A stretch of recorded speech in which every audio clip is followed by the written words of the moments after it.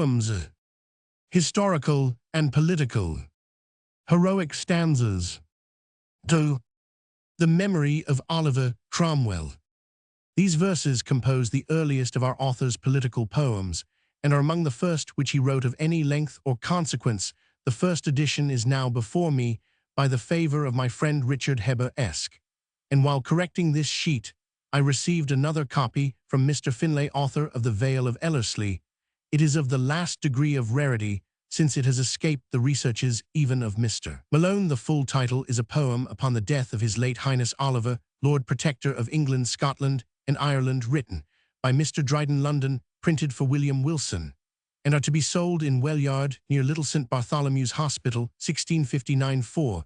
Upon comparing this rare edition with those of a later date, no material alterations occur excepting that the spelling is modernized and the title abridged. Some of our author's biographers have deemed it necessary to apologize for his choosing this subject by referring to his near connection with Sir Gilbert Pickering, the friend and confidant of the deceased usurper. There is, however, little reason to suppose that Dryden did any violence to his own inclinations. To gratify the political feelings of his kinsman and patron, he had been bred in anti-monarchical principles, and did not probably change. Till the nation changed with him, the character of Cromwell was in itself an inviting theme to so true a poet, the man of whom Clarendon said that even his enemies could not condemn him without commending him at the same time, and of whose exploits Cowley has given so animating a detail, whom in short his very enemies could not mention without wonder, if they withheld a plausitude to those who favored his politics, many a point of view, in which the splendor of his character might hide its 4 blemishes. 1. It is remarkable, however, that in handling this theme Dryden has observed a singular and happy delicacy. The topic of the Civil War is but slightly dwelt on, and although Cromwell is extolled, his eulogist abstains from any reflections against those through whom he cut his way to greatness. He considers the Protector when in his meridian height, but passes over the steps by which he attained that elevation. It is also remarkable that although Sir Gilbert Pickering was one of Richard Cromwell's counsel, our author abstains from any compliment to that pageant of authority, when a panegyric upon the sun was a natural topic of consolation after mourning over the loss of his father Sprat upon the same occasion, did not omit this obvious topic, but 5 launched forth into prophecies to which the event did very little credit to. Notwithstanding these symptoms of caution and moderation, the subject of this first public essay of our author's poetical talents was repeatedly urged against him during the political controversies in which, through the reigns of Charles Roman II and his brother, he was constantly engaged. One offended antagonist carried his malice so far as actually to reprint an edition of the Elegy with a dull postscript, in which he makes Dryden acknowledge his alleged apostasy. 3. Of the poetical merits of the Elegy, we have elsewhere spoken more fully. The manly and solemn march of the stanza gave promise of that acute poetical ear, which afterwards enabled Dryden to harmonize our verification. The ideas, though often far-fetched, and sometimes ambiguously expressed, indicate the strength and vigor of his mind. They give obvious tokens of a regeneration of taste, for though in many instances the conceits are very extravagant, yet they are in general much more moderate than those. Elegy upon Lord Hastings, whose whole soul was rendered a celestial sphere by the virtues which were stuck in it, and his body little less brilliantly ornamented by the pustules of smallpox, which were first rosebuds, and then stars. The symptoms of emerging from the false taste and impertinent witticisms of Donne and Cowley were probably more owing to our author's natural feeling of what were the proper attributes of poetry than to any change in the taste of the aged Sprat, who also solemnizes the decease. Cromwell runs absolutely riot in Pindarics and furnishes as excellent an instance of useless labor and wit rendered ridiculous by misapplication, as can be found in Cowley himself. Cromwell's elevation is compared to the raising up of the brazen serpent in the Pentateuch. 5. The classic metamorphosis of Ajax's blood into the hyacinth. 6. Furnishes a simile for the supposed revival of letters through the blood spilled by Cromwell. His sword is preferred to the flaming brand of the 7 cherub, because it had made a paradise, which the other only guarded. Finally, the Protector's temper grew milder in the progress of his warfare, as his armor being made of steel grew smoother by use. 7. It must be allowed that there are in Dryden's poem many and greatly, too, many epigrammatic turns. Each is, however, briefly winded up in its own stanza, while the structure of Sprat's poem enabled him to hunt down his conceits through all the doubling and winding of his long Pindaric strophe. Dryden, for example, says that Cromwell strewed the island with victories. Thick as the galaxy with stars is sown. Sprat spins out nearly the same idea in the following extraordinary manner.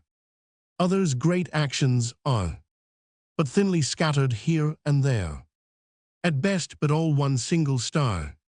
But thine the Milky Way, all one continued light of undistinguished day. They thronged so close that naught else could be seen. Scarce any common sky did come between.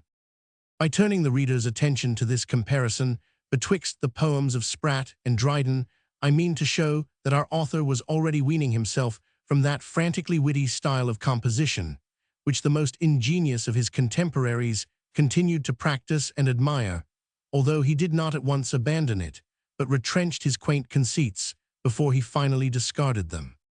The poem of Waller on Cromwell's death, excepting one unhappy and celebrated instance of the bathos 8, is the best of his compositions, and separately considered, must be allowed to be superior to that of Dryden, by whom he was soon after so far distanced in the poetical career. Heroic stanzas. Consecrated to the memory of His Highness Oliver, late Lord Protector of this Commonwealth, written after the celebrating of his funeral. Roman 1, and now 'tis time for their officious haste. Who would before have borne him to the sky? Like eager Romans, ere all rites were past, did let too soon the sacred eagle fly 9. Roman 2, though our best notes are treason to his fame, joined with the loud applause of public voice, since heaven, what praise we offer to his name, hath rendered too authentic by its choice. Roman 3, though in his praise no arts can liberal be, since they whose muses have the highest flown, add not to his immortal memory, but do an act of friendship to their own. Roman 4, yet 'tis our duty and our interest too, such monuments as we can build to raise, lest all the world prevent what we should do, and claim a title in him by their praise. Roman 5, how shall I then begin, or where conclude, to draw a fame so truly circular? For in a round, what order can be showed, where all the parts so equal perfect are? Roman 6, his grandeur he derived from heaven alone, for he was great ere fortune made him so, and wars like mists that rise against the sun, made him but greater seem not greater grow. Roman 7, no borrowed bays his temples did adorn, but to our crown he did fresh jewels bring, nor was his virtue poisoned soon as born with the too early thoughts of being king. Roman 8, fortune, that easy mistress to the young, but to her ancient servants coy and hard, him at that age her favorites ranked among, when she her beloved Pompey did discard. Roman 9, he private marked the faults of others' sway, and set as sea-marks for himself to shun, not like rash monarchs who their youth betray, by acts their age too late would wish undone. Roman 10, and yet dominion was not his design. We owe that blessing not to him, but heaven, which to fair acts unsought rewards did join, rewards that less to him than us were given.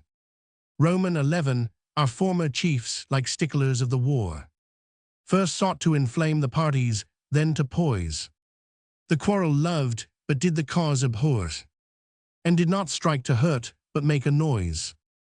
Roman 12, war our consumption was their gainful trade. We inward bled, whilst they prolonged our pain.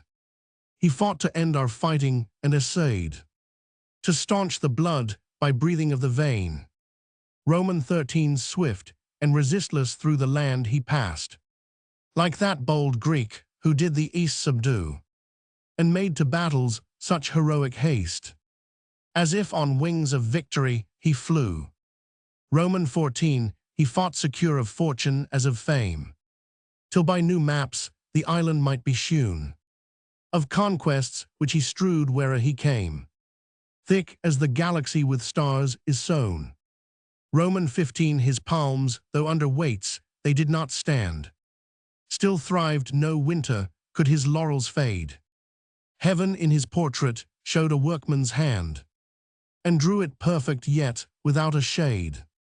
Roman 16 peace was the prize of all his toil and care, which war had banished and did now restore. Bologna's walls thus mounted in the air, to seat themselves more surely than before.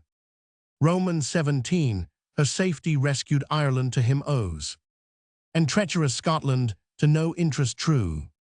Yet bless that fate which did his arms dispose, her land to civilize as to subdue. Roman 18 nor was he like those stars which only shine when to pale mariners they storms portend. He had his calmer influence, and his mien did love and majesty together blend. Roman 19 tays true his countenance did imprint an awe, and naturally all souls to his did bow, as wands of divination downward draw, and point to beds where sovereign gold doth grow. Roman 20 when past all offerings to Feretrian Jove, he Mars deposed, and arms to gowns made yield.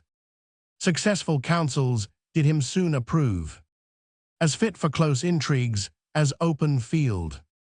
Roman 21 to suppliant Holland he vouchsafed a peace, our once bold rival of the British main, now tamely glad her unjust claim to cease, and by our friendship with her idle gain. Roman 22 fame of the asserted sea through Europe blown, made France and Spain ambitious of his love. Each knew that side must conquer he would own, and for him fiercely as for empire strove. Roman 23 no sooner was the Frenchman's cause embraced, than the light Monsieur the grave Don outweighed. His fortune turned the scale where 'twas cast, though Indian mines were in the other laid. Roman 24 when absent yet we conquered in his right, for though some meaner artist's skill was shown in mingling colors or in placing light, yet still the fair designment was his own. Roman 25 for from all tempers he could service draw, the worth of each with its alloy he knew, and as the confident of nature saw, how she complexions did divide and brew. Roman 26 or he their single virtues did survey, by intuition in his own large breast, where all the rich ideas of them lay, that were the rule and measure to the rest. Roman 27 when such heroic virtue heaven sets out, the stars like commons sullenly obey, because it drains them when it comes about, and therefore is a tax they seldom pay. Roman 28 from this high spring our foreign conquests flow, which yet more glorious triumphs do portend, since their commencement to his arms they owe, if springs as high as fountains may ascend. Roman 29 he made us freemen of the continent, whom nature did like captives treat before.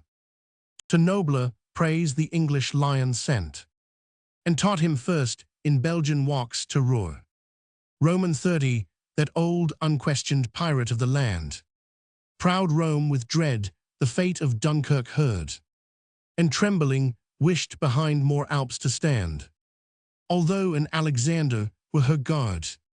Roman 30 won by his command we boldly crossed the line, and bravely fought where southern stars arise. We traced the far-fetched gold unto the mine, and that which bribed our fathers made our prize. Roman 32 such was our prince, yet owned a soul above the highest acts it could produce to show. Thus poor mechanic arts in public move, whilst the deep secrets beyond practice go. Roman 33 nor died he when his ebbing fame went less, but when fresh laurels courted him to live, he seemed but to prevent some new success, as if above what triumphs earth could give. Roman 30, for his latest victories still thickest came, as near the centre motion doth increase, till he pressed down by his own weighty name, did like the vestal under spoils decease. Roman 35, but first the ocean as a tribute sent, the giant prince of all her watery herd, and the isle when her protecting genius went, upon his obsequies loud sighs conferred. Roman 36, no civil broils have since his death arose, but faction now by habit does obey, and wars have that respect for his repose, as winds for halcyons when they breed at sea. Roman 37, his ashes in a peaceful urn shall rest.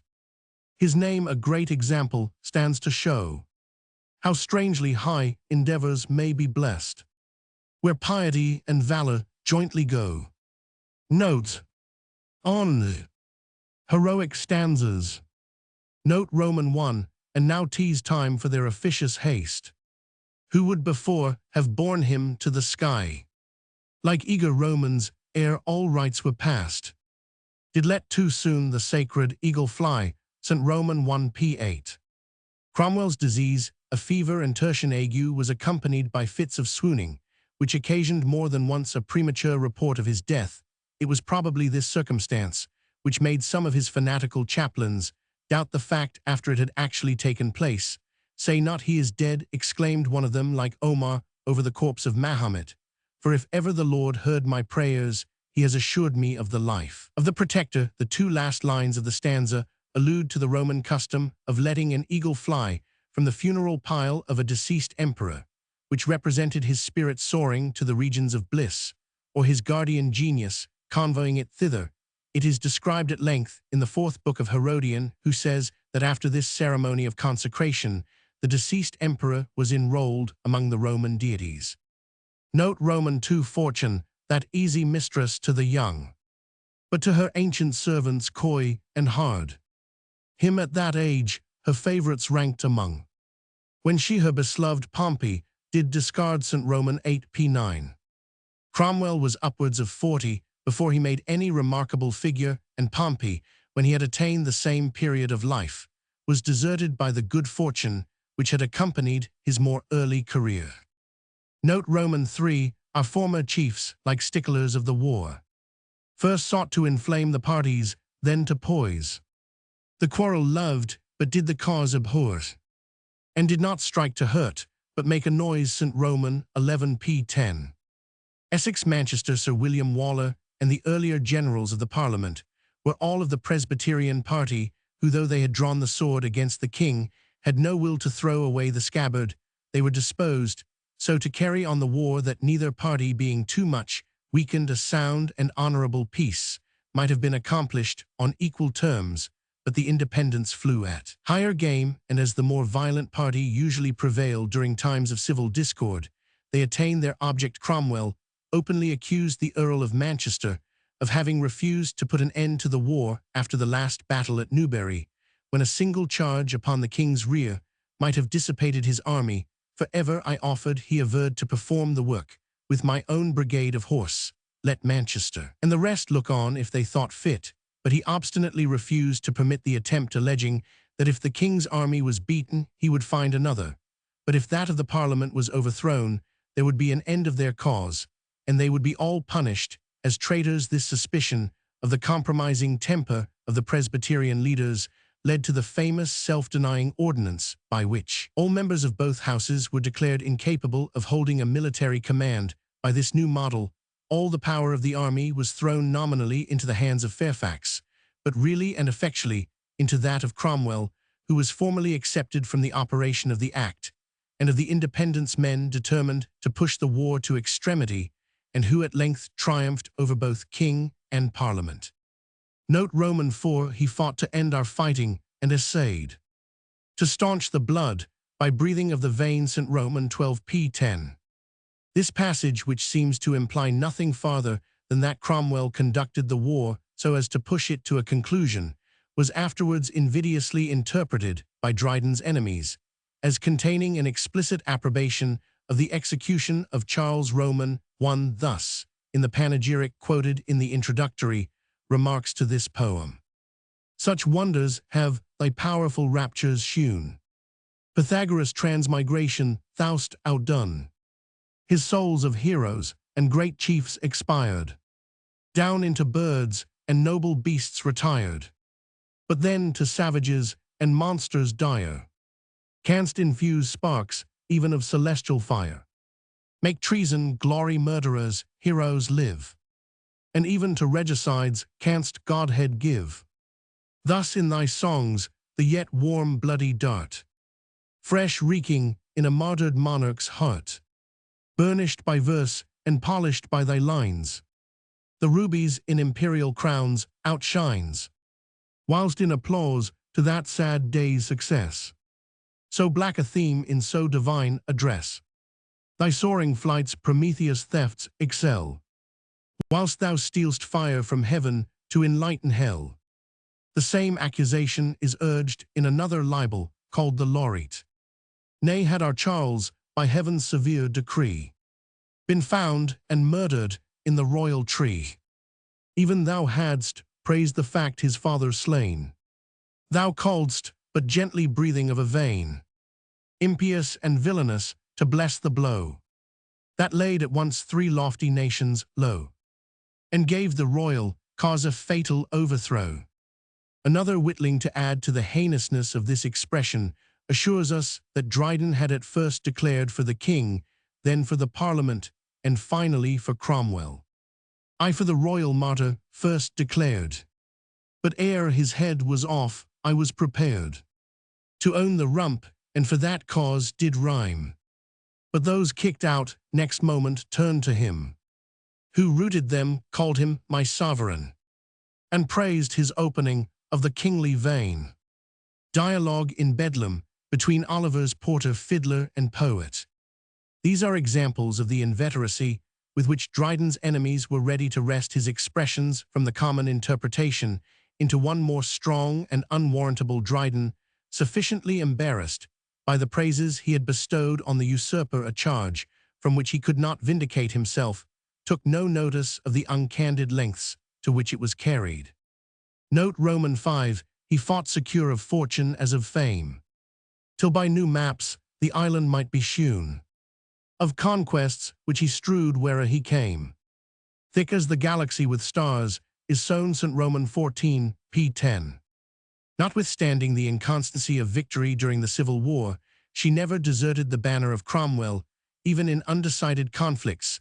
The brigade or wing with which he fought had always the superiority. The Royalists never once saw him fly before them during all the pitched battles in which he was engaged in England, Scotland, and Ireland. Note Romans 6, his palms, though under weights, they did not stand. St. Roman 15, p. 10. It was anciently a popular notion that the palm tree throve best when pressed down with weights. An old scholiast defines it as arbor nobilissima illa nulli sedit ponderi, sed contra assurgit et reluctator fabri thesaurus ad verbum palma. Note Romans 7, Bologna's walls, thus mounted in the air, to seat themselves more surely than before. St. Romans 16, p. 11. This odd simile is borrowed from a very singular and somewhat dubious event, said to have happened during the siege of Bologna in 1512. A mine had been run by the Spanish besieging army under a part of the wall on which was built a chapel dedicated to the Blessed Virgin. Upon the explosion, the chapel and portion of the wall which formed its support were heaved into the air so high that, in spite of all the smoke and dust accompanying such an eruption, an elegant historian assures us the besiegers could see through the vacant space the buildings of the town and the defenders ready to man the breach. Nevertheless, the chapel and fragment of wall descended so exactly into the space they had formerly occupied that the breach was completely and accurately repaired. The chapel acquired by this incident a great reputation for miraculous sanctity. The event is more fully narrated in the following passage of the original. Finita in ultimo la mina, estando l'esercito armato per der incontinent la battaglia la quale, per cessi disse con maggiori forze, era stata richiamata l'antiguardia fis, il navrader il fuoco, alla mina la quale con grandissimo impeto i ramorgita. Talmente in alto la cappella ci per quello spazio, ci rimes tral terreno, el muro gettato in alto fudequelli erano fura vegeta appartament la città dentro, et I soldati ci stavano preparati, per difender la massabido scendendo, in giù ritorno, il muro interro nel luogo medesimo, on la violenza del fuoco, leva esperato, e si ricongiens insim, cum si mai non fus stato mosso, on si non si potendo, assalter de quella part, I capitani giudicarono non si dovreder solamente, dol oltre attribuirono questo caso. Bolognesi a miracolo reputando, impossibile ci senza leggitorio, divino fus potuto riconguinarsi cosi, appunto ni medesimi fondamenti, ond fu dippe ampliata quella cappella e frequentata, con non piccola devotion del popolo e la storia di Gixardini, libro de Sim. Note Roman 8 her safety rescued Ireland to him, owes, St. Romans 17 p. 11. The gallant Ormond who commanded for the king in Ireland had reduced the island almost entirely under the royal authority, excepting the cities of Dublin and Londonderry, when the arrival of Cromwell, appointed Lord Governor by the Parliament, entirely changed the scene in less than 10 months. That fated general overran the whole kingdom Tredag, he took by storm, and such terror was struck into the minds of the Irish by the bloody execution attending and following that assault, that almost all the other garrisons surrendered without resistance or revolted to the Parliament. Note Roman 9 treacherous Scotland, to no interest true. Yet bless that fate which did his arms dispose. Her land to civilize as to subdue, St. Romans 17 p. 11. Cromwell's wars in Scotland form a brilliant part of his history after narrowly escaping the snares of the veteran Leslie, whose admirable manoeuvres compelled him, with woeful anticipations of farther misfortune, to retreat towards Dunbar. He was enabled by the rashness of the Scottish kirkmen totally to defeat that fine army. Edinburgh Castle next surrendered, and the war being carried across the Forth, the Scots were again routed with slaughter at Inverkeithing. Then followed the eruption of the king into England, and the fatal defeat at Worcester, which Cromwell used to call his crowning mercy. Scotland is here called treacherous, because having been the first to take up arms against King Charles Roman I, she was the last to lay them down in behalf of his son, or rather, because the Presbyterian party in that country joined the young king against the Independents, as they had joined the Parliament against the Prelatists for the war which in England related chiefly to dissensions concerning the civil government, was in Scotland entirely to be referred to religious controversy. Cromwell certainly did much to civilize Scotland. Some of his benefits were intentionally conferred, others flowed indirectly from the measures he adopted for the consolidation of his own authority. The English judges, whom he appointed, introduced into the administration of justice a purity and vigor with which Scotland had been hitherto unacquainted. By the impoverishment, exile, and annihilation of the principal baronial families, the chains of feudal bondage were lightened upon the peasantry, and the pay of 18,000 men, levied to maintain the constituted authorities, enriched the lower orders, amongst whom it was spent. The English soldiers also introduced into Scotland some of the arts of a more civilized country. We may, however, hesitate to believe that they taught the citizens of Aberdeen to make shoes and plant kyle, because Dr. Johnson, upon whose authority the tradition is given, informs us that the peasantry live upon that vegetable alone, and that when they had not kyle, they probably had nothing, in which case the English military guests had better have learned from their Aberdonian hosts the art of living upon nothing than taught them a branch of gardening which their habits of abstinence rendered totally superfluous. But the garrisons established by Cromwell upon the skirts and in the passes of the Highlands restrained the predatory clans, and taught them in no gentle manner that respect for the property of their lowland neighbors which their lawful monarchs had vainly endeavored to inculcate. An officer of engineers quartered at Inverness shortly after 1720 says that the name of Oliver still struck terror through the Highlands, and one very ancient laird declared to him the appearance of the Protector's colours were so strongly impressed on his memory that he still thought he saw them before his eyes, spread out by the wind, and bearing in great golden characters the word Emmanuel, letters from the north of Scotland, Val Roman 1p 274. Note Roman 10, as wands of divination downward draw, and point to beds where sovereign gold doth grow. St. Roman 19p 11.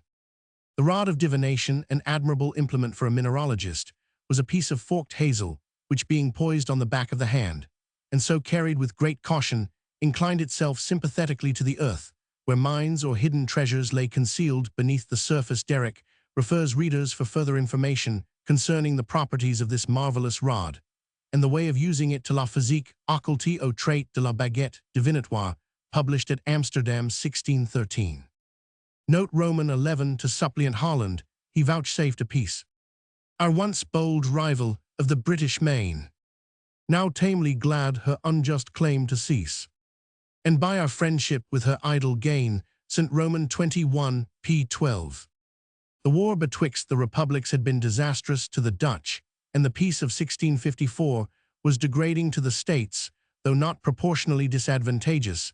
They consented to desert the cause of the exiled Stuarts, and to punish the authors of the massacre at Ambona.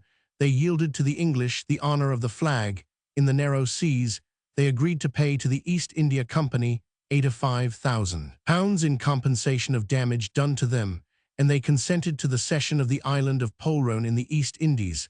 Lastly, by a secret article, the province of Holland guaranteed an assurance that neither the young Prince of Orange, whose connection with the exiled family rendered him an object of the Protector's suspicion, nor any of his family should be invested with the office of stadtholder. Note Roman 12. No sooner was the Frenchman's cause embraced than the light Monsieur the Grave Don outweighed St. Roman 23, p. 12. In 1655, Cromwell allied himself with the rising power of France against the declining monarchy of Spain, less guided probably by any general views of political expedience than by the consideration that the American and West India settlements of the latter power lay open to assault from the English fleet, while had he embraced the other side, his own dominions were exposed to an invasion from the exiled king with French auxiliaries. The splendid triumphs of Blake gave some ground for the poetical flourishes in the text. Note Roman 13, and as the confident of nature saw how she complexions did divide, and brew St. Roman 25, p. 12. It was still fashionable in the 17th century to impute the distinguishing shades of human character to the influence of complexion. The doctrine is concisely summed up in the following lines, which occur in an old MS in the British Museum. With a red man, read thy reed. With a brown man, break thy bread. On a pale man, draw thy knife. From a black man, keep thy wife. Note Roman 14, he made us freemen of the continent, whom nature did like captives treat before. To nobler praise the English lion sent, and taught him first, in Belgian walks, to roar. St. Roman 29, p. 13. The poet alludes to the exertions of the 6,000 British auxiliaries, whom Cromwell sent to join Marshal Turenne in Flanders. These veterans, seasoned to the desperate and close mode of fighting which the inveteracy of civil war had introduced, astonished the French by their audacity and their contempt of the usual military precautions and calculations. There is a curious account by Sir Thomas Morgan of their exploits at Dunkirk and Ypres, which occurs in the third volume of the Harleian Miscellany, p. 326. The Duke of York was then with the Spanish army, and Dryden, on the change of times, lived to celebrate him for his gallant opposition to that body, which he here personifies as the British Lion. See the dedication of the conquest of Granada, vol. Roman 4, p. 11. The English were made freemen of the continent by the cession of Dunkirk, and it is believed that this was the first step towards giving England a share in the partition of Flanders. When that strange project was disconcerted by the death of Cromwell, there was no avoiding allusion to the British lion. Sprat has also sent him forth, seeking whom he may devour. From his eyes made the same dreadful lightning rise, made him again affright the neighboring floods. His mighty thunder sound through all the woods. Note Roman 15, that old unquestioned pirate of the land. Proud Rome with dread the fate of Dunkirk heard, and trembling wished behind more Alps to stand. Although an Alexander were her guard. St. Roman 30, p. 13. The Pope, being called Alexander VI, Dryden did not disdain to turn this stanza upon an allusion to the Macedonian hero, although it is obvious that the pontiff was not a more effectual guardian to his city by bearing that warlike name than if he had been called Benedict or Innocent True. It is, however, that the Pope feared, and with great reason, some hostile attack from the powerful English squadron which swept the Mediterranean under the command of Blake, conscious that his papal character rendered him the object of the most inveterate enmity to the military saints of Cromwell's Commonwealth. He had every reason to believe that they would find pride, pleasure, and profit in attacking Antichrist even in Babylon itself. Note Romans 16, by his command, we boldly crossed the line. Roman 100, Roman 31 p13. A powerful army and squadron were sent by Cromwell under the command of Penn and Venables to attack Hispaniola. The commanders quarreled, and the main design misgave. They took, however, the island of Jamaica, whose importance long remained unknown, for notwithstanding the manner in which Dryden has glossed over these operations in the West Indies, they were at the time universally considered as having been unfortunate. See the world's mistake in Oliver Cromwell. Note Romans 17, till he pressed down by his own weighty name, did like the Vestal under spoils decease. St. Roman 34 p14. Tarpeia, the virgin who betrayed a gate of Rome to the Sabines, demanded in recompense what they wore on their left arms, meaning their golden bracelets. But the Sabines, detesting her treachery, or not disposed to gratify her avarice, chose to understand that her request related to their bucklers, and flung them upon her in such numbers as to kill her. Note Roman 18, but first the ocean as a tribute sent the giant prince of all her watery herd, and the isle when her protecting genius went. Upon his obsequies loud sighs conferred. St. Roman 35 p14. The circumstance of the dreadful storm which happened on the day of Cromwell's death is noticed by all writers. Many vessels were dashed on the coast, and trees and houses were overthrown upon the land. It seemed as if that active spirit which had rode in the whirlwind while he lived could not depart without an universal convulsion of nature. Waller has touched upon this remarkable incident with great felicity. We must resign, heaven his great soul does claim, in storms as loud as his immortal fame. His dying groans, his last breath shakes our isle, and trees uncut fall for his funeral pile. About his palace their broad roots were tossed, into the air so Romulus was lost. New Rome in such a tempest missed her king, and from obeying fell to worshipping. But while the authors of these threnodies explained this prodigious storm as attendant on the deification of the Protector, or at least the effects of the genius of Britain's unbounded lamentation, the Cavaliers unanimously agreed that the tempest accompanied the transportation of his spirit to the infernal regions. Note Roman 19, his ashes in a peaceful urn shall rest. St. Roman 37 p14. This prophecy, like that announcing the final close of civil broils in the preceding stanza, was not doomed to be accomplished. The contending factions resumed their struggles in a month after the Protector's death.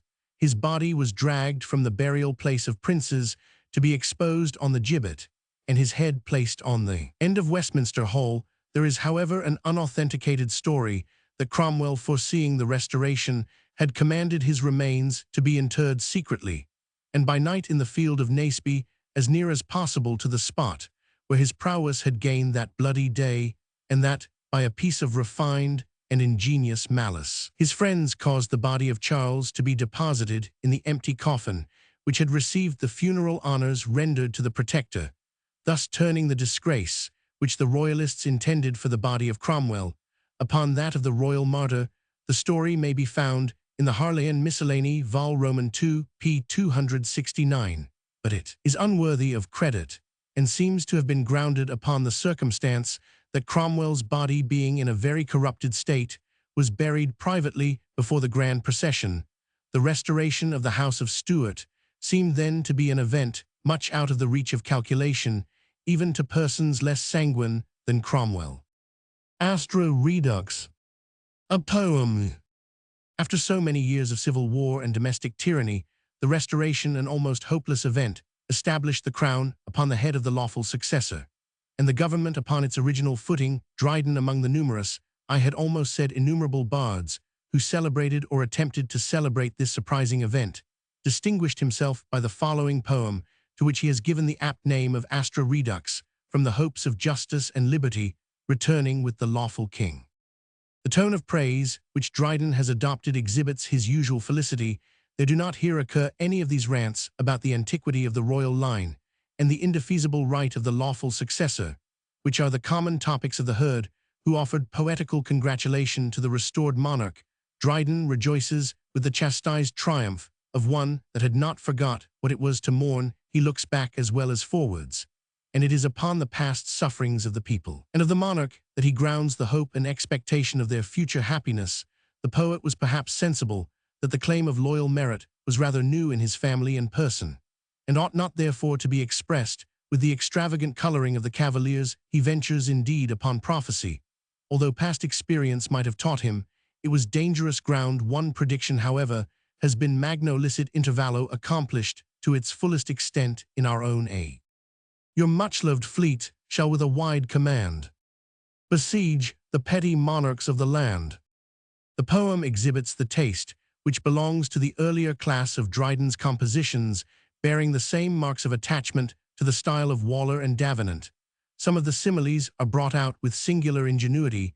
Nothing can be more elegant than the turn he gives to the slow, gentle, and almost imperceptible manner in which the great change which he celebrates was accomplished. While we the effect did feel, but scarce the manner see. Frosts that constrain the ground, and birth deny, to flowers that in its womb expecting lie, do seldom their usurping power withdraw, but raging floods pursue their hasty thaw. Our thaw was mild, the frost not chased away, but kindly lost in heat of lengthened day. On the other hand, it is surely unnecessary to point out to the reader the confusion of metaphor, where virtue is said to dress the wounds of Charles with laurels, the impertinent antithesis of finding light alone in dark afflictions, and the extravagance of representing the winds that wafted Charles as out of breath with joy. These and other outrageous flights of wit have been noticed and blamed by Johnson. I am not certain whether that great critic is equally just in severely censuring the passage in which there is a short allusion to heathen mythology, where the tender, the passionate, or the sublime ought to prevail. An allusion to classical fiction seldom fails to interrupt the tone of feeling which the author should seek to preserve, but in a poem of which elegance of expression and ingenuity of device are the principal attributes, an allusion to the customs of Greece or of Rome, while it gives a classic air to the composition, seems as little misplaced as an apt quotation from the authors in which they are recorded. The first edition of this poem is printed in folio by J. Roman 1000 for Henry Herringman 1660. It affords few and trifling corrections. Astra Redux, a poem on the happy restoration and return of His Sacred Majesty Charles II, 1660. Jam redit, et virgo redunt Saturnia regna virg. The last great age, foretold by sacred rhymes, renews its finished course. Saturnian times roll round again. Now with a general peace the world was blessed, while ours a world divided from the rest. A dreadful quiet fell, and worser far than arms, a sullen interval of war. Thus when black clouds draw down the labouring skies, ere yet abroad the winged thunder flies, and horrid stillness first invades the ear, and in that silence we the tempest fear. The ambitious Swede, like restless billows tossed, on this hand gaining what on that he lost, though in his life he blood and ruin breathed, to his now guideless kingdom peace bequeathed, and heaven that seemed regardless of our fate, for France and Spain did miracles create, such mortal quarrels to compose in peace, as nature bred and interest did increase. We sighed to hear the fair Iberian bride must grow a lily to the lily's side, while our cross stars denied us Charles' bed. whom our first flames and virgin love did wed. For his long absence church and state did groan. Madness, the pulpit faction, seized the throne. Experienced age in deep despair was lost. To see the rebel thrive the loyal crust. Youth that with joys had unacquainted been. Envied grey hairs that once good days had seen. We thought our sires, not with their own content, had ere we came to age our portions spent. Nor could our nobles hope their bold attempt, who ruined crowns would coronets exempt. For when by their designing leaders taught to strike at power which for themselves they sought, the vulgar gulled, into rebellion armed. Their blood to action by the prize was warmed. The sacred purple then, and scarlet gown, like sanguine dye to elephants, was shewn. Thus when the bold Typhus scaled the sky, and forced great Jove from his own heaven to fly, what king, what crown from treason's reach is free? If Jove and heaven can violated be, the lesser gods that shared his prosperous state, all suffered in the exiled thunderer's fate. The rabble now such freedom did enjoy, as winds at sea that use it to destroy. Blind as the cyclop and as wild as he, they owned a lawless savage liberty, like that our painted ancestors so prized, ere empire's arts their breasts had civilized.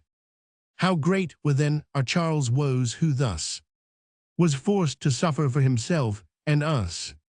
He tossed by fate and hurried up and down, heir to his father's sorrows with his crown, could taste no sweets of youth's desired aim, but found his life too true a pilgrimage, unconquered yet in that forlorn estate. His manly courage overcame his fate.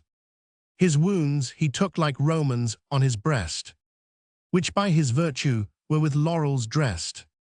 As souls reach heaven while yet in bodies pent, so did he live above his banishment.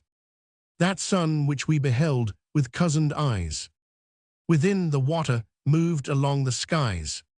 How easy 'tis when destiny proves kind, with full spread sails to run before the wind. But those that gainst stiff gales lavering go, must be at once resolved and skilful too. He would not like soft Otho hope prevent, but stayed and suffered fortune to repent. These virtues Galba in a stranger sought, and Piso to adopted empire brought. How shall I then my doubtful thoughts express, that must his sufferings both regret and bless? For when his early valor heaven had crossed, and all at Worcester but the honor lost, forced into exile from his rightful throne, he made all countries where he came his own, and viewing monarchs' secret arts of sway, a royal factor for his kingdoms lay. Thus banished David spent abroad his time, when to be God's anointed was his crime, and when restored made his proud neighbors rue. Those choice remarks he from his travels drew.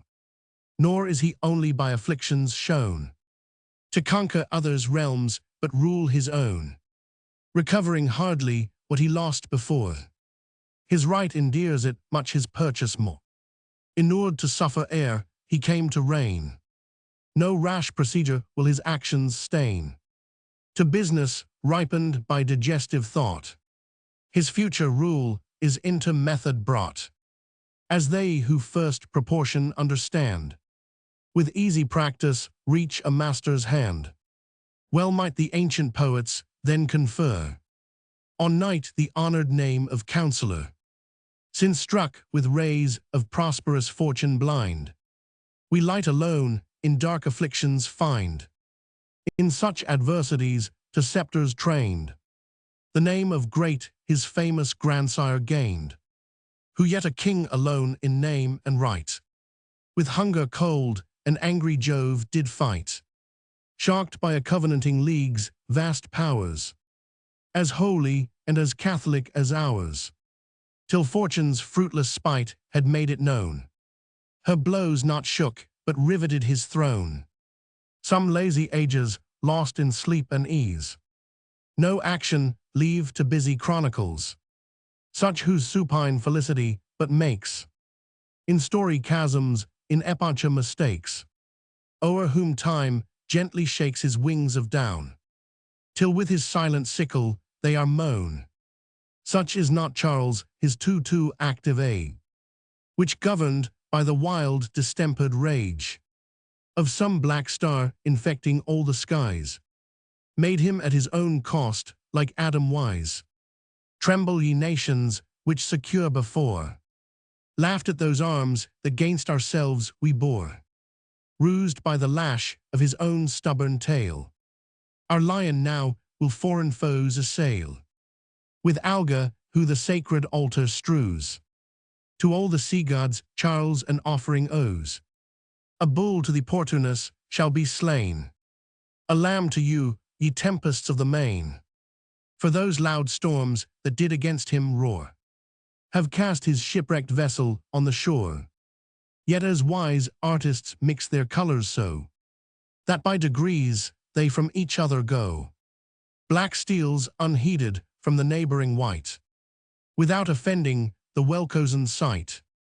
So on us stole our blessed change while we the effect did feel, but scarce the manner see. Frosts that constrain the ground and birth deny to flowers that in its womb expecting lie, do seldom their usurping power withdraw, but raging floods pursue their hasty thaw. Our thaw was mild, the cold not chased away, but lost in kindly heat of lengthened day. Heaven would no bargain for its blessings drive, but what we could not pay for freely give. The Prince of Peace would like himself confer, a gift unhoped without the price of war. Yet as he knew his blessings worth took care, that we should know it by repeated prayer, which stormed the skies and ravished Charles from thence, as heaven itself is took by violence. Booth's forward valor only served to show he durst that duty pay we all did owe. The attempt was fair, but heaven's prefixed out not come so, like the watchful traveller, that by the moon's mistaken light did rise, lay down again, and closed his weary eyes. 'Twas monk whom Providence designed to loose those real bonds false freedom did impose. The blessed saints that watched this turning scene did from their stars with joyful wonder lean, to see small clues draw vastest weights along, not in their bulk, but in their order strong. Thus pencils can by one slight touch restore smiles to that changed face that wept before. With ease such fond chimeras we pursue, as fancy frames for fancy to subdue.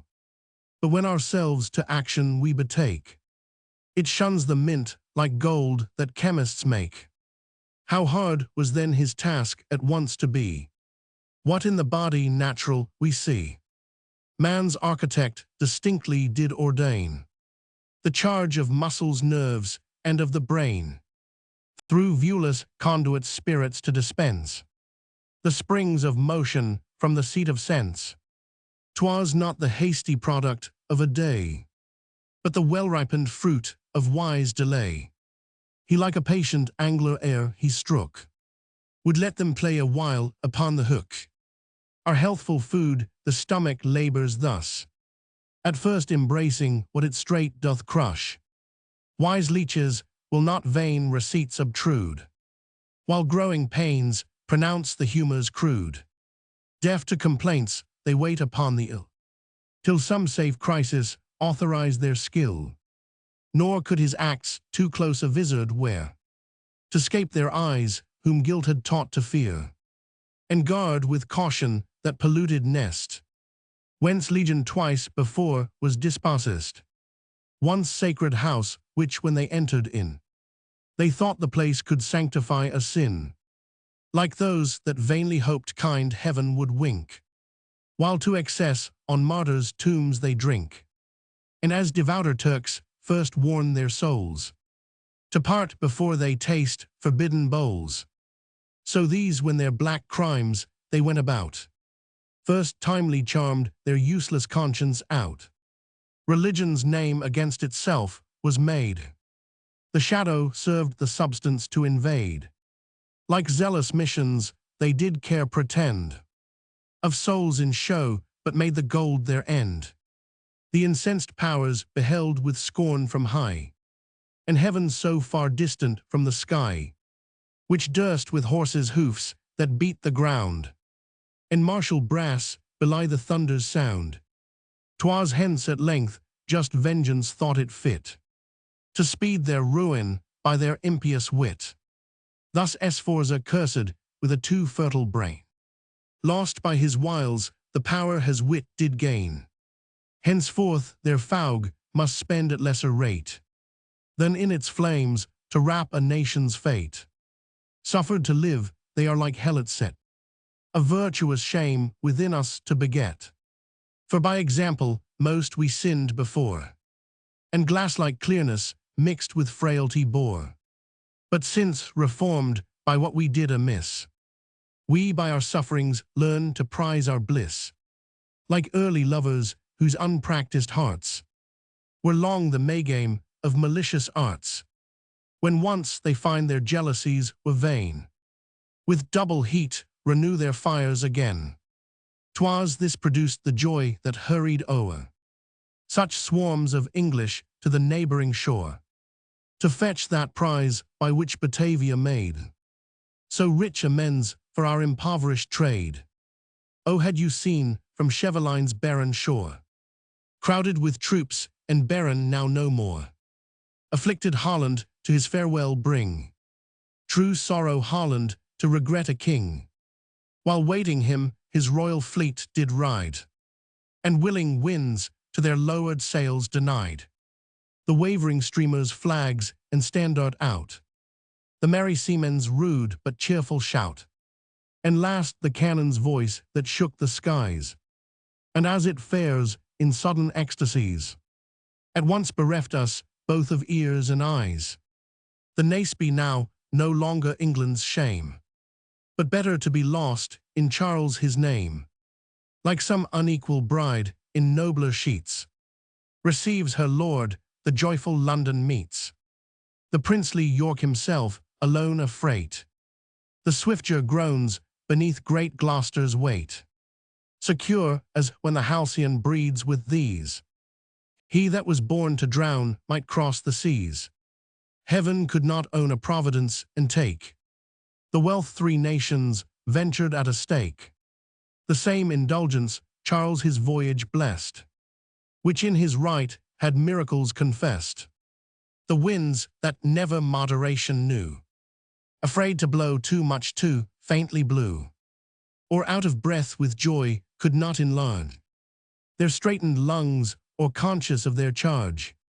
The British amphitrite smooth and clear, in richer azure never did appear, proud her returning prince to entertain, with the submitted fasces of the main, and welcome, now great monarch, to your own. Behold the approaching cliffs of Albion. It is no longer motion cheats your view. As you meet it, the land approacheth you. The land returns, and in the white it wears the marks of penitence and sorrow bears. But you whose goodness your descent doth show, your heavenly parentage and earthly too, by that same mildness which your fathers crown before did ravish, shall secure your own. Not tied to rules of policy you find revenge less sweet than a forgiving mind. Thus when the Almighty would to Moses give a sight of all he could behold and live, a voice before his entry did proclaim long-suffering, goodness, mercy in his name. Your power to justice doth submit your cause. Your goodness only is above the laws, whose rigid letter, while pronounced by you, is softer made so winds that tempests brew, when through Arabian groves they take their flight, made wanton with rich odors lose their spite, and as those lees that trouble it refine the agitated soul of generous wine. So tears of joy for your returning spilt. Work out and expiate our former guilt. Methinks I see those crowds on Dover's strand, who in their haste to welcome you to land, choked up the beach with their still growing store, and made a wilder torrent on the shore, while spurred with eager thoughts of past delight, those who had seen you court a second sight, preventing still your steps and making haste to meet you often wheresoe'er you passed. How shall I speak of that triumphant day, when you renewed the expiring pomp of May, a month that owns an interest in your name? You and the flowers are its peculiar claim. That star that at your birth shone out so bright, it stained the duller sun's meridian light, did once again its potent fires renew, guiding our eyes to find and worship you. And now time's whiter series is begun, which in soft centuries shall smoothly run. Those clouds that overcast your morn shall fly, dispelled to farthest corners of the sky. Our nation, with united interest blessed, not now content to poise, shall sway the rest. Abroad your empire shall no limits know, but like the sea in boundless circles flow. Your much-loved fleet shall with a wide command besiege the petty monarchs of the land, and as old time his offspring swallowed down, our ocean in its depths all seas shall drown, their wealthy trade from pirates rapine free. Our merchants shall no more adventurers be, nor in the farthest east those dangers fear, which humble Holland must dissemble here. Spain to your gift alone her Indies owes, for what the powerful takes, not he bestows. And France, that did an exile's presence fear, may justly apprehend you still too near. At home the hateful names of parties cease, and factious souls are wearied into peace. The discontented now are only they, whose crimes before did your just cause betray. Of those your edicts some reclaim from sin, but most your life and blessed example win.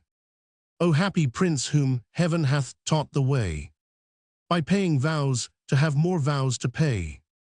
O happy age, O times like those alone, by fate reserved for great Augustus' throne, when the joint growth of arms and arts force you, the world a monarch, and that monarch you. Note on Astro Redux. Note Roman 1, and horrid stillness first invades the ear, and in that silence we the tempest fear. P30. The small wits of the time made themselves very merry with this couplet, because stillness being a mere absence of sound, could not, it was said, be personified as an active agent or invader. Captain Ratcliffe thus states the objection in his News from Hell.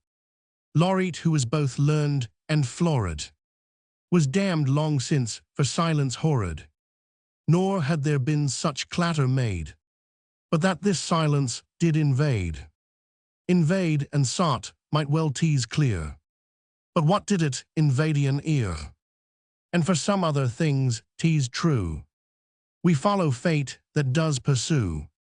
In the dialogue in Bedlam between Oliver's porter fiddler and poet, the first of these persons thus addresses L'Estrange and Dryden, the scene being adorned with several of the poet's own flowers. O glory, glory, who are these appears? My fellows avants, poet fiddler here, Old Hodge the constant, Johnny the sincere. Who sent you hither, and pray tell me why? A horrid silence does invade my eye, while not one sound of voice from you I spy. But as Dr. Johnson justly remarks, we hesitate not to say the world is invaded by darkness, which is a privation of light, and why not by silence, which is a privation of sound. Note Roman 2, the ambitious Swede like restless billows tossed, on this hand gaining what on that he lost, though in his life he blood and ruin breathed, to his now guideless kingdom peace bequeathed. P30. The royal line of Sweden has produced more heroic and chivalrous monarchs than any dynasty of Europe, The gallant Charles Roman X, who is here mentioned, did not degenerate from this warlike stem. He was a nephew of the great Gustavus Adolphus, and like him was continually engaged in war, particularly against Poland and Austria. He died at Gothenburg in 1660, and the peace of Sweden was soon afterwards restored by the Treaty of Copenhagen. Note Roman 3, we sighed to hear the fair Iberian bride. Must grow a lily to the lily's side. P31. The death of Cromwell and the unsettled state of England prevented the execution of those ambitious schemes which Cardinal Mazarin, then Prime Minister of France, had hoped to accomplish by the assistance of Britain. The cardinal was therefore, in 1659, induced to accede to the Treaty of the Pyrenees, by which peace was restored betwixt France and Spain, the union being cemented by the marriage of the Infanta to Louis Roman XIV. Charles Roman II, then a needy fugitive, was in attendance upon the ministers of France and Spain when they met on the frontiers for this great object. But he who was soon to be so powerful a monarch experienced on that occasion nothing but slights from Mazarin and cold civility from Don Luis de Haro. Note Roman for the sacred purple, then, and scarlet gown, like sanguine dye to elephants, was shown. P31. This does not mean, as Derrick conceived, that these emblems of authority had as little effect upon the mob as if they had been shown to an elephant, but that the sight of them animated the people to such senseless fury as elephants and many other animals are said to show upon seeing any object of a red color. Note Roman 5, he would not like soft Otho fate prevent, but stayed and suffered fortune to repent. P32. The Emperor Otho, whose mind and manners exhibited so many contradictions, is described as one of the most effeminate of men in his outward habits. His mind, however, was active and energetic. Non erat Othonis malis et corpori similis animus taciti lib Roman 1 historiarum. He slew himself after the battle of Brixellum, in which he was vanquished by Vitellius the Praetorian guards, and his other followers in vain urged him to try his fortune again in the field, whether from that impatience of sustaining adversity, which luxurious habits seldom fail to produce, or from the generous desire of ending a disastrous civil war. He retained and executed his resolution. It is, however, no extraordinary compliment to Charles that he did not, after his defeat at Worcester, follow an example more classical than inviting. Note Roman 6, these virtues Galba in a stranger sought, and Piso to adopted empire brought. P32. Galba adopted Piso Frugi Licinianus as his successor in the empire. He was a stranger to his blood, and only endeared to him by his good qualities. Tacitus puts these words in the mouth of Galba. Upon this occasion, nunc mediorum hominum consensu ad imperium vocatum preclara indoles tua et amor patri impulit ut principatum de quo majors nostri armis certabant bello adeptus qui senti offeram exemplo divi Augusti qui sororis filium Marcellum Dane generum Agrippam mox nepotes suus postremo Tiberium Neronum privignum in proximo sibi fastigio collicavit, sed Augustus in domo successorum quisivit ego, in republica non quia propinquos aut socios belli non habem, sed nec ips imperium ambition excessi et judice me documentum sit non me tantum necessitudines quas tibi post posui, sed et tu lib Roman 1 historiarum cap Roman 15. Note Roman 7, all at Worcester, but the honor lost. P32. This is in imitation of the famous letter which Francis I of France wrote to his mother after the Battle of Pavia. Madame, all is lost, except our honor. That of Charles Roman II certainly was not lost at Worcester. He gave many marks of personal courage and was only hurried off the field by the torrent of fugitives. He halted a large body of horse and implored them to return and but look upon the enemy. Yet though he advanced at their head, they all deserted him, but a few of his immediate attendants. Note Roman 8, shocked by a covenanting league's vast powers, as holy and as Catholic as ours. P33. The parallel between the French League and the Covenant had already occurred to Dryden as a proper subject for the stage, for in the first year after the Restoration, he wrote several scenes of the Duke of Guise, though it was not finished or acted till long afterwards. See Vol Roman 7 p.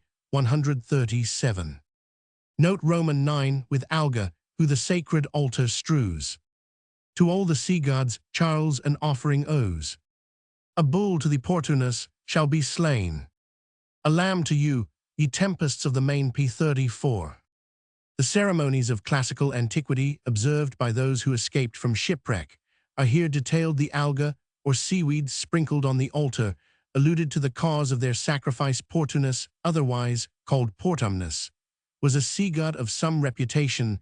The Greeks called him Parmen, which was formerly his earthly name. He is mentioned by Virgil. Et pater ips, manu magna Portunus untum.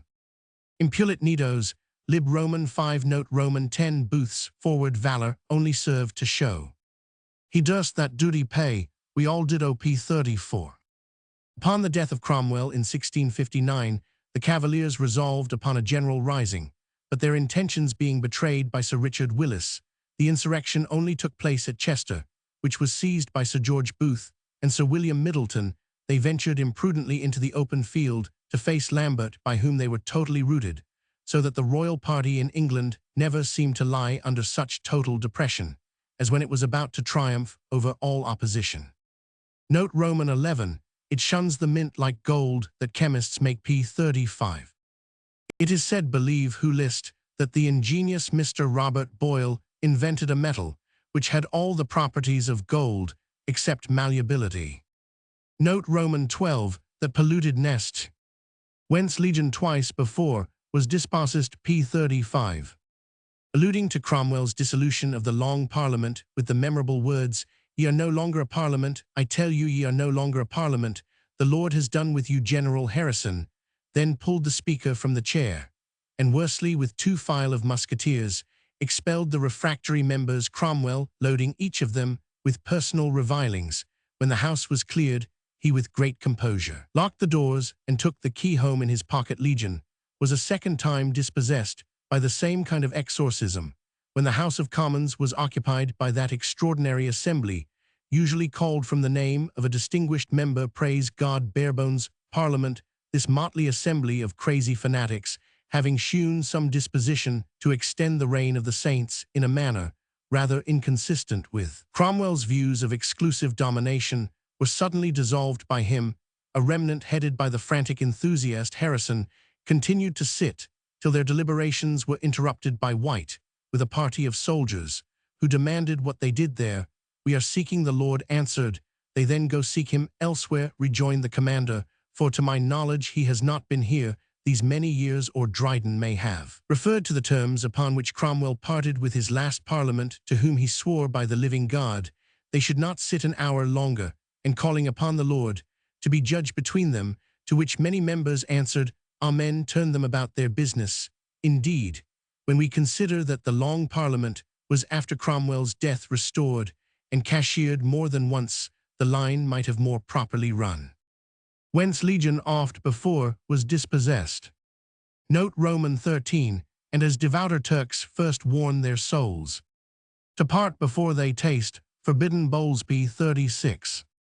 When a Turk is disposed to transgress the precept of the Quran by drinking wine, he requests the favor of his soul to go into some retired corner of his body in order to avoid contamination from the horrible potion. Note Roman 14, thus Sforza cursed with a too fertile brain. Lost by his wiles, the power his wit did gain. P36. This subtle politician was Lodovico, son of Francisco Sforza. He was one of the most restless and intriguing spirits that Italy, the mother of political genius, has ever produced. His natural brother, Francisco Sforza, had acquired by marriage the Duchy of Milan, which he left to his son, Giovanni Galeazzo Sforza. Lodovico, under pretense of acting as his nephew's tutor, took into his own hands the supreme power, and tired of governing under the name of another, at length deposed and murdered the young duke in order to secure himself in his usurped domination. He invited the French into Italy, which they overran and conquered under Charles Roman 8.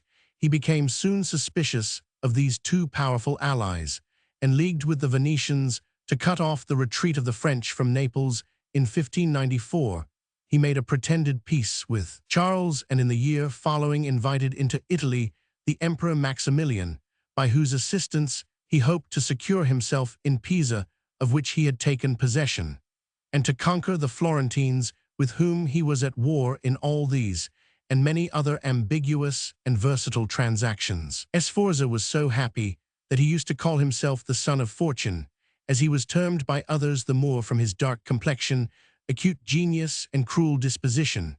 But in 1599, Louis Roman XII, who had pretensions upon the dukedom of Milan, as the grandson of Valentine, Visconti, daughter of Giovanni Galeazzo, Duke of Milan, invaded the Milanese territory with a force which Sforza was unable to resist, and compelled him to fly into Germany with his treasures. In 1600, Sforza again returned to Italy at the head of an army of Swiss mercenaries, and repossessed himself of Milan, Como, and other places of importance. The Swiss, however, mutinied at Novara, and not only refused to fight in his behalf, but even to guard him to a place of security, as these unworthy Helvetians had made a private convention with the French. They permitted them to seize the person of Sforza, who was discovered among the ranks of his faithless mercenaries, dressed and armed like a private Swiss soldier. A lamentable instance of the inconstancy of fortune, he was carried prisoner to France, where he ended his days in prison, a Roman 500. Note Roman 15. Henceforth, their fougue must spend at lesser rate than in its flames to wrap a nation's fate. Suffered to live, they are like helots set, a virtuous shame within us to beget P36. Those persons who had sat in any illegal high court of justice, with a few others, were at the Restoration declared incapable of bearing any public office. In expressing their violent spirit, our author uses the unnecessary Gallicism fougue, although it might have been as well described by the English fire. Thus, disqualified, the poet compares these republicans to the Spartan slaves, made drunk to excite the contempt of the youth for that degrading vice. By the by, Dryden's kinsman, Sir Gilbert Pickering, was among the persons so incapacitated. Note Roman 16. Twas this produced the joy that hurried o'er such swarms of English to the neighboring shore. P37. Several persons now came to Breda, not as heretofore to Cologne and to Brussels under disguises, and in fear of being discovered, but with bare faces and the pride and vanity to be taken notice of, to present their duty to the king, some being employed to procure pardons for those who thought themselves in danger, and to stand in need of them. Others brought good presents in English gold to the king, that their names and the names of their friends who sent them might be remembered among the first who made demonstrations of their affections that way to his majesty, by supplying his necessities, which had been discontinued for many years to a degree that cannot be believed, and ought not to be remembered. Clarendon Vol Roman 3 Part Roman 2, p. 766. In the meantime, Breda swarmed with English, a multitude repairing thither from all other places as well as London, with presents and protestations, how much they had longed and prayed for this blessed change, and magnifying their sufferings under the late tyrannical government, when some of them had been zealous instruments and promoters of it. Ibidem p. 767. Note Roman 17. Chevelines, Baron Shore. P. 37. A small village near The Hague, at which Charles embarked on his joyful voyage. Note Roman 18. Holland, to regret a king. P. 37. The States not only maintained Charles in royal splendor during his residence at Breda and at The Hague, but loaded him with valuable gifts at his departure, particularly a bed worth Roman 50 and linen valued at Roman 50, both which articles his hardships had taught him to value by sad experience of the want of them. Note Roman 19. The Naseby, now no longer England's shame, but better to be lost in Charles his name. P. 37. When the English fleet came on the coast of Holland, the Duke of York took possession of it as Lord High Admiral after he had spent the day there in receiving information of the state of the fleet, and a catalogue of the names of the several ships. His Highness returned with it that night to the king, that his Majesty might make alterations and new christen these ships, which too much preserved the memory of the late governors and of the Republic. Clarendon, the Naseby was too odious a name to be preserved, and it was changed to the Royal Charles, and the Swifter to the James. The Royal Charles fell into the hands of the Dutch at the surprise of Chatham. Note Roman 20, Great Gloucester's weight p37. Henry of Oatlands, Duke of Gloucester, third son of Charles Roman I, he embarked on this occasion with his brother, by whom he was dearly beloved. He died of the smallpox on the 13th September, following deeply and generally lamented. Note Roman 21, it is no longer motion cheats your view. As you meet it, the land approacheth you. The land returns, and in the white it wears the marks of penitence and sorrow bears p38. Johnson remarks that this extraordinary piece of complacence in the land is not without a precedent. A French poet read to Malherbe some verses in which he mentioned the kingdom of France as advancing to meet the king. Though this happened in my time, observed the critic, it is strange I should not remember it. In the next couplet, Albion does penance in a sheet, because her cliffs are chalky. Had they been black, she would have been in mourning, of course, but the civility of such inanimate objects, according to the poets of this reign, was truly wonderful, considering their present insensibility. In a poem on the arrival of Her Royal Highness and happy marriage to the most illustrious Prince James, Duke of York, Roman 100, not only do dolphins dance about the vessel, but yet more surprising. When first she launched, the ambitious waves no more would kiss the lips of the forsaken shore, but proud of such rich freight began to aspire, as if they'd quench the elemental fire. So that philosophers since scarce agree whether the earth or ocean highest be. The trembling compass had forgot to stir. Instead, the North Pole pointing still at her, at which the pilot wonders till he spies two North Poles culminant at answer her eyes. Note Roman 22, thus, when the Almighty would to Moses give a sight of all he could behold and live, a voice before his entry did proclaim long-suffering goodness mercy in his name p36. And he said, Thou shalt not see my face, for there shall no man see me and live. And the Lord said, Behold, there is a place by me, and thou shalt stand upon a rock. And it shall come to pass, when my glory cometh, by that I will put thee into a clift of the rock, and will cover thee with my hand while I pass by.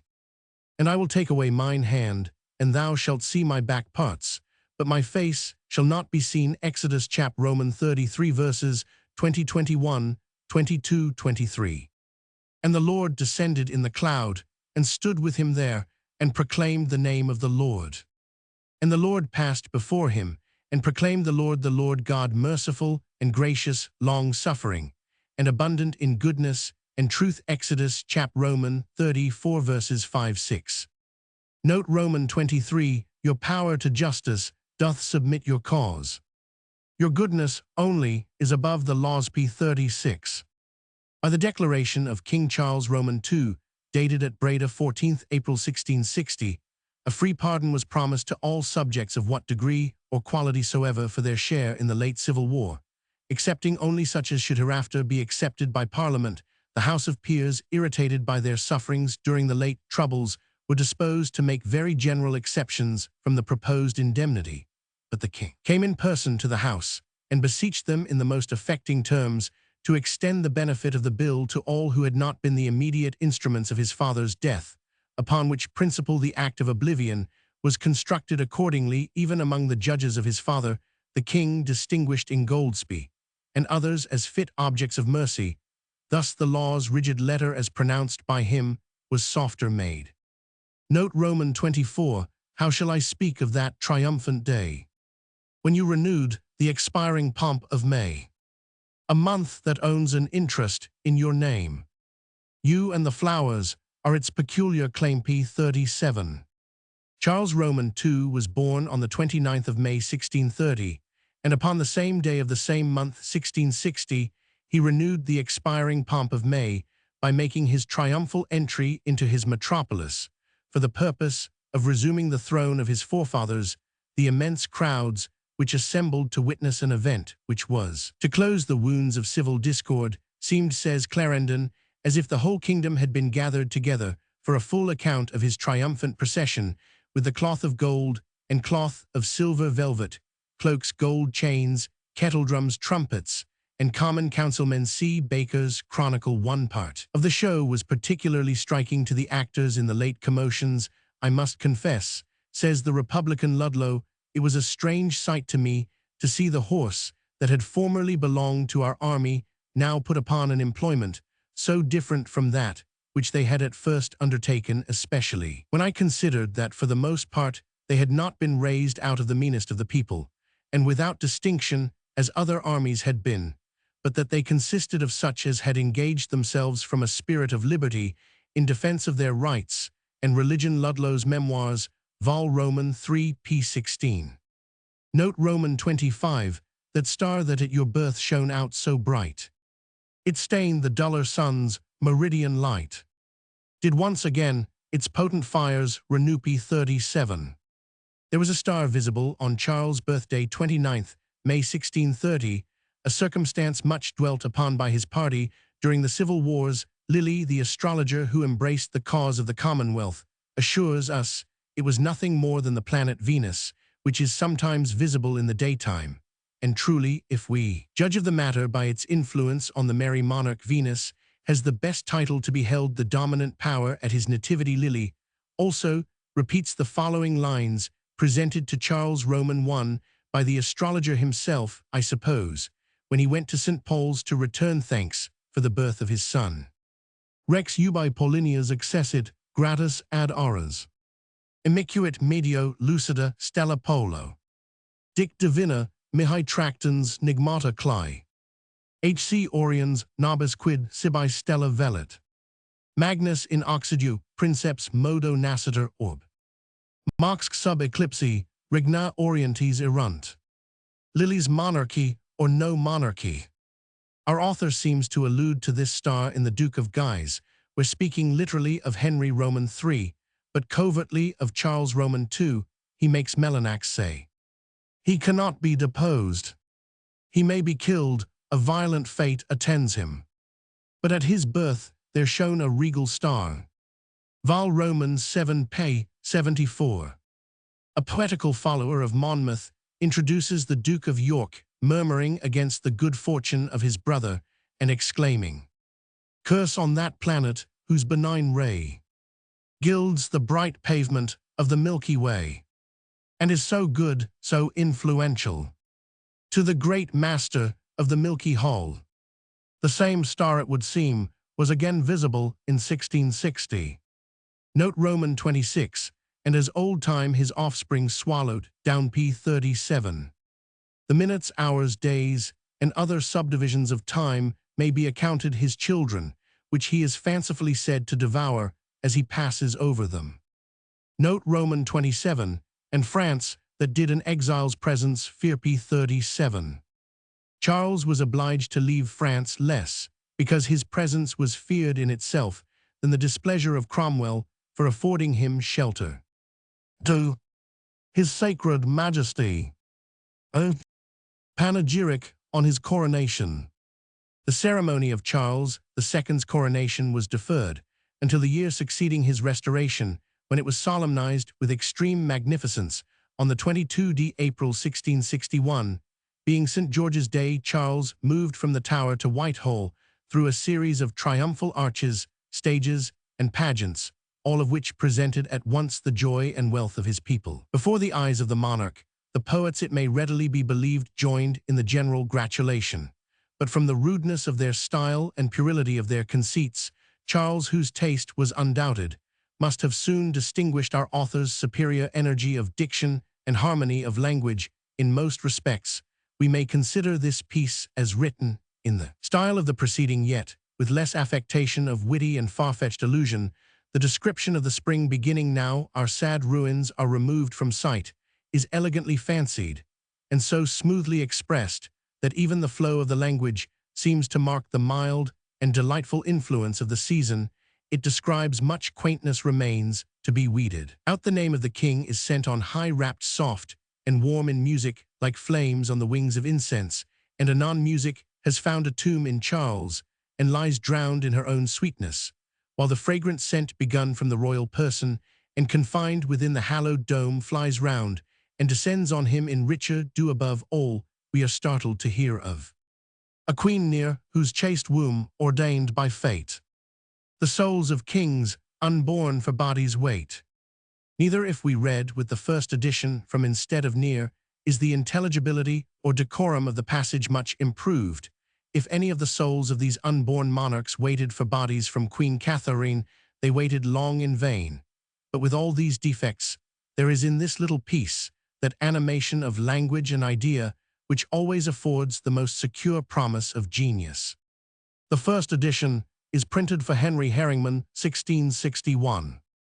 To his sacred majesty, a panegyric on his coronation, in that wild deluge where the world was drowned, when life and sin one common tomb had found, the first small prospect of a rising hill, with various notes of joy the ark did fill. Yet when that flood in its own depths was drowned, it left behind it false and slippery ground, and the more solemn pomp was still deferred, till newborn nature in fresh looks appeared. Thus, royal sir, to see you landed here was cause enough of triumph for a year, nor would your care those glorious joys repeat, till they at once might be secure and great, till your kind beams, by their continued stay, had warmed the ground and called the damps away. Such vapors, while your powerful influence dries, then soonest vanish when they highest rise. Had greater haste these sacred rites prepared, some guilty months had in your triumphs shared. But this untainted year is all your own. Your glories may without our crimes be shown. We had not yet exhausted all our store, when you refreshed our joys by adding more. As heaven of old dispensed celestial dew, you gave us manna and still gave us new. Now our sad ruins are removed from sight. The season, too, comes fraught with new delight. Time seems not now beneath his years to stoop, nor do his wings with sickly feathers droop. Soft western winds waft o'er the gaudy spring, and opened scenes of flowers and blossoms bring, to grace this happy day while you appear, not king of us alone, but of the year. All eyes you draw, and with the eyes the heart. Of your own pomp yourself the greatest part.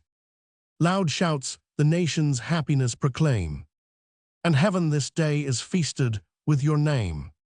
Your cavalcade the fair spectators view, from their high standings yet look up to you. From your brave train each singles out a prey, and longs to date a conquest from your day. Now charged with blessings while you seek repose, officious slumbers haste your eyes to close, and glorious dreams stand ready to restore the pleasing shapes of all you saw before. Next to the sacred temple you are led, where waits a crown for your more sacred head. How justly from the church that crown is due, preserved from ruin and restored by you. The grateful choir their harmony employs, not to make greater but more solemn joy. Wrapped soft and warm your name is sent on high, as flames do on the wings of incense fly. Music herself is lost in vain she brings, her choicest notes to praise the best of kings. Her melting strains in you a tomb have found, and lie like bees in their own sweetness drowned. He that brought peace all discord could atone. His name is music of itself alone. Now while the sacred oil anoints your head, and fragrant scents begun from you are spread, through the large dome the people's joyful sound, sent back is still preserved in hallowed ground, which in one blessing mixed descends on you, as heightened spirits fall in richer dew. Not that our wishes do increase your store, full of yourself you can admit no more. We add not to your glory but employ our time like angels in expressing joy. Nor is it duty or our hopes alone. Create that joy but full fruition. We know those blessings which we must possess, and judge of future by past happiness. No promise can oblige a prince so much. Still, to be good as long to have been such. A noble emulation heats your breast, and your own fame now robs you of your rest. Good actions still must be maintained with good, as bodies nourished with resembling food. You have already quenched sedition's brand, and zeal which burnt it only warms the land. The jealous sects that dare not trust their cause, so far from their own will as to the laws, you for their umpire and their synod take, and their appeal alone to Caesar make. Kind heaven so rare a temper did provide, that guilt repenting might in it confide. Among our crimes oblivion may be set, but 'tis our king's perfection to forget. Virtues unknown to these rough northern climes, from milder heavens you bring without their crimes. Your calmness does no after storms provide, nor seeming patience mortal anger hide. When empire first from families did spring, then every father governed as a king. But you that are a sovereign prince allay imperial power with your paternal sway. From those great cares when ease your soul unbends, your pleasures are designed to noble ends, born to command the mistress of the seas. Your thoughts themselves in that blue empire please. Hither in summer evenings you repair, to taste the fraîcheur of the purer air. Undaunted here you ride when winter raves, with Caesar's heart that rose above the waves. More I could sing, but fear my numbers stays. No loyal subject dares that courage praise. In stately frigates most delight you find, where well-drawn battles fire your martial mind. What to your cares we owe is learnt from hence, when even your pleasures serve for our defense. Beyond your court flows in the admitted tide, where in new depths the wandering fishes glide. Here in a royal bed the waters sleep, when tired at sea within this bay they creep. Here the mistrustful fowl no harm suspects, so safe are all things which our king protects. From your loved Thames a blessing yet is due, second alone to that it brought in you. A queen near whose chaste womb ordained by fate the souls of kings unborn for bodies wait. It was your love before made discord cease. Your love is destined to your country's peace. Both Indies rivals in your bed provide, with gold or jewels to adorn your bride. This to a mighty king presents rich ore, while that with incense does a god implore. 2 kingdoms wait your doom, and as you choose, this must receive a crown, or that must lose. Thus from your royal oak, like Jove's of old, are answers sought and destinies foretold. Propitious oracles are begged with vows, and crowns that grow upon the sacred boughs. Your subjects, while you weigh the nation's fate, suspend to both their doubtful love or hate. Choose only, sir, that so they may possess, with their own peace, their children's happiness. Note on the panegyric on the coronation. Note Roman 1, some guilty months had in your triumphs shared. After the Restoration, several of the regicides were condemned to death, but the king, with unexampled lenity, remitted the capital punishment of many of these deep offenders. Only 6 of the king's judges were executed, and when to that number are added the fanatic Peters, who compared the suffering monarch to Barabbas, Coke the solicitor who pleaded against Charles on his mock trial, and Hacca, who commanded the guard and brutally instigated, and even compelled them to cry for execution, we have the number of 9 who suffered for a fact the most enormous in civilized history, till our age produced a parallel. There was also an insurrection of the fierce and hot-brained sect of fanatics, who called themselves Fifth Monarchy men, and devoutly believed that the millennium and the reign of the saints was about to begin, willing to contribute their share to this happy consummation.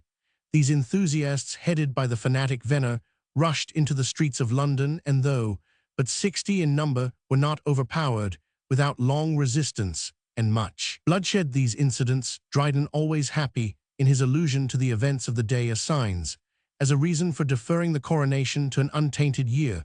Perhaps, however, he only meant to say that as Charles was not restored till May 1660, the preceding months of that year were unworthy to share in the honor which the coronation would have conferred upon it. Note Roman 2, the jealous sects. You for their umpire and their synod take, and their appeal alone to Caesar make.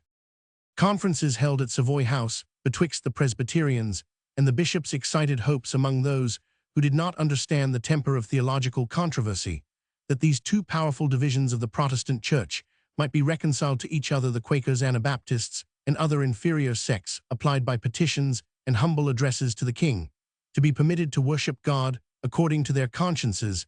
Thus the whole modeling of ecclesiastical matters seemed to be in the hands of the king. Note Roman 3, in stately frigates most delight you find. Charles II had a strong mechanical genius and understood shipbuilding in particular more completely than became a monarch. If it were possible that a king of England could be too intimately acquainted with what concerns the bulwark of his empire, the king's skill in matters of navigation is thus celebrated by the author of a poem upon His Majesty's coronation, the 22d April 1661, being St. George's Day. The seaman's art and his great end commerce, through all the corners of the universe, are not alone the subject of your care, but your delight, and you their polar star. And even mechanic arts do find from you both entertainment and improvement too. Note Roman 4, beyond your court flows, in the admitted tide, by the improvements made by Charles II on St. James's Park, there was a connection made with the river which Waller has celebrated in these lines as a work of superior merit to founding a city. Instead of rivers rolling by the side of Eden's garden, here flows in the tide. The sea which always served his empire now pays tribute to our prince's pleasure too. Of famous cities we the founders know, but rivers old as seas to which they go are nature's bounty teas of more renown. To make a river than to build a town. On St. James's Park, as lately improved by His Majesty. Note Roman 5, here the mistrustful fowl no harm suspects. The canal in St. James's Park formed a decoy for waterfowl, with which it was stocked. This circumstance, like the former, is noticed by Waller. Whilst overhead a flock of newsprung fowl hangs in the air, and does the sun control. Darkening the air, they hover o'er and shroud the wanton sailors with a feathered cloud. The waterfowl thus celebrated were particular favorites of the king, who fed them with his own hand. His affection for his dogs and ducks is noticed in many a libel. Note Roman 6, thus from your royal oak, like Joves of old, are answers sought and destinies foretold. Propitious oracles are begged with vows, and crowns that grow upon the sacred boughs. This is in allusion to a device exhibited over the triumphal arch in Leadenhall Street, through which the king passed in his way from the Tower to Whitehall on the day of his coronation. Behind a picture of the king appeared, deciphered in a large table, the royal oak, bearing crowns and scepters, instead of acorns amongst the leaves, in a label. Meriturc novas frons et non sua poma.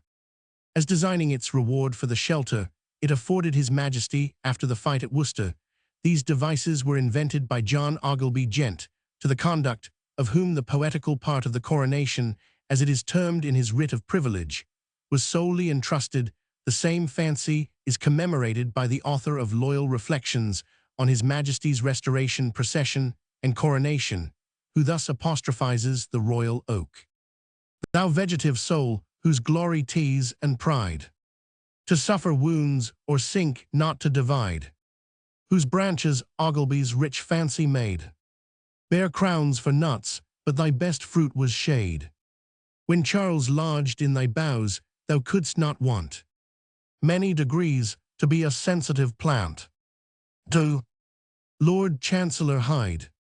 Roman 100. The great statesman to whom Dryden made this New Year's offering was the well-known Earl of Clarendon, of whose administration Hume gives the following striking account.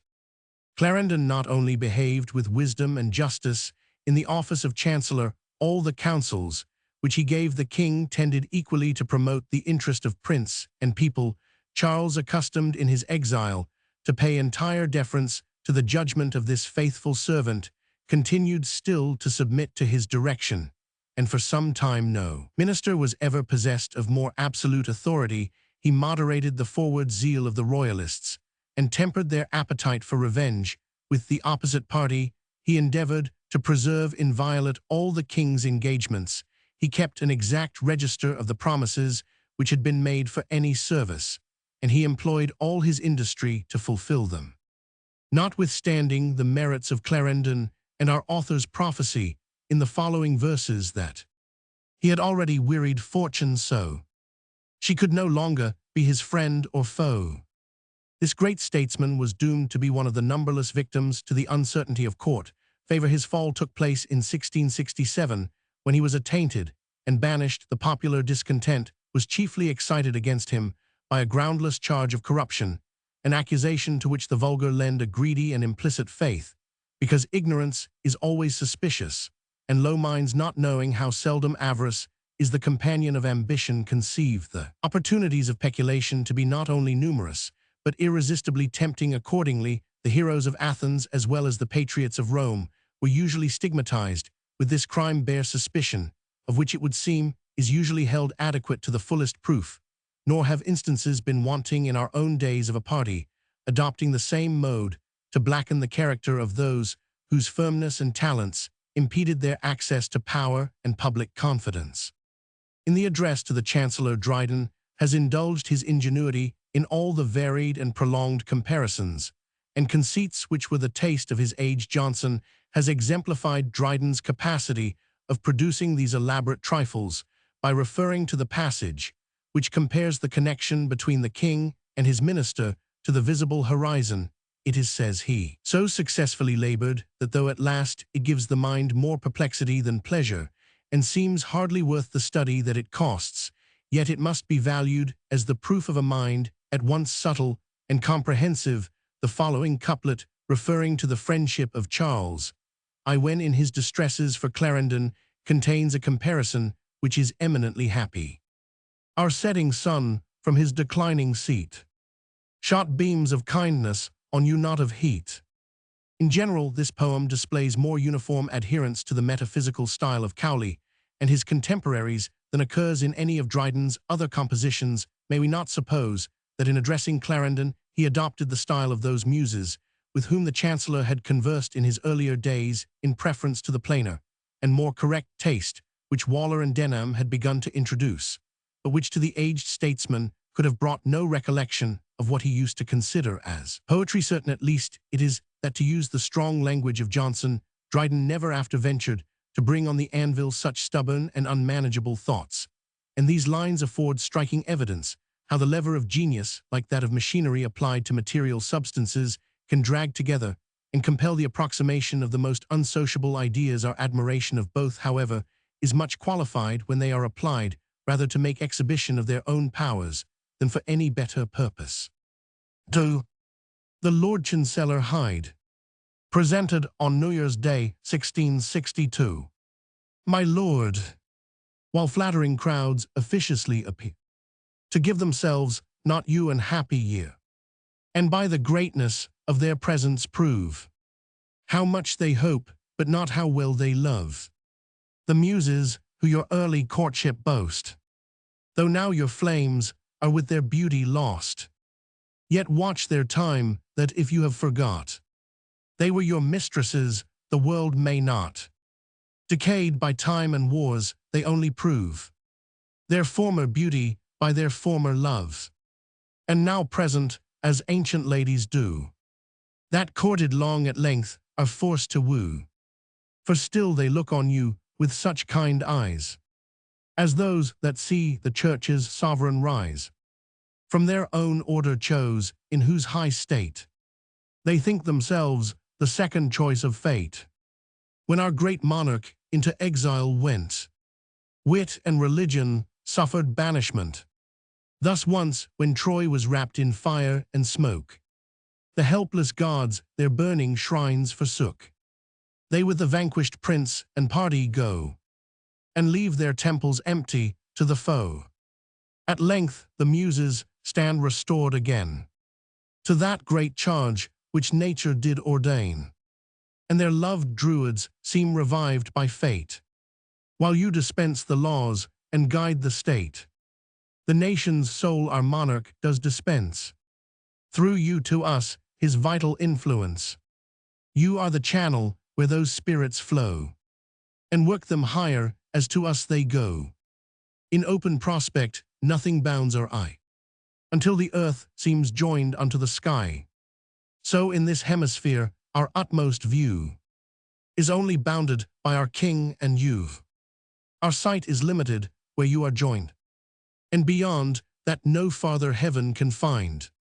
So well your virtues do with his agree, that though your orbs of different greatness be, yet both are for each other's use disposed, his to enclose and yours to be enclosed. Nor could another in your room have been, except an emptiness had come between. Well may he then to you his cares impart, and share his burden where he shares his heart. In you his sleep still wakes his pleasures find, their share of business in your laboring mind. So when the weary sun his place resigns, he leaves his light and by reflection shines. Just as that sits and frowns where public laws exclude soft mercy from a private cause, in your tribunal most herself does please. There only smiles because she lives at ease, and like young David finds her strength the more, when disencumbered from those arms she wore.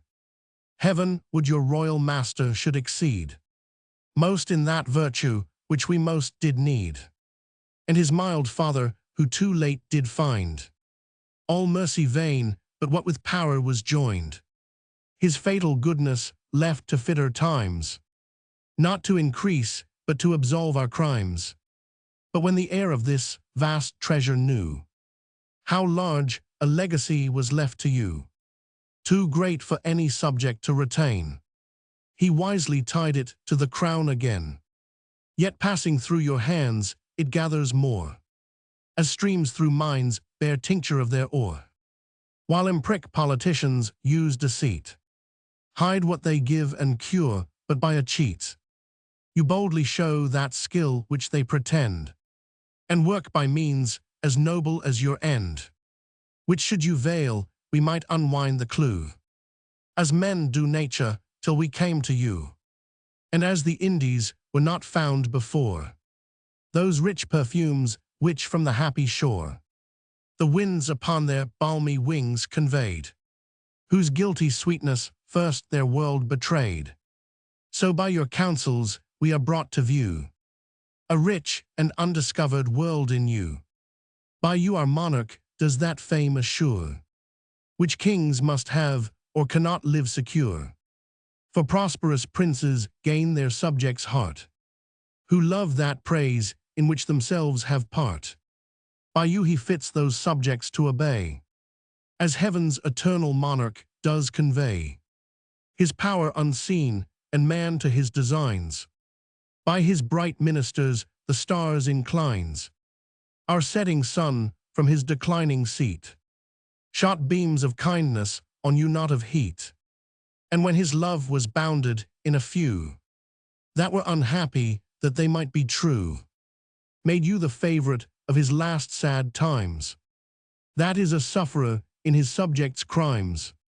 Thus those first favors you received were sent, like heaven's rewards in earthly punishment. Yet fortune, conscious of your destiny, e'en then took care to lay you softly by, and wrapped your fate among her precious things, kept fresh to be unfolded with your kings. Hewn all at once, you dazzled so our eyes, as newborn Pallas did the gods surprise, when springing forth from Jove's new-closing wound, she struck the warlike spear into the ground, which sprouting leaves did suddenly enclose, and peaceful olives shaded as they rose. How strangely active are the arts of peace, whose restless motions less than wars do cease. Peace is not freed from labor, but from noise, and war more force, but not more pains employs. Such is the mighty swiftness of your mind, that like the earth it leaves our sense behind, while you so smoothly turn and roll our sphere. That rapid motion does but rest appear. For as in nature's swiftness with the throng of flying orbs, while ours is borne along, all seems at rest to the deluded eye, moved by the soul of the same harmony, so carried on by your unwearied care. We rest in peace, and yet in motion share. Let envy then those crimes within you see, from which the happy never must be free. Envy that does with misery reside, the joy and the revenge of ruined pride. Think it not hard if at so cheap a rate you can secure the constancy of fate, whose kindness sent what does their malice seem, by lesser ills the greater to redeem. Nor can we this weak shower a tempest call, but drops of heat that in the sunshine fall. You have already wearied fortune so, she cannot farther be your friend or foe, but sits all breathless and admires to feel a fate so weighty that it stops our wheel. In all things else above our humble fate, your equal mind yet swells not into state, but like some mountain in those happy isles, where in perpetual spring young nature smiles. Your greatness shows no horror to affright, but trees for shade and flowers to court the sight. Sometimes the hill submits itself a while, in small descents which do its height beguile, and sometimes mounts, but so as billows play, whose rise not hinders, but makes short our way. Your brow which does no fear of thunder know, sees rolling tempests vainly beat below, and like Olympus' top the impression wears of love and friendship writ in former years, yet unimpaired with labors or with time. Your age but seems to a new youth to climb. Thus heavenly bodies do our time beget, and measure change but share no part of it, and still it shall without a weight increase, like this new year whose motions never cease. For since the glorious course you have begun is led by Charles as that is by the sun, it must both weightless and immortal prove, because the center of it is above. Satire on the Dutch. This satire was, as the title informs us, written in 1662, probably towards the latter end of the year, when Charles, having quarrelled with De Witt, then at the head of the public affairs of Holland, was endeavouring to patch up an union with France, to which kingdom he was naturally partial against the States, whom he hated both as a republic and an association of vulgar merchants. This impolitic alliance did not then take place, notwithstanding the sale of Dunkirk, conquered by the arms of Cromwell to France for Roman 50,000. On the contrary, in 1665, France armed in defense of Holland, but this was contrary to the expectations and wishes of Charles, and accordingly Dryden, in 1662, alludes to the union of the two crowns against the states as a probable event. The verses are adapted to the comprehension of the vulgar, whom they were intended to inflame bold invective and coarse raillery, supply the place of the wit and argument with which Dryden, when the time fitted, knew so well how to arm his satire. The verses, such as they are, appeared to the author well qualified for the purpose, intended for when in 1672 his tragedy of Ambona was brought forward to exasperate the nation against Holland. The following verses were almost literally woven into the prologue and epilogue of that piece See Vol Roman 5 pp 1087. Nevertheless, as forming a link in our author's poetical progress, the present editor has imitated his predecessors in reprinting them among his satires and political pieces. Satire on the Dutch. Written in the year 1662. As needy gallants in the scrivener's hands, court the rich knaves that gripe their mortgaged lands. The first fat buck of all the seasons sent, and keeper takes no fee in compliment. The dotage of some Englishmen is such, to fawn on those who ruin them the Dutch. They shall have all rather than make a worse with those who of the same religion are. The straits, the guinea trade, the herrings too. Nay, to keep friendship, they shall pickle you. Some are resolved not to find out the cheat, but cuckold-like love them that do the feat. What injuries soe'er upon us fall, yet still the same religion answers all. Religion wheedled us to civil war, drew English blood, and Dutchmen's now would spare. Be gulled no longer, for you'll find it true. They have no more religion faith than you. Interests the God they worship in their state, and we, I take it, have not much of that. Well, monarchies may own religion's name, but states are atheists in their very frame. They share a sin, and such proportions fall, that like a stink tays nothing to them all. Think on their rapine, falsehood, cruelty, and that what once they were, they still would be. To one well-born, the affront is worse and more, when he's abused and baffled by a book. With an ill grace the Dutch their mischiefs do. They've both ill nature and ill manners too. Well may they boast themselves an ancient nation, for they were bred ere manners were in fashion, and their new commonwealth hath set them free, only from honor and civility. Venetians do not more uncouthly ride, then did their lubber state mankind bestride. Their sway became them with as ill a mane, as their own paunches swell above their chin. Yet is their empire no true growth, but humor, and only two kings' touch can cure the tumor. As Cato fruits of Afric did display, let us before our eyes their Indies lay. All loyal English will like him conclude. Let Caesar live and Carthage be subdued. To Her Royal Highness, the Duchess of York. On the victory gained by the Duke over the Dutch Roman 100, the Duchess here addressed was Anne Hyde, daughter of the Earl of Clarendon and first wife of James, Duke of York, afterwards James Roman II. She appears to have been a woman of first-rate talents, as well as exemplary prudence. Of the last qualification, she gave a singular proof when her marriage with the Duke was declared. She had admitted James to her bed, while abroad under a solemn promise of marriage.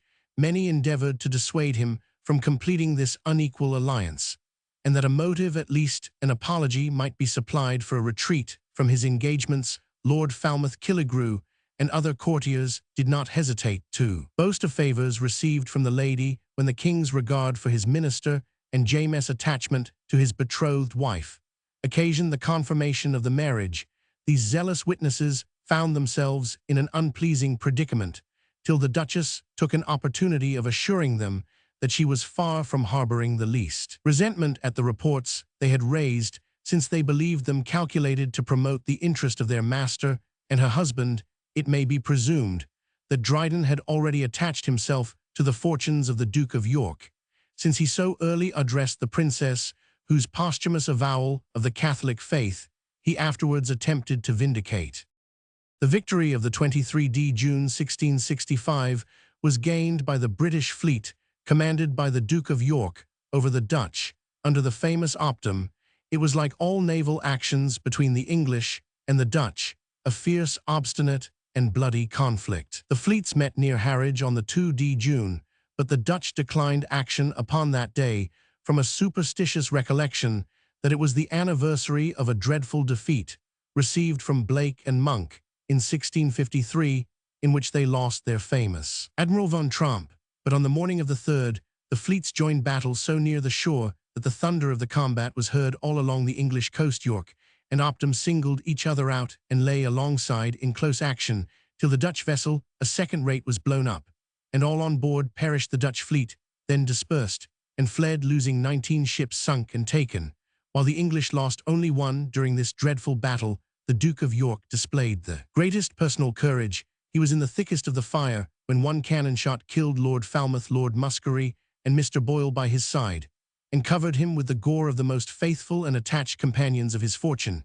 Yet this day the brightest which ever shone on him was not without a cloud, when the Dutch fleet was scattered, and an active pursuit was all that remained to the victors. Brouncker, a gentleman of the Duke's bedchamber, commanded Sir John Harmon in the Duke's name to slacken sail. James was then asleep, and the flimsy pretext of not disturbing his repose was set up as a reason for this most untimely interference.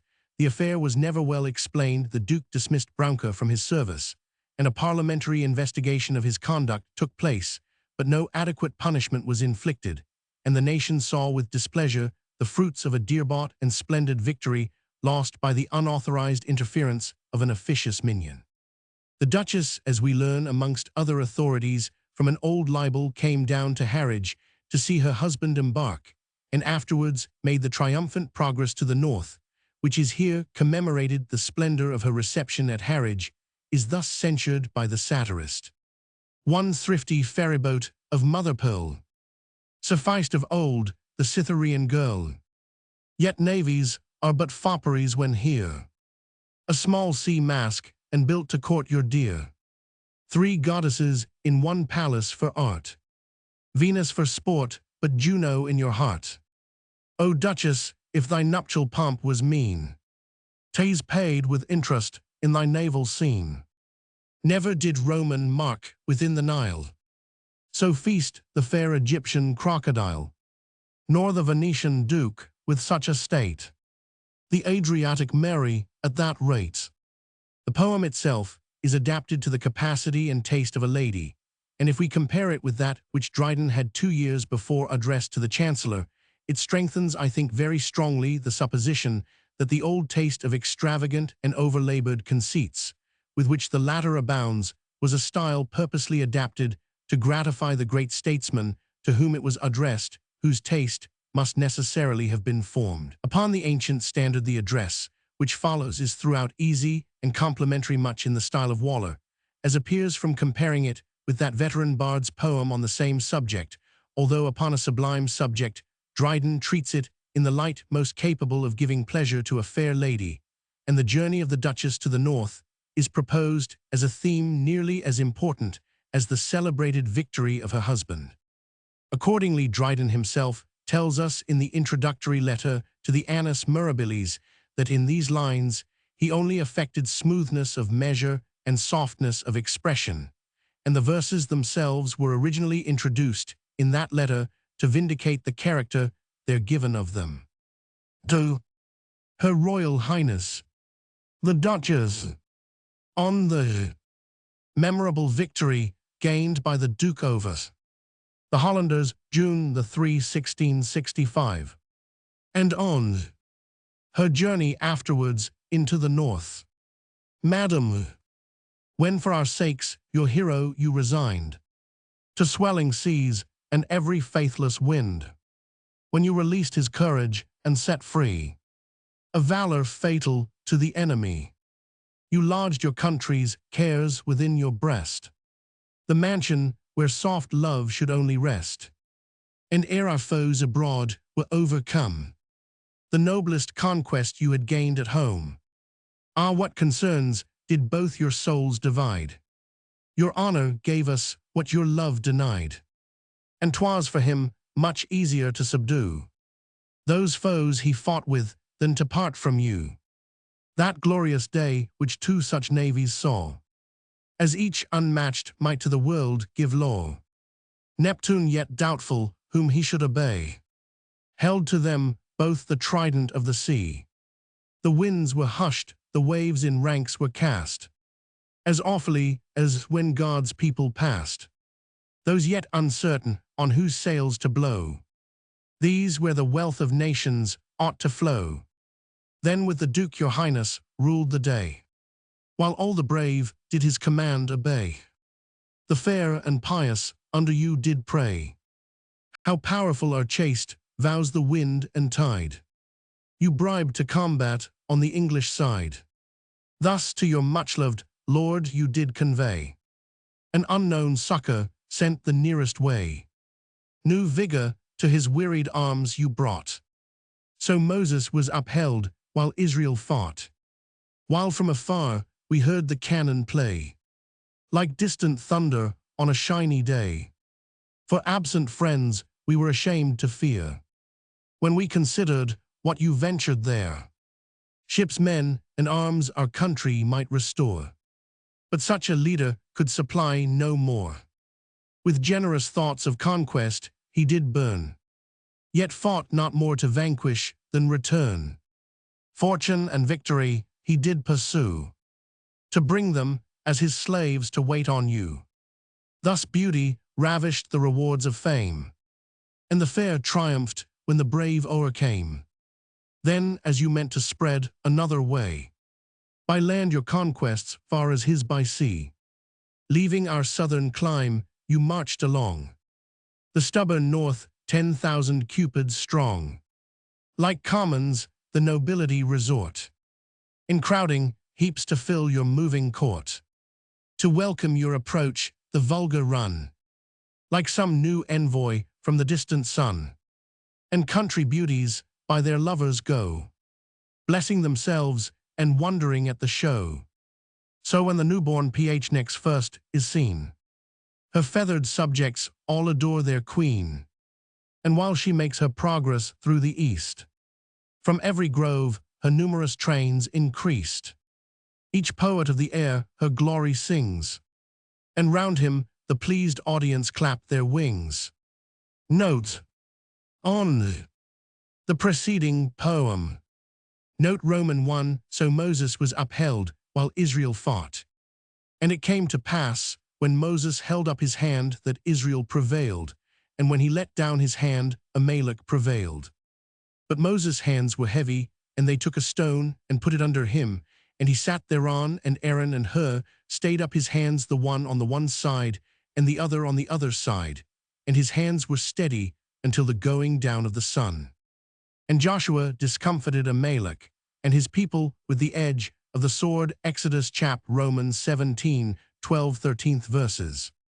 Note Roman 2, while from afar we heard the cannon play, like distant thunder on a shiny day. The noise of the battle was distinctly heard at London, as appears from the introduction to our author's essay on dramatic poetry, where the dialogue is supposed to pass in a barge, in which the speakers had embarked to hear more distinctly those undulations of sound, which though almost vanishing before they reached them seemed yet to retain somewhat of their first horror, which they had betwixt the fleets, and by the sound seeming to retire from them Eugenius draws an omen of the enemy's defeat. This whole scene is imagined with so much liveliness that we can hardly doubt Dryden was actually an earwitness of the combat. Annus Mirabilis, the Year of Wonders, an historical poem. Annus Mirabilis. This is the first poem of any length which Dryden gave to the public. Formerly, he had only launched out in occasional verses, and in some instances on subjects of no prominent importance. He now spread a broader canvas and prepared to depict a more extensive and magnificent scene, the various incidents of an eventful war between two powerful nations who disputed the trident of the ocean, and the tremendous fire which had laid London in ashes were subjects which still continued to agitate the bosoms of his countrymen. These therefore he ventured to assume as the theme of his poem, and his choice is justified by the effects which it yet produces upon the reader.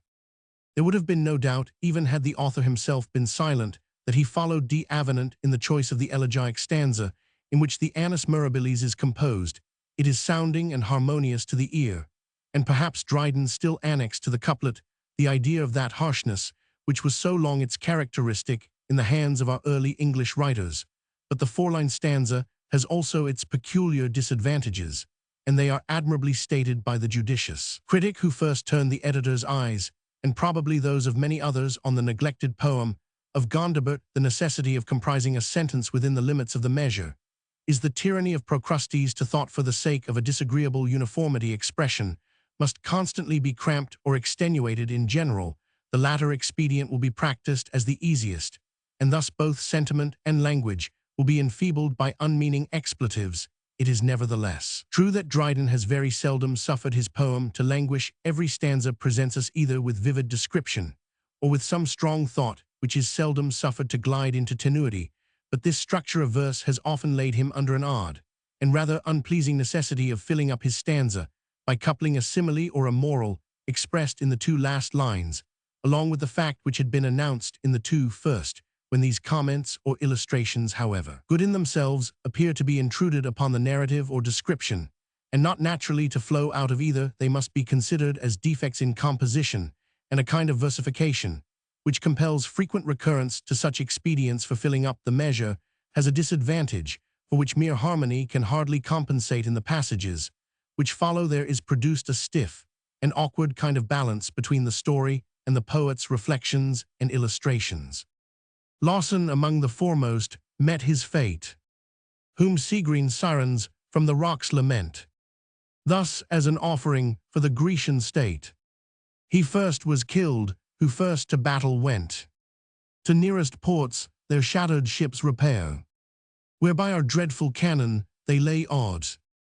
So reverently men quit the open air, where thunder speaks the angry gods abroad.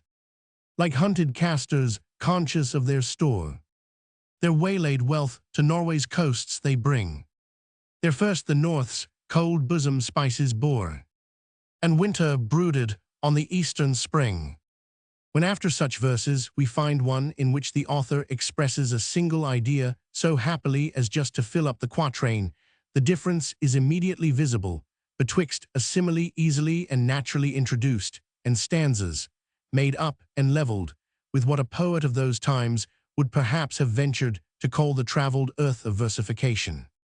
And now 4 days the sun had seen our woes. 4 nights the moon beheld the incessant fire. It seemed as if the stars more sickly rose, and farther from the feverish north retire. Of all these difficulties, our author seems to have been aware from his preliminary epistle to Sir Robert Howard, and it was probably the experimental conviction that they were occasionally invincible which induced him thenceforward to desert the quatrain, although he has decided that stanza to be more noble and of greater dignity, both for the sound and number, than any other verse in use among us. The turn of composition, as well as the structure of the verse, is adopted from Gondibert, but Dryden, more completely master of the English language, and a writer of much more lively imagination and expression, has in general greatly exceeded his master in conceiving and bringing out the far-fetched ideas and images with which each has graced his poem. The Avenant is often harsh and turgid, and the construction of his sentences extremely involved. Dryden has his obscure and even unintelligible passages, but they arise from the extravagance of the idea, not from the want of power to express it. For example, D. Avenant says, "Near her seems crucified that lucky thief, in heaven's dark lottery prosperous more than wise, who groped at last by chance for heaven's relief, and throngs undoes with hopes by one drawn prize." We here perfectly understand the author's meaning through his lumbering and unpoetical expression, but in the following stanza Dryden is unintelligible because he had conceived an idea approaching to nonsense, while the words themselves are both poetical and expressive. "Then we upon our globe's last verge shall go, and view the ocean leaning on the sky. From thence our rolling neighbours we shall know, and on the lunar world securely pry." In short, Dryden never fails in the power of elegant expression till he ventures upon something which it is impossible to express. The love of conceit and point, that inveterate though decaying disease of the literature of the time, has not failed to infect the Annus Mirabilis. That monstrous verse, in which the extinction of the fire is described, cannot be too often quoted both to expose the meanness of the image and the confusion of the metaphor for it, will be noticed that the extinguisher so unhappily conceived is not even employed in its own mean office. The flames of London are first a tallow candle, and secondly hawks, which while pouncing on their quarry are hooded with an extinguisher. An hollow crystal pyramid he takes, in firmamental waters dipped above.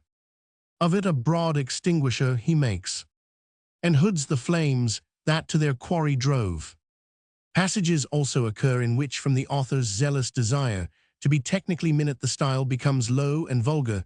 There is no doubt that as Dryden has observed, the proper terms of art may be not only justly, but with the highest advantage employed in poetry, but such technical phrases require to be selected with great judgment.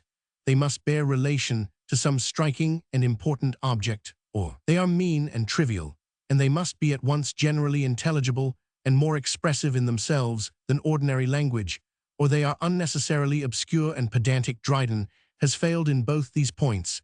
In his account of the repairs of the Fleet, stanza 148 in particular combines the faults of meanness and unnecessary obscurity from the affected use of the dialect of the dockyard. Some the gold ropes with dauby marline bind, or cerecloth masts with strong tarpauling coats. To try new shrouds one mounts into the wind, and one below their ease or stiffness notes. Other examples might be produced of the faults of this remarkable poem, but it is time to say that they are much overbalanced by its beauties. If Dryden is sometimes obscure from the extravagance of his imagination or the far-fetched labor of his similes, and if his desire to use appropriate language has occasionally led him into low and affected minuteness, this poem exhibits a far greater number of instances of happy and judicious illustration, beautiful description, and sublime morality. The comparison of the secret rise of the fire of London to the obscure birth of an usurper is doubly striking when we consider how closely the passage may be understood to bear reference to the recent domination of the Protector. I will not load these preliminary observations by inserting the whole of the striking passage on the different manner in which the night after the battle of the 1st of June was passed on board the English and Dutch fleets, but certainly the 71st stanza will not lose by being 100 times quoted. In dreams they fearful precipices tread, or shipwrecked labor to some distant shore, or in dark churches walk among the dead. They wake with horror and dare sleep no more. The verses in which Prince Rupert and his enemy are compared to a greyhound and hare, after a course so desperate as totally to exhaust both, have been always considered as exquisitely beautiful. The description of the loyal London partakes of the 87 beauties and faults which are dispersed through the poem. Nothing can be more majestic than her description, firing the air with her sanguine streamers and riding upon her shadow in floating gold. We lament that the weaver should have been so fascinated with his labors as to commence seaman, and still more, that after describing her roomy decks and depth of draught, she should furnish no grander simile than that of a sea-wasp floating on the waves. More unqualified approbation may be justly afforded to the whole description of the Dutch homeward-bound fleet, captured in sight of their desired haven, and the fine moral lessons which the poet takes the opportunity to inculcate from so unexpected an incident. The 34th stanza has a tenderness and simplicity which every lover of true poetry must admire. This careful husband had been long away, whom his chaste wife and little children mourn, who on their fingers learned to tell the day on which their father promised to return. I will only point out to attention the beautiful and happily expressed simile of the eagle in stanzas 107 and 108, and then in imitation of honest John Bunyan. No more detain the readers in the porch, or keep them from the daylight with a torch. The title of Annus Mirabilis did not, according to Mr. Malone, originate with Dryden, a prose tract so entitled being published in 166,287. Neither was he the last that used it, for the learned editor of Predictions and Observations collected from Mr. J. Partridge's Almanacs for 1687 and 1688, has so entitled his astrological lucubrations. The Annus Mirabilis was first printed in octavo in 1667, the year succeeding that which was the subject of the poem. The quarto edition of 1688, which seems very correct, has been employed in correcting that of Derrick in a few trifling instances. To the metropolis of Great Britain, the most renowned and late flourishing city of London, in its representatives, the Lord Mayor and Court of Aldermen, the Sheriffs and Common Council of it. As perhaps I am the first who ever presented a work of this nature to the metropolis of any nation, so it is likewise consonant to justice that he who was to give the first example of such a dedication should begin it with that city, which has set a pattern to all others of true loyalty, invincible courage, and unshaken constancy. Other cities have been praised for the same virtues, but I am much deceived if any have so dearly purchased their reputation. Their fame has been won them by cheaper trials than an expensive though necessary war, a consuming pestilence, and a more consuming fire, to submit yourselves with that humility to the judgments of heaven, and at the same time to raise yourselves with that vigor above all human enemies, to be combated at once from above, and from below to be struck down, and to triumph. I know not whether such trials have been ever paralleled in any nation. The resolution and successes of them never had prince or people more mutual reason to love each other. If suffering for each other can endear affection, you have come together, a pair of matchless lovers, through many difficulties. He through a long exile, various traverses of fortune, and the interposition of many rivals who violently ravished and withheld you from him, and certainly you have had your share in sufferings. But Providence has cast upon you want of trade, that you might appear bountiful to your country's necessities, and the rest of your afflictions are not more the effects of God's displeasure, frequent examples of them having been in the reign of the most excellent princes, than occasions for the manifesting of your Christian and civil virtues to you. Therefore this year of wonders is justly dedicated, because you have made it so. You who are to stand a wonder to all years and ages, and who have built yourselves an immortal monument on your own ruins, you are now a phnix in her ashes, and as far as humanity can approach, a great emblem of the suffering deity.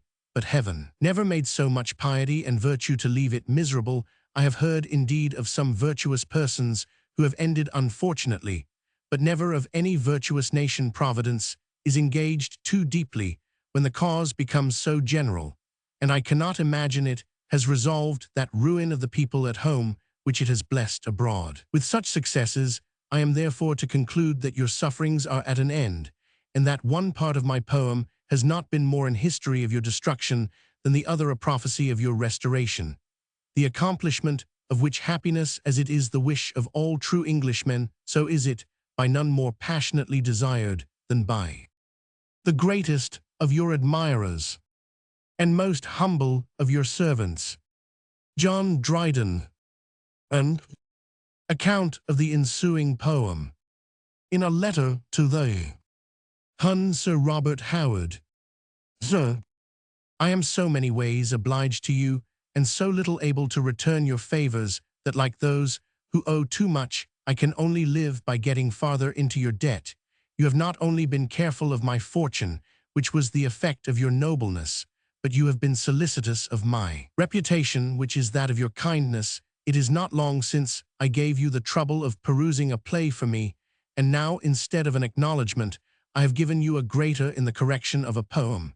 But since you are to bear this persecution, I will at least give you the encouragement of a martyr. You could never suffer in a nobler cause, for I have chosen the most heroic subject which any poet could desire.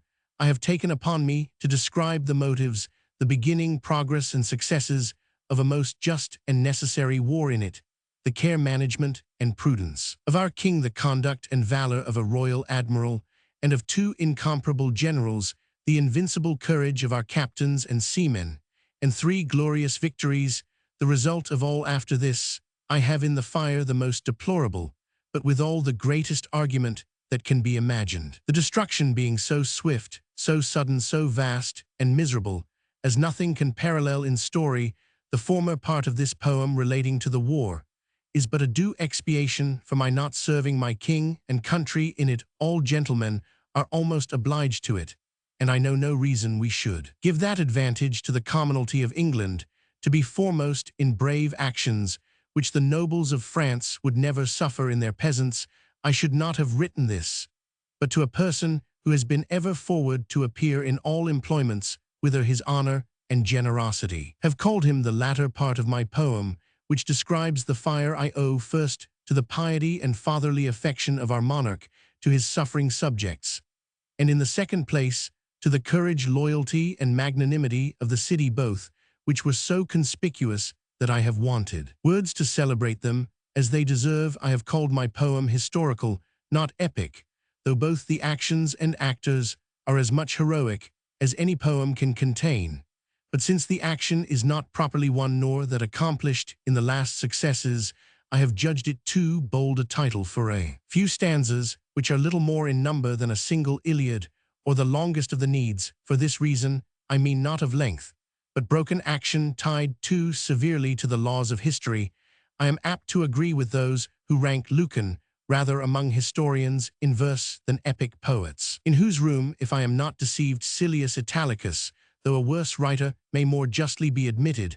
I have chosen to write my poem in quatrains or stanzas of 4 in alternate rhyme, because I have ever judged them more noble and of greater dignity, both for the sound and number, than any other verse in use amongst us, in which I am sure I have your approbation.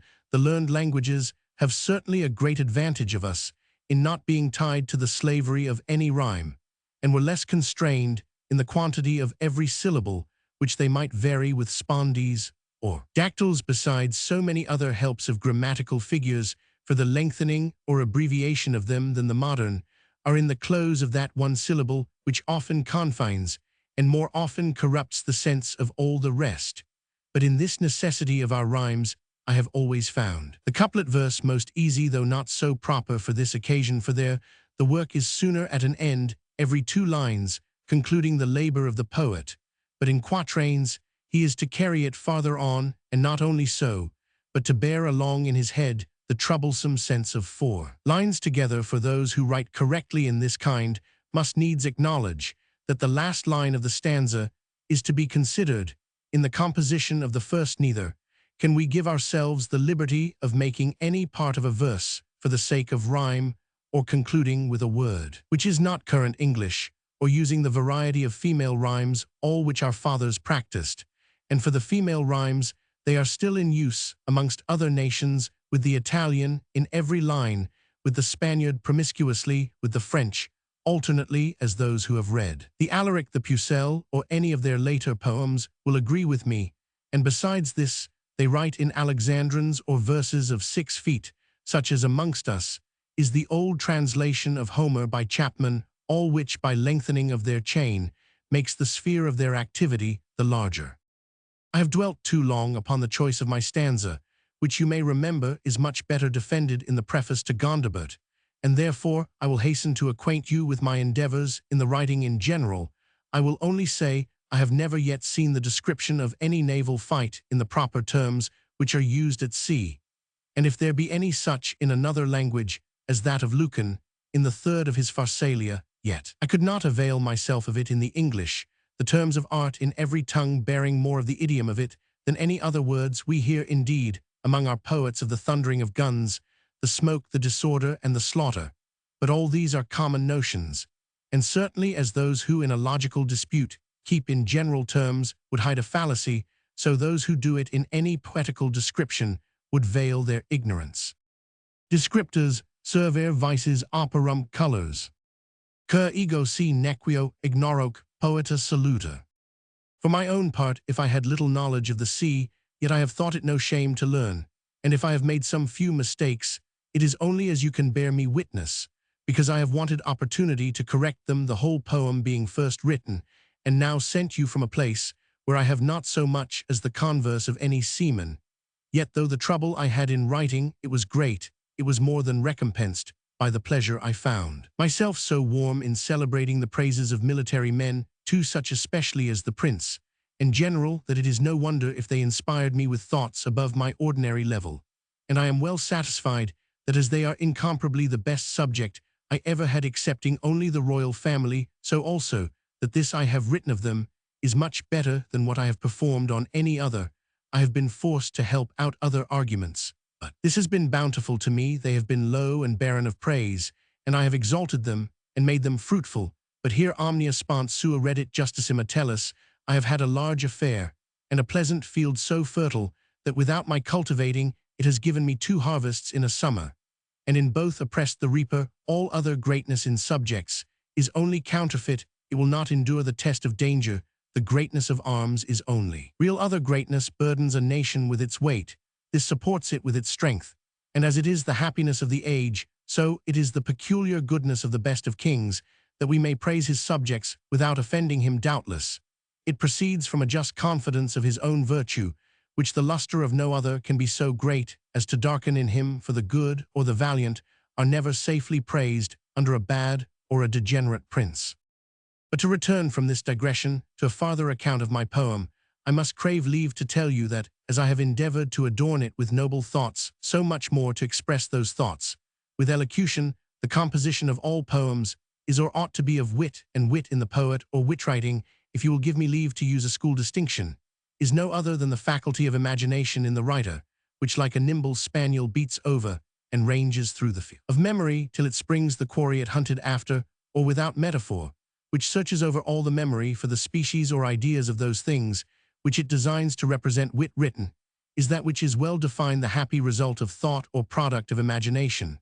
But to proceed from wit in the general notion of it to the proper wit of an heroic or historical poem, I judge it chiefly to consist in the delightful imagining of persons, actions, passions, or things. It is not the jerk or sting of an epigram, nor the seeming contradiction of a poor antithesis, the delight of an ill-judging audience in a play of rhyme, nor the jingle of a more poor paronomasia. Neither is it so much the morality of a grave sentence affected by Lucan, but more sparingly used by Virgil.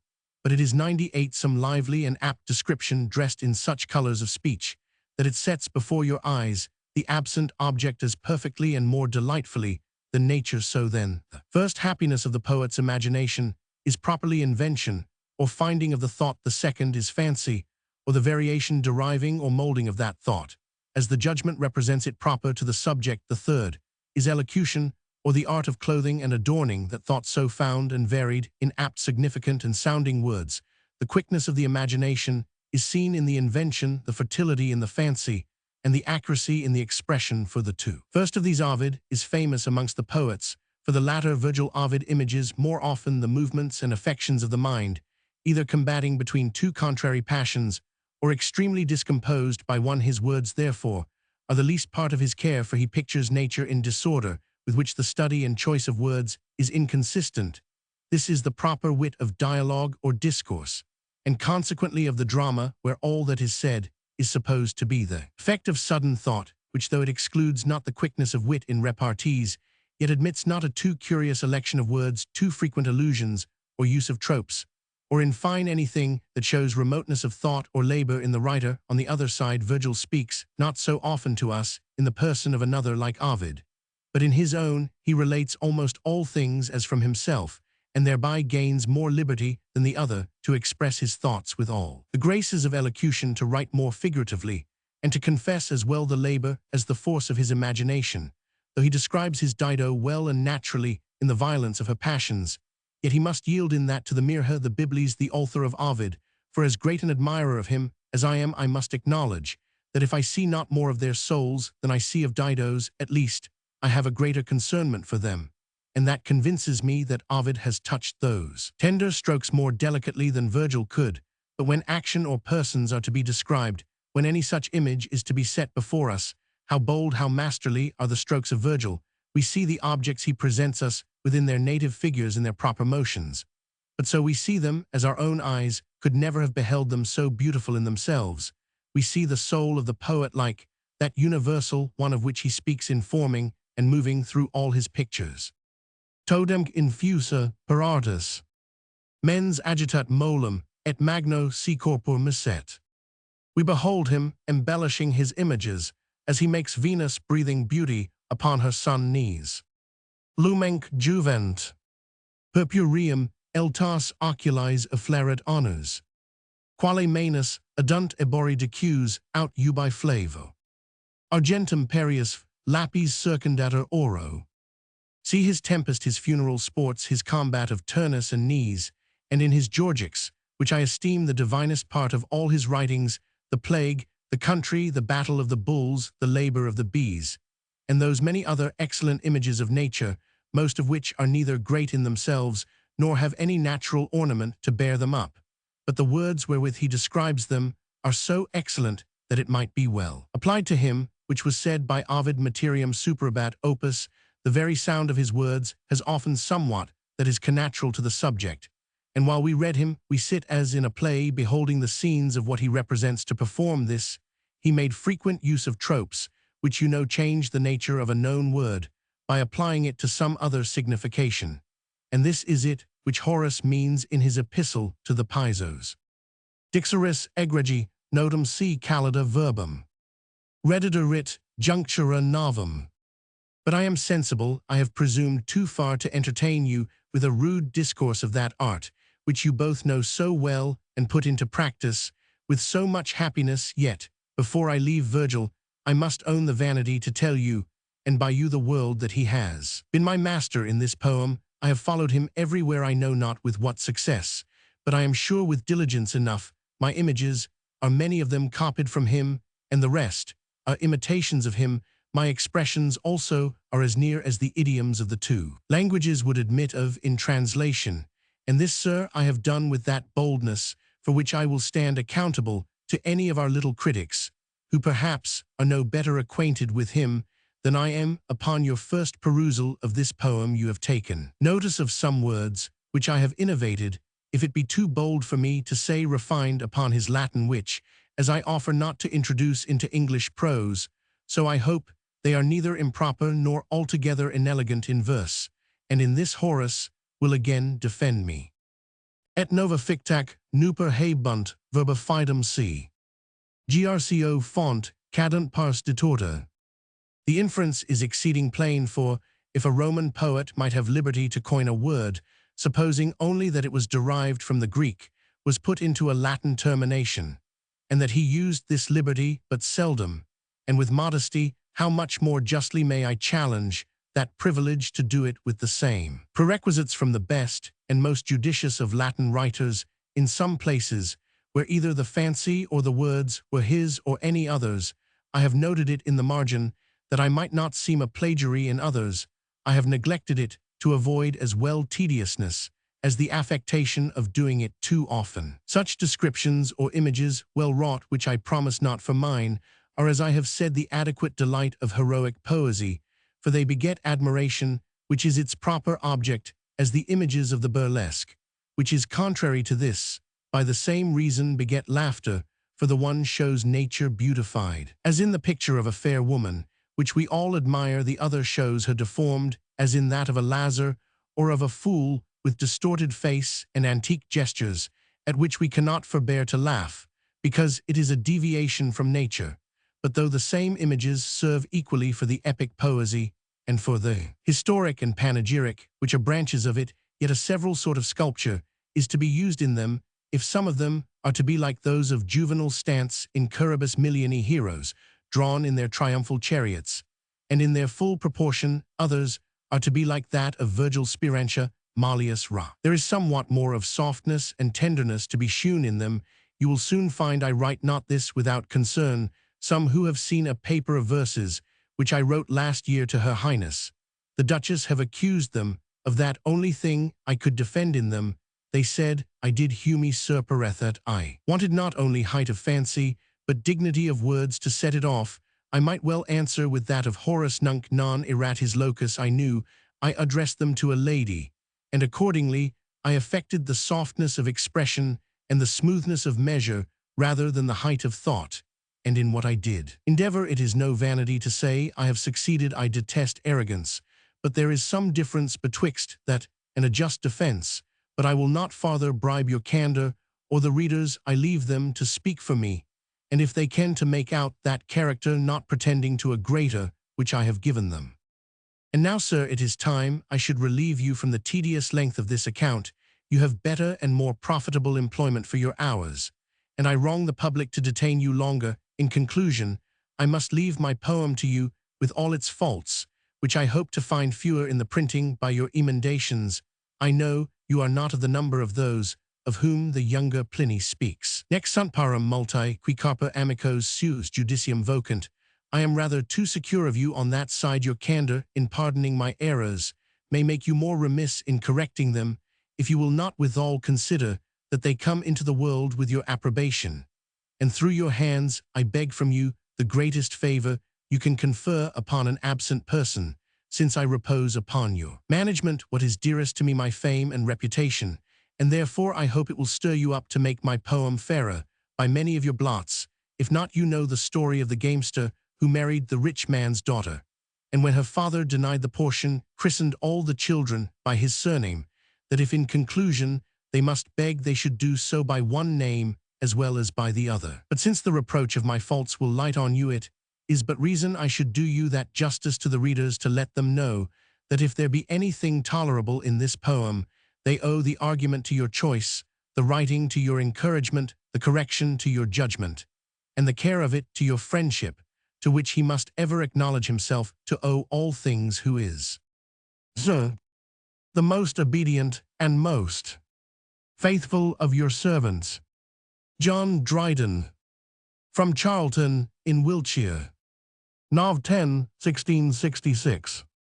Annus Mirabilis, the year of wonders.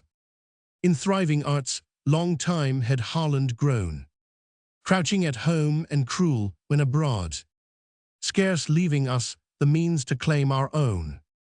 Our king they courted, and our merchants awed. Trade which like blood should circularly flow, stopped in their channels, found its freedom lost. Thither the wealth of all the world did go, and seemed but shipwrecked on so base a coast. For them alone the heavens had kindly heat, in eastern quarries ripening precious dew. For them the Idumen balm did sweat, and in hot Ceylon spicy forests grew. The sun but seemed the laborer of the year. Each waxing moon supplied her watery store, to swell those tides which from the line did bear their brimful vessels to the Belgian shore.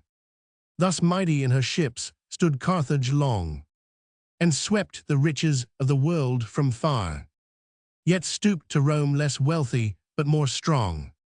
And this may prove our second Punic War. What peace can be where both to one pretend? But they more diligent, and we more strong. Or if a peace it soon must have an end, for they would grow too powerful were it long. Behold, two nations then engaged so far, that each 7 years the fit must shake each land, where France will side to weaken us by war, who only can his vast designs withstand. See how he feeds the Iberian with delays, to render us his timely friendship vain. And while his secret soul on Flanders preys, he rocks the cradle of the babe of Spain. Such deep designs of empire does he lay o'er them whose cause he seems to take in hand, and prudently would make them lords at sea, to whom with ease he can give laws by land. This saw our king, and long within his breast his pensive counsels balanced to and fro. He grieved the land he freed should be oppressed, and he less for it than usurpers do. His generous mind the fair ideas drew of fame and honor which in dangers lay, where wealth like fruit on precipices grew, not to be gathered but by birds of prey. The loss and gain each fatally were great, and still his subjects called aloud for war. But peaceful kings o'er martial people set each other's poise and counterbalance are. He first surveyed the charge with careful eyes, which none but mighty monarchs could maintain, yet judged like vapors that from limbecks rise, it would in richer showers descend again. At length resolved to assert the watery bowl, He in himself did whole armadas bring. Him aged seamen might their master call, and choose for general were he not their king. It seems as every ship their sovereign knows. His awful summons they so soon obey. So hear the scaly herd when Proteus blows, and so to pasture follow through the sea. To see this fleet upon the ocean move, angels drew wide the curtains of the skies, and heaven as if there wanted lights above. For tapers made two glaring comets rise, whether they unctuous exhalations are, fired by the sun or seeming so alone, or each some more remote and slippery star, which loses footing when to mortals shewn, or one that bright companion of the sun, whose glorious aspect sealed our newborn king. And now a round of greater years begun, new influence from his walks of light did bring. Victorious York did first with famed success to his known valor make the Dutch give place. Thus heaven our monarch's fortune did confess, beginning conquest from his royal race. But since it was decreed, auspicious king, in Britain's right that thou shouldst wed the main, heaven as a gauge would cast some precious thing, and therefore doomed that Lawson should be slain. Lawson amongst the foremost met his fate, whom sea-green sirens from the rocks lament. Thus as an offering for the Grecian state, he first was killed who first to battle went. Their chief blown up in air, not waves expired, to which his pride presumed to give the law. The Dutch confessed heaven present and retired, and all was Britain the wide ocean saw. To nearest ports their shattered ships repair, whereby our dreadful cannon they lay awed. So reverently men quit the open air, where thunder speaks the angry gods abroad, and now approached their fleet from India fraught with all the riches of the rising sun, and precious sand from southern climates brought, the fatal regions where the war begun. Like hunted casters conscious of their store, their waylaid wealth to Norway's coast they bring. There first the north's cold bosom spices bore, and winter brooded on the eastern spring. By the rich scent we found our perfumed prey, which flanked with rocks did close in covert lie, and round about their murdering cannon lay, at once to threaten and invite the eye. Fiercer than cannon and than rocks more hard, the English undertake the unequal war. 7 ships alone, by which the port is barred, besiege the Indies and all Denmark dare.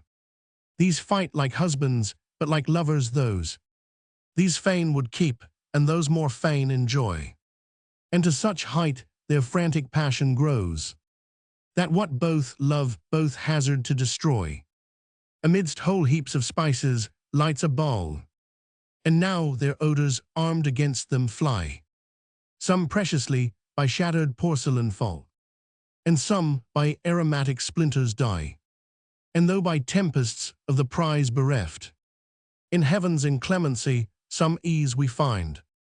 Our foes we vanquished by our valor left, and only yielded to the seas and wind. Nor wholly lost we so deserved a prey, for storms repenting part of it restored, which as a tribute from the Baltic Sea, the British Ocean sent her mighty lord. Go mortals now, and vex yourselves in vain, for wealth which so uncertainly must come, when what was brought so far, and with such pain, was only kept to lose it nearer home. The son who twice 3 months on th ocean tossed, prepared to tell what he had passed before, now sees in English ships the Holland coast, and parents' arms in vain stretched from the shore. This careful husband had been long away, whom his chaste wife and little children mourn, who on their fingers learned to tell the day on which their father promised to return. Such are the proud designs of humankind, and so we suffer shipwreck everywhere. Alas, what port can such a pilot find, who in the night of fate must blindly steer the undistinguished seeds of good and ill? Heaven in his bosom from our knowledge hides, and draws them in contempt of human skill, which oft for friends mistaken foes provides. Let Munster's prelate ever be accursed, in whom we seek the German faith in vain. Alas, that he should teach the English first, that fraud and avarice in the church could reign.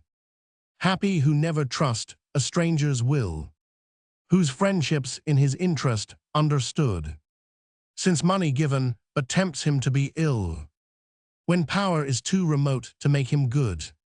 Till now alone the mighty nations strove, the rest at gaze without the lists did stand, and threatening France placed like a painted Jove, kept idle thunder in his lifted hand, that eunuch guardian of rich Holland's trade, who envies us what he wants power to enjoy, whose noiseful valor does no foe invade, and weak assistance will his friends destroy.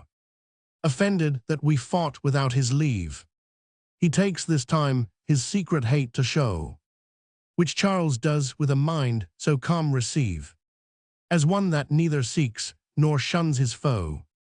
With France to aid the Dutch, the Danes unite, France as their tyrant, Denmark as their slave. But when with one 3 nations join to fight, they silently confess that one more brave Louis had chased the English from his shore, but Charles the French as subjects does invite. Would heaven for each some Solomon restore, who by their mercy may decide their right, were subjects so, but only by their choice, and not from birth did forced dominion take. Our prince alone would have the public voice, and all his neighbors' realms would deserts make. He without fear a dangerous war pursues, which without rashness he began before. As honor made him first the danger choose, so still he makes it good on virtue's score. The doubled charge his subjects love supplies, who in that bounty to themselves are kind. So glad Egyptians see their Nilus rise, and in his plenty their abundance find. With equal power he does 2 chiefs create, 2 such as each seemed worthiest when alone, each able to sustain a nation's fate, since both had found a greater in their own. Both great in courage, conduct, and in fame, yet neither envious of the other's praise. Their duty, faith, and interest too the same. Like mighty partners, equally they raise. The prince long time had courted fortune's love, but once possessed did absolutely reign. Thus with their Amazons the heroes strove, and conquered first those beauties they would gain. The Duke beheld like Scipio with disdain that Carthage which he ruined rise once more, and shook aloft the fasces of the main, to fright those slaves with what they felt before. Together to the watery camp they haste, whom matrons passing to their children show. Infants' first vows for them to heaven are cast, and future people bless them as they go. With them no riotous pomp nor Asian train, to infect a navy with their gaudy fears, to make slow fights and victories but vain. But war severely like itself appears, diffusive of themselves where'er they pass. They make that warmth in others they expect. Their valor works like bodies on a glass, and does its image on their main project. Our fleet divides, and straight the Dutch appear, in number and a famed commander bold. The narrow seas can scarce their navy bear, or crowded vessels can their soldiers hold. The Duke less numerous, but in courage more, on wings of all the winds to combat flies. His murdering guns a loud defiance roar, and bloody crosses on his flagstaffs rise. Both furl their sails and strip them for the fight. Their folded sheets dismiss the useless air. The Aleian plains could boast no nobler sight, when struggling champions did their bodies bare, borne each by other in a distant line. The sea-built forts in dreadful order move, so vast the noise as if not fleets did join, but lands unfixed and floating nations strove. Now past on either side they nimbly tack, both strive to intercept and guide the wind, and in its eye more closely they come back, to finish all the deaths they left behind. On high-raised decks the haughty Belgians ride, beneath whose shade our humble frigates go. Such port the elephant bears, and so defied by the rhinoceros her unequal foe. And as the built so different is the fight, their mounting shot is on our sails designed. Deep in their hulls our deadly bullets light, and through the yielding planks a passage find.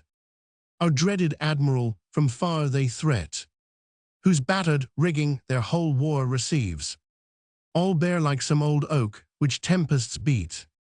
He stands and sees below his scattered leaves heroes of old when wounded shelter sought, but he who meets all danger with disdain, even in their face his ship to anchor brought, and steeply high stood propped upon the main.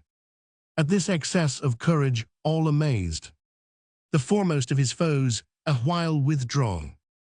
With such respect in entered Rome they gazed, who on high chairs the godlike fathers saw. And now as where Patroclus' body lay, here Trojan chiefs advanced, and there the Greek. Ours o'er the Duke their pious wings display, and theirs the noblest spoils of Britain seek. Meantime his busy mariners he hastes, his shattered sails with rigging to restore, and willing pines ascend his broken masts, whose lofty heads rise higher than before. Straight to the Dutch he turns his dreadful prow, more fierce the important quarrel to decide.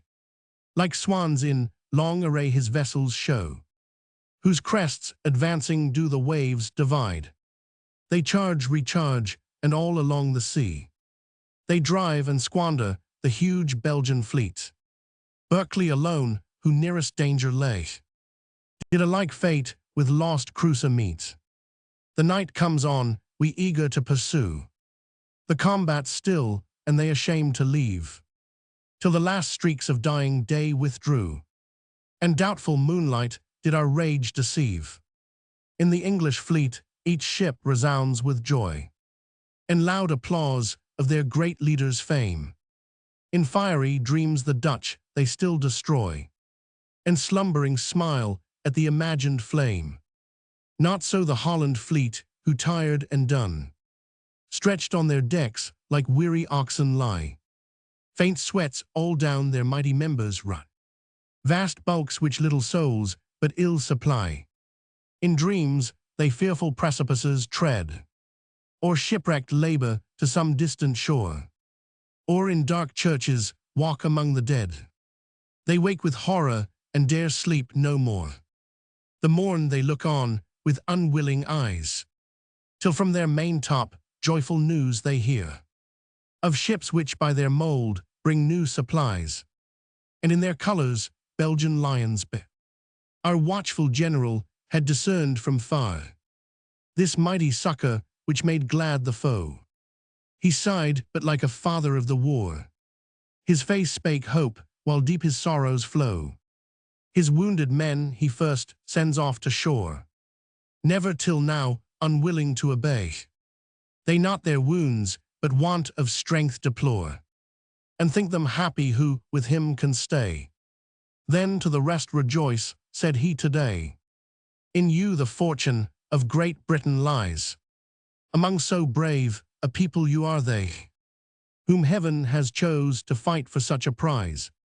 If number English courages could quell, we should at first have shunned, not met our foes, whose numerous sails the fearful only tell. Courage from hearts and not from numbers grows, he said, nor needed more to say with haste. To their known stations cheerfully they go, and all at once disdaining to be last. solicit every gale to meet the foe. Nor did the encouraged Belgians long delay. But bold in others, not themselves they stood. So thick our navy scarce could steer their way, but seemed to wander in a moving wood. Our little fleet was now engaged so far, that like the swordfish in the whale they fought. The combat only seemed a civil war, till through their bowels we our passage wrought. Never had valor, no not ours before, done aught like this upon the land or main, where not to be o'ercome was to do more than all the conquests former kings did gain. The mighty ghosts of our great Harrys rose, and armed Edwards looked with anxious eyes to see this fleet among unequal foes, by which fate promised them their Charles should rise. Meantime the Belgians tack upon our rear, and raking chase guns through our sterns they send. Close by their fireships like jackals appear, who on their lions for the prey attend. Silent in smoke of cannon they come on.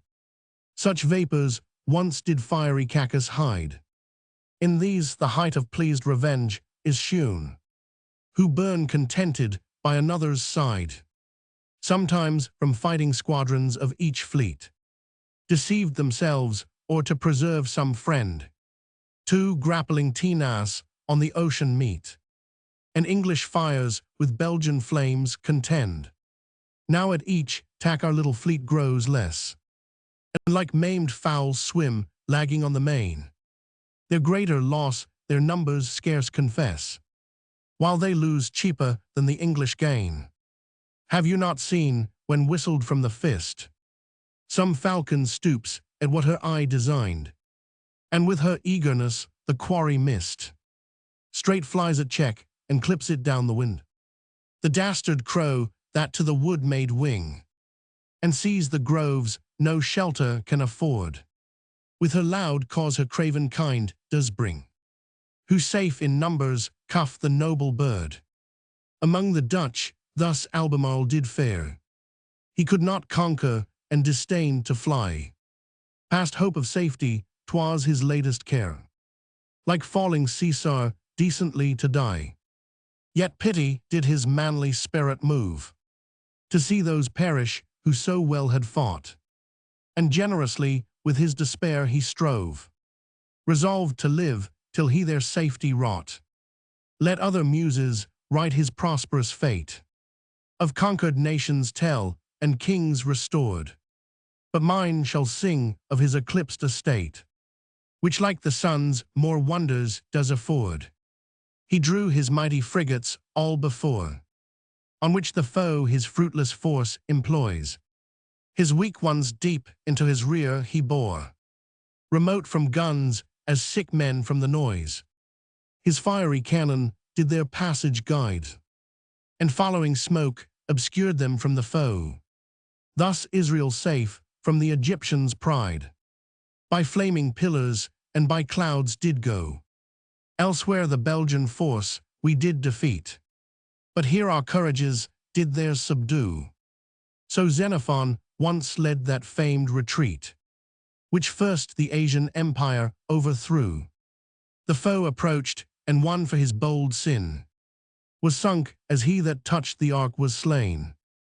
The wild waves mastered him and sucked him in, and smiling eddies dimpled on the main.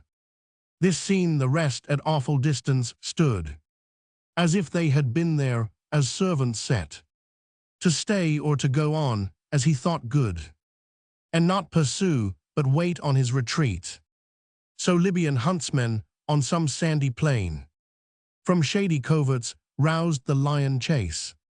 The kingly beast roars out with loud disdain, and slowly moves unknowing to give place. But if some one approach to dare his force, he swings his tail and swiftly turns him round. With one paw seizes on his trembling horse, and with the other tears him to the ground. Amidst these toils succeeds the balmy night. Now hissing waters the quenched guns restore, and weary waves withdrawing from the fight lie lulled and panting on the silent shore. The moon shone clear on the becalmed flood, where while her beams like glittering silver play. Upon the deck our careful general stood, and deeply mused on the succeeding day. That happy sun said he will rise again, who twice victorious did our navy see, and I alone must view him rise in vain, without one ray of all his star for me. Yet like an English general will I die, and all the ocean make my spacious grave. Women and cowards on the land may lie, the sea's a tomb that's proper for the brave. Restless he passed the remnant of the night, till the fresh air proclaimed the morning nigh, and burning ships the martyrs of the fight, with paler fires beheld the eastern sky. But now his stores of ammunition spent, his naked valor is his only guard. Rare thunders are from his dumb cannon sent, and solitary guns are scarcely heard. Thus far had fortune power here forced to stay. No longer durst with fortune be at strife. This as a ransom Albemarle did pay, for all the glories of so great a life. For now brave Rupert from afar appears, whose waving streamers the glad general knows. With full spread sails his eager navy steers, and every ship in swift proportion grows. The anxious prince had heard the cannon long, and from that length of time dire omens drew, of English overmatched and Dutch too strong, who never fought 3 days but to pursue. Then as an eagle who with pious care was beating widely on the wing for prey, to her now silent eyrie does repair, and finds her callow infants forced away. Stung with her love, she stoops upon the plain, the broken air loud whistling as she flies. She stops and listens and shoots forth again, and guides her pinions by her young one's cries. With such kind passion hastes the prince to fight, and spreads his flying canvas to the sound. Him whom no danger were he there could fright, now absent every little noise can wound. As in a drought the thirsty creatures cry, and gape upon the gathered clouds for rain. And first the martlet meets it in the sky, and with wet wings joys all the feathered train. With such glad hearts did our despairing men salute the appearance of the prince's fleet, and each ambitiously would claim the ken that with first eyes did distant safety meet. The Dutch who came like greedy hinds before, to reap the harvest their ripe ears did yield, now look like those when rolling thunders roar, and sheets of lightning blast the standing field. Full in the prince's passage hills of sand, and dangerous flats in secret ambush lay, where the false tides skim o'er the covered land, and seamen with dissembled depths betray the wily Dutch who like fallen angels feared. This new Messiah's coming there did wait, and round the verge their braving vessels steered, to tempt his courage with so fair a bait. But he unmoved contemns their idle threat, secure of fame whene'er he pleased to fight. His cold experience tempers all his heat, and inbred worth doth boasting valor slight. Heroic virtue did his actions guide, and he the substance, not the appearance chose. To rescue one such friend he took more pride, than to destroy whole thousands of such foes. But when approached, in strict embraces bound, Rupert and Albemarle together grow. He joys to have his friend in safety found, which he to none but to that friend would owe. The cheerful soldiers with new stores supplied, now long to execute their spleenful will, and in revenge for those 3 days they tried, wish one like Joshua's when the sun stood still. Thus reinforced against the adverse fleet, still doubling hours, brave Rupert leads the way. With the first blushes of the morn they meet, and bring night back upon the newborn day. His presence soon blows up the kindling fight, and his loud guns speak thick like angry men. It seemed as slaughter had been breathed all night, and death pointed his dull dart agent. The Dutch too well his mighty conduct knew, and matchless courage since the former fight, whose navy like a stiff-stretched cord did show, till he bore in and bent them into flight. The wind he shares while half their fleet offends, his open side and high above him shows. Upon the rest at pleasure he descends, and doubly harmed he double harms bestows. Behind the general mends his weary pace, and sullenly to his revenge he sails. So glides some trodden serpent on the grass, and long behind his wounded volume trails. The increasing sound is borne to either shore, and for their stakes the throwing nations fear. Their passions double with the cannon's roar, and with warm wishes each man combats there, plied thick and close as when the fight begun.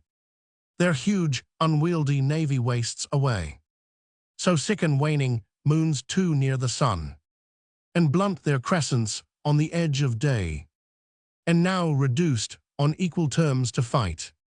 Their ships like wasted patrimonies show, where the thin scattering trees admit the light, and shun each other's shadows as they grow.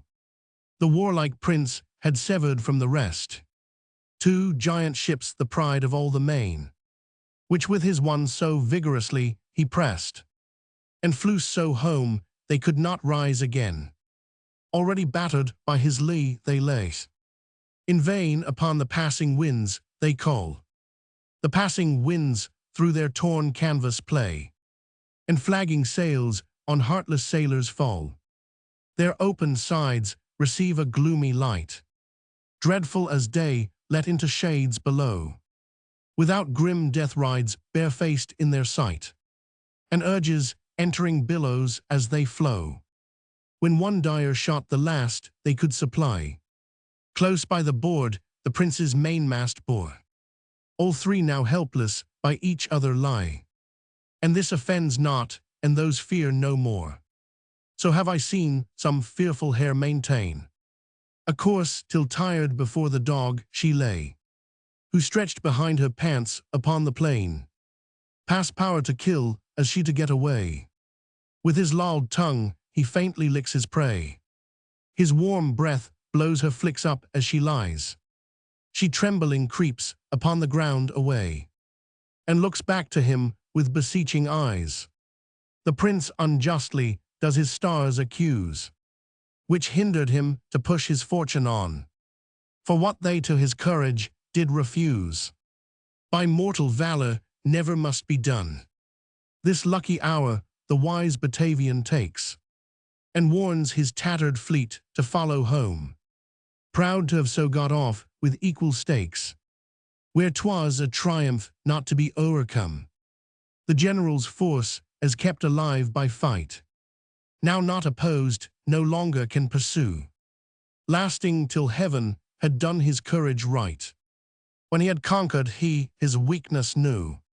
He casts a frown on the departing foe, and sighs to see him quit the watery field. His stern fixed eyes no satisfaction show, for all the glories which the fight did yield, though as when fiends did miracles avow. He stands confessed e'en by the boastful Dutch.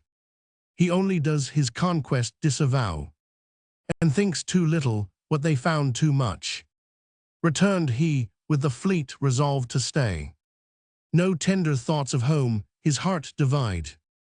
Domestic joys and cares he puts away, for realms are households which the great must guide, as those who unripe veins in mines explore. On the rich bed again the warm turf lay, till time digests the yet imperfect ore, and know it will be gold another day. So looks our monarch on this early fight. THSA and rudiments of great success, which all maturing time must bring to light, while he like heaven does each day's labor bless. Heaven ended not the first or second day, yet each was perfect to the work designed. God and kings work when they their work survey. A passive aptness in all subjects find. In burdened vessels, first with speedy care, his plenteous stores do seasoned timber send.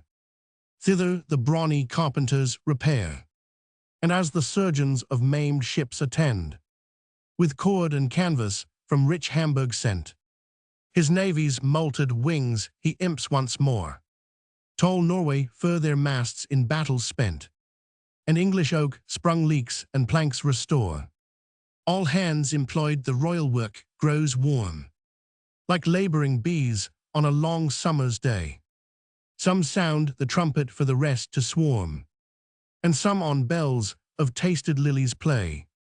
With gluey wax some new foundations lay, of virgin combs which from the roof are hung. Some armed within doors upon duty stay, or tend the sick or educate the young. So here some pick out bullets from the sides, some drive old oakum through each seam and rift. Their left hand does the caulking iron guide, the rattling mallet with the right they lift. With boiling pitch another near at hand, from friendly Sweden brought the seams in stops, which well paid o'er the salt sea waves withstand, and shakes them from the rising beak in drops. Some the gold ropes with dauby marline bind, or cerecloth masts with strong tarpauling coats. To try new shrouds one mounts into the wind, and one below their ease or stiffness notes. Our careful monarch stands in person by, his new-cast cannon's firmness to explore. The strength of big-corned powder loves to try, and ball and cartridge sorts for every bore. Each day brings fresh supplies of arms and men, and ships which all last winter were abroad, and such as fitted since the fight had been, or new from stocks were fallen into the road. The goodly London in her gallant trim, the P.H. Nick's daughter of the vanished old, like a rich bride does to the ocean swim, and on her shadow rides in floating gold, her flag aloft spread ruffling to the wind, and sanguine streamers seem the flood to fire. The weaver, charmed with what his loom designed, goes on to sea and knows not to retire. With roomy decks her guns of mighty strength, whose low-laid mouths each mounting billow laves. Deep in her draught and warlike in her lengths, she seems a sea-wasp flying on the waves. This martial present piously designed, the loyal city give their beloved king, and with a bounty ample as the wind, built, fitted, and maintained to aid him bring. By viewing nature's handmade art, makes mighty things from small beginnings grow. Thus fishes first to shipping did impart, their tail the rudder and their head the prow. Some log perhaps upon the waters swam, and useless drift which rudely cut within, and hollowed first a floating trough became, and cross some rivulet passage did begin. In shipping such as this the Irish kern, and untaught Indian on the stream did glide, ere sharp-keeled boats to stem the flood did learn, or fin-like oars did spread from either side. Add but a sail, and Saturn so appeared, when from lost empire he to exile went, and with the golden age to Tiber steered, where coin and commerce first he did invent. Rude as their ships was navigation then, no useful compass or meridian known. Coasting they kept the land within their ken, and knew no north but when the pole star shone. Of all who since have used the open sea, than the bold English none more fame have won. Beyond the year and out of heaven's highway, they make discoveries where they see no sun. But what so long in vain and yet unknown, by poor mankind's benighted wit is sought, shall in this age to Britain first be shewn, and hence be to admiring nations taught. the ebbs of tides and their mysterious flow, we as art's elements shall understand, and as by line upon the ocean go, whose paths shall be familiar as the land. Instructed ships shall sail to quick commerce, by which remotest regions are allied, which makes one city of the universe, where some may gain and all may be supplied. Then we upon our globe's last verge shall go, and view the ocean leaning on the sky. From thence our rolling neighbors we shall know, and on the lunar world securely pry. This I foretell from your auspicious care, who great in search of God and nature grow, who best your wise creator's praise declare, since best to praise his works is best to know. O truly royal, who behold the loss and rule of beings in your Maker's mind, and thence like limbecks rich ideas draw, to fit the levelled use of humankind. But first the toils of war we must endure, and from the injurious Dutch redeem the seas. War makes the valiant of his right secure, and gives up fraud to be chastised with ease. Already were the Belgians on our coast, whose fleet more mighty every day became, by late success which they did falsely boast, and now by first appearing seem to claim, designing subtile diligent and close. They knew to manage war with wise delay, yet all those arts their vanity did cross, and by their pride their prudence did betray. Nor stayed the English long, but well supplied, appear as numerous as the insulting foe. The combat now by courage must be tried, and the success the braver nation show. There was the Plymouth squadron now come in, which in the Straits last winter was abroad, which twice on Biscay's working bay had been, and on the Midland Sea the French had awed. Old expert Allen Loyal all along, famed for his action on the Smyrna fleet, and Holmes, whose name shall live in epic song, while music numbers or while verse has feet.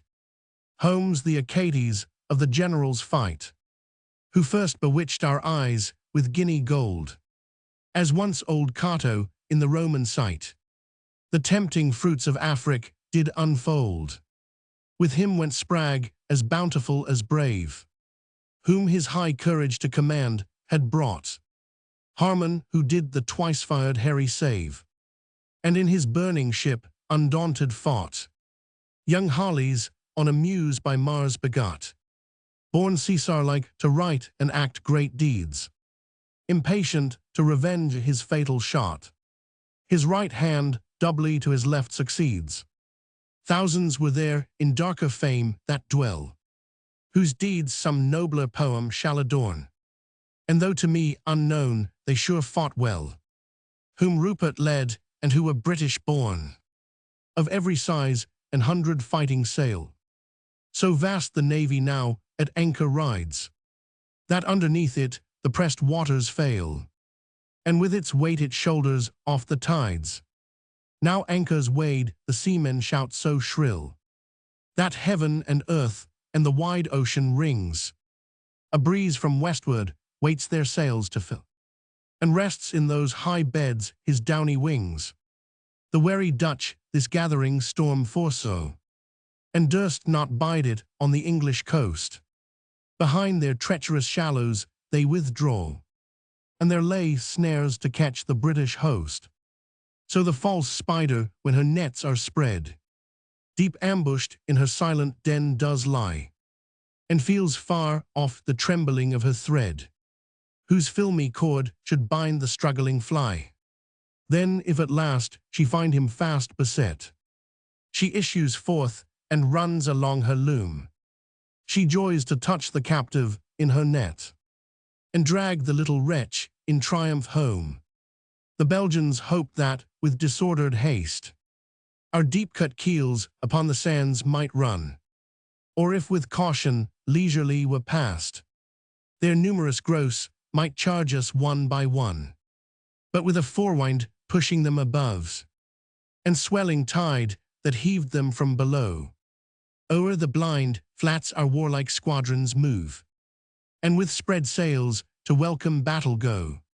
It seemed as there the British Neptune stood, with all his hosts of waters at command, beneath them to submit the officious flood, and with his trident shoved them off the sand. To the pale foes they suddenly drawn, and summon them to unexpected fight. They start like murderers when ghosts appear, and draw their curtains in the dead of night. Now van to van the foremost squadrons meet, the midmost battles hastening up behind, who view far off the storm of falling sleet, and hear their thunder rattling in the wind. At length the adverse admirals appear, the two bold champions of each country's right. Their eyes describe the lists as they come near, and draw the lines of death before they fight. The distance judged for shot of every size. The linstock's touch the ponderous bowl expires. The vigorous seaman every porthole plies, and adds his heart to every gun he fires. Fierce was the fight on the proud Belgians' side, for honor which they seldom sought before. But now they by their own vain boasts were tied, and forced at least in show to prize it more. But sharp remembrance on the English part, and shame of being matched by such a foe, rouse conscious virtue up in every heart, and seeming to be stronger makes them so. Nor long the Belgians could that fleet sustain, which did two generals' fates and Caesar's bear. Each several ship a victory did gain, as Rupert or as Albemarle were there. Their battered admiral too soon withdrew, unthanked by ours for his unfinished fight. But he the minds of his Dutch masters knew, who called that providence which we called flight. Never did men more joyfully obey, or sooner understood the sign to fly. With such alacrity they bore away, as if to praise them all the states stood by. O famous leader of the Belgian fleet, thy monument inscribed such praise shall wear, as Varro timely flying once did meet, because he did not of his Rome despair. Behold that navy which a while before provoked the tardy English close to fight, now draw their beaten vessels close to shore, as larks lie dared to shun the hobby's flight. Woe would English monuments survey, in other records may our courage know, but let them hide the story of this day, whose fame was blemished by too base a foe. Or if too busily they will inquire into a victory which we disdain, then let them know the Belgians did retire before the patron saint of injured Spain, repenting England this revengeful day, to Philip's manes did an offering bring. England which first, by leading them astray, hatched up rebellion to destroy her king. Our fathers bent their baneful industry to check a monarchy that slowly grew. But did not France or Holland's fate foresee, whose rising power to swift dominion flew? In fortune's empire blindly thus we go, and wander after pathless destiny, whose dark resorts since prudence cannot know.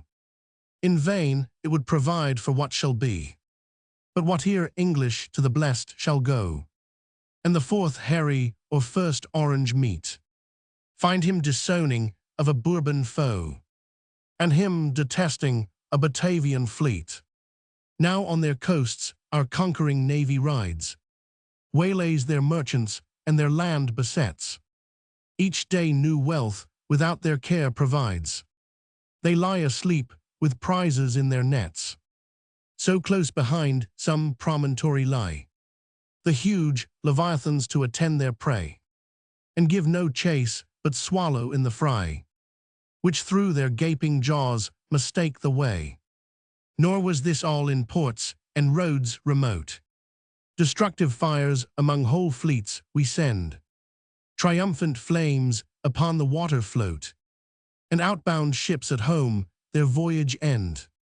Those various squadrons variously designed, each vessel freighted with a several load, each squadron waiting for a several wind.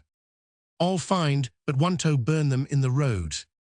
Some bound for Guinea golden sand to find, bore all the gods the simple natives wear. Some for the pride of Turkish courts designed, for folded turbans finest Holland bear. Some English wool vexed in a Belgian loom, and into cloth of spongy softness made, did into France or colder Denmark doom, to ruin with worse where our staple trade.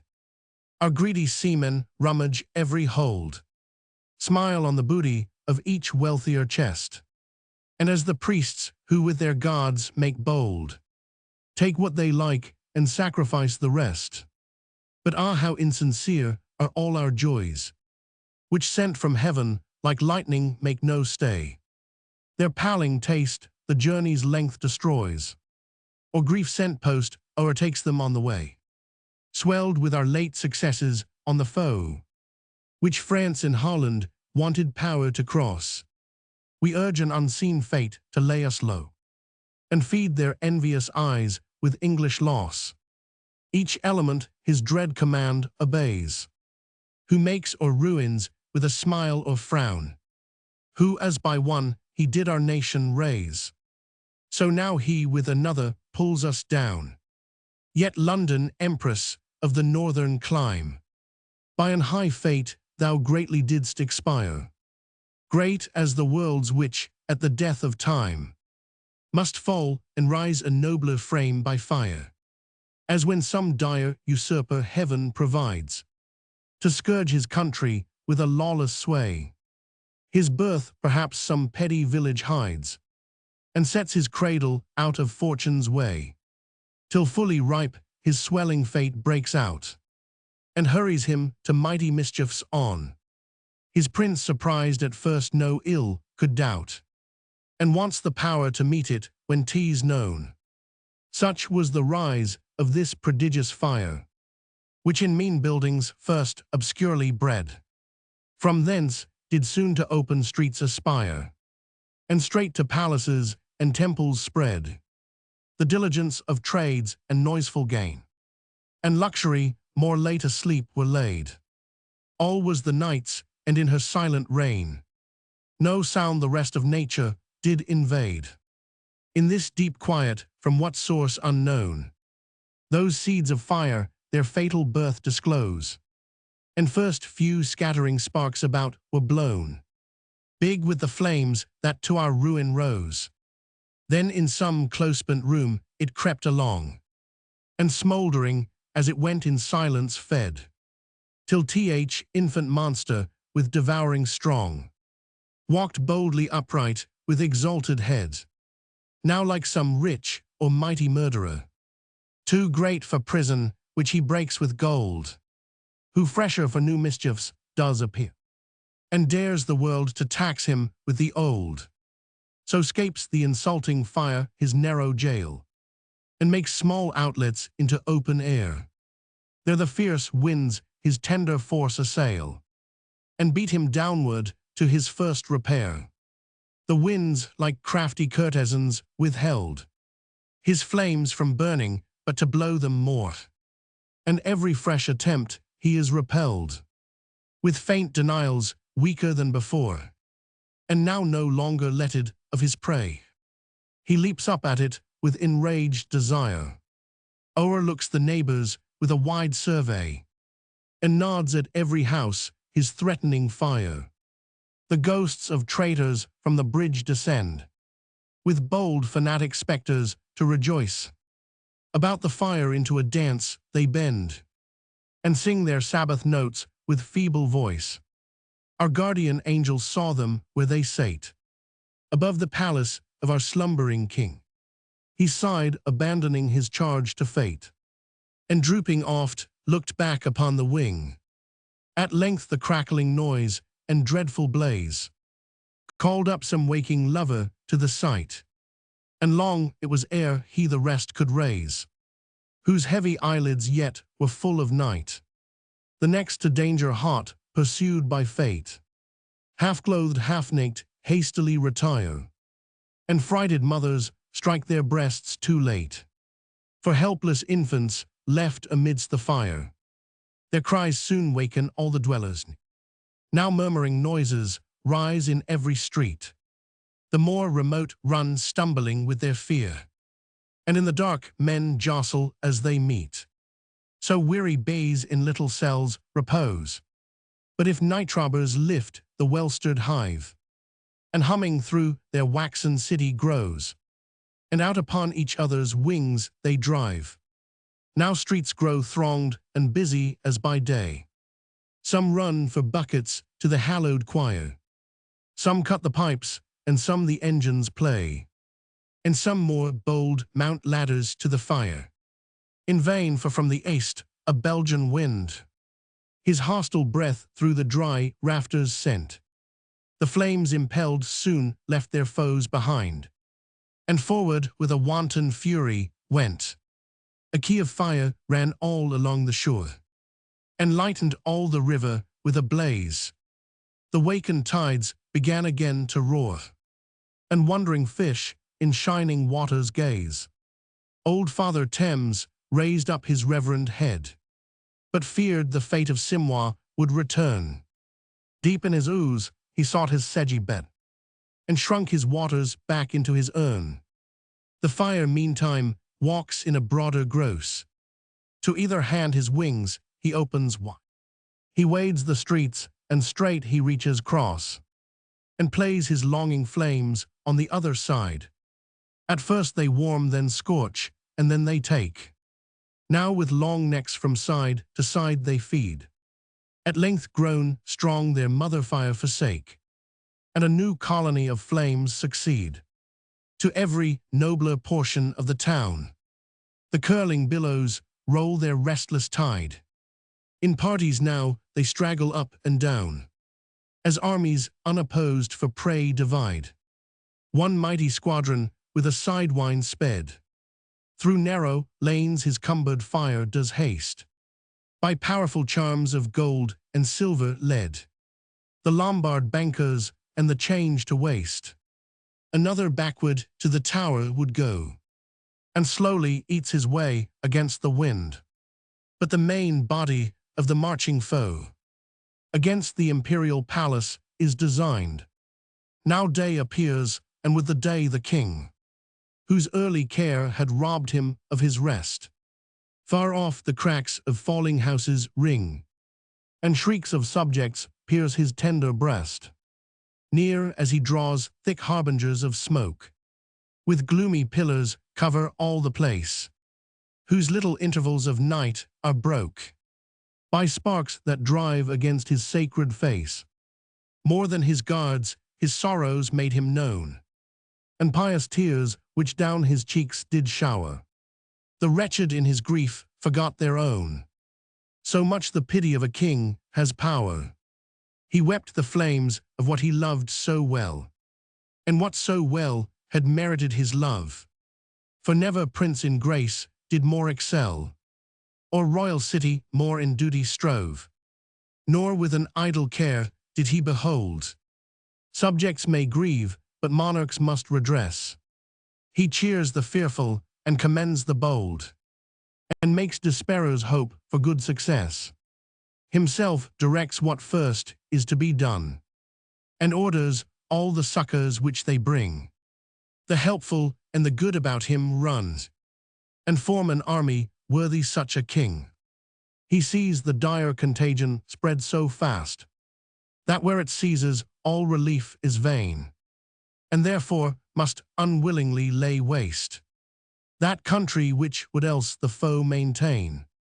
The powder blows up all before the fire. The amazed flames stand gathered on a heap, and from the precipice's brink retire, afraid to venture on so large a leap.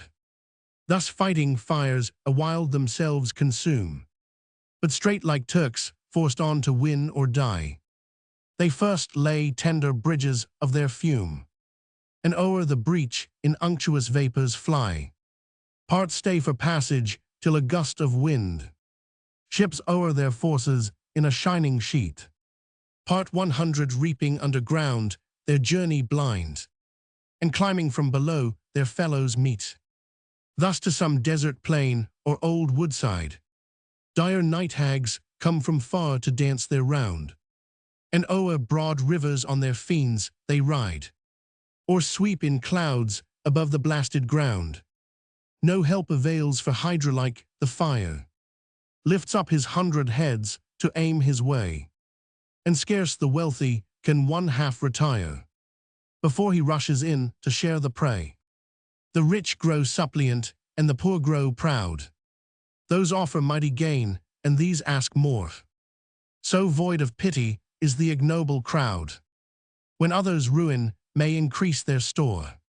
As those who live by shores with joy behold some wealthy vessel split or stranded nigh, and from the rocks leap down for shipwrecked gold, and seek the tempests which the others fly. So these but wait the owner's last despair, and what's permitted to the flames invade. E'en from their jaws they hungry morsels tear, and on their backs the spoils of Vulcan laid. The days were all in this lost labor spent, and when the weary king gave place to night, his beams he to his royal brother lent, and so shone still in his reflective light. Night came but without darkness or repose, a dismal picture of the general doom, where souls distracted when the trumpet blows, and half unready with their bodies come.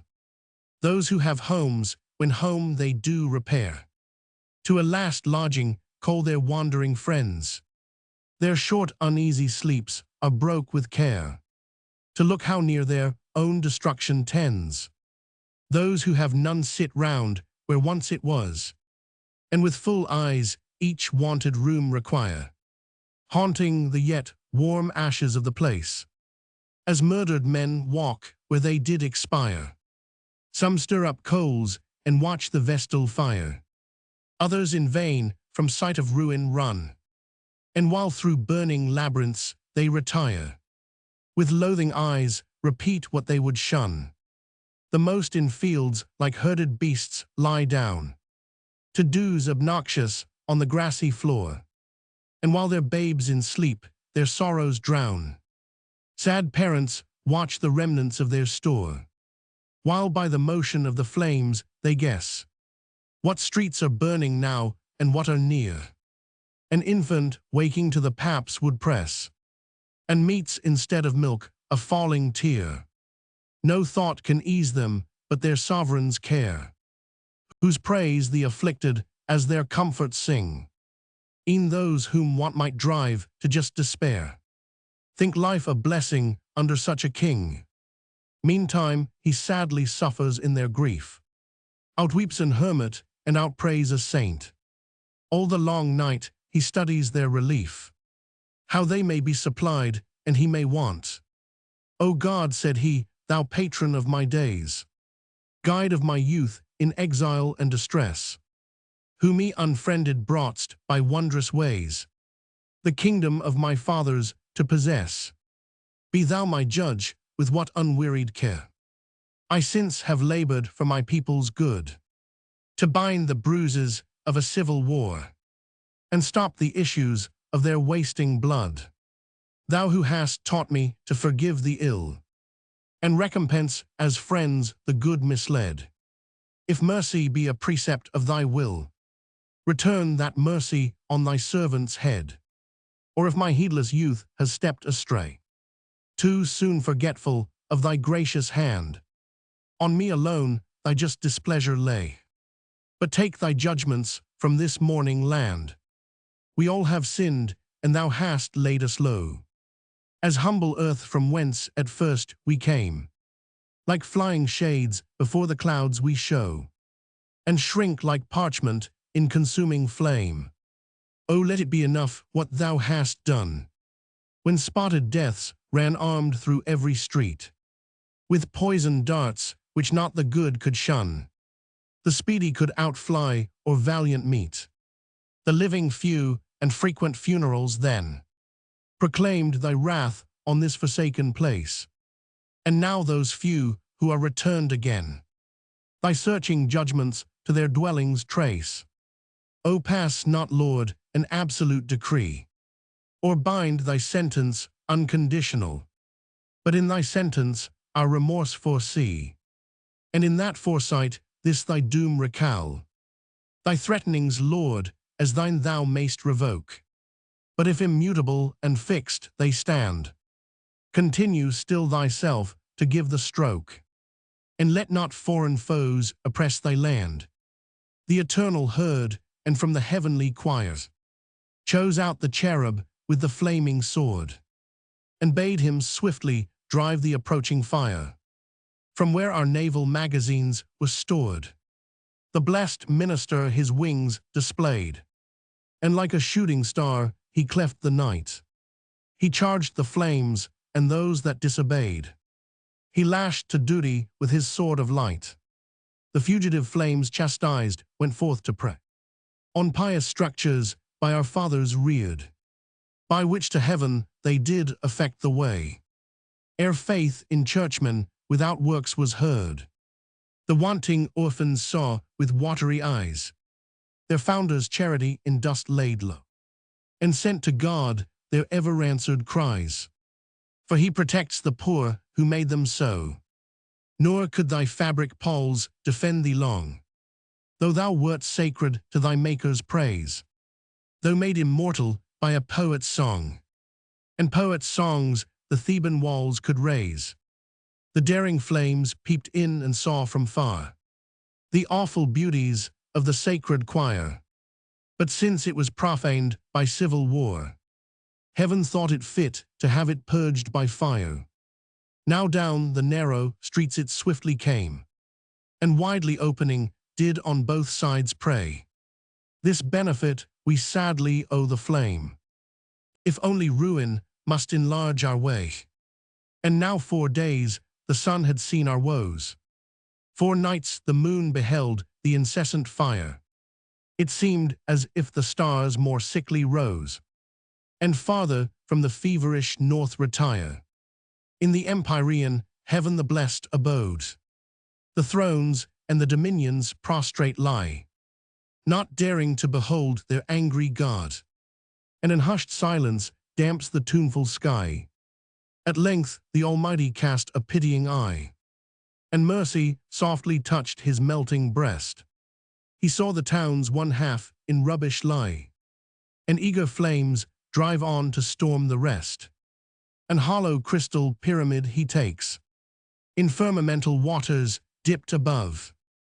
Of it a broad extinguisher he makes, and hoods the flames that to their quarry drove. The vanquished fires withdraw from every place, or full with feeding sink into a sleep. Each household genius shows again his face, and from the hearths the little Lares creep. Our king this more than natural change beholds, with sober joy his heart and eyes abound. To thee all good his lifted hands he folds, and thanks him low on his redeemed ground, as when sharp frosts had long constrained the earth. A kindly thaw unlocks it with cold rain, and first the tender blade peeps up to birth, and straight the green fields laugh with promised grain. By such degrees the spreading gladness grew in every heart which fear had froze before. The standing streets with so much joy they view, that with less grief the perished they deplore. The Father of the people opened wide his stores, and all the poor with plenty fed. Thus God's anointed God's own place supplied, and filled the empty with his daily bread. This royal bounty brought its own reward, and in their minds so deep did print the sense, that if their ruins sadly they regard, tease but with fear the sight might drive him thence. But so may he live long that town to sway, which by his auspice they will nobler make, as he will hatch their ashes by his stay, and not their humble ruins now forsake. They have not lost their loyalty by fire, nor is their courage or their wealth so low, that from his wars they poorly would retire, or beg the pity of a vanquished foe. Not with more constancy the Jews of old, by Cyrus from rewarded exile sent, their royal city did in dust behold, or with more vigor to rebuild it went. The utmost malice of the stars is past, and two dire comets which have scourged the town, in their own plague and fire have breathed their last, or dimly in their sinking sockets frown. Now frequent trines the happier lights among, and high raised Jove from his dark prison those weights took off that on his planet hung. Will gloriously the new-laid work succeed? Methinks already from this chemic flame I see a city of more precious mold, rich as the town which gives the Indies name, with silver paved and all divine with gold. Already laboring with a mighty fate, she shakes the rubbish from her mountain brow, and seems to have renewed her charter's date, which heaven will to the death of time allow. More great than human now, and more august, now deified she from her fires does rise. Her widening streets on new foundations trust, and opening into larger parts she flies. Before she like some shepherdess did show, who sat to bathe her by a river's side, not answering to her fame, but rude and low, nor taught the beauteous arts of modern pride. Now like a maiden queen she will behold, from her high turrets hourly suitors come. The east with incense, and the west with gold, will stand like suppliants to receive her doom. The silver Thames, her own domestic flood, shall bear her vessels like a sweeping train, and often wind as of his mistress proud, with longing eyes to meet her face again.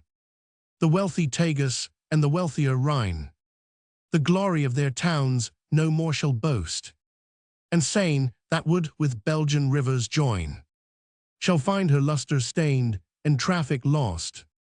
The venturous merchant who designed more far, and touches on our hospitable shore, charmed with the splendor of this northern star, shall here unlade him and depart no more. Our powerful navy shall no longer meet the wealth of France or Holland to invade the beauty of this town without a fleet. From all the world shall vindicate her trade, and while this famed emporium we prepare, the British Ocean shall such triumphs boast, that those who now disdain our trade to share shall rob like pirates on our wealthy coast. Already we have conquered half the war, and the less dangerous part is left behind. Our trouble now is but to make them dare, and not so great to vanquish as to find. Thus to the eastern wealth through storms we go, but now the Cape once doubled fear no more.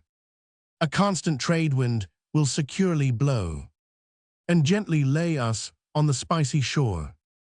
Note on the annus mirabilis. Note Roman 1, in thriving arts long time had Holland grown, crouching at home and cruel when abroad, scarce leaving us the means to claim our own. Our king they courted, and our merchants awed, sent 1p 104. The jealousy of commerce between Holland and England recommended a Dutch war to the nation, while the king, insensible to the many advances made him by the states, cherished a hearty detestation at their mode of government, and the manners of their people in general. Some of the regicides had sought shelter in Holland, and it was only by the uncommon alertness of Downes, the British ambassador, that they were seized and sent to England. Nay, de Witt and other leaders in the States kept up a secret correspondence with Ludlow and the other banished Republican English, in hopes that their party might yet find work for Charles in his own kingdom. Meanwhile, they extended beyond measure their personal deference for Charles, willing to avoid a war which in any event must be prejudicial to their commerce, and which from the valor which the English had displayed in 1653 might probably be unfortunate, but the interest of the East Indian and African companies, both of which were highly favored by Charles in the beginning of his reign, and the unatoned injuries which they had sustained from the Dutch, were sufficient counterpoise to every Pacific overture on the part of Holland. Note Roman II, and this may prove our Second Punic War. St. 5p. 105. The first being that which the Parliament declared against the States, and which Cromwell carried on with great success in 16,534. Note Roman 3c, how he feeds the Iberian with delays, to render us his timely friendship vain. And while his secret soul on Flanders preys, he rocks the cradle of the Babe of Spain. St. 8p. 105. France, a nation ever remarkable for seeing almost intuitively her own interest, was not willing that the domineering spirit of Cromwell should revive under the restored monarchy of England. Richelieu had been forced to comply to a certain extent with the rash, and often impolitic, but always energetic and daring schemes of the Protector, endeavoring at the same time to make them subservient to his own purposes.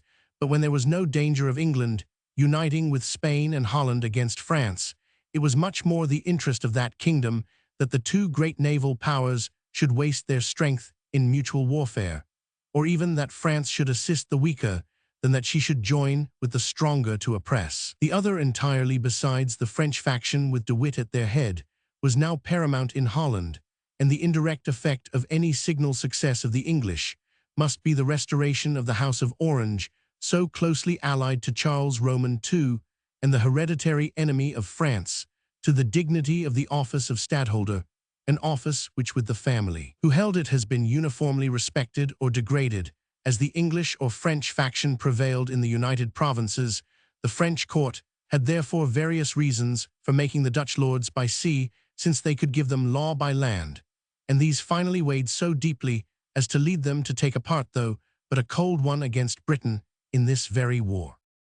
The Spanish provinces in the Netherlands had always been the object of French cupidity, and according to Count d'Estrade, a scheme was now formed for dividing them between France and Holland, which, however, the French court took great and successful care to conceal from the party who were to be sufferers. This policy Dryden has termed rocking the cradle of the Babe of Spain. Note Roman for him aged seamen might their master call, and choose for general were he not their king. St. 14p. 107. As it is on all hands confessed that never any English, perhaps I might say any prince, without distinction of countries, understood maritime affairs so well as Charles Roman II did, so it cannot surprise any intelligent reader when we assert that the English navy received very great advantages from his skill and care in matters of this nature. It must indeed be allowed that he found the fleet at his restoration in an excellent situation and abundance of very able men employed therein, and it must likewise be confessed to the honor of his government that he preserved them in their several posts without any respect to party, which without question contributed not a little to the increase of our naval power. How intent he was, for the first 10 years of his reign, in promoting whatever had a tendency this way, appears from all the candid histories of those times, from the collections of orders and other public papers relating to the direction of the navy, while the Duke of York was admiral, published of late, and in a short and narrow compass from the speech made by the Lord Keeper Bridgeman, who affirmed that from 1660 to 1670 the charge of the navy had never amounted to less than 500,000 a year. Lives of the Admirals, Vol. Roman II, p. 331. Note Roman 5, and heaven, as if there wanted lights above, for tapers made two glaring comets rise. St. 16p. 107. A comet was seen on the 14th of December 1664, which lasted almost 3 months, and another the 6th of April 1665, which was visible 14 days. Appendix to Sherburne's translation of Manilius p. 241. Comets, it is well known, were in extremely bad repute among the astrologers of this period. Lilly and unquestionable authority treats these stars with extreme severity, hardly justifiable by his blunt averment that truth is truth, and a horse is a horse. Dryden himself, not contented with turning these two blazing stars into farthing candles, has elsewhere in this poem charged them with causing the pestilence and the great fire of London.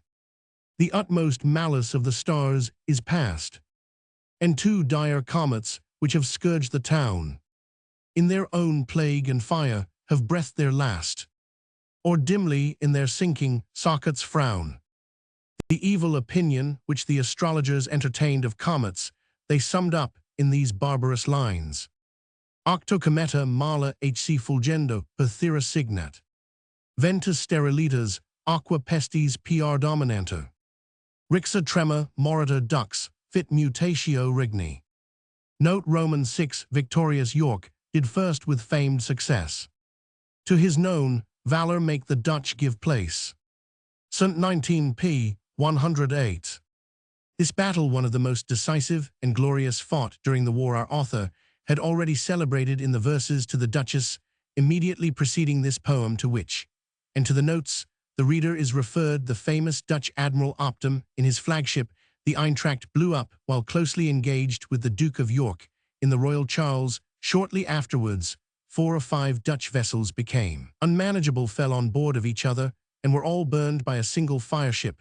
3 others were destroyed in the same condition, and by the same means 2 Dutch vice-admirals were killed, whose ships bearing away drew many out of the line, so that Van Tromp, who fought gallantly, had out of 100, and 3 ships only 30 left to continue a retreating action. This victory was gained on the 3d June 1665. Note Romans 7, and therefore doomed that Lawson should be slain. St. 20 p. 108. Sir John Lawson, the gallant seaman here mentioned, rose from a mean station in the navy to be an admiral under the Parliament.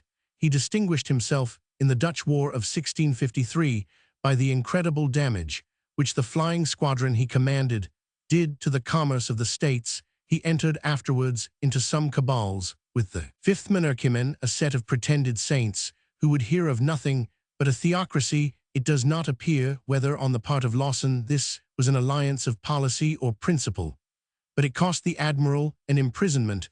Under the vigilant administration of Cromwell, he was set at liberty and declared by the Parliament vice-admiral of the Channel Fleet, which he induced by his influence to declare for the Restoration. The admiral was rewarded for this service by the honor of knighthood and high trust from his sovereign. In the great battle off Lowestoft, Sir John Lawson met the glorious death, which Dryden has here commemorated.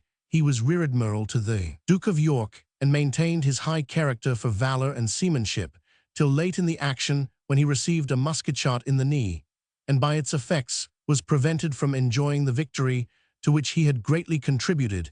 He died a few days after the action, in full enjoyment of his country's triumph and his own glory. Note Roman 8, the chief, blown up in air, not waves, expired, to which his pride presumed to give the law. St. 22 p. 108. The Dutch occasionally conducted their naval expeditions with great and insolent affectation of superiority. Upon one occasion, their admiral sailed with a broom at his maintop-gallant mast, to signify he had swept the narrow seas of the English. Opdam, as already mentioned, blew up, while alongside of the Duke of York. Some imputed this accident to the revenge of a Negro slave, others to some carelessness in the distribution of the ammunition. Note Roman 9, like hunted castors, conscious of their store, their waylaid wealth to Norway's coasts they bring. St. 25 p. 109. This alludes to an action variously judged of, and very much noted at the period, the Turkey and East India fleets of Holland, very richly laden, and consisting, according to D. Estrades, of 10 Indiamen, 17 ships from Smyrna and 28 from other ports, valued at 25 millions of livres, having gone north, about to avoid encountering the English, and finding that they could not with safety attempt to get into their own harbors, even by that circuitous route, had taken shelter in the Bay of Bergen. The Earl of Sandwich, who now commanded the fleet, the Duke of York, having gone ashore, dispatched Sir Thomas Tiedeman with a squadron to attack them.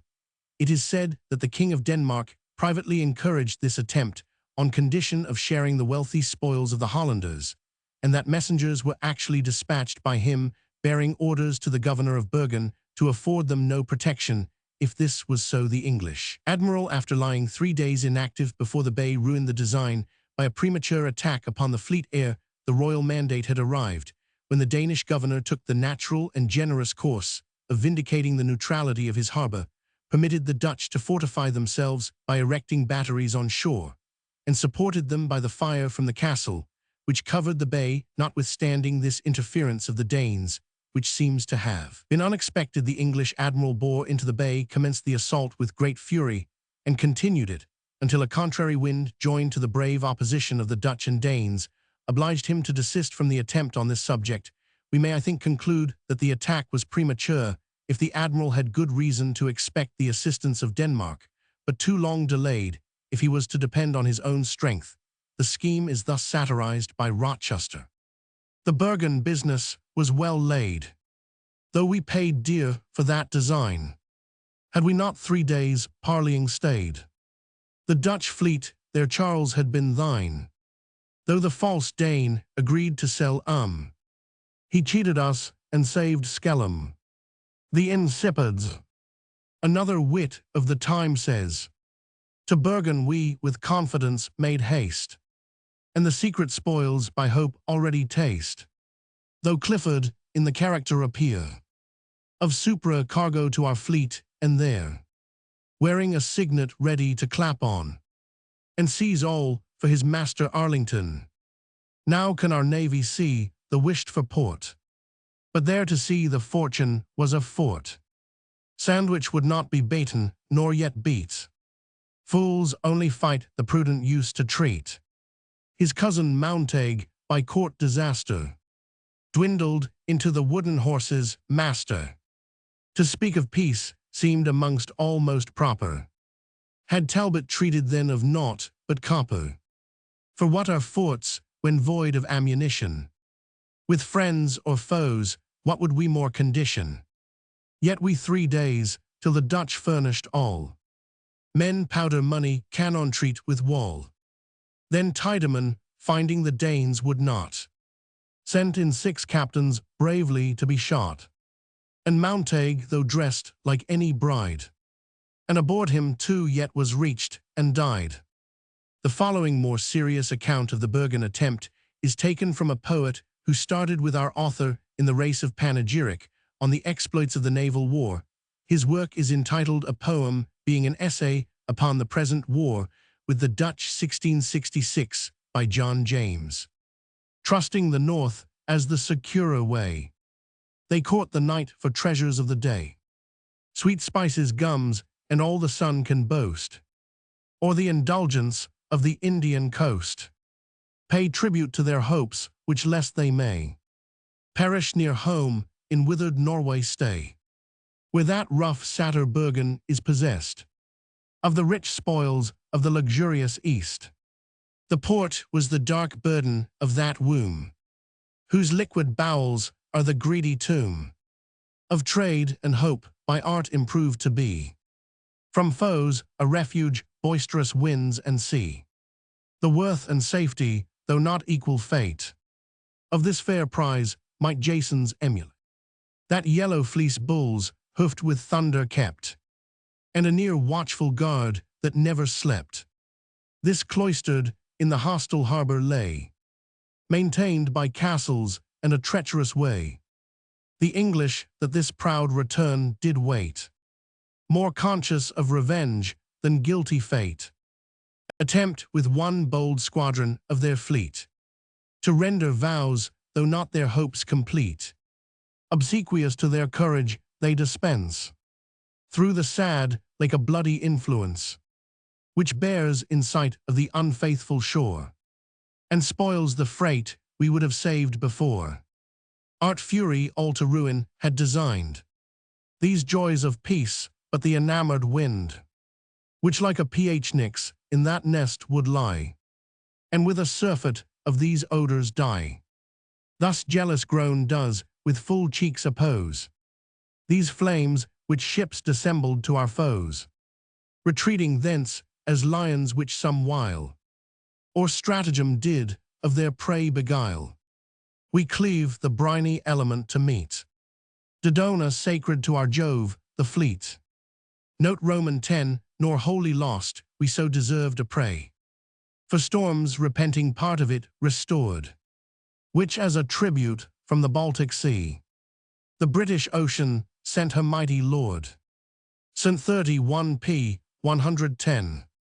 The famous De Witt set sail at the head of the Dutch fleet in person to relieve the ships which were still detained in Bergen by the Danish governor. It seems they had found a new enemy in their old protector who refused to let them sail until they paid a ransom of 100,000 crowns. The arrival of De Witt made Ulfeldt change his note, and the persecuted Hollanders sailed from their harbor of dubious refuge at no heavier a composition than leaving the cannon, which they had sent ashore to mount the land batteries against the English. But in their return De Witt's large fleet and valuable cargo were scattered in a storm. The vice-admiral and rear-admiral of the East India Fleet ships of immense value, with several merchant vessels and men of war, were picked up by the English squadrons, and so furnished the tribute which Dryden alludes to in this and the following verses. Note Roman 11, let Munster's prelate ever be accursed, in whom we seek the German faith in vain. St. 37 p. 111. Tacitus had informed our author that the German faith was proverbial nullus mortalium, fight out armies anti-Germanos, esse Bertrand von der Galen, the warlike bishop of Munster, whom the poet pronounces an exception to this honorable distinction of the Germans, was the only ally of Charles upon the continent during this war. He burst into the United States at the head of a mercenary army of 20,000 men. With this force, he overran the province of Overyssel, where his soldiers distinguished themselves less by military valor than by an exorbitant license, rapine, and cruelty, which did little honor to their reverend general. But his progress was speedily checked by a French army, and as the Elector of Brandenburg threatened his states with invasion, he found himself compelled to make a separate peace, assigning as a reason, amongst others, the irregularity of remitting the promised subsidies from England. This is rather inconsistent with Dryden's charge that money given had tempted him to ill, but in such cases the party subsidized usually thinks he has received too little for his service, as those who pay him are apt to suppose.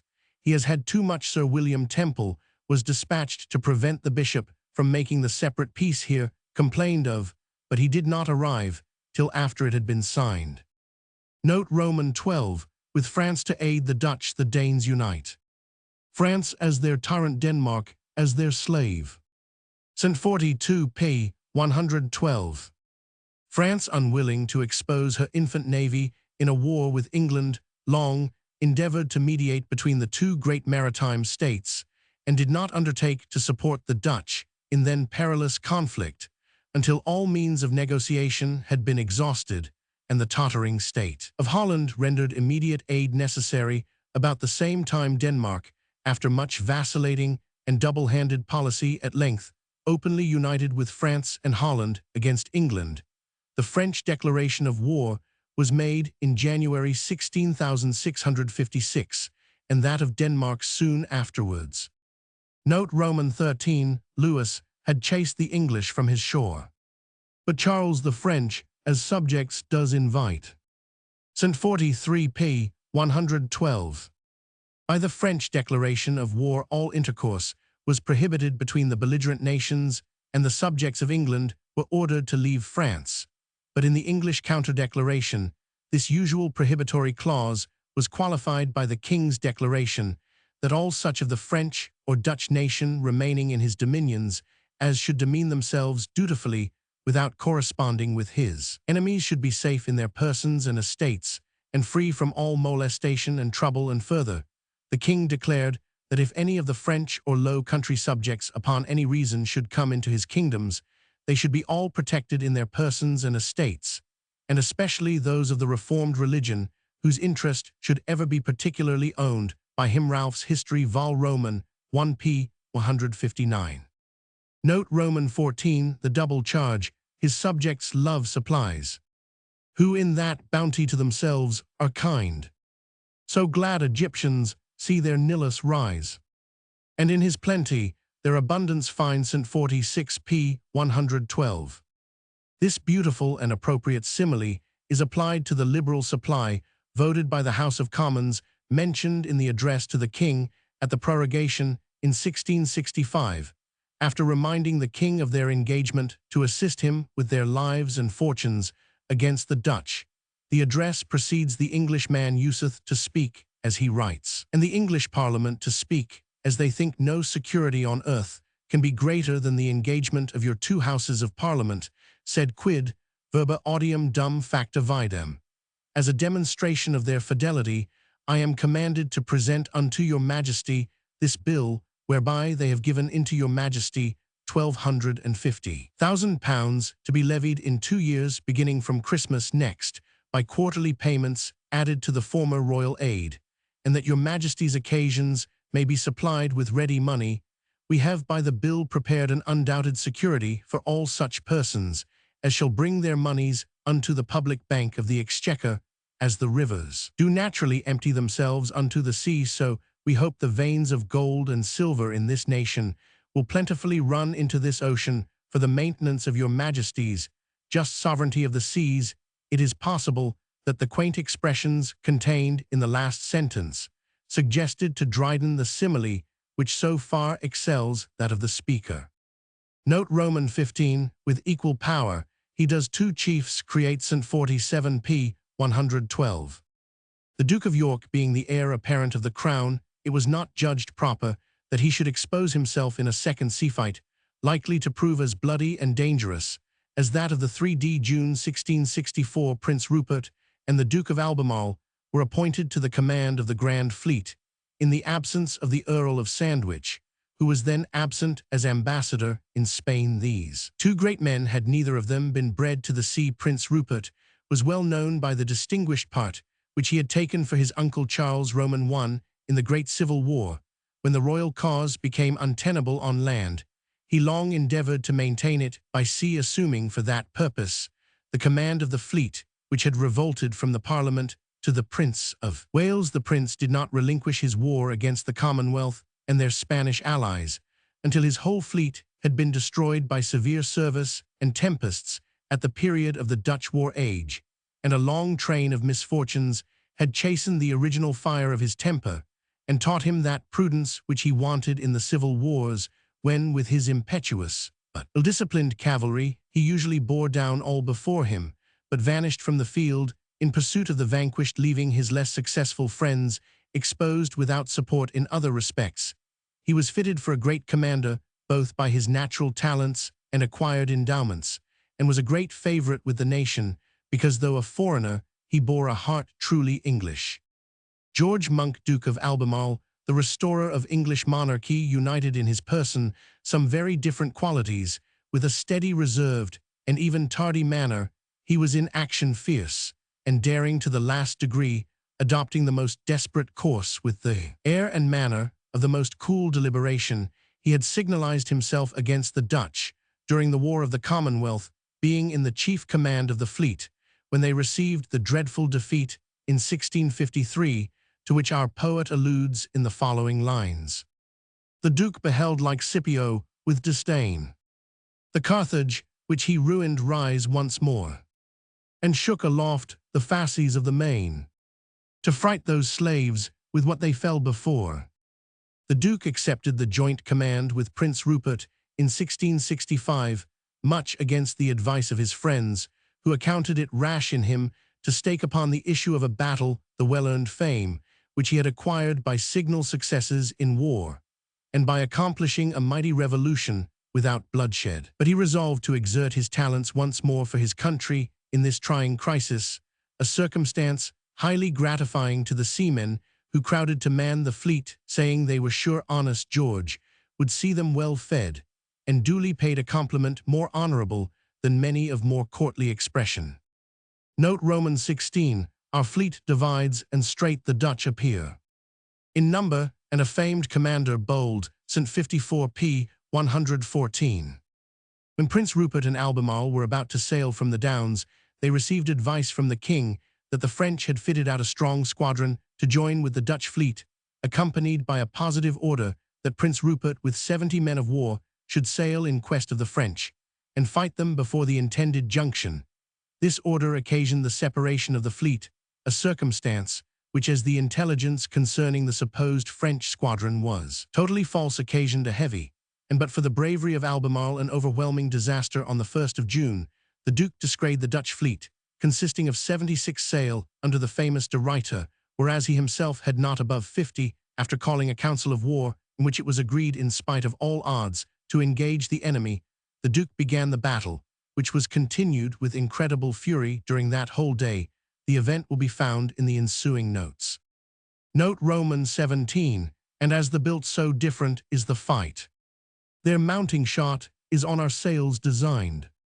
Deep in their hulls our deadly bullets light, and through the yielding planks a passage find.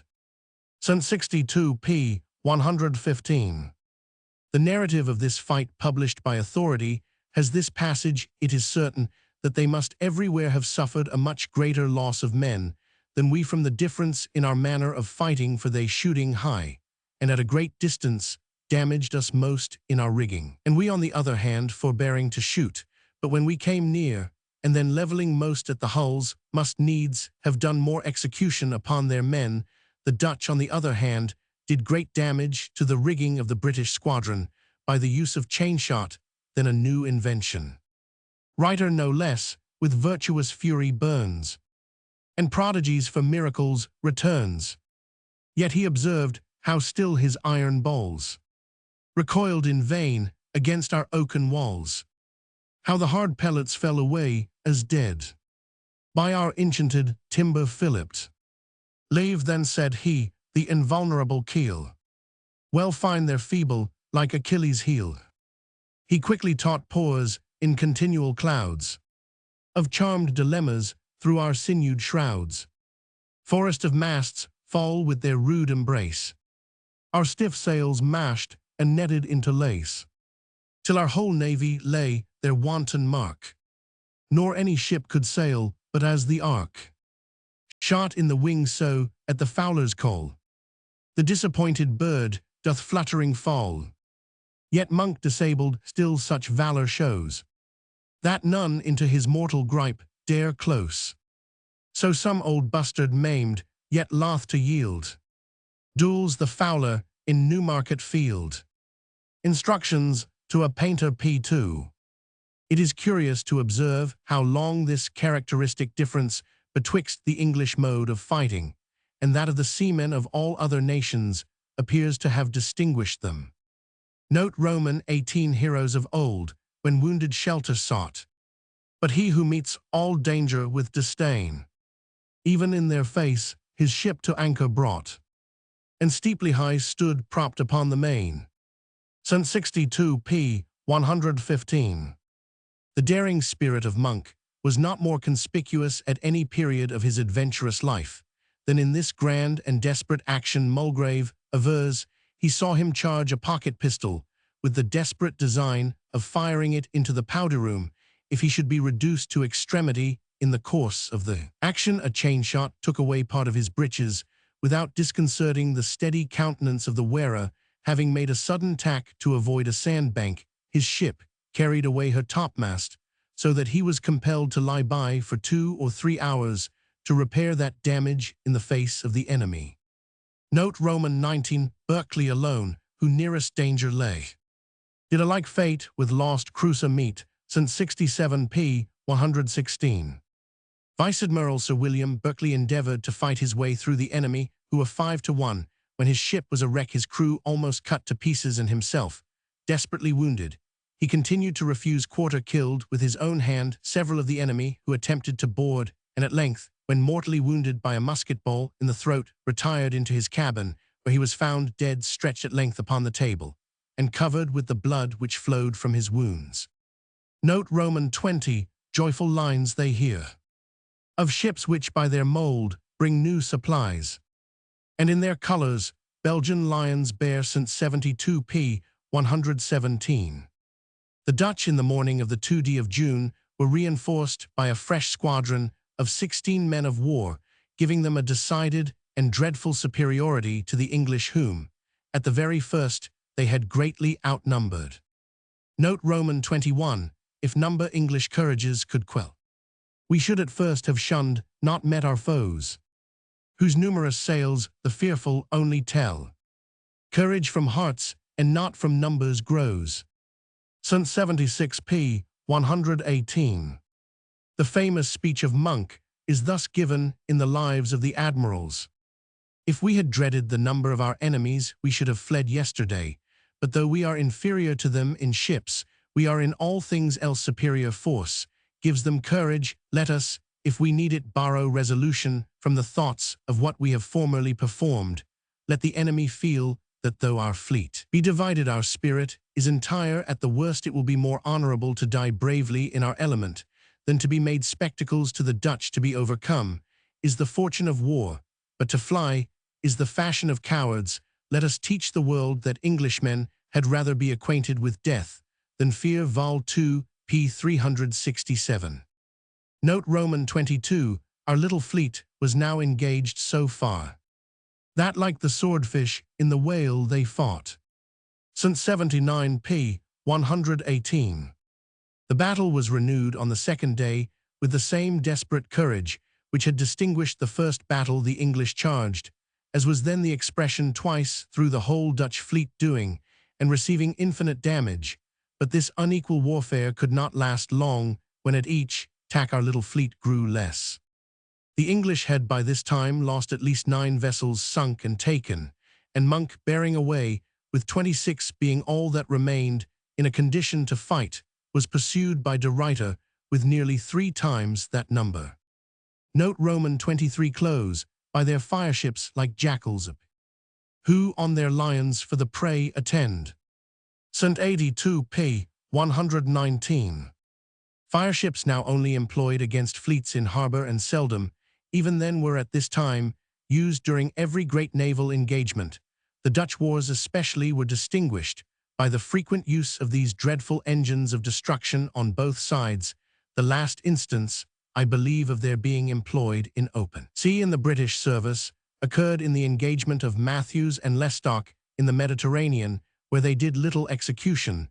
The reason of their disuse appears to be that modern fleets consist of a few large vessels which easily communicate by signal, and are little apt to fall into such confusion as that. Fireships can approach them with safety and with any chance of effect. In the 17th century, fleets consisted of a very great number of comparatively small vessels, sometimes 100 and upwards, which from the imperfect nature of their signals were perpetually getting into disorder and affording opportunities for the fireships to act with all their fearful consequences. In the Battle of Southwold Bay in 1672, the gallant Earl of Sandwich in his fine ship, the Royal James, after sinking 3 fireships, was burned by a 4th, and the contest of the Harry with 3 fireships in this very battle will be found in a subsequent note. Note Roman 24, he drew his mighty frigates all before, on which the foe his fruitless force employs. His weak ones deep into his rear he bore, remote from guns as sick men from the noise. St. 91p. 120. Dryden has here inverted the order of the Duke's retreat. His disabled or shattered ships were all ordered to stretch ahead, and he himself in the rear, with 16 of his ablest vessels, his own occupying the center, sustained all the efforts of the Dutch pursuers. The disabled vessels were therefore the headmost ships, and not placed in the rear, where in the circumstances they must inevitably have been taken. Note Roman 25, the foe approached, and one for his bold sin was sunk, as he that touched the ark was slain. St. 94p. 121. The simile is taken not very decently from 1 Chronicles chap Roman 13 verse 7, and they carried the ark of God in a new cart out of the house of Abinadab, and Uzzah and Ahio drove the cart. And when they came to the thrashing floor of Chidon, Uzzah put forth his hand to hold the ark, for the oxen stumbled. And the anger of the Lord was kindled against Uzzah, and he smote him, because he put his hand to the ark, and there he died before God. Note Roman 26, for now brave Rupert from afar appears, whose waving streamers the glad general knows. St. 105p. 123. The English upon the 3d of June seemed to have nothing left them save the glory of a desperate defense, when about noon a third fleet was descried crowding every sail to the assistance of the vanquished English. Or to complete the triumph of the victorious Hollanders, it might have been the French squadron under the Duke of Beaufort, and the naval power of England was ruined forever. Albemarle, however, bore boldly down towards the advancing strangers, and with inexpressible sensations discovered Prince Rupert, with the white squadron of England hastening to his relief. Betwixt the fleets of Albemarle and Rupert lay some dangerous shoals, noticed by Dryden in stanza 114. On one of these, called the Galloper, Admiral Sir George Ayscue was so unfortunate as to strand his vessel, the Royal Prince, one of the largest in the fleet, and forced by his own seamen to strike his flag, he was made prisoner by the Dutch, who burned his ship, and after leading him in a sort of triumph through various parts of the United Provinces, at length imprisoned him in the castle of Loevestein. Albemarle, observing the cause of this disaster, and that the Dutch had sent a squadron of their fleet to the edge of the sands, as if to provoke the prince, acquainted him by signal and message that he should by no means bear up against that squadron, there being a dangerous sand between them, and that the appearance of the Dutch in that place was to tempt him into the toil. Skinner's Life of Monk. The English fleets, however, formed a junction which completed the business of the third day's action. Note Roman 27, thus reinforced against the adverse fleet. Still doubling hours, brave Rupert led the way. St. 119 p. 125. On the morning of the 4th of June, this long and bloody contest was again renewed. The English were now the assailants. As in the first action, Prince Rupert with his fresh squadron led the van, and was followed by Albemarle. The fleets fought their way 5 times through and through each other, when after much and desperate fighting on both sides, both the English admirals were disabled, and the combatants, after 4 days' constant and bloody fighting, finally separated, as if by mutual consent. Note Roman 28, this lucky hour the wise Batavian takes, and warns his tattered fleet to follow home, proud to have so got off with equal stakes, where 'twas a triumph not to be o'ercome. St. 134 p. 128. The poet is here more modest than the court of England, who claimed an absolute victory. Ralph says with some justice that to recount the precise issue of this unparalleled engagement, and ascertain the loss on either side, seems to be alike impossible. Both nations claimed the honor of the victory, and both affronted the common Father of the universe with their impious acknowledgments, when they ought to have approached him in sackcloth and ashes, for having wantonly sacrificed so many innocent, gallant, and meritorious men in a dispute that common sense and common honesty might have adjusted in half an hour. History, Vol. Roman 1 p. 132. De Witt himself, the sworn foe of England, bore the following remarkable testimony to the gallantry of her seamen. If the English were beat, their defeat did them more honor than all their former victories. No fleet but theirs could, after the first day's fight, have been brought to engage again. English men may be killed, English ships may be burned, but English courage is invincible. Quoted in the Lives of the Admirals from a MS History by Wycliffe. Note Roman 29, returned he with the fleet resolved to stay. No tender thoughts of home his heart divide. Domestic joys and cares he puts away. For realms are households which the great must guide. St. 138 p. 129. The Duke of Albemarle was not more remarkable for bravery in action than for his hatred of all corrupt practices in paying and victualling the navy. His presence accelerated the necessary repairs, while the sternness of his discipline repressed all those hateful peculations by which the servants of the public sometimes betray their trust, and sap her dearest bulwark. The satirist alludes to this in the following lines, which he puts in the mouth of the Duchess of Albemarle, hailing her husband's return to port. Well, George, in spite of them, they're safe dost ride. Lessened in naught, I hope, but thy backside. For as to reputation, this retreat of thine exceeds their victories so great. Nor shalt thou stir from thence, by my consent, till thou hast made the Dutch and them repent. Fall to thy work there, George, as I do here. Cherish the valiant up cowards' cashier. See that the men have pay and beef and beer. Find out the cheats of the 4 millionaire. Out of the very beer they sell the malt. Powder of powder from powdered beef, the salt. Put thy hand to the tube instead of ox. They victual with French pork that hath the pea. Never such cot-queens by small arts to wring. Near such ill huswives in the managing. Pursers at sea no fewer cheats than they. Mariners on shore less madly spend their pay. See that thou hast new sails thyself, and spoil all their sea market and their cable coil. Look that good chaplains on each ship do wait, nor the CDOCs be impropriate. Look to the sick and wounded prisoners all. Is prize thee, even rob the hospital. Recover back the prizes too in vain. We fight if all be taken that is teen. Instructions to a painter. Note Roman 30, as those who unripe veins in minds explore. On the rich bed again the warm turf lay, till time digest the yet imperfect ore. And know it will be gold another day. St. 139 p. 129.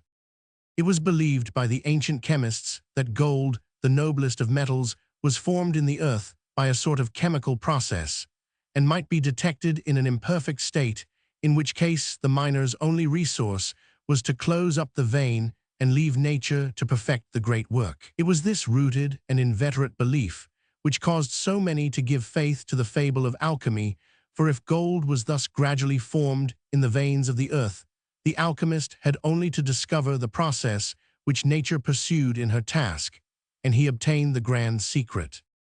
Note Roman 30 won the goodly London in her gallant trim. The P.H. Nick's daughter of the vanished old.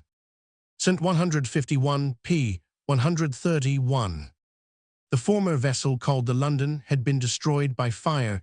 The city now built a new vessel under the name of the Loyal London, and presented her as a free gift to Charles. This ship was a favorite theme of the poets of the day. Whether by chance or plot the London died, shall rise the loyal London purified. That child which doth from loyal parents spring, may brag that he's the godson of a king.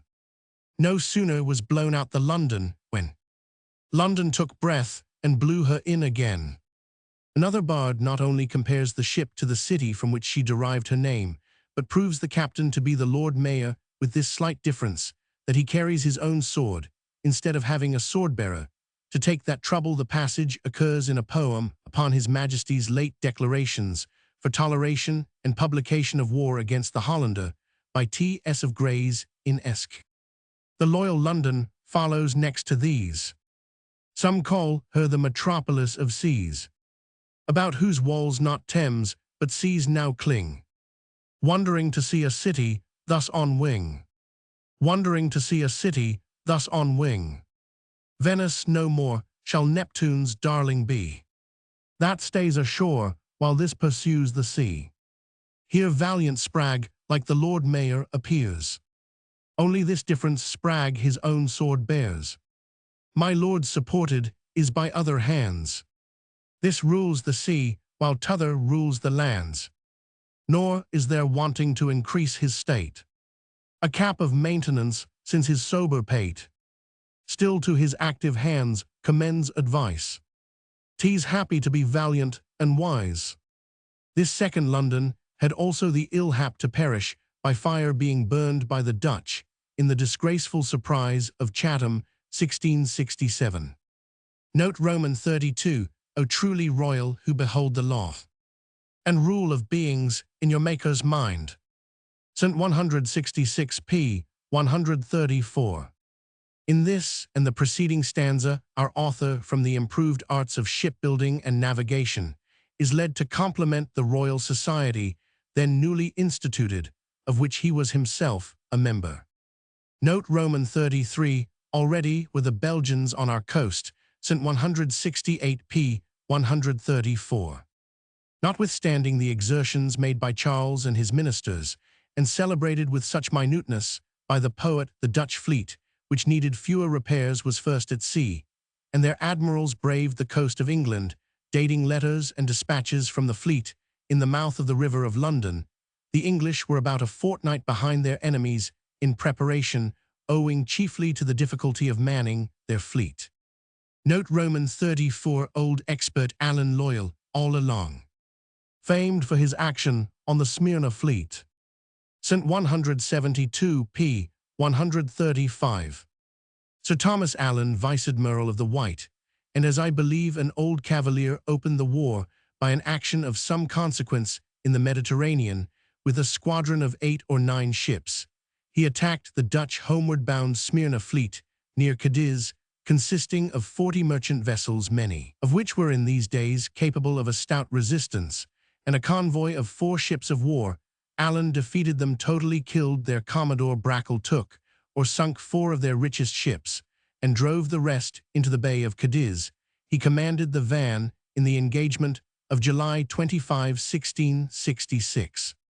Note Roman 35, Holmes, the anxieties of the general's fight. Who first bewitched our eyes with guinea gold.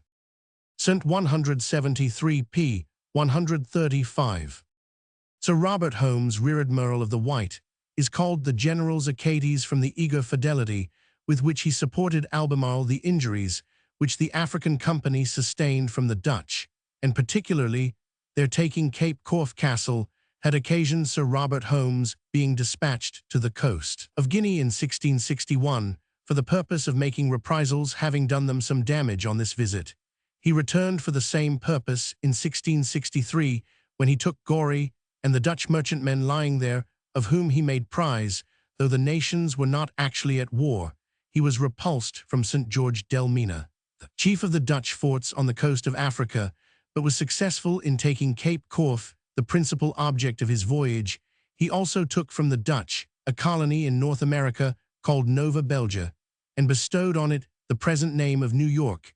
The Dutch preferred a heavy complaint against Holmes for these warlike aggressions, but it would appear that if he had exceeded his instructions, he had not disobliged those by whom they were given, for, although he was committed to the Tower, he was speedily liberated, upon pleading that he had found on board a Dutch prize instructions to seize the English fort at Coromantun.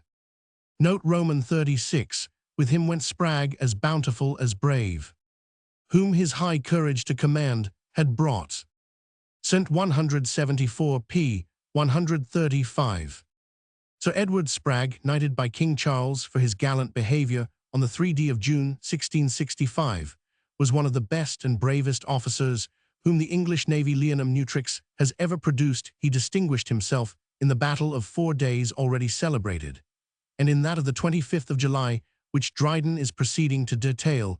He carried a flag under Sir Jeremiah Smith, Admiral of the Blue. The brunt of the battle fell upon this division, because itself, the weakest, it was encountered by that of Van Tromp, the strongest and best manned squadron of the enemy. Spragg afterwards distinguished himself by defending Sheerness and by chastising the Algerines, but the last scene of his life crowned all his naval achievements. In the battle of the 11th of August, 1672, Tromp and he engaged like personal enemies, so that the conflict resembled less a chance rencontre in the confusion of battle than a fixed and appointed duel between these admirals. Both were forced to shift their flag aboard other vessels, and instantly renewed, with the utmost fury, their individual contest. In shifting his flag for the second time, a chance cannonball pierced Sir Edward Spragg's barge, and that gallant admiral was drowned to the grief. It is said of Tromp, his generous enemy he left behind him, according to the account both of friends and foes, the character of one of the bravest men and best commanders who ever fought at sea, nor was he less lamented by his friends on shore for those civilized manners and that gentle disposition which almost always attend enlightened valor. Note Roman 37 Harmon, who did twice fired Harry save, and in his burning ship undaunted fought. St. 174 p. 135. This alludes to an exploit of Sir John Harmon, who commanded the Henry in the 4 days' combat. He belonged to the Blue Squadron, which broke through the Dutch fleet, but the Swifter and Essex, being taken his single vessel, had great part of the Zealand division to contend with his ship. being disabled, the Dutch Admiral Everts called to Sir John, and offered him quarter, who answered, "No, sir, it is not come to that yet," and immediately discharged a broadside by which Everts was killed, and several of his ships damaged, which so discouraged their captains that they quitted the Henry, and sent 3 fireships to burn her. The first grappled on her starboard quarters, and there began to arise so thick a smoke that it was impossible to perceive where the irons were fixed. At last, when the ship began to blaze, the boatswain of the Henry threw himself on board of it, discovered and removed the grappling irons, and in the same instant jumped on board his own ship. He had scarce done this before another fireship was fixed on the larboard. This did its business so effectually that the sails were quickly on fire, which frightened the chaplain, and 50 men overboard. Upon this Sir John drew his sword, and threatened to kill any man who should attempt to provide for his own safety by leaving the ship. This obliged them to endeavor to put out the fire, which in a short time they did, but the cordage being burned, the crossbeam fell down, and broke Sir John's leg, at which instant the 3rd fireship bore down, but 4 pieces of cannon laden with chain shot disabled her, so that after all Sir John brought his ship into Harwich, where he repaired her as well as he could, and notwithstanding his broken leg put to sea again to seek the Dutch. Note Roman 38 Young Hollies, on a muse by Mars begot. Born Caesar-like to write and act great deeds, impatient to revenge his fatal shot. His right hand doubly to his left succeeds, St. 175 p. 135. Sir Freshville Hollies mentioned in this verse was the son of Freshville Hollies of Grimsby by his second wife, Mrs. Elizabeth Molesworth. His father signalized himself in the Civil Wars, as appears from a signed manual of Charles Roman II, dated Jersey, December 4, 1649, authorizing him to bear or 2 piles gules quarterly with his paternal coat, and setting forth that, in Parliament, he strenuously asserted the king's prerogative, and being colonel of a regiment, in time of the rebellion, behaved with exemplary valor against the rebels, in the several battles of Kenton, Banbury, Brantford, Newark, Atherton, Bradford, and Newbury.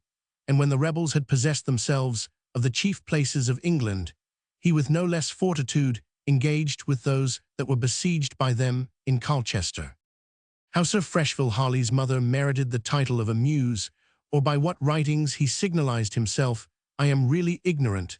There were few men of quality who did not at this time aspire to something of a literary character, as the taste for conceits began to decay before the turn for ridicule and persiflage, which characterized the wits of the court of Charles Dryden, was often ridiculed for the pedigree he has assigned to this literary champion. Buckingham alludes to it in his poetical reflections on the poem of Absalom and Achitophel, where he calls Dryden metaphor of man.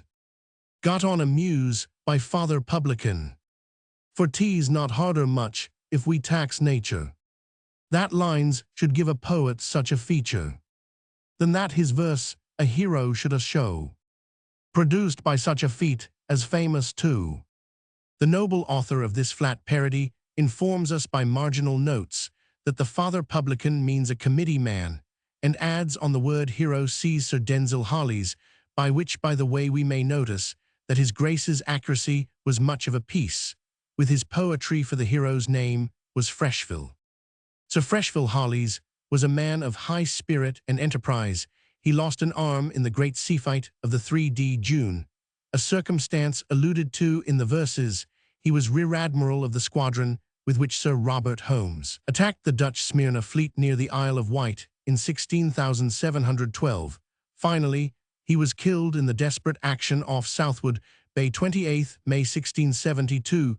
There is a remarkable passage in his will made on the 17th May 1665, by which, after stating he was going to sea as commander of a man of war, he directs, in case my body should be brought to land to be buried, I desire that some stone may be laid over me with this inscription: No reader, whatsoever thou be. If I had lived, it was my intent not to have owed my memory to any other monument, but what my sword should raise for me of honor and victory. Collins, Historical Collections of the Families of Cavendish Hollies, Roman 100, page 74. Note Roman 39, now van to van the foremost squadrons meet, the midmost battles hastening up behind St. 186 p. 137. The particulars of the memorable engagement, thus introduced and described in the following stanzas, are thus narrated in the Lives of the Admirals Vol. 11. On the 25th of July, about noon, the English came up with the enemy off the North Foreland. Sir Thomas Allen with the White Squadron began the battle by attacking Evert's Prince Rupert, and the Duke about 1 in the afternoon made a desperate attack upon de Ruyter, and after fighting about 3 hours were obliged to go on board another ship. In this space, the White Squadron had entirely defeated their enemies, Admiral Everts, his Vice-Admiral de Vries, and his Rear-Admiral Caenders, being all killed, the Vice-Admiral of Zealand taken, and another ship of 50 guns burnt. The Prince and Duke fought de Ruyter ship to ship, disabled the Gelderland of 66 guns, which was one of his seconds, killed the captain of another, and mortally wounded 2 more, upon which the Dutch squadron began to fly. However, Vice-Admiral Van Ness stood bravely by de Ruyter and received great damage, yet being at last deserted by all but 7 ships, they yielded to necessity, and followed the rest of their fleet as fast as they could. De Ruyter's ship was so miserably torn, and his crew so dispirited and fatigued, that he could have made but little resistance, and nothing but the want of wind hindered the English from boarding him. As for Admiral Van Tromp, he was engaged with Sir Jeremiah Smith at a distance, and so could not assist his friends, as his was the strongest squadron of the Dutch fleet, and Smith's the weakest of the English. We had not great advantage on that side, yet some we had, his Vice-Admiral's ship being disabled, and his Rear-Admiral killed, which however did not hinder his fighting it out with much bravery as long as there was light. Admiral de Ruyter continued his retreat that night, and the next day Prince Rupert and the Duke of Albemarle pursued him with part of the Red Squadron. As fast as the wind would permit, a fireship bore down upon the Dutch admiral, and missed very little of setting him on fire. They then cannonaded again, when de Ruyter found himself so hard pressed, and his fleet in such eminent danger, that in a fit of despair he cried out, "My God, what a wretch am I amongst so many thousand bullets! Is not there one to put me out of my pain?" By degrees, however, he drew near their own shallow coast, where the English could not follow him. Upon this occasion, Prince Rupert insulted the Dutch admiral by sending a little shallop called the Fanfan, with 2 small guns on board, which being rowed near de Ruyter's vessel, fired upon him for 2 hours together. But at last a ball from the Dutch admiral so damaged his contemptible enemy that the crew were forced to row, and that briskly to save their lives. The enemy being driven over the flats into the Wylings, the English went to lie at Schoonveld, the usual rendezvous of the Dutch fleets. Note Roman 40, O famous leader of the Belgian fleet, thy monument inscribed such praise shall wear, as Varro timely flying once did meet, because he did not of his Rome despair. St. 194 p. 139. Michael Adrian de Ruyter, a gallant and successful admiral, was born in 1607, chosen Lieutenant Admiral of the States in 1666, and died in 1676, being mortally wounded in an engagement with the French in Sicily. Dryden compares him to Terentius Varro, who commanded the Romans at the Battle of Cannes, and to whom after that dreadful defeat the Senate voted their thanks, quia de Republica non disperset. Note Roman 41, then let them know the Belgians did retire before the patron saint of injured Spain. St. 197 p. 139. The battle was fought on the 25th of July, which is the day of St. James, the tutelar saint of Spain. From this circumstance, the poet takes an opportunity in the following stanzas to inculcate a political doctrine, which the war with Holland and France had rendered fashionable. It contains an impeachment of the policy of Queen Elizabeth, who by supporting the Netherlands against Philip of Spain laid, as our author contends, the foundation for rebellion and the establishment of a republic in England. The power of the Spanish monarchy, the poet avers, was slower in its growth, and a less reasonable object of jealousy to the English than the more active and energetic governments of France and Holland. Note Roman 42, but whate'er English to the blest shall go, and the 4th Henry or 1st Orange meet, find him disowning of a Bourbon foe, and him detesting a Batavian fleet. St. 201 p. 140. The poet here follows up the doctrine he has laid down by a very bold averment that Henry Roman IV of France and the first Prince of Orange, instructed in sound policy by their translation to the blessed, were the one to sown the war against Henry Roman III, into which he was compelled to enter to vindicate his right of succession to the crown against the immediate possessor, and the other detest the Dutch naval power, although the only means which could secure his country's independence. Note Roman 43 nor was this all in ports and roads remote. Destructive fires among whole fleets we send. Triumphant flames upon the waters float. And outbound ships at home their voyage end. St. 204 p. 140. Immediately after the Battle of the 25th, the victorious fleet of England sailed for the Dutch coast to attack the islands of Vili and Schelling, for which purpose a squadron well manned, and with a sufficient number of fireships, was detached under the command of Sir Robert Holmes on the 8th of July, about 7 in the morning. This squadron weighed divided from the rest of the fleet, and came to anchor about a league from the buoys where they met the princes. Pleasure rowboat called the Fanfan, who had discovered in the harbour a considerable number of ships near the Vili, which proved to be 170 merchant ships, the least of which was not less than 200-ton burden with 2 men of war, which had lately conveyed near 100 of the aforesaid ships from the northward homeward bound, some from the Straits, some from Guinea, some from Russia, some from the East countries. The rest were outward-bound ships, all of which likewise were very richly laden.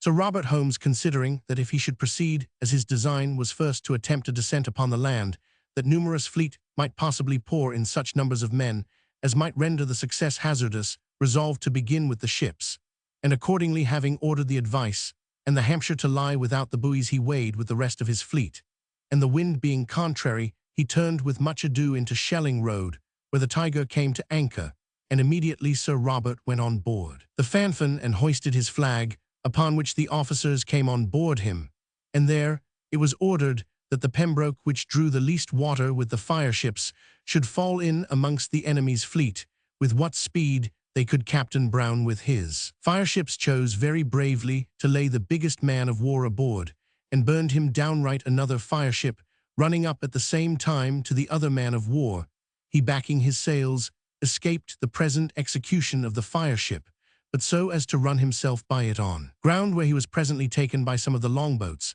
and fired the other 3 fireships, clapped the 3 great merchantmen on board, which carried flags in their main-tops, and burned them.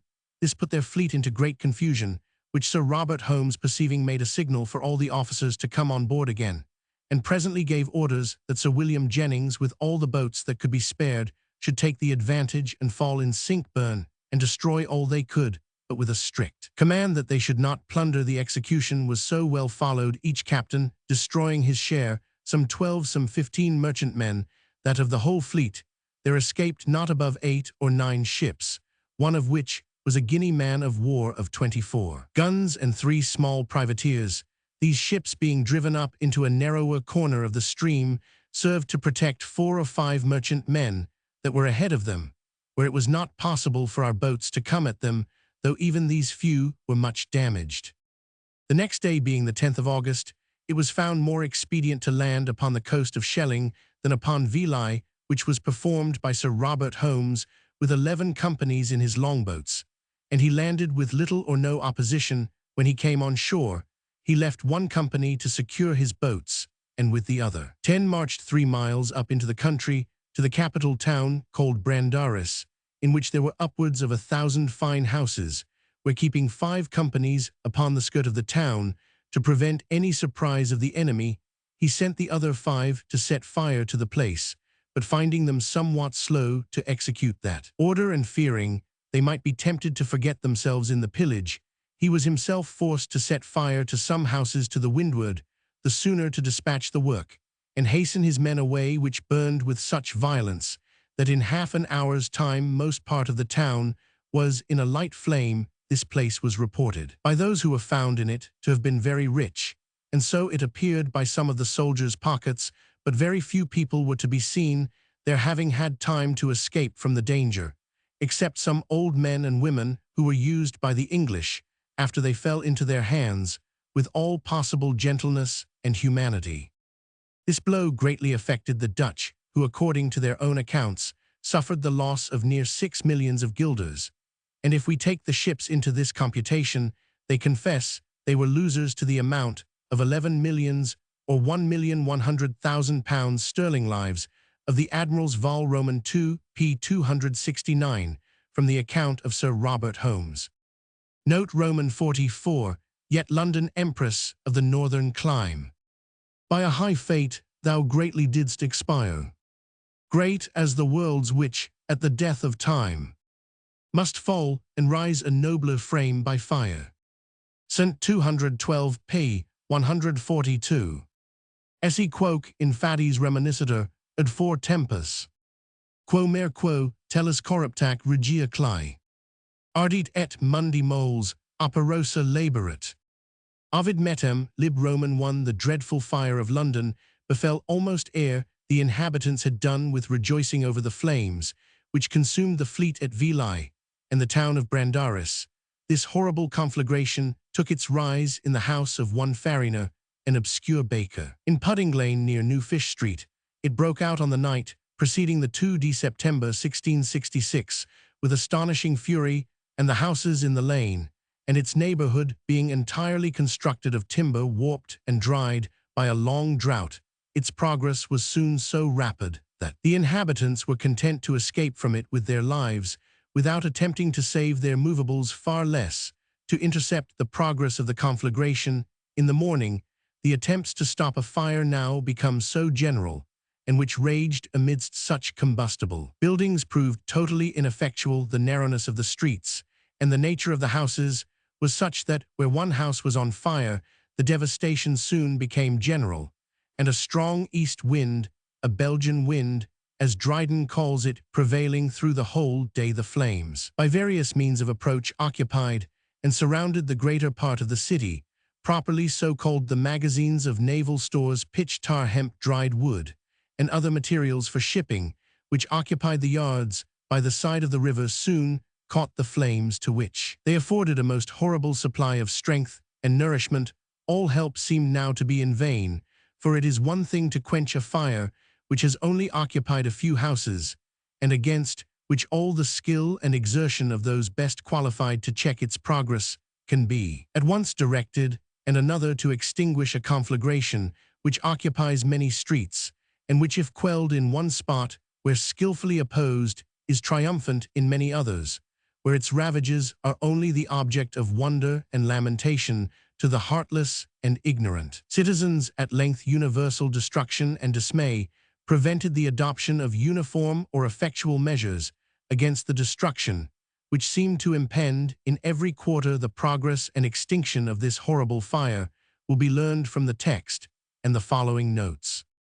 Note Roman 45, the ghosts of traitors from the bridge descend, with bold fanatic spectres to rejoice. About the fire into a dance they bend, and sing their Sabbath notes with feeble voice. St. 223 p. 144. This most beautiful stanza requires but little illustration. London Bridge, as early as Shakespeare's time, was a place allotted for affixing the heads of persons executed for treason, thus Catesby to Hastings. The princes both make high account of you, for they account his head upon the bridge. The skulls of the regicides of the Fifth-Nerkey insurgents of Philip's Gib tongue and other fanatics executed for a conspiracy in 1662 were placed on the bridge. Tower Hill, Templar Bar, and other conspicuous places of elevation. That of the famous Hugh Peters in particular was stationed upon the bridge. The Sabbath notes imputed to this assembly of fanatic spectres are the infernal hymns chanted at the witches' Sabbath, a meeting concerning which antiquity told and believed many strange things. Note Roman 46, old Father Thames raised up his reverend head, but feared the fate of Simois would return. St. 232 p. 145. Dryden, in the hurry of composition, has here made a slight inaccuracy. It was not Simois, but Xanthus, otherwise called Scamander, who, having undertaken to drown Achilles, was nearly dried up by the devouring fires of Vulcan. He called indeed upon his brother River to assist him in his undertaking, but Simois appears to have maintained a prudent neutrality. See the Iliad, Book Roman 21. Note Roman 47. Now day appears, and with the day the king. St. 238 p. 146. The king, by his conduct during this emergency, gained more upon the hearts of his subjects than by any action of his life, completely awakened by so dreadful an emergence from his usual lethargy of pleasure and indolence. He came into the now half-burned city with his brother and the nobility, and gave an admirable specimen of what his character was capable when in a state of full exertion, not contented with passive expressions of sorrow and sympathy, he issued the most prudent orders, and animated their execution by his presence. His anxiety was divided betwixt the task of stopping the conflagration and the no less necessary and piteous duty of relieving those thousands who, having lost their all by the fire, had neither a morsel of food nor a place of shelter for the one purpose. He spared neither commands, threats, example, nor liberal rewards, which he lavished with his own hand for the other. He opened his naval and military magazines, and distributed among the miserable and starving sufferers the provisions designed for his fleet and army. In fine, such were his exertions, and so grateful were his people, that they deemed his presence had an almost supernatural power, and clamorously entreated not to be deprived of it when, after the fire was quenched, he was about to leave London. Note Roman 48, the powder blows up all before the fire. St. 245 p. 147. So many houses were now burning together that water could not be had in sufficient quantities. Where it was wanted, the only remedy left was to blow up houses at convenient distances from those which were on fire, and to make by that means void spaces at which the fury of the conflagration should spend itself for want of fuel. But this means also proved ineffectual, for the fire in some places made its way by means of the combustible part of the rubbish of the ruined houses not well cleared, and in others by flakes of burning matter of different kinds, which were carried through the air by the impetuous wind to great distances, and the city being at that time almost all built of very old timber, which had besides been parched and scorched by the sun the whole preceding summer, one of the hottest and driest that had been ever known, it came to pass that wherever such fiery matter chanced to light, it seldom wanted fit fuel to work and feed upon bakers. Chronicle p. 642, edit 1730. Note Roman 49, the days were all in this lost labor spent. And when the weary king gave place to night, his beams he to his royal brother lent, and so shone still in his reflective light. St. 253 p. 149.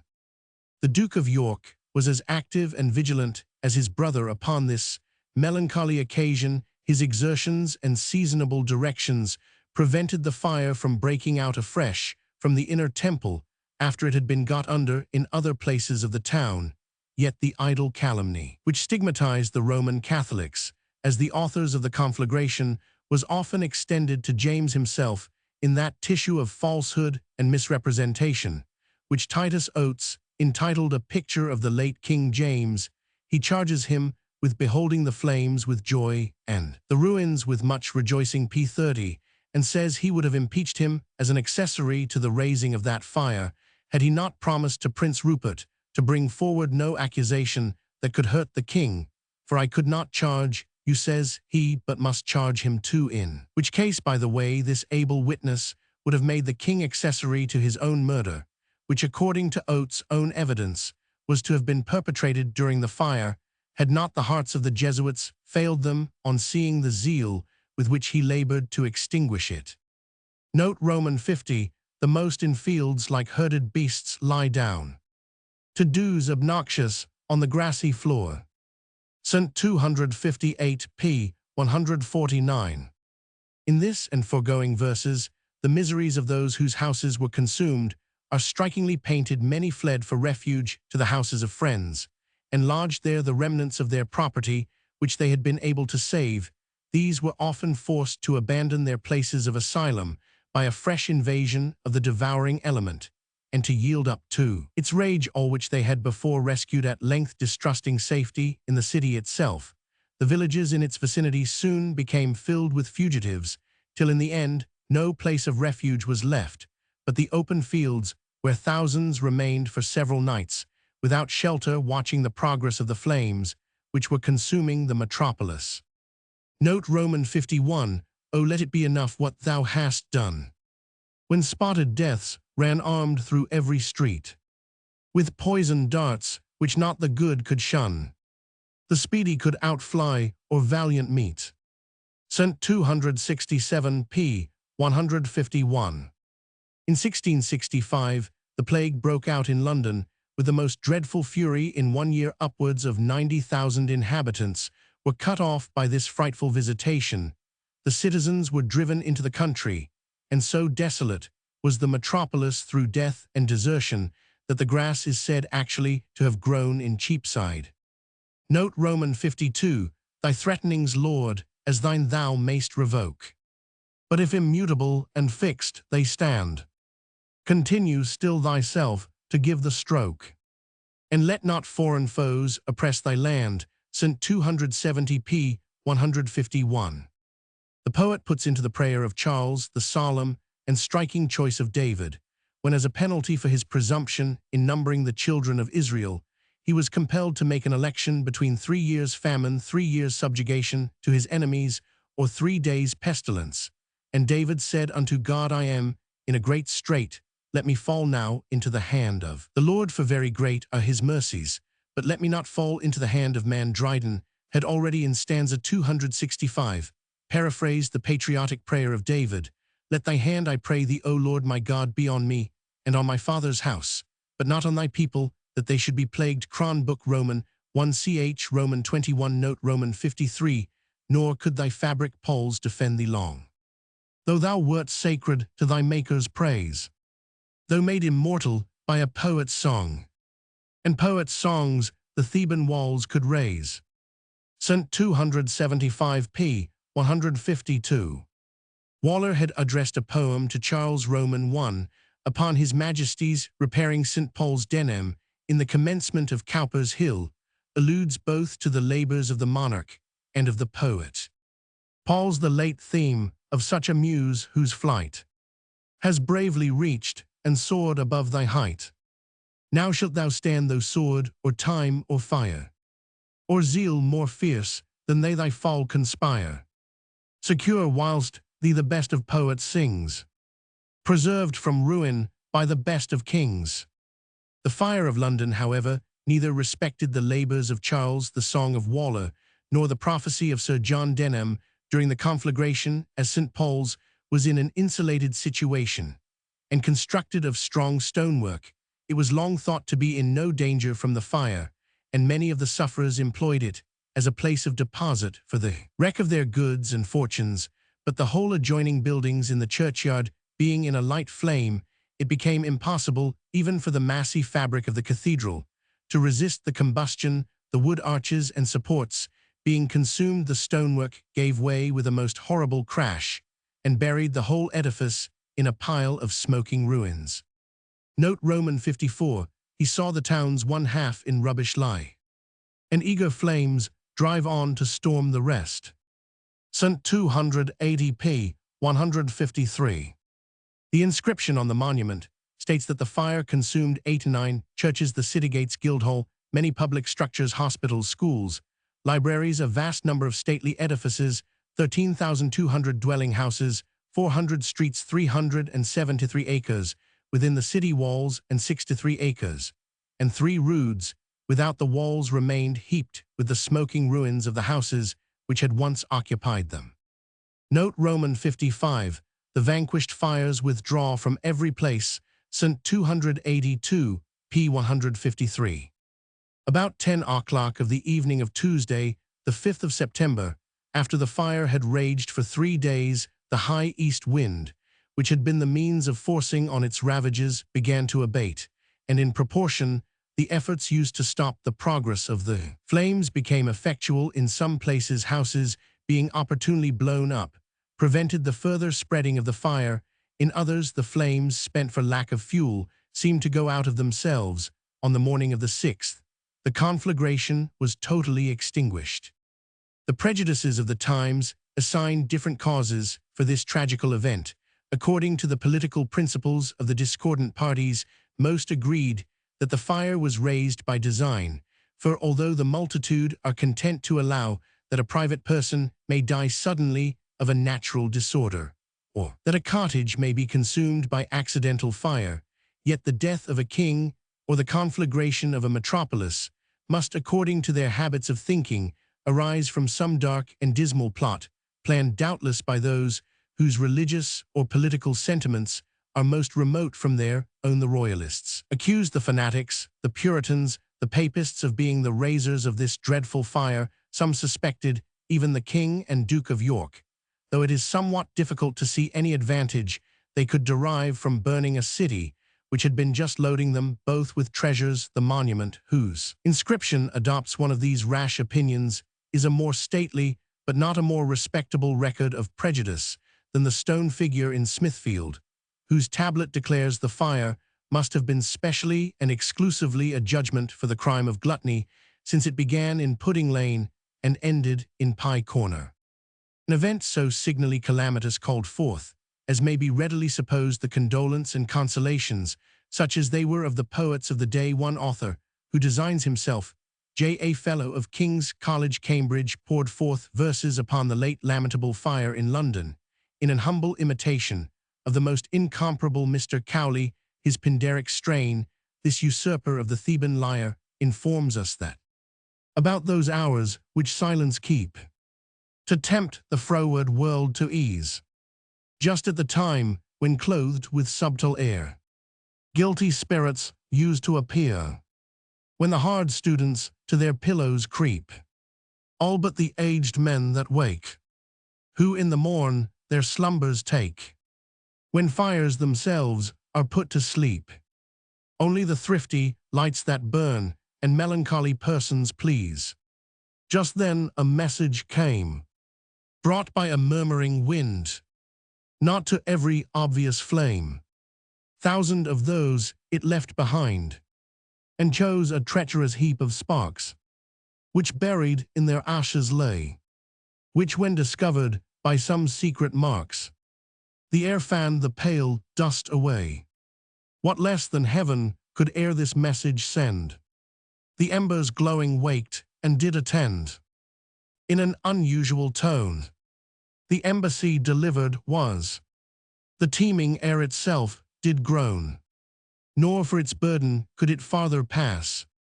Their dialects, but to themselves unknown, only by sad effects we see. They did agree to execute the great decree, and all with the same secrecy conspire, that as heaven whispered to the air should to the fire. The drowsy coals no sooner understand the purport of their large command, and that the officious wind did there attend its needful aid to lend. But suddenly they seek out the work they were to go about, and sparks that had before inactive lain, each separate had its portion teen, though scattered for a while, designed to meet again. Thus far contrived the wary fire, thinking how many 'twould undo, fearing their just complaint, and the perpetual restraint. It winked as one would think 'twould fain have slept again, had not the cruel wind rose higher, which forced the drooping coals revive, to save themselves alive. Thus without fresh supply of food, not able to subsist, much less resist a breath by which they were so rudely kissed, they seized a neighboring stack of wood, which straight into one horrid flame did turn, not as it stood designed to burn. Thus while each other they oppose, poor mortals trace the mighty foes. By the vast desolations each makes where'er he goes. Besides this choice imitation of Cowley, we have Londini quad reliquum, or London's remains in Latin and English actio in Londini. Incendiarios, the conflagration of London, poetically delineated Londinenses, lacrim, or London's tears, mingled with her ashes, and doubtless many other poems on the same memorable event. Note Roman 58, not with more constancy, the Jews of old, by Cyrus from rewarded exile sent, their royal city did in dust behold, or with more vigor to rebuild it, went St. 290p. 155. When Cyrus conquered Babylon, he restored the Jewish tribes to their native land after 70 years' captivity. The mixed feelings with which they began to rebuild their ruined temple and city are emphatically described in the book of Ezra Roman 311. And they sung together by course praising and giving thanks unto the Lord, because he is good, for his mercy endureth for ever towards Israel. And all the people shouted with a great shout when they praised the Lord, because the foundation of the house of the Lord was laid.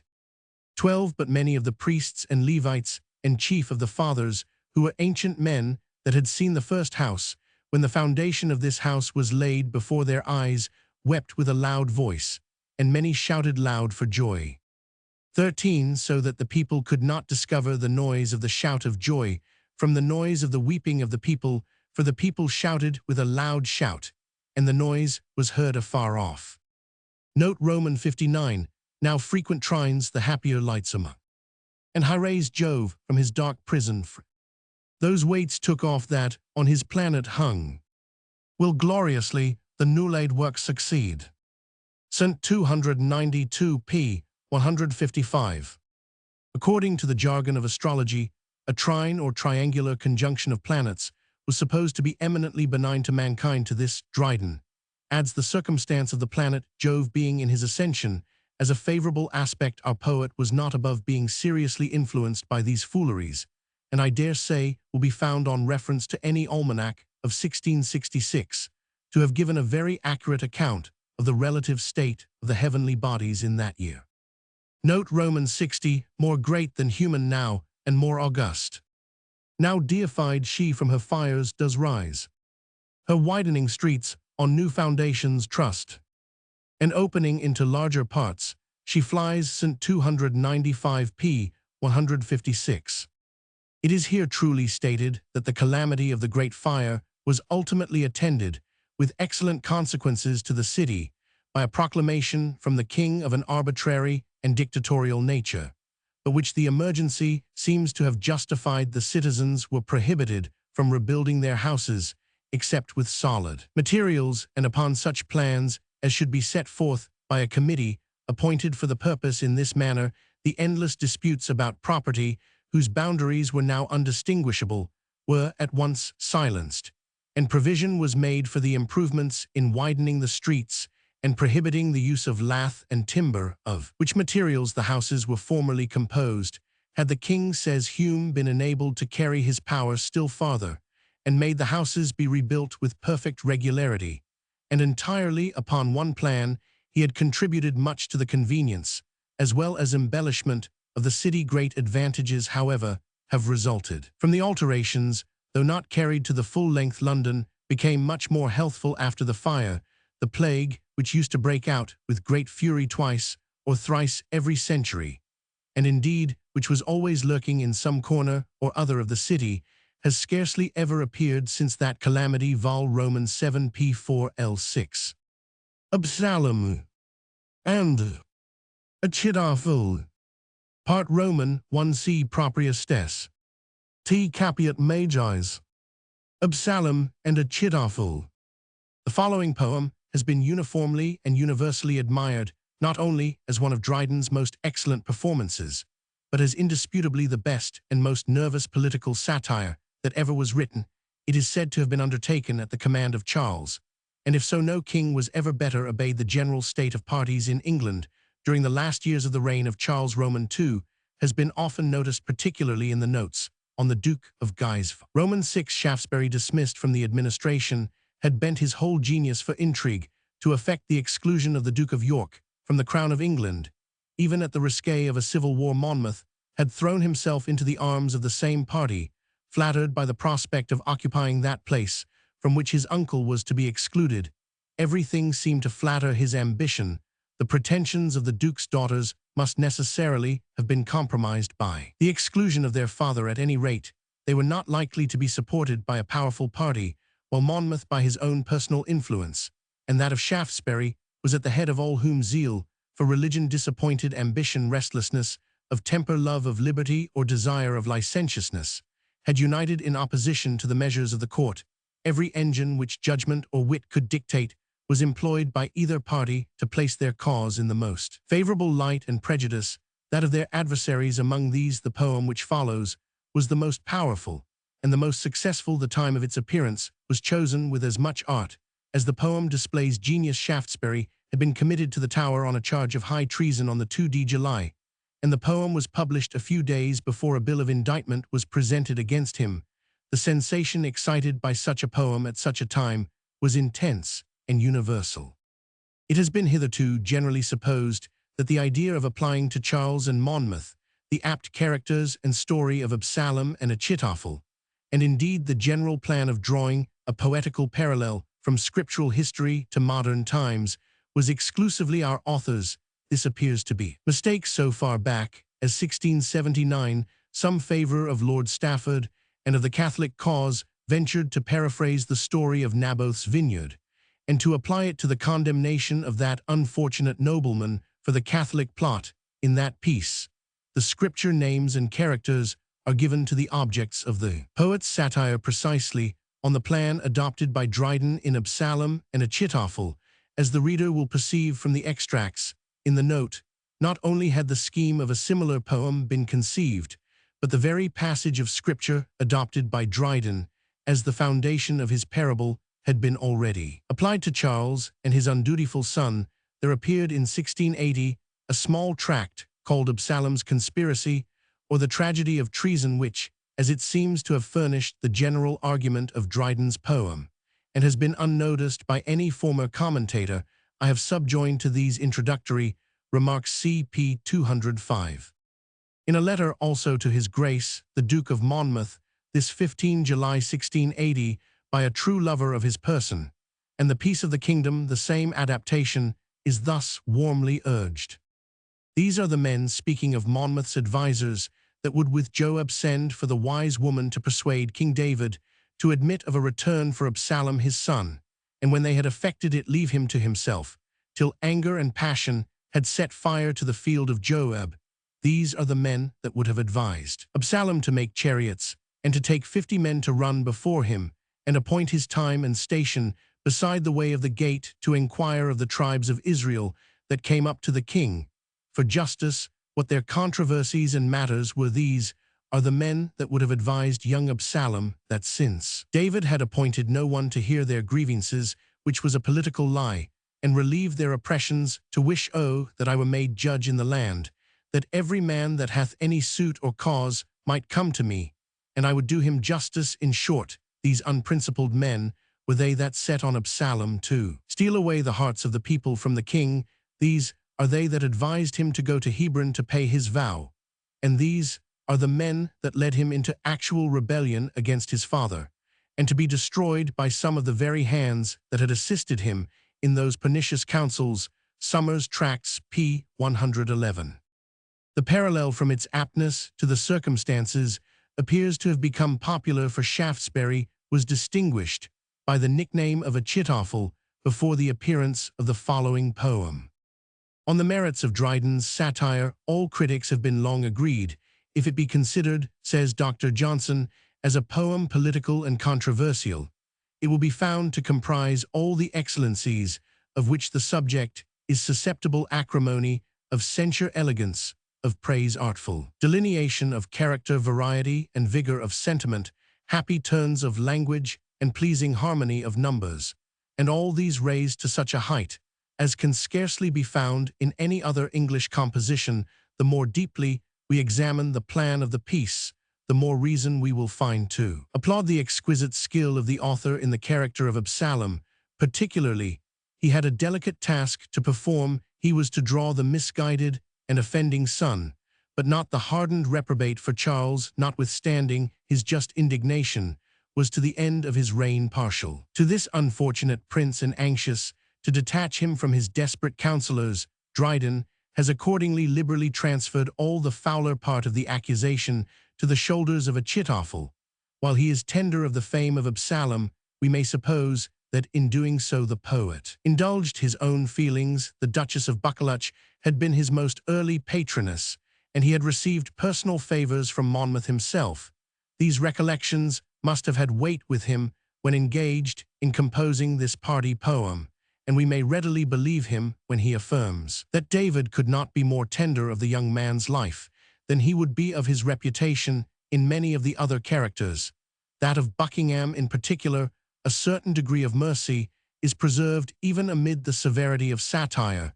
The follies of Zimri are exposed to ridicule, but his guilt and the age accused him of most foul crimes is left in the shade. Even in drawing the character of Achitophel, such a degree of justice is rendered to his acute talents, and to his merits as a judge, that we are gained by the poet's apparent candor to give him credit for the truth of the portrait in its harsher features. It is remarkable that the only considerable additions made to the poem after the first edition have a tendency rather to mollify than to sharpen the satire. The following additional passage in the character of Achitophel stands in this predicament. So easy still it proves in factious times, with public zeal to cancel private crimes. How safe is treason, and how sacred ill, where none can sin against the people's will, where crowds can wink and no offense be known, since in another's guilt they find their own. Yet fame deserved no enemy can grudge. The statesman we abhor, but praise the judge. In Israel's courts near sat an Abethan, with more discerning eyes or hands more clean. Unbribed, unsought the wretched to redress, swift of dispatch and easy of access. A report was circulated, and has crept into the Biographia Britannica, that this edition was made in consequence of Shaftesbury's having conferred a favor upon Dryden and his family in the interval between the first and second edition of Absalom and Achitophel, but this Mr. Malone has refuted in the most satisfactory manner. A passage expressive of kind wishes towards Monmouth was also added in the second edition. But oh that yet he would repent and live. How easy 'tis for parents to forgive. With how few tears a pardon might be won, from nature pleading for a darling son. These and other passages, in which Dryden has softened the severity of his muse, evince not only the poet's taste and judgment, but that tone of honorable and just feeling which distinguishes a true satire from a libelous lampoon. It was not consistent with Dryden's subject to introduce much imagery or description into Absalom and Achitophel, but though Dr. Johnson has remarked this as a disadvantage to the poem, it was, I think, amply compensated by the good effects which the restraint produced on our author's style of composition. The reader has already seen in how many instances Dryden gave way to the false taste of his age, which indeed furnished the strongest temptation to a vigorous mind, naturally delighting to exert itself in working out an ingenious parallel between remote and dissimilar ideas. A fiery horse is taught his regular paces by the restraining discipline of the mane, and in the same way, the subject of Absalom and Achitophel, which confined the poet to the expression of sentiment and character, and left no room for excursions into the regions of metaphysical poetry, probably had the effect of restraining his exertions within the bounds of true taste, whose precincts he would be less likely to overleap even when again turned loose upon a more fanciful theme. It is certain that Absalom and Achitophel is as remarkable for correctness of taste as for fire and spirit of composition, nor ought the reader, amidst so many appropriate beauties, to regret those flights of imagination, which could not have been indulged without impropriety. Another objection stated to this poem has been the abrupt and unsatisfactory nature of the conclusion. The factions and their leaders are described, and when our expectation is at the highest, the danger is at once dispelled by a speech from the throne who says Johnson can forbear to think of an enchanted castle with a wide moat and lofty battlements, which vanishes at once into air when the destined knight blows his horn before it. Yet with great deference to such authority, it may be considered as somewhat hard to expect the merit of a well-conducted story in a poem merely intended as a designation of various living characters. He who collects a gallery of portraits disclaims, by the very act of doing so, any intention of presenting a series of historical events. Each separate style of poetry has its merits and disadvantages, but we should not expect a historical work to contain the poignancy of a satire or a satire to exhibit the majestic and interesting story of an epic poem. Besides, there had actually been an important crisis, and highly favourable to the court, produced by the king's behaviour at Oxford, and by the sudden dissolution of that Parliament, which, according to Shaftesbury, was to have rendered the Duke of York as abandoned and exile as the first murderer Cain. This stroke of power was executed so unexpectedly that the Commons had not the slightest suspicion of what was intended, till they were summoned by the Black Rod to attend the King. Oxford, so lately crowded with the armed factionaries and partisans of royalty and democracy, was at once deserted and left to its usual stillness and seclusion. The blow was fatal to the country party, as it dispersed that body in which they had knit up their strength, and which alone could give their proceedings the sanction of law. The success of Absalom and Achitophel was unexampled. Dr. Johnson's father, a bookseller, told him it was exceeded by nothing in his remembrance, excepting that of Sacheverell's sermon. The allusions which it contained became universally known, and the allegorical names seemed to be inalienably entailed upon the persons to whom Dryden had assigned them. Not only were they in perpetual use amongst the court poets of the day, but the parable was repeatedly inculcated and preached upon from the pulpit, and echoed and reechoed in all the addresses of the time. The poem was at first published without a name, a circumstance which must have added to the curiosity of the public. There were, however, few writers, save the author, who could be suspected even for a moment, and it is probable he did not remain long concealed. The poem was published on the 17th November 1615, and as early as the 10th of December Dryden is attacked as the author in a miserable Grub Street poem called Tozer II, supposed to be written by Henry Care. Then came forth on the 14th His Grace of Buckingham's Poetical Reflections, which are amply analysed in our notes. A nonconformist clergyman, name unknown, advanced to the charge on the 25th with a pamphlet termed A Whip for the Fools, back and followed it up with the key with the whip to open the mystery and iniquity of the poem called Absalom and Achitophel. Then Samuel Pordage published Azariah and Hushai. And finally our author's old antagonist Elkanah Settle brought up the heavy rear with a ponderous pamphlet entitled Absalom Senior or Achitophel, transposed a poem. All these laborious and indignant vindications and rebutters served only to show how much the faction was hurt by this spirited satire, and how unable they were to make an effectual retort. Were we to judge of their strength in other respects from the efforts of their writers, we should esteem them very unworthy of Dryden's satire, and exclaim, as Tybalt does to Benvolio, "What dost thou drawn among these heartless hinds?" Accordingly Dryden takes but slight and contemptuous notice of any of his antagonists, save Shadwell and Settle, on whom he inflicts a severe flagellation. In the second part, on the other hand, Nahum Tate and other Tory poets came forth with congratulatory verses, the inferiority of which served to show that Dryden's force did not lie in the principles and subject which he had in common with these poetasters, but in the incommunicable resources of his own genius. The first part of Absalom and Achitophel is in folio, printed for J.T. Jacob Tonson, and are to be sold by W. Davis in Amen Corner, 1681. A second edition was issued before the end of December, which was followed by many more. Mr. Malone believes that the edition which appeared in the Miscellanies was the sixth, and a quarto copy now before me, dated 1692, calls itself the seventh edition. Augmented and revised two Latin versions of Absalom and Achitophel were executed, one by the famous Atterbury, afterwards Bishop of Rochester, the other by Dr. Coward. Absalom's Conspiracy, or the Tragedy of Treason, London, printed in the year 1680, folio, containing 2 pages, reprinted in the Harleian Miscellany. There is nothing so dangerous either to societies in general or to particular persons as ambition. The temptations of sovereignty and the glittering luster of a crown have been guilty of all the fearful consequences that can be within the compass of imagination.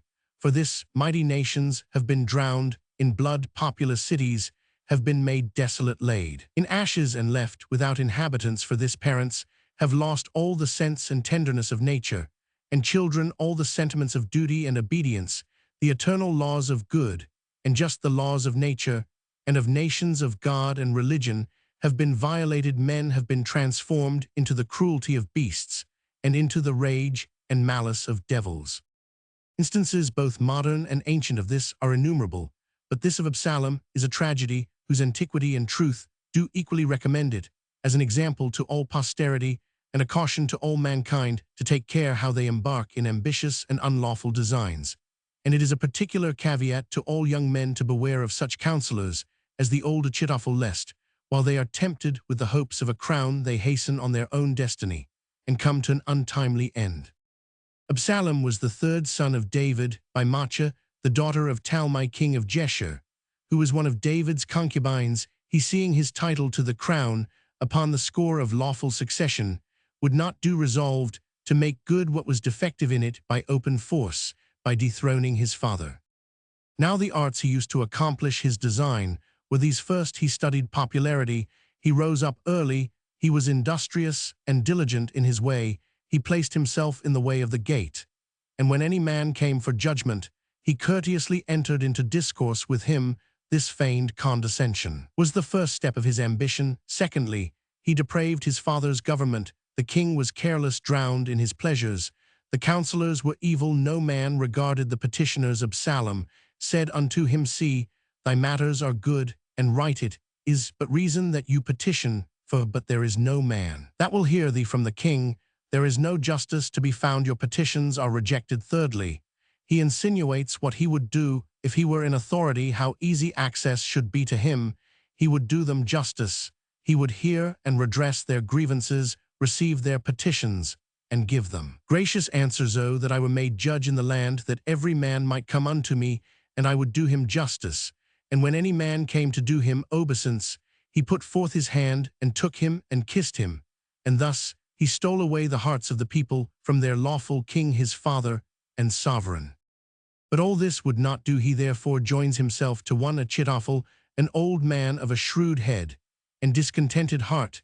This Achitophel, it seems, had been a great counselor of David's, but was now under some disgrace, as appears by Absalom's sending for him from Gilo, his city, whither he was in discontent retreated, because David had advanced Hushai into his privy council, and no doubt can be made, but he was of the conspiracy before, by his ready joining with Absalom as soon as the matters were ripe for execution.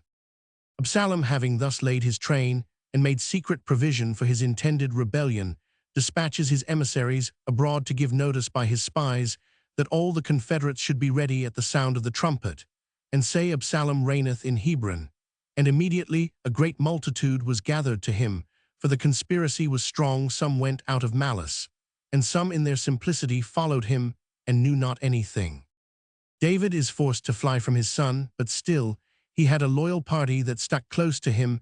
Achitophel gave devilish counsel, but God disappointed it strangely, for Hushai, pretending to come over to their party, put Absalom upon a plausible expedient, which proved his ruin. So impossible is it for treason to be secure that no person who forms a conspiracy, but there may be some who, under pretense of the greatest kindness, may insinuate themselves only to discover their secrets, and ruin their intentions either by revealing their treason or disappointing it. And certainly of all men traitors are least to be trusted, for they who can be perfidious to one can never be true to any. The matter comes at last to the decision of the sword. Absalom's party are defeated, and many slain, and Absalom himself, seeking to save himself by flight in the wood, is entangled in a tree by his own hair, which was his pride, and his mule going from under him, there left him hanging till Joab came, and with 3 darts made at once an end of his life. And the rebellion thus ended his youthful and foolish ambition, making him an eternal monument of infamy and an instance of the justice of divine vengeance. And what will be the conclusion of ambition, treason, and conspiracy against lawful kings and governors? A severe admonition to all green heads to avoid the temptations of gray Achitophels. Achitophel, the engineer of all this mischief, seeing his counsel despised and foreseeing the event, prevented the hand of the executioner, and in revenge upon himself went home and hanged himself. Give fair warning to all treacherous counselors, to see what their devilish counsels will lead them to. At last mischievous counsel ever falling in conclusion upon the heads, where first it was contrived, as naturally as dirty kennels fall into the common sewer. Whatsoever was written aforetime was written for our instruction, for holy men of God spake, as they were moved by the Holy Ghost. To the reader. It is not my intention to make an apology for my poem. Some will think it needs no excuse, and others will receive none. The design, I am sure, is honest. But he who draws his pen for one party must expect to make enemies of the other, for wit and fool are consequence of Whig and Tory, and every man is a knave or an ass to the contrary side. There is a treasury of merits in the fanatic church as well as in the popish. Pennyworth to be had of saintship, honesty, and poetry for the lewd, the factious, and the blockheads. But the longest chapter in Deuteronomy has not curses enough for an anti-Broming. My comfort is their manifest prejudice to my cause will render their judgment of less authority against me. Yet if a poem have genius, it will force its own reception in the world, for there is a sweetness in good verse, which tickles even while it hurts, and no man can be heartily angry with him who pleases him against his will. The commendation of adversaries is the greatest triumph of a writer, because it never comes unless extorted, but I can be satisfied on more easy terms. If I happen to please the more moderate sort, I shall be sure of an honest party, and in all probability of the best judges, for the least concerned are commonly the least corrupt, and I confess I have laid in for those, by rebating the satire where justice would allow it from carrying too sharp an edge. They who can criticize so weakly as to imagine I have done my worst may be convinced at their own cost that I can write severely with more ease than I can gently. I have but laughed at some men's follies, when I could have declaimed against their vices, and other men's virtues I have commended as freely as I have taxed their crimes. And now, if you are a malicious reader, I expect you should return upon me that I affect to be thought more impartial than I am. But if men are not to be judged by their professions, God forgive you commonwealthsmen for professing so plausibly. For the government you cannot be so unconscionable as to charge me for not subscribing my name, for that would reflect too grossly upon your own party, who never dare, though they have the advantage of a jury to secure them. If you like not my poem, the fault may possibly be in my writing, though it is hard for an author to judge against himself. But more probably it is in your morals, which cannot bear the truth of it. The violent on both sides will condemn the character of Absalom as either too favorably or too hardly drawn, but they are not the violent whom I desire to please. The fault on the right hand is to extenuate, palliate, and indulge, and to confess freely I have endeavored to commit it. Besides the respect which I owe his birth, I have a greater for his heroic virtues, and David himself could not be more tender of the young man's life than I would be of his reputation. But since the most excellent natures are always the most easy, and as being such, are the soonest perverted by ill counsels, especially when baited with fame and glory, it is no more a wonder that he withstood not the temptations of Achitophel than it was for Adam not to have resisted the two devils, the serpent and the woman. The conclusion of the story I purposely forbore to prosecute, because I could not obtain from myself to show Absalom unfortunate. The frame of it was cut out, but for a picture to the waist, and if the draught be so far true, it is as much as I designed. Were I the inventor, who am only the historian, I should certainly conclude the piece with the reconcilement of Absalom to David, and who knows, but this may come to pass. Things were not brought to an extremity where I left the story. There seems yet to be room left for a composure. Hereafter there may be only for pity. I have not so much as an uncharitable wish against Achitophel, but am content to be accused of a good-natured error, and to hope with Origen that the devil himself may at last be saved, for which reason in this poem he is neither brought to set his house in order, nor to dispose of his person afterwards, as he in wisdom shall think fit. God is infinitely merciful, and his vicegerent is only not so because he is not infinite. The true end of satire is the amendment of vices by correction, and he who writes honestly is no more an enemy to the offender than the physician to the patient when he prescribes harsh remedies to an inveterate disease, for those are only in order to prevent the chirurgeon's work of an ense rescindendum, which I wish not to my very enemies to conclude all. If the body politic have any analogy to the natural, in my weak judgment, an act of oblivion were as necessary in a hot distempered state as an opiate would be in a raging fever. Recommendatory verses. The following recommendatory verses Dryden thought worthy of being prefixed to the later editions of his Absalom, and a chitoffel for which reason they are here retained. It will be observed that they all mention the author as unknown. This, however, we are not to understand literally, since it is obvious from the contemporary libels that Dryden was well known for the author, but till he placed his name in the title page, his friends were not to affect to know more than that told them, as it is impolite to recognize a person who affects a disguise. 2. The unknown author of this excellent poem. Take it as earnest of a faith renewed. Your theme is vast, your verse divinely good.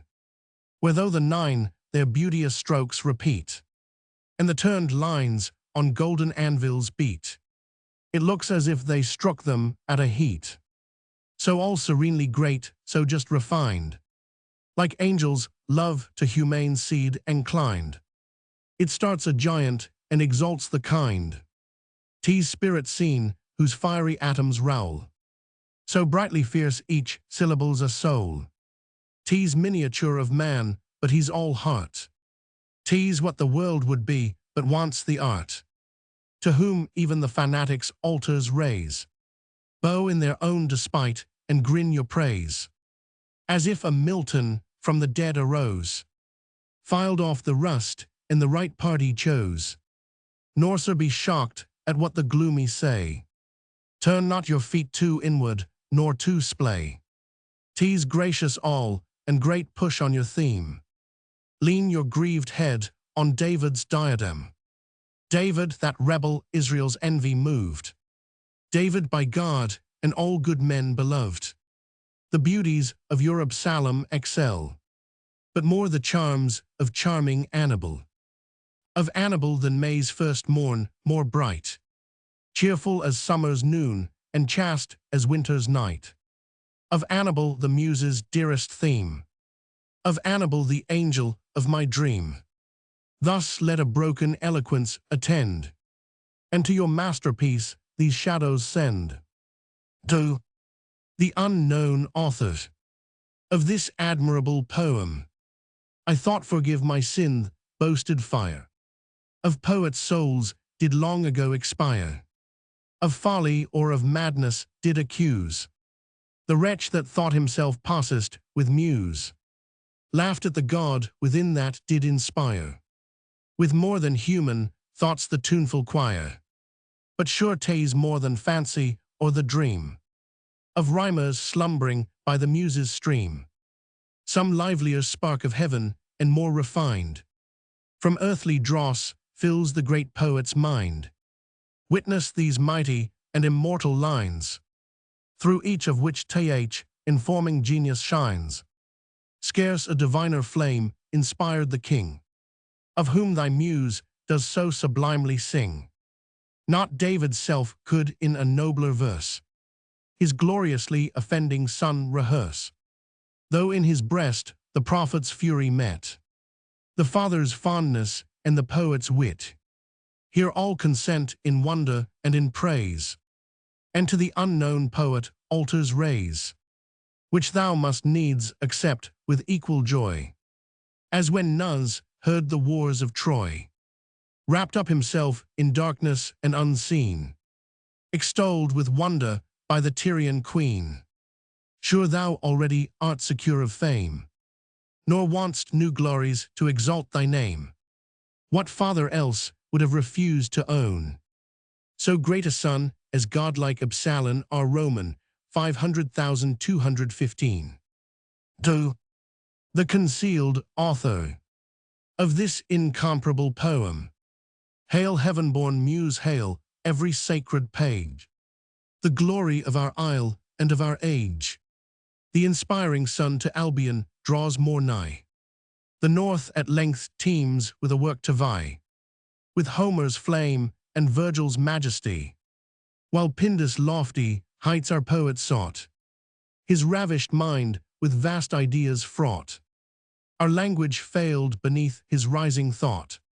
This checks not his attempt for Marrow's mines. He drains of all their gold t'adorn his lines. through each of which the Mantuan genius shines. The rock obeyed the powerful Hebrew guides. Her flinty breast dissolved into a tide. Thus on our stubborn language he prevails, and makes the helicon in which he sails. The dialect as well as sense invents, and with his poem a new speech presents. Hail then, thou matchless bard, thou great unknown, that give your country fame, yet shun your own. In vain for everywhere your praise you find, and not to meet it you must shun mankind. Your loyal theme each loyal reader draws, and even the factious give your verse applause, whose lightning strikes to ground their idle cause, the cause for whose dear sake they drank a flood of civil gore, nor spared the royal blood, the cause whose growth to crush our prelates wrote.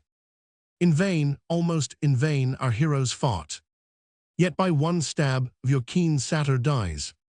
Before your sacred lines their shattered Dagon lies. Oh, if unworthy we appear to know the sire to whom this lovely birth we owe, denied a ready homage to express, and can at best but thankful be by guess. This hope remains may David's godlike mind, for him 'twas wrote, the unknown author find, and having found shower equal favors down, on wit so vast as could oblige a crown Nt. Some scribbler of the day, also thinking Dryden's meaning not sufficiently clear, wrote Absalin's Roman 9 worthies, or a key to a late book or poem entitled Ob and AC, marked by Mr. Luttrell, as bought 10 March 16,823. It concludes with the following address. To the author of that incomparable poem above mentioned, Homer, amazed, resigns the hill to you, and stands i'th crowd amidst the panting crew.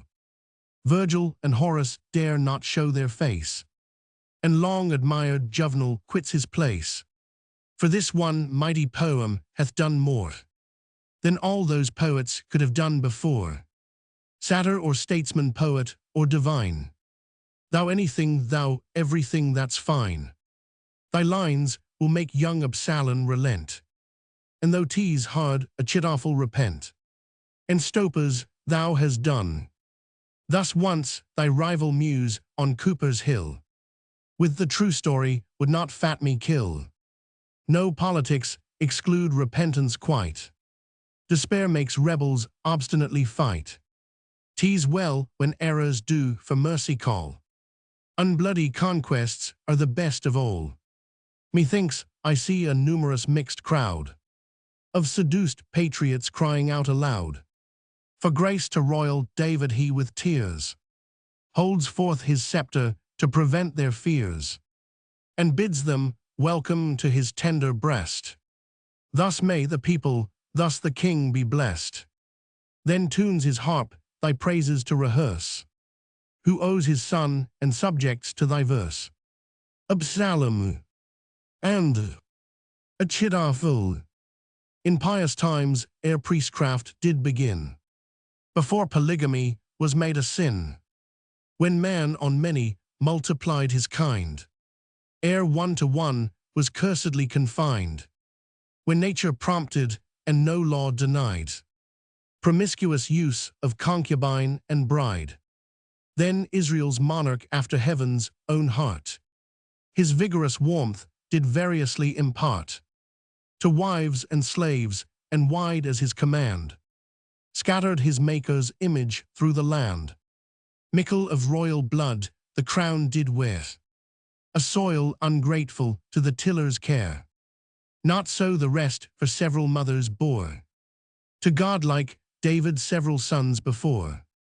But since like slaves his bed they did ascend, no true succession could their seed attend.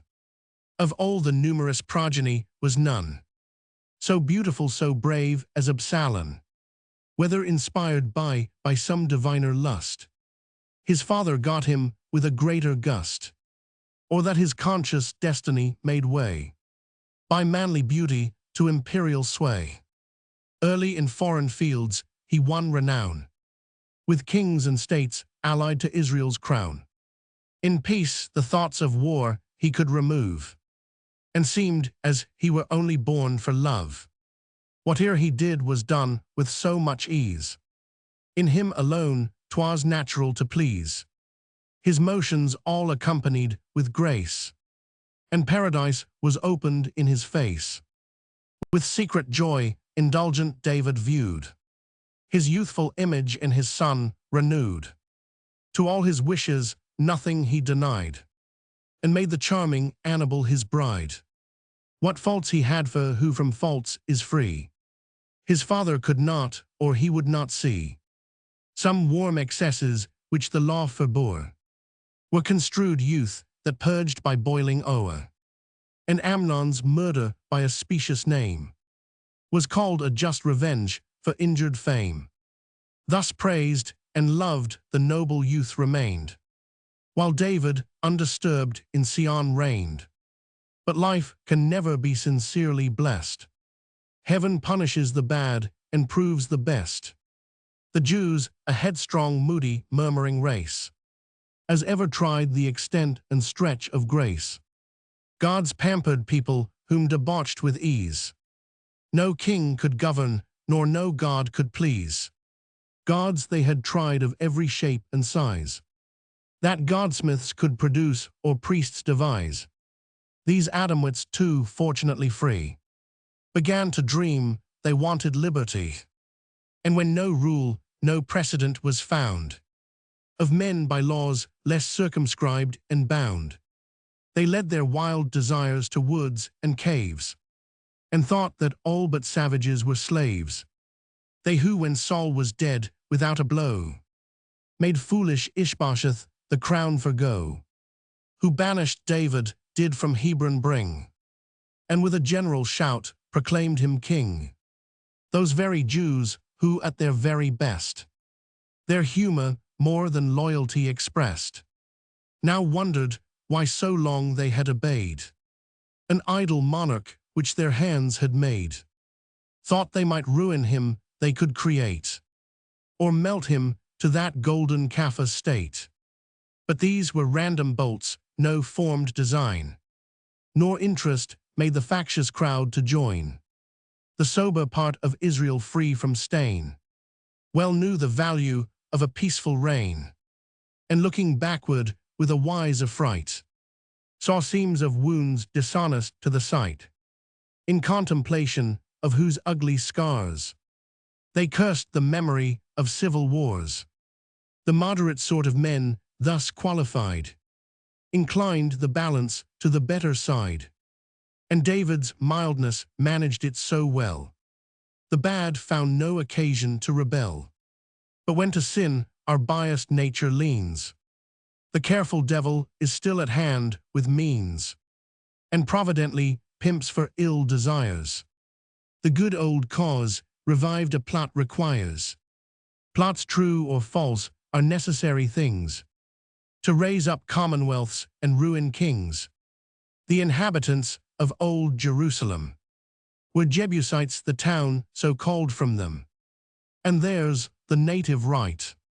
But when the chosen people grew more strong, the rightful cause at length became the wrong, and every loss the men of Jebus bore. They still were thought God's enemies the more. Thus worn or weakened, well or ill content, submit they must to David's government.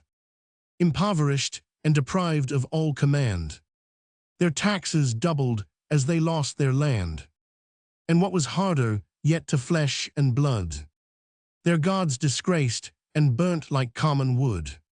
This set the heathen priesthood in a flame, for priests of all religions are the same, of whatsoever descent their godhead be, stock, stone, or other homely pedigree.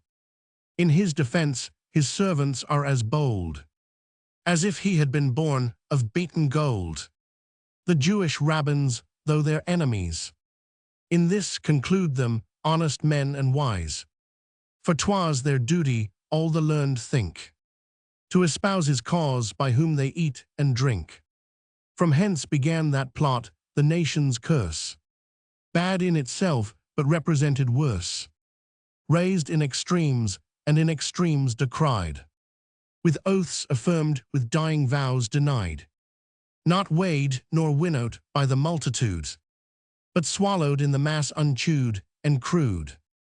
Some truth there was, but dashed and brewed with lies, to please the fools and puzzle all the wise. Succeeding times did equal folly call, believing nothing or believing all. The Egyptian rites the Jebusites embraced, where gods were recommended by their taste. Such savory deities must needs be good, as served at once for worship and for food. By force they could not introduce these gods, for 10 to 1 in former days was odds. So fraud was used the sacrificer's trade. Fools are more hard to conquer than persuade. Their busy teachers mingled with the Jews, and raked for converts even the court and stews, which Hebrew priests the more unkindly took, because the fleece accompanies the flock. Some thought they gods anointed, meant to slay, by guns invented since full many a day. Our author swears it not, but who can know how far the devil and Jebusites may go? This plot, which failed for want of common sense, had yet a deep and dangerous consequence. For as when raging fevers boil the blood, the standing lake soon floats into a flood, and every hostile humor which before slept quiet in its channels bubbles, so several factions from this first ferment work up to foam and threat the government. Some by their friends, more by themselves, thought wise, opposed the power to which they could not rise. Some had in courts been great and thrown from thence, like fiends were hardened in impenitence. Some by their monarchs' fatal mercy grown, from pardoned rebels kinsmen to the throne, were raised in power and public office high. Strong bands, if bands ungrateful men could tie. Of these the false Achitophel was first, a name to all succeeding ages cursed, for close designs and crooked counsels fit. Sagacious, bold, and turbulent of wit, restless, unfixed in principles and place, in power unpleased, impatient of disgrace, a fiery soul which working out its way, fretted the pygmy body to decay, and o'er-informed the tenement of clay. A daring pilot in extremity, pleased with the danger when the waves went high. He sought the storms, but for a calm unfit, would steer too nigh the sands to boast his wit. Great wits are sure to madness near allied, and thin partitions do their bounds divide. Else why should he with wealth and honor blessed refuse his age the needful hours of rest, punish a body which he could not please, bankrupt of life, yet prodigal of ease, and all to leave what with his toil he won, to that unfeathered tuligid thing a son, got while his soul did huddled notions try, and born a shapeless lump like anarchy, in friendship false, implacable in hate, resolved to ruin or to rule the state. To compass this, the triple bond he broke, the pillars of the public safety shook, and fitted Israel for a foreign yoke. Then seized with fear, yet still affecting fame, usurped a patriot's allatoning name. So easy still it proves in factious times, with public zeal to cancel private crimes.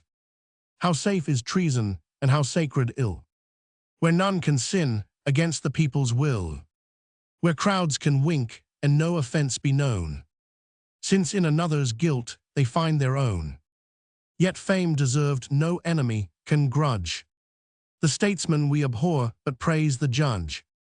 In Israel's courts near sat an Abethan, with more discerning eyes or hands more clean.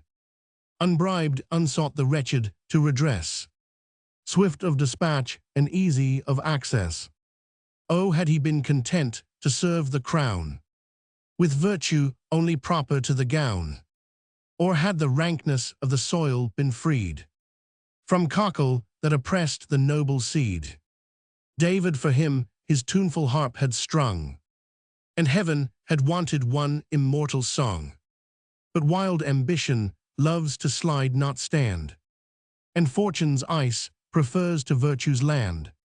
Achitophel grown weary to possess a lawful fame and lazy happiness, disdained the golden fruit to gather free, and lent the crowd his arm to shake the tree. Now manifest of crimes contrived long since, he stood at bold defiance with his prince, held up the buckler of the people's cause against the crown, and skulked behind the laws. The wished occasion of the plot he takes, some circumstances finds, but more he makes. By buzzing emissaries fills the ears of listening crowds with jealousies and fears, of arbitrary counsels brought to light, and proves the king himself a Jebusite. Weak arguments, which yet he knew full well, were strong with people easy to rebel. For governed by the moon the giddy Jews tread the same track when she the prime renews, and once in 20 years their scribes record, by natural instinct they change their lord. Achitophel still wants a chief, and none was found so fit as warlike Absalom. Not that he wished his greatness to create, for politicians neither love nor hate, but for he knew his title not allowed would keep him still depending on the crowd. That kingly power thus ebbing out might be drawn to the dregs of a democracy. Him he attempts with studied arts to please, and sheds his venom in such words as these: auspicious prince, at whose nativity some royal planet ruled the southern sky, thy longing countries, darling and desire, their cloudy pillar and their guardian fires, their second Moses, whose extended wand divides the seas and shows the promised land, whose dawning day in every distant age has exorcised the sacred prophet's rage, the people's prayer, the glad diviner's theme, the young men's vision and the old men's dream. Thee, Savior, thee the nation's vows confess, and never satisfied with seeing bless. Swift unbespoken pomps thy steps proclaim, and stammering babes are taught to lisp thy name. How long wilt thou the general joy detain, starve and defraud the people of thy reign, content ingloriously to pass thy days, like one of virtue's fools that feed on praise, till thy fresh glories, which now shine so bright, grow stale and tarnish with our daily sight? Believe me, royal youth, thy fruit must be or gathered ripe or rot upon the tree.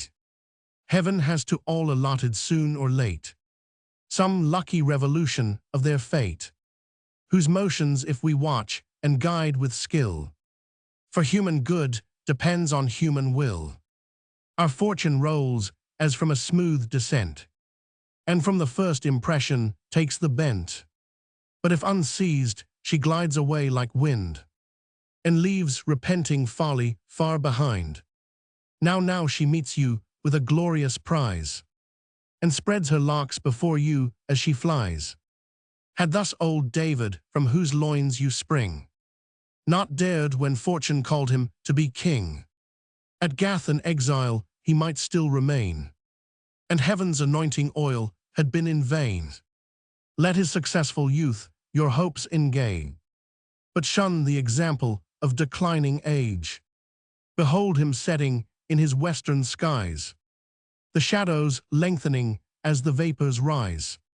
He is not now as when on Jordan's sand the joyful people throng to see him land, covering the beach and blackening all the strand.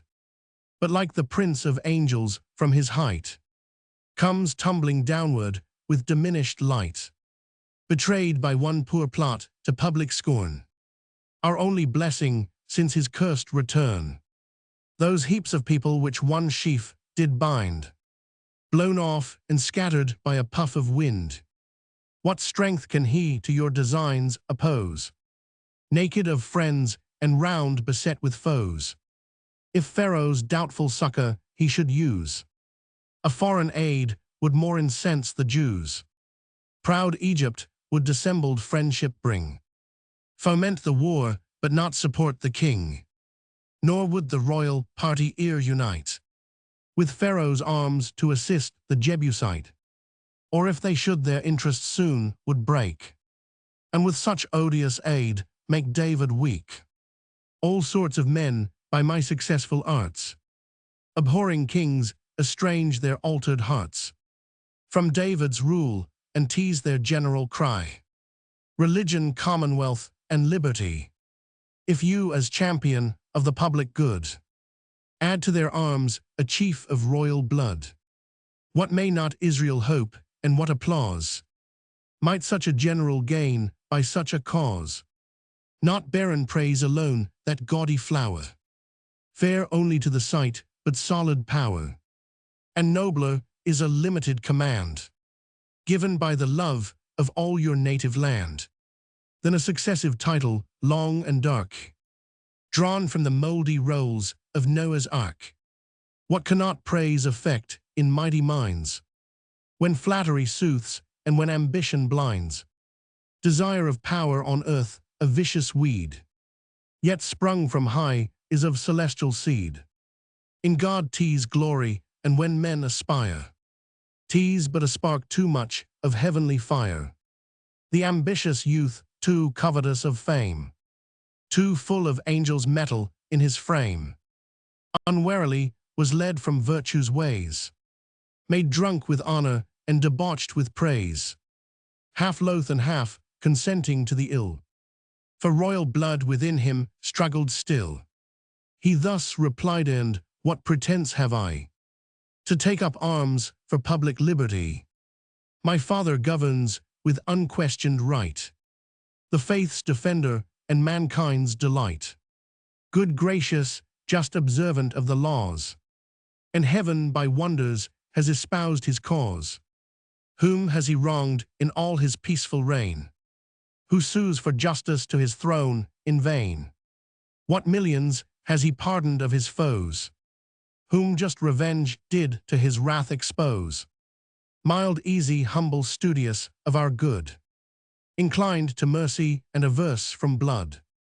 If mildness ill with stubborn Israel suit, his crime is God's beloved attribute. What could he gain his people to betray, or change his right for arbitrary sway? Let haughty Pharaoh curse with such a reign his fruitful Nile and yoke a servile train. If David's rule Jerusalem displease, the dog-star heats their brains to this disease. Why then should I, encouraging the bad, turn rebel and run popularly mad? Were he a tyrant who by lawless might oppressed the Jews and raised the Jebusite, well might I mourn, but nature's holy bands would curb my spirits and restrain my hands. The people might assert their liberty, but what was right in them were crime in me. His favor leaves me nothing to require, prevents my wishes and outruns desire. What more can I expect while David lives? All but his kingly diadem he gives. And that but there he paused, then sighing said, is justly destined for a worthier head. For when my father from his toils shall rest, and late augment the number of the blessed, his lawful issue shall the throne ascend, or the collateral line where that shall end. His brother, though oppressed with vulgar spite, yet dauntless and secure of native right, of every royal virtue stands possessed, still dear to all the bravest and the best. His courage foes his friends, his truth proclaim, his loyalty the king, the world his fame.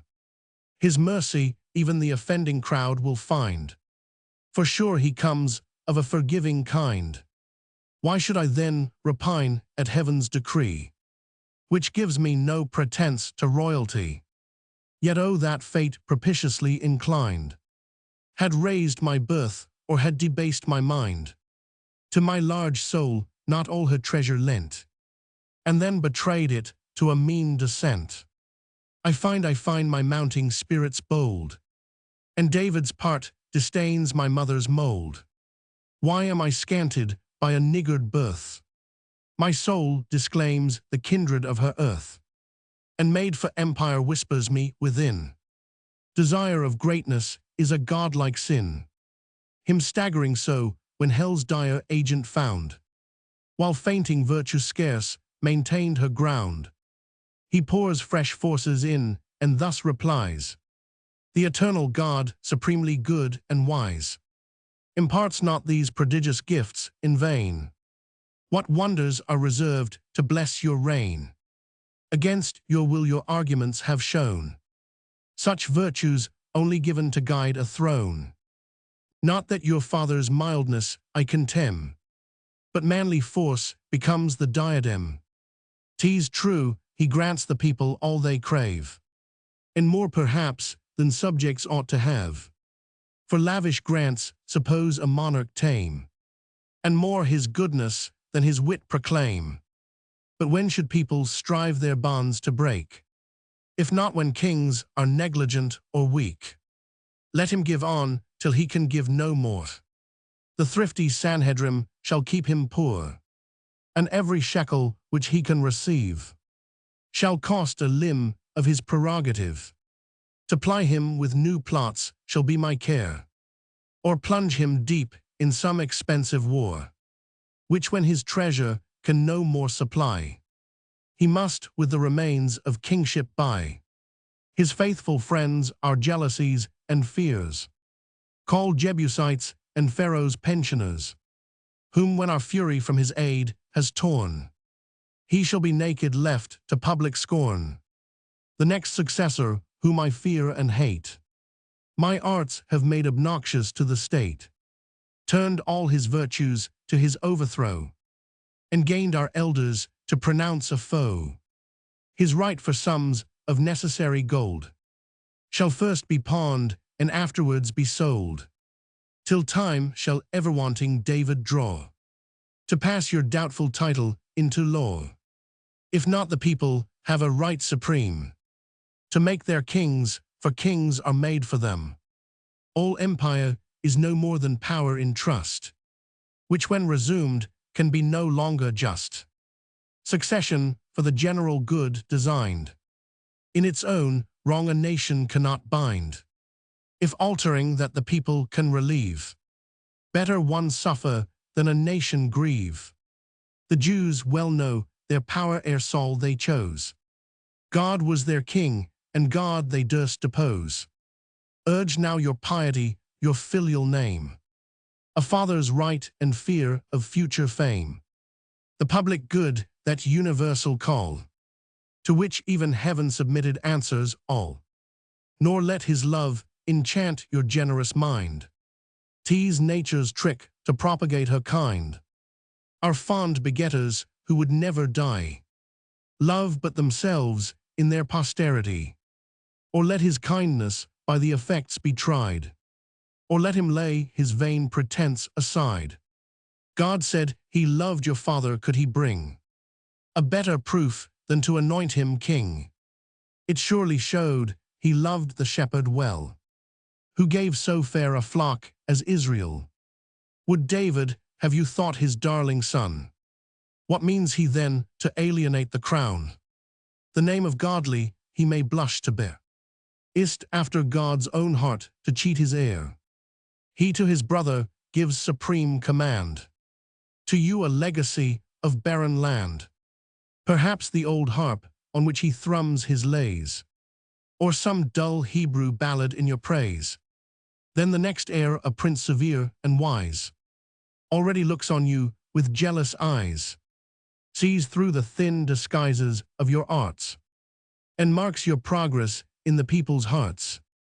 Though now his mighty soul its grief contains, he meditates revenge who least complains, and like a lion slumbering in the way, or sleep dissembling while he waits his prey, His fearless foes within his distance draws, constrains his roaring, and contracts his paws, till at the last his time for fury found.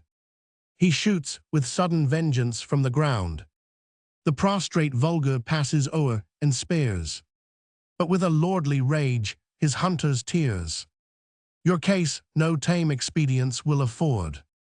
Resolve on death or conquest by the sword, which for no less a stake than life you draw.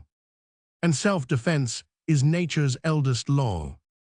Leave the warm people no considering time, for then rebellion may be thought a crime. Avail yourself of what occasion gives, but try your title while your father lives, and that your arms may have a fair pretense. Proclaim you take them in the king's defense, whose sacred life each minute would expose to plots from seeming friends and secret foes. And who can sound the depth of David's soul? Perhaps his fear his kindness may control. He fears his brother, though he loves his son, for plighted vows too late to be undone.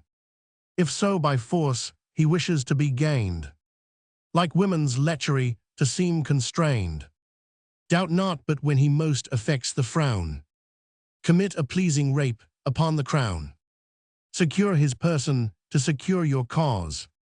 They who possess the prince possess the laws. He said, and this advice above the rest, with Absalom's mild nature suited best.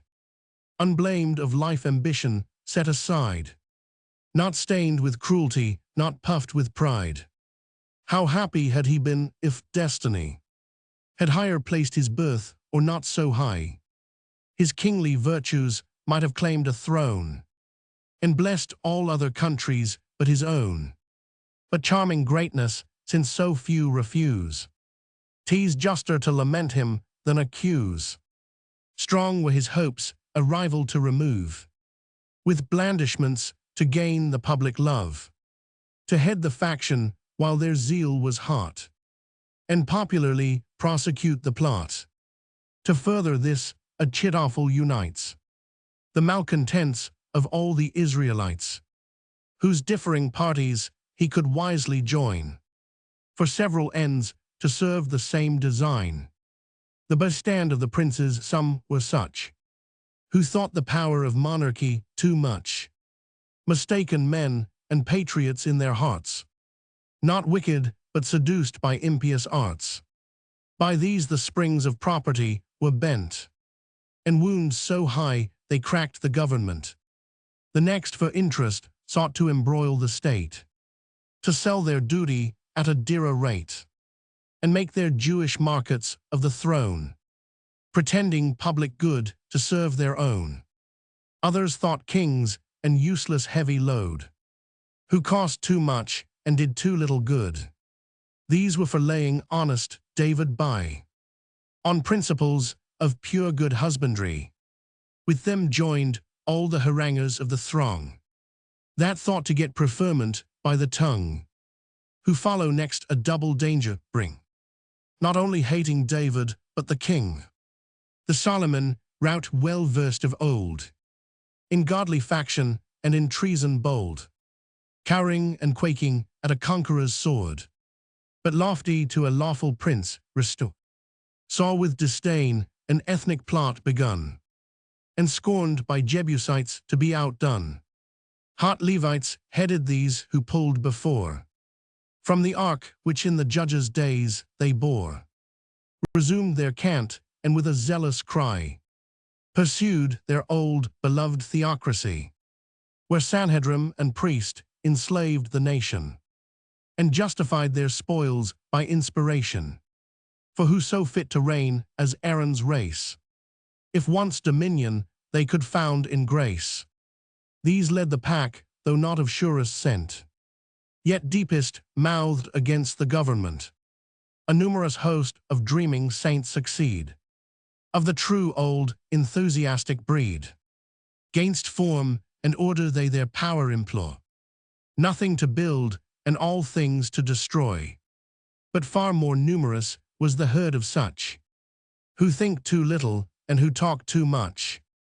These out of mere instinct they knew not why, adored their father's God and property, and by the same blind benefit of fate, the devil and the Jebusite did hate, born to be saved even in their own despite, because they could not help believing right.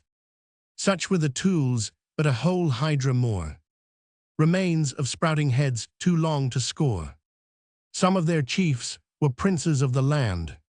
In the first rank of these did Zimri stand, a man so various that he seemed to be not one, but all mankind's epitome. Stiff in opinions, always in the wrong, was everything by starts and nothing long. But in the course of one revolving moon, was chemist, fiddler, statesman, and buffoon. Then all for women, painting, rhyming, drinking, besides 10,000 freaks that died in thinking. Blessed madman who could every hour employ with something new to wish or to enjoy. Railing and praising were his usual themes, and both to show his judgment in extremes, so over-violent or over-civil, that every man with him was God or devil. In squandering wealth was his peculiar art. Nothing went unrewarded but desert, beggared by fools whom still he found too late. He had his jest, and they had his estate. He laughed himself from court, then sought relief by forming parties, but could ne'er be chief. For spite of him, the weight of business fell on Absalom, and wise Achitophel. Thus wicked, but in will of means bereft, he left not faction, but of that was left titles and names 'twere tedious to rehearse, of lords below the dignity of verse. Wits, warriors, commonwealth's men were the best, kind husbands and mere nobles all the rest. And therefore in the name of dullness be the well-hung Balaam and cold Caleb free, and canting Nadab let oblivion damn, who made new porridge for the paschal lamb. Let friendship's holy band some names assure, some their own worth, and some let scorn secure. Nor shall the rascal rabble here have place, whom kings no titles gave, and God no grace. Not bull-faced Jonahs, who could statutes draw to mean rebellion and make treason law. But he, though bad, is followed by a worse, the wretch who heaven's anointed dared to curse.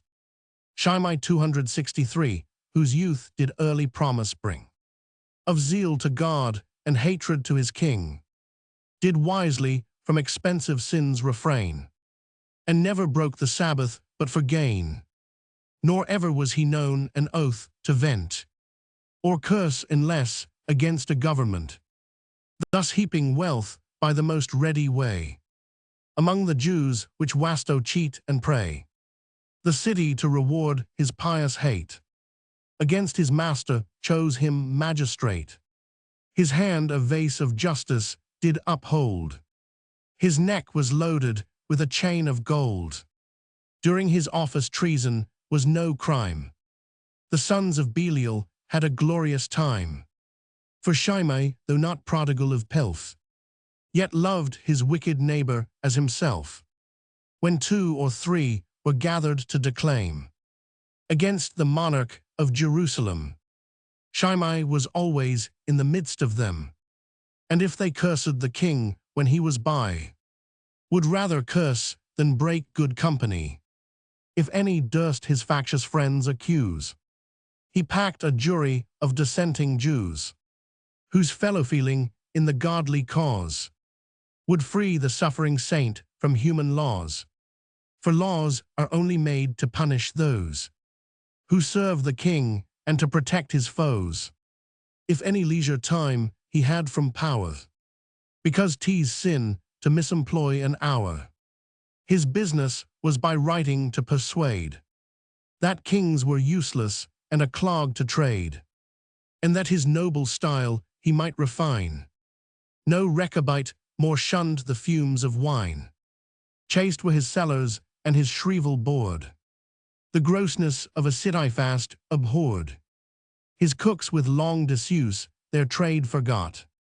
Cool was his kitchen, though his brains were hot. Such frugal virtue malice may accuse. But sure 'twas necessary to the Jews. For towns once burnt such magistrates require, as dare not tempt God's providence by fire.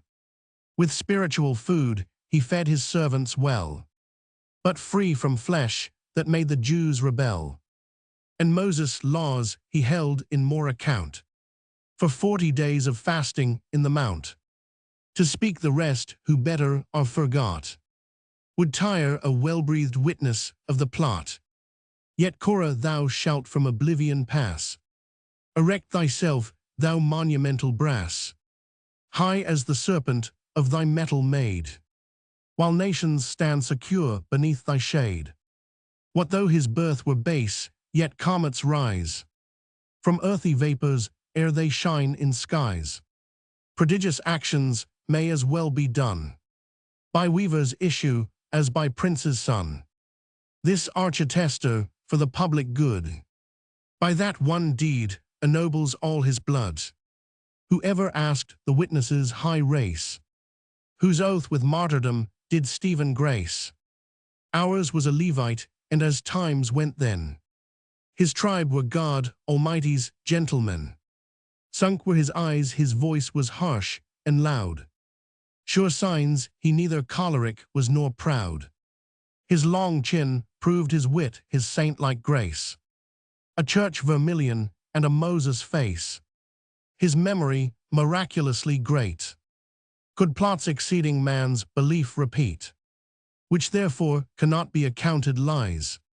For human wit could never such devise. Some future truths are mingled in his book, but where the witness failed the prophet spoke. Some things like visionary flight appear. The Spirit caught him up the Lord knows where, and gave him his rabbinical degree, unknown to foreign university.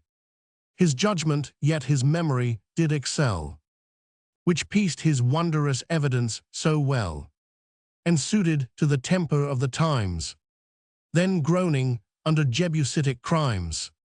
Let Israel's foes suspect his heavenly and rashly judge his writ apocryphal.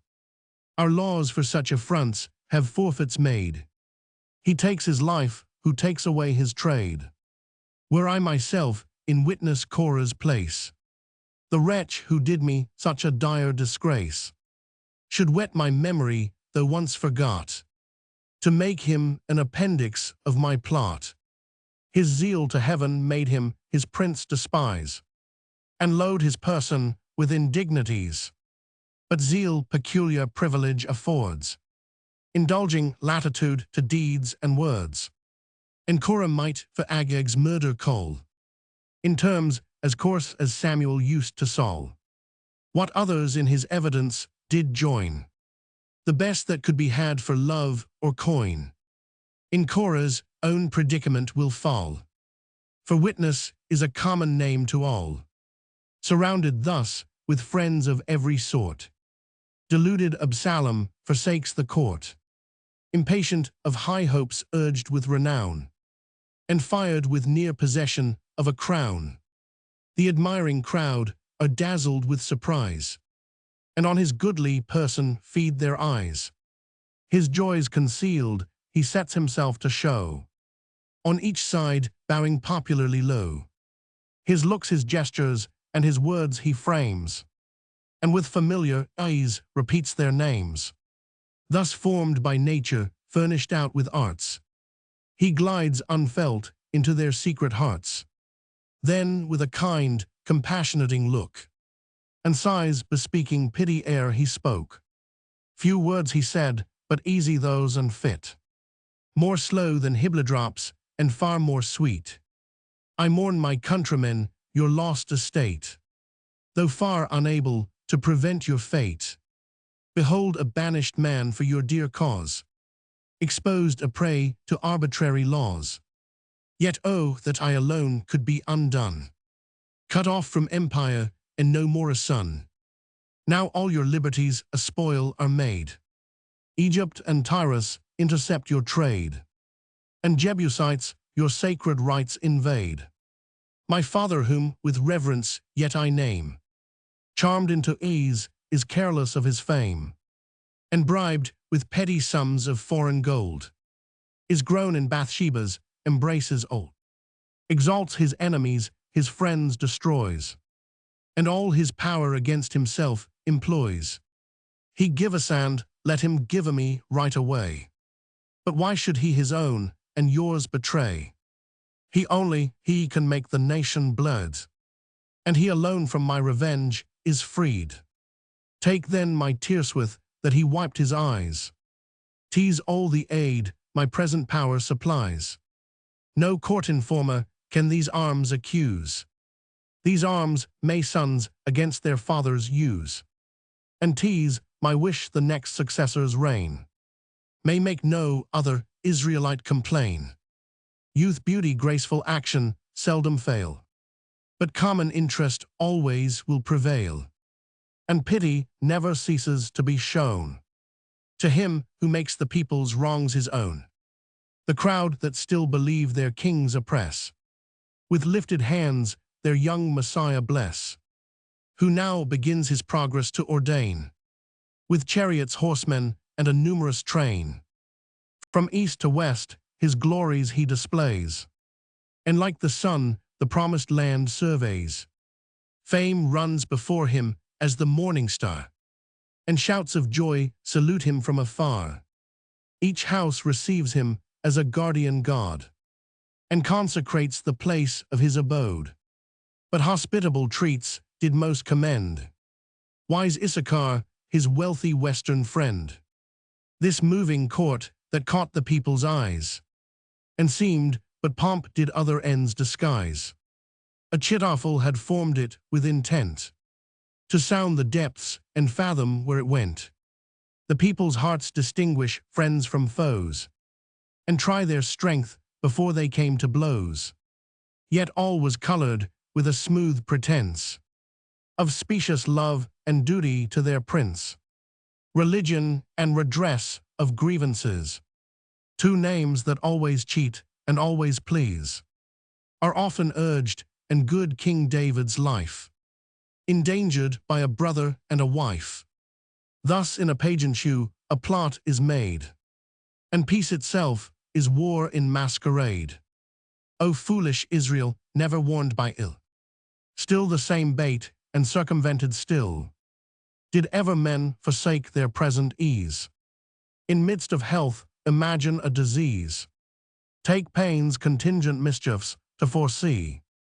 Make heirs for monarchs and for God decree. What shall we think can people give away, both for themselves and sons their native sway? Then they are left defenseless to the sword of each unbounded arbitrary lord, and laws are vain by which we right enjoy.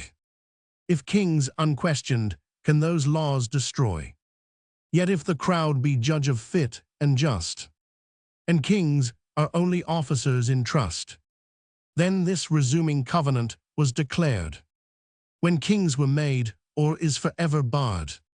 If those who gave the scepter could not tie, by their own deed, their own posterity, how then could Adam bind his future race? How could his forfeit on mankind take place? Or how could heavenly justice damn us all, who near consented to our fathers' fall? Then kings are slaves to those whom they command, and tenants to their people's pleasure stand. Add that the power for property allowed is mischievously seated in the crowd. For who can be secure of private right, if sovereign sway may be dissolved by might? Nor is the people's judgment always true.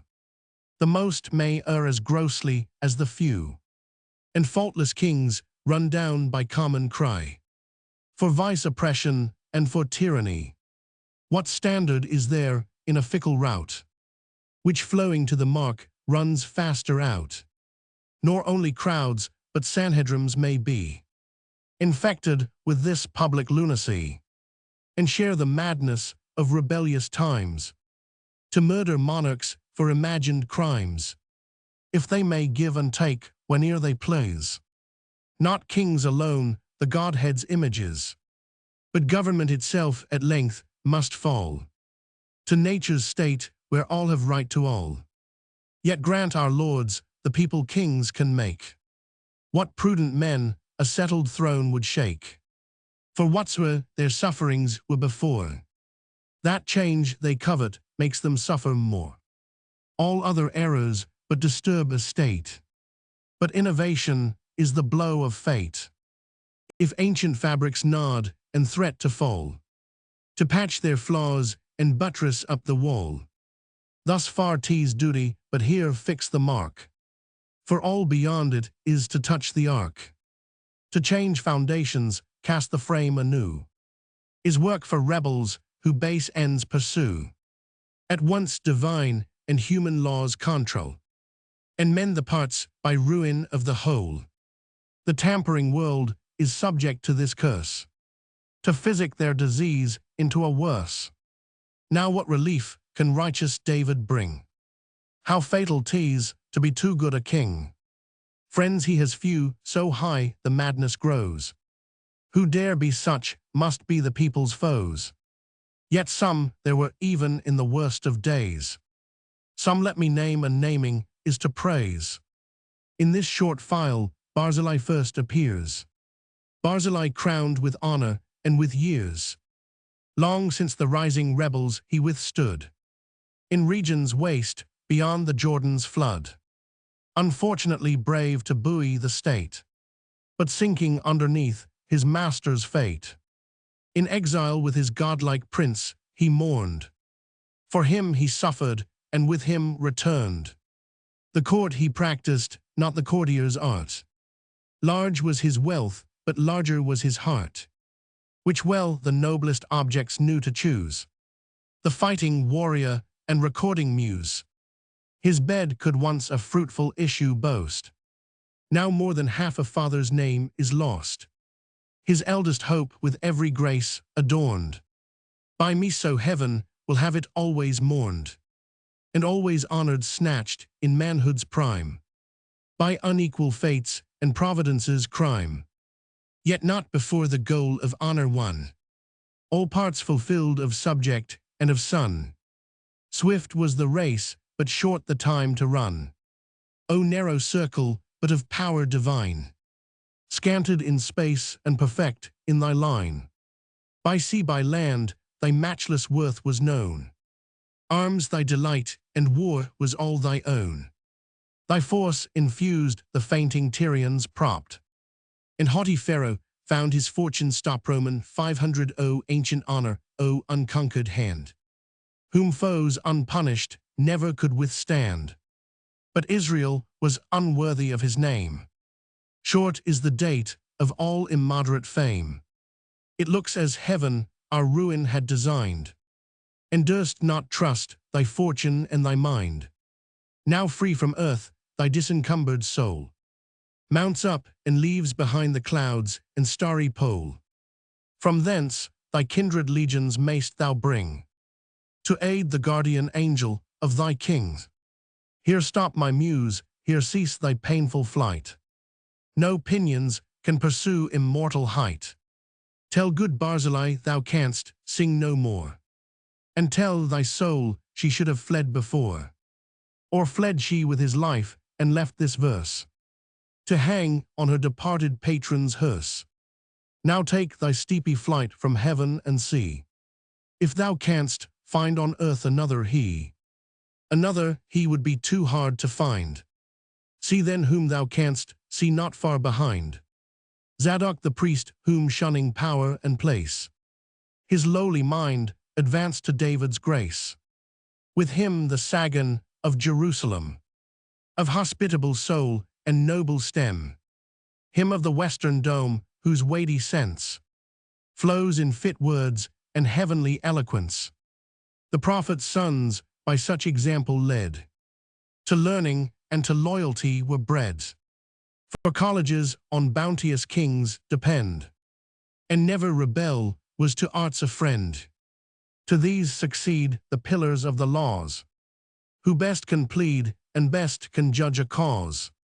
Next them a train of loyal peers ascend, sharp-judging Adriel, the muse's friend, himself a muse in Sanhedrim's debate, true to his prince, but not a slave of state, whom David's love with honors did adorn, that from his disobedient son were torn.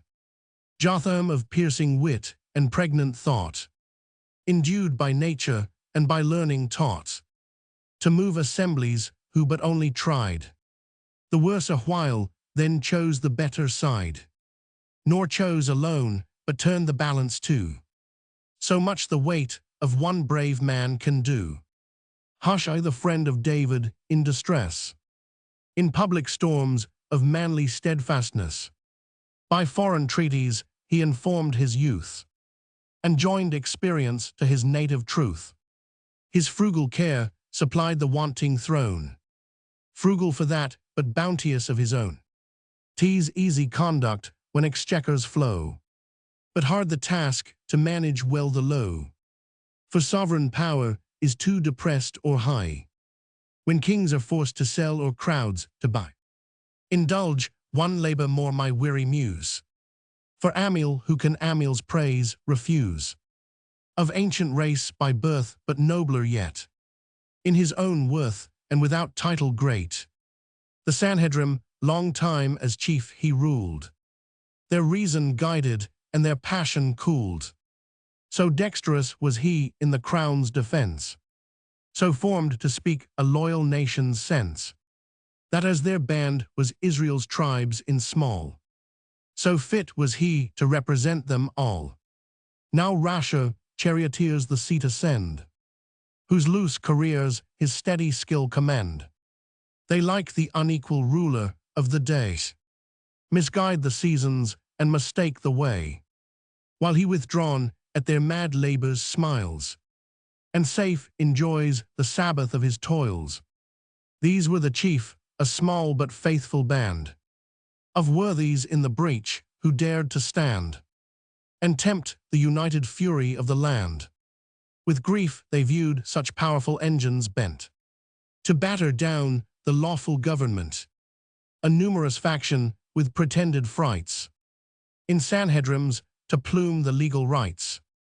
The true successor from the court removed, the plot by hireling witnesses improved. These ills they saw, and as their duty bound, they showed the king the danger of the wound, that no concessions from the throne would please, but lenitives fomented the disease, that Absalom, ambitious of the crown, was made the lure to draw the people down, that false Achitophel's pernicious hate had turned the plot to ruin church and state, the council violent, the rabble worse, that Shimei taught Jerusalem to curse. With all these loads of injuries oppressed, and long revolving in his careful breast, the event of things at last his patience tired. Thus from his royal throne, by heaven inspired, the godlike David spoke with awful fear. His train their maker in their master hear. Thus long have I by native mercy swayed, my wrongs dissembled, my revenge delayed, so willing to forgive the offending aid. So much the Father did the King assuage, but now so far my clemency they slight. The offenders question my forgiving right. That one was made for many they contend, but 'tis to rule, for that's a monarch's end. They call my tenderness of blood my fear, though manly tempers can the longest bear. Yet since they will divert my native course, 'tis time to show I am not good by force. Those heaped affronts that haughty subjects bring are burdens for a camel, not a king. Kings are the public pillars of the state, born to sustain and prop the nation's weight. If my young Samson will pretend a call to shake the column, let him share the fall. But oh, that yet he would repent and live. How easy 'tis for parents to forgive, with how few tears a pardon might be won. From nature, pleading for a darling son. Poor pitied youth, by my paternal care, raised up to all the height his frame could bear. Had God ordained his fate for empire born, he would have given his soul another turn, gulled with a patriot's name whose modern sense is one that would by law supplant his prince. The people's brave, the politician's tool. Never was patriot yet, but was a fool.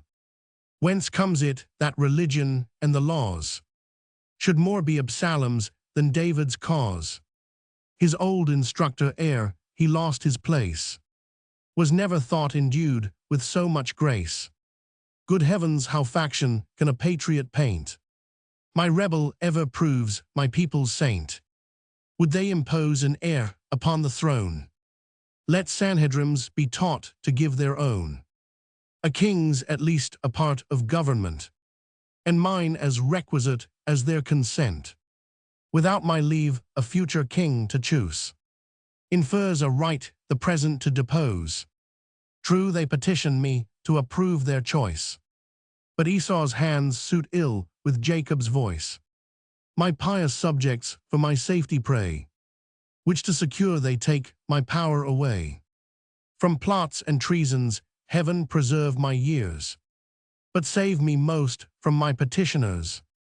Unsatiate as the barren womb or grave, God cannot grant so much as they can crave. What then is left but with a jealous eye to guard the small remains of royalty?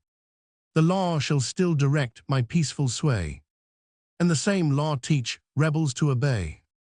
Votes shall no more established power control. Such votes as make a part exceed the whole. No groundless clamors shall my friend remove, nor crowds have power to punish ere they prove. For gods and godlike kings their care express, still to defend their servants in distress. Oh, that my power to saving were confined! Why am I forced like heaven against my mind to make examples of another kind? Must I at length the sword of justice draw? O cursed effects of necessary law! How ill my fear they by my mercy scan! Beware the fury of a patient man. Law they require, let law then show her face. They could not be content to look on grace, her hinder parts but with a daring eye, to tempt the terror of her front and die.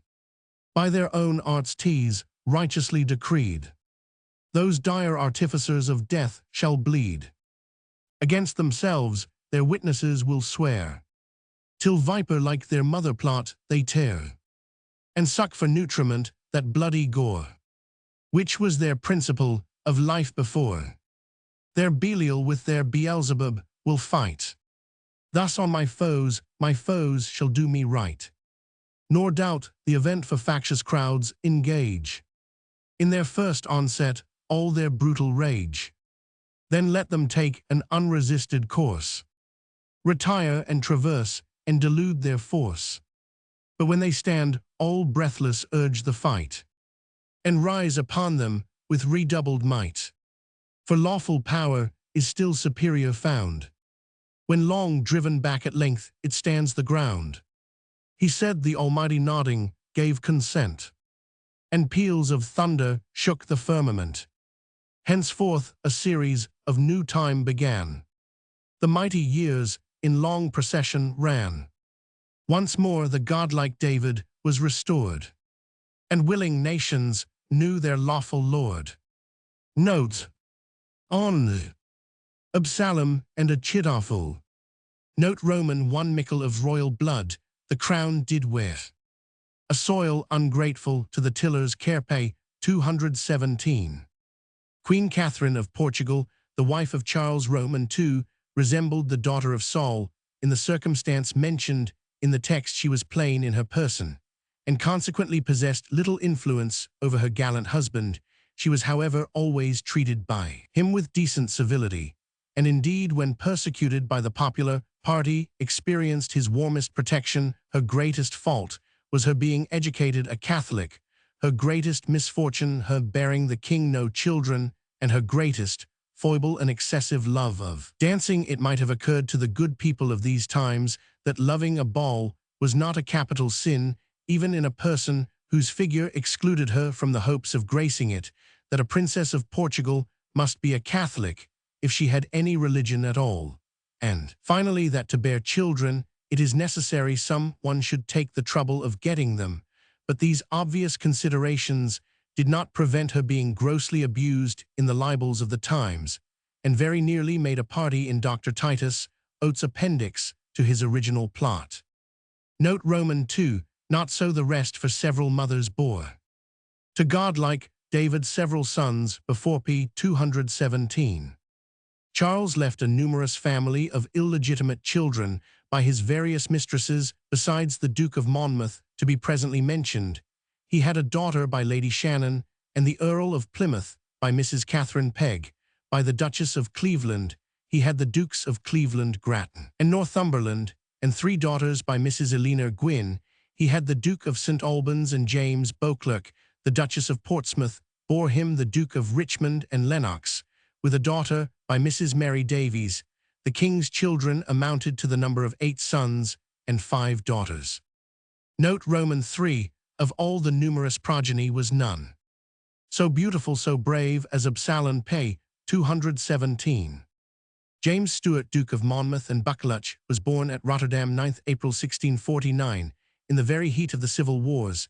He was the son of Charles Roman II and Mrs. Lucy Walters, or Waters, otherwise called Barlow, a beautiful young lady of a good Welsh family. He was educated privately in Holland under the assumed name of James Crofts, and the respect with which his mother and he were treated by the Cavalier afforded a foundation for the argument of his adherents, who afterwards contended that the king had been privately married to that lady.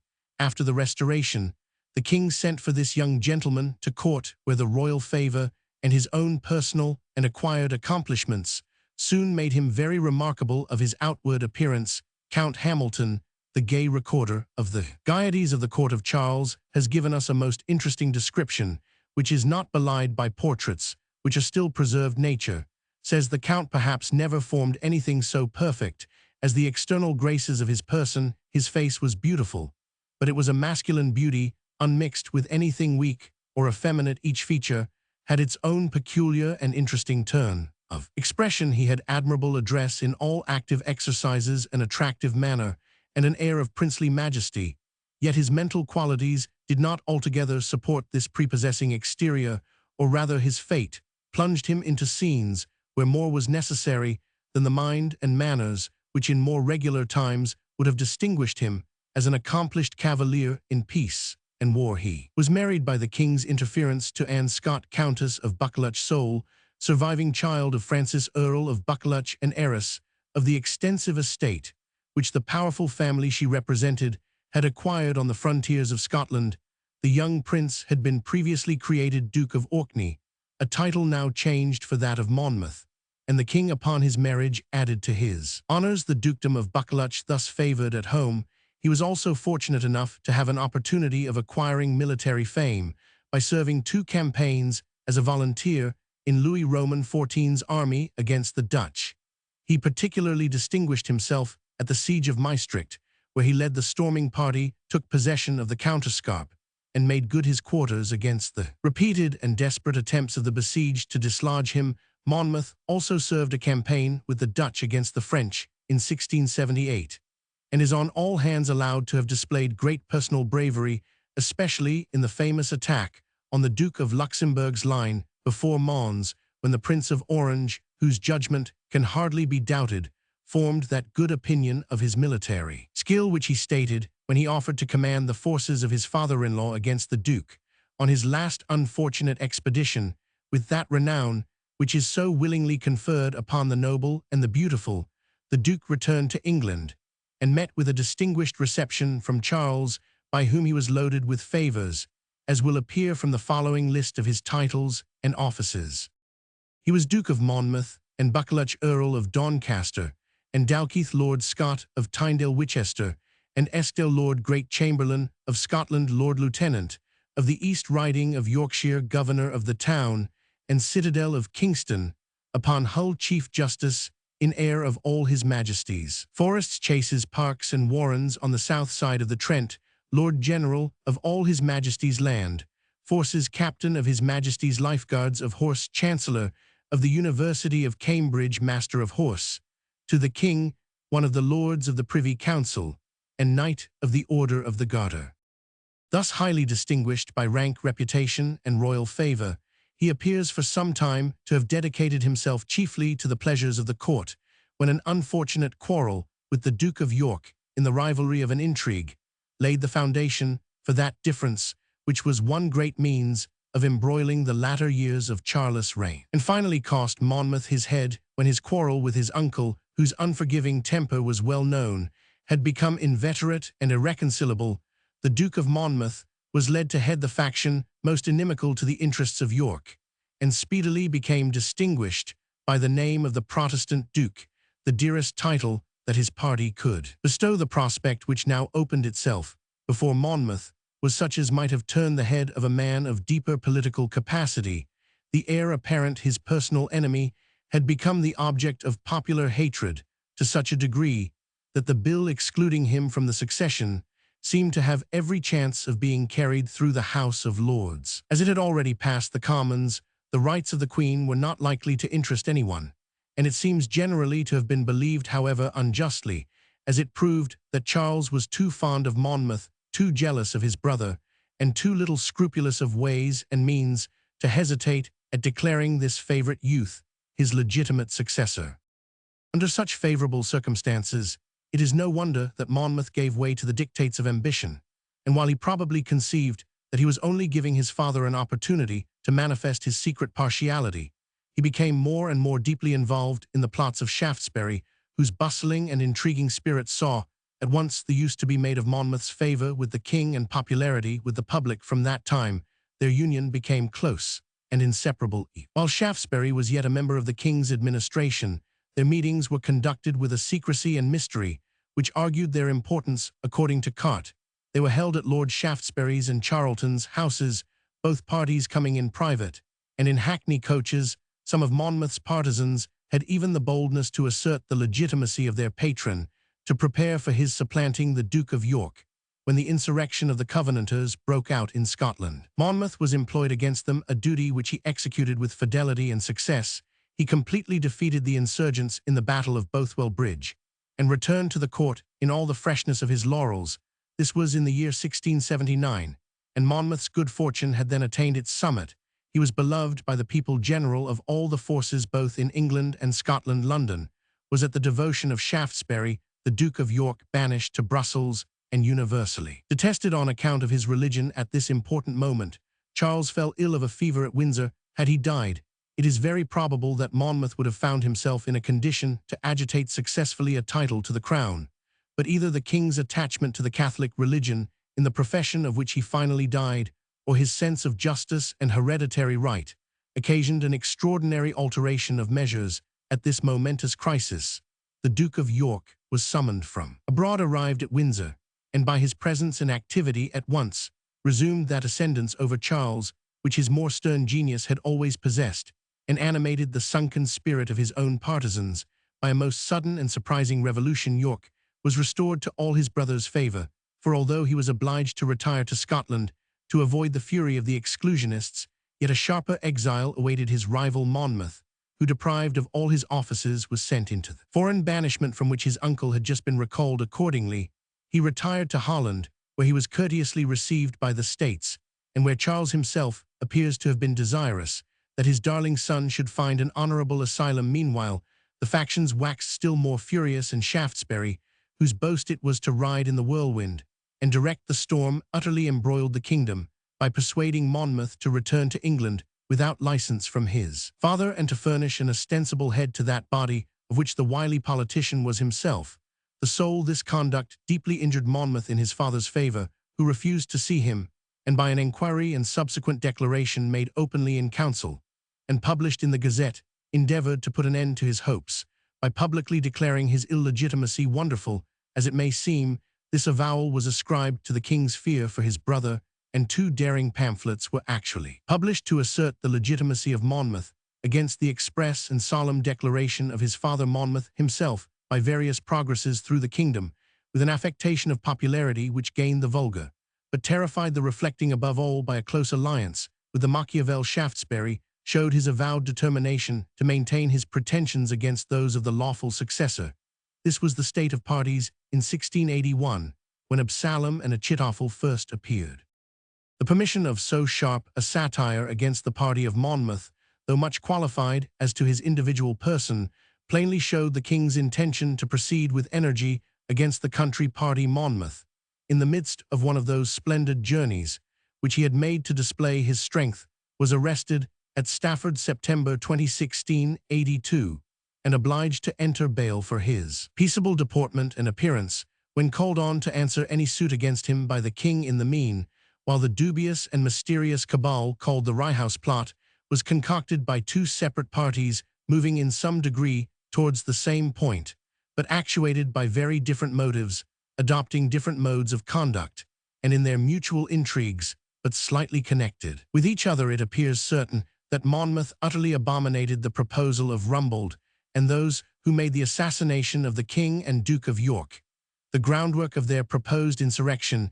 It is equally certain that with Sidney and Russell he engaged in plans of reformation or revolution of that dubious description, which might have turned out good or evil, according to their power of managing the machine they were about to set in motion, a power almost always overrated, till the awful moment of experiment.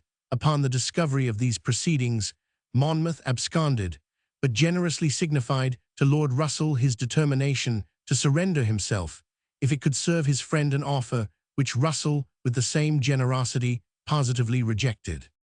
Notwithstanding the discovery, which involved perhaps a charge of high treason, the king was so much convinced of Monmouth's innocence so far as the safety of his person was concerned, that the influence of Halifax, who always strove to balance the power of the Duke of York by that of his nephew, procured him an opportunity of being restored to the king's favour, for which the minister had little thanks from the heir of the crown, but Monmouth, by an excess of imprudence, in which, however, he displayed a noble spirit, forfeited the advantages he might have obtained at this crisis, although he signed an acknowledgment of his guilt in listening to counsels which could not be carried into effect without a restraint on the king's person. He would not, on reflection, authorize the publication of a declaration which must have had a fatal influence on the impending trial of his friends. He demanded it back, and received it, but accompanied with an order to leave the kingdom he obeyed, and remained in honorable banishment in Holland, till after the accession of James II to the throne. There is room to believe that Monmouth would never have disturbed his uncle, had James not evinced a desire to follow him with vengeance even into his retreat. Wellwood has published a letter from him, in which he says ambition is mortified within him, and expresses himself determined to live in retirement.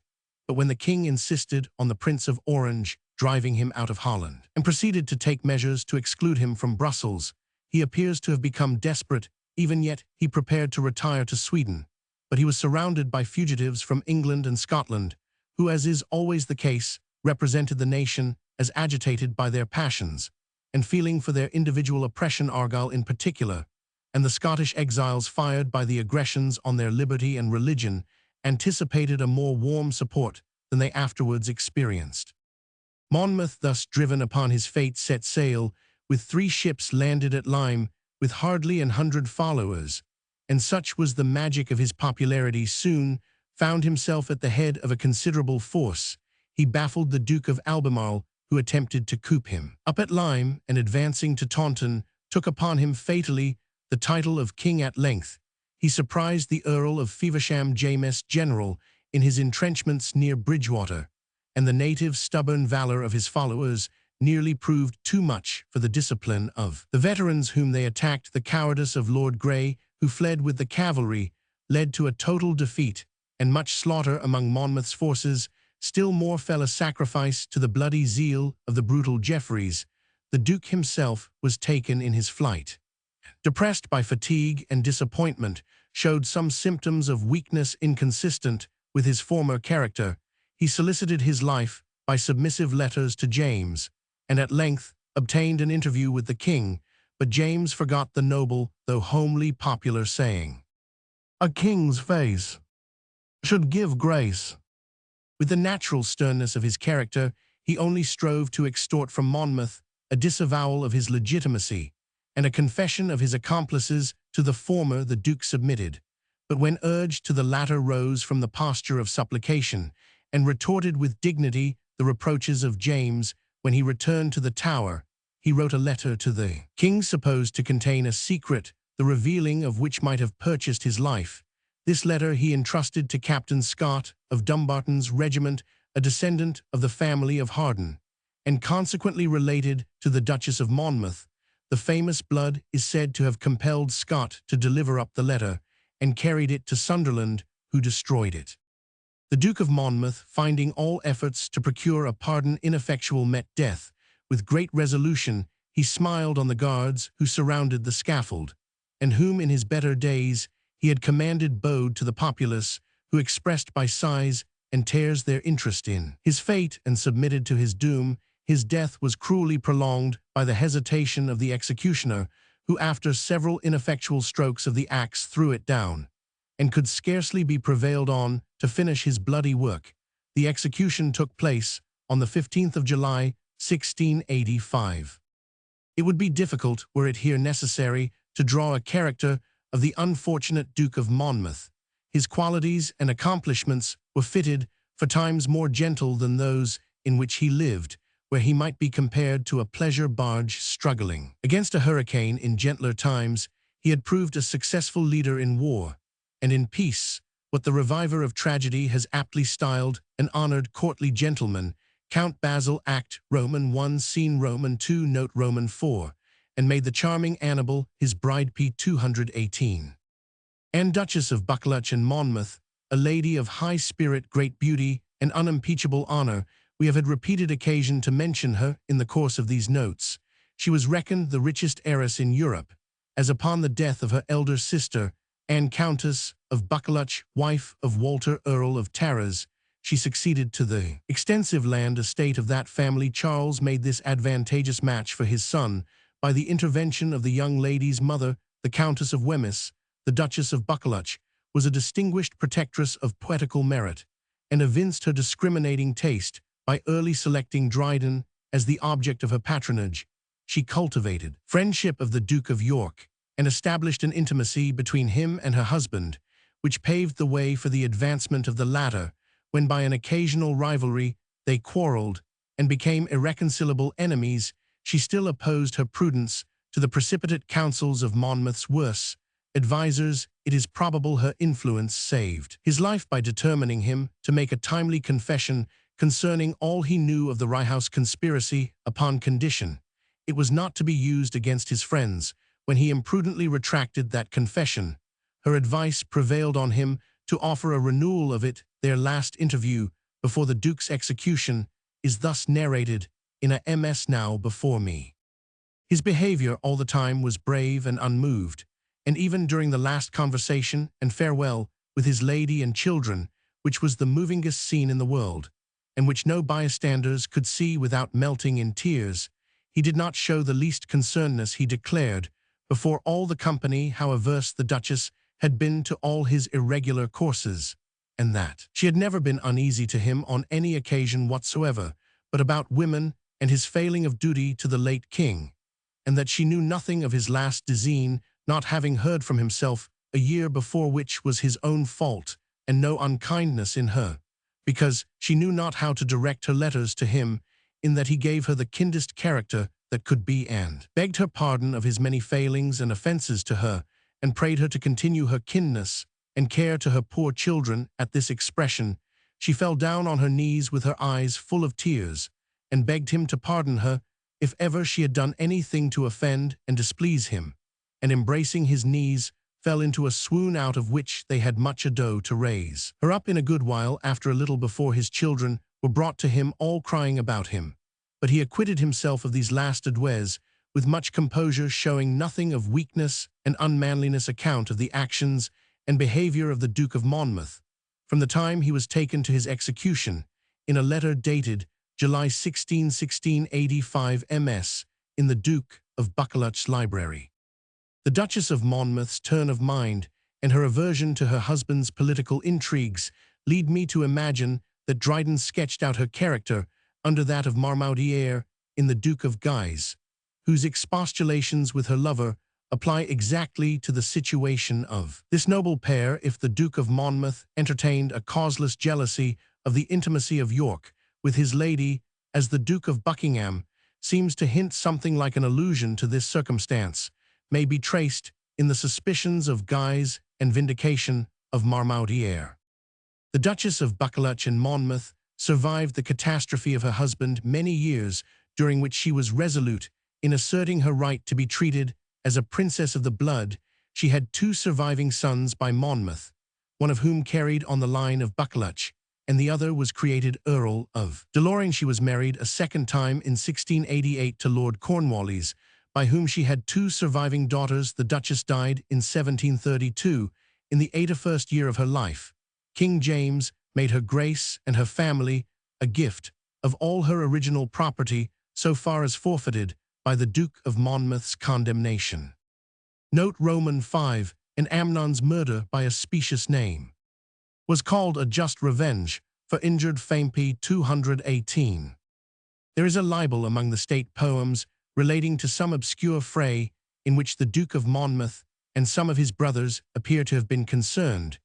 This was probably one of the youthful excesses alluded to, but Amnon's murder seems to refer to the more noted assault upon Sir John Coventry, which the reader may take in the words of Andrew Marvell.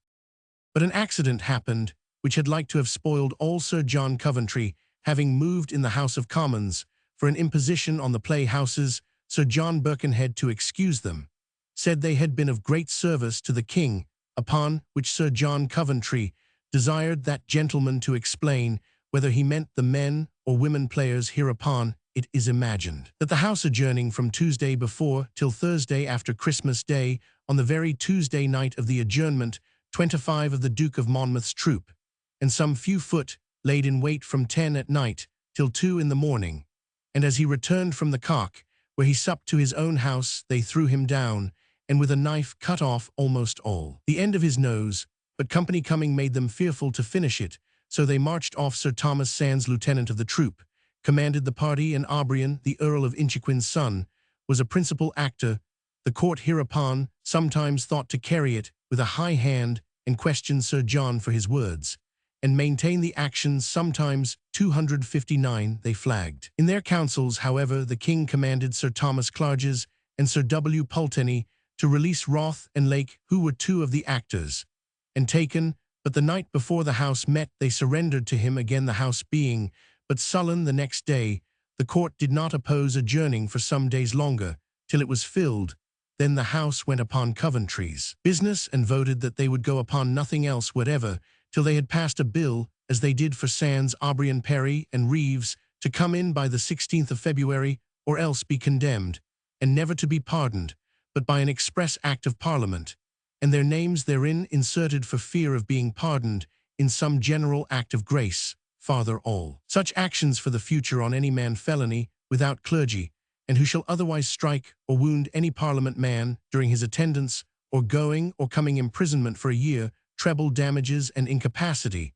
The bill having in some few days been dispatched to the Lords, the House has since gone on in grand committee upon the first 800,000 bill, but are not yet halfway. But now the Lords, instead of the 16th of February, put 25 days after the King's royal assent, and that registered in their journal. They disagree in several other things, but adhere in that first which is material, so that in this week the Houses will be in danger of splitting, without much wisdom or force, for considering that Sir Thomas Sands was the very person sent to Clarges and Pulteney, that Aubrian was concealed in the Duke of Monmouth's lodgings, that Roth and Lake were bylaid at sessions by order from Mr. Attorney, and that all persons and things are perfectly discovered, that act will not be passed without great consequence. Letter from Andrew Marvell to William Romston in Marvell's Works, Vol. Roman 1 p. 413.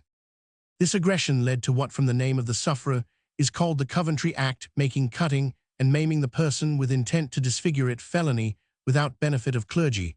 A satirical ballad on this subject, called the Haymarket Hectors, was written by Andrew Marvell, which may be found in his works.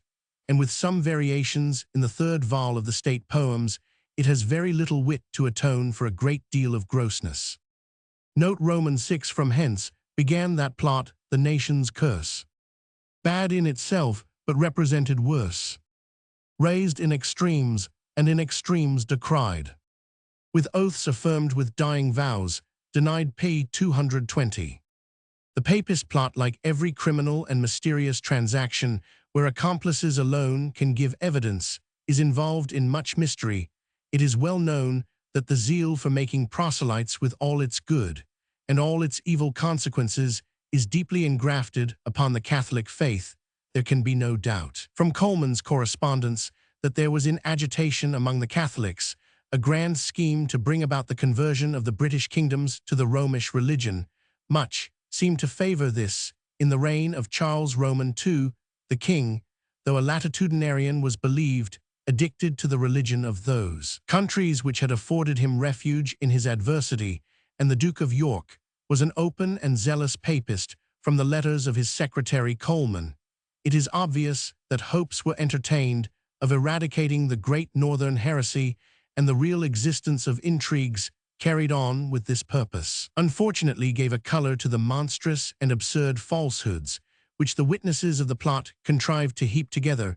It is probable that Oates, by whom the affair was first started, knew nothing, but by vague report and surmise, of the real designs of the Roman Catholic party, since he would otherwise have accommodated his story better to their obvious interests. The Catholics might gain much by the life of Charles, but a plot to assassinate him would have been far from placing them an inch nearer their point, even supposing them to escape the odium of so horrible a crime.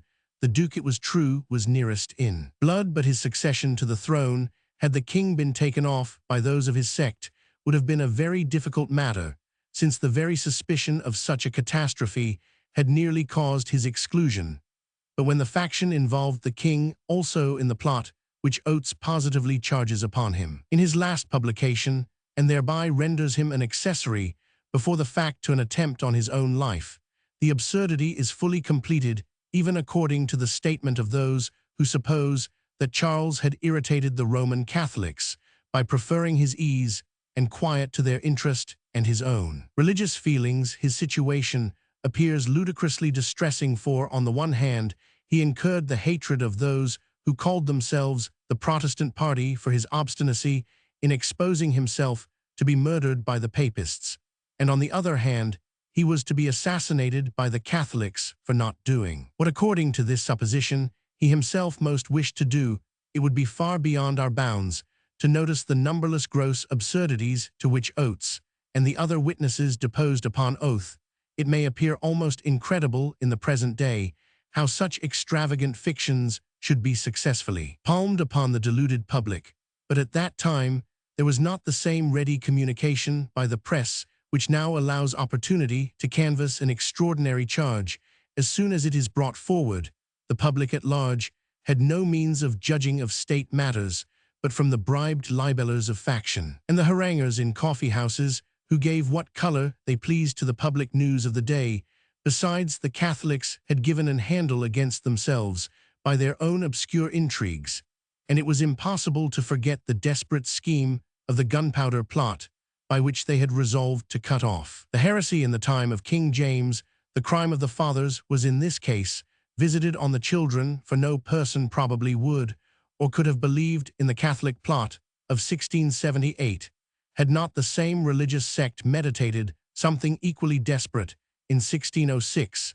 It is true the gunpowder conspiracy was proved by the most unexceptionable testimony, and the plot in Charles' time rested on the oaths of a few bold-faced villains who contradicted both themselves and each other. But still popular credulity was prepared to believe anything charged on a sect who had shown themselves so devoted to their religious zeal and so little scrupulous about means to gratify it. Another main prop of the Catholic plot was the mystery in which it was involved.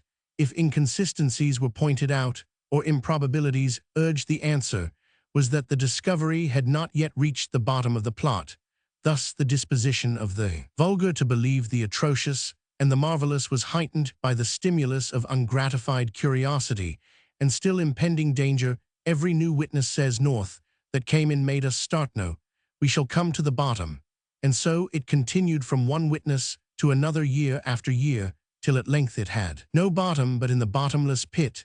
Thus betwixt villainy and credulity, the spirits of the people were exasperated and kept afloat, till the bloodhounds of the plot, like those formerly used in pursuit of marauders, had drenched their scent and annihilated their powers of quest in the best blood in the kingdom. The unfortunate victims whose lives were sworn away by Oates and his accomplices died averring their innocence, but the infuriated people for some time gave little credit to this solemn exculpation, believing that the religion of the criminals, or at least the injunctions of their priests, imposed on them the obligation of denying with their last breath whatever, if confessed, could have prejudiced the Catholic cause, as all high-wrought frenzies are incapable of duration. That of the Roman Catholic plot decayed greatly after the execution of the venerable Stafford. The decent and manly sobriety of his demeanor on the scaffold, the recollection of how much blood had been spilled, and how much more might be poured out like water, excited the late and repentant commiseration of the multitude. His protestations of innocence were answered by broken exclamations of God, "Bless you, my Lord, we believe you."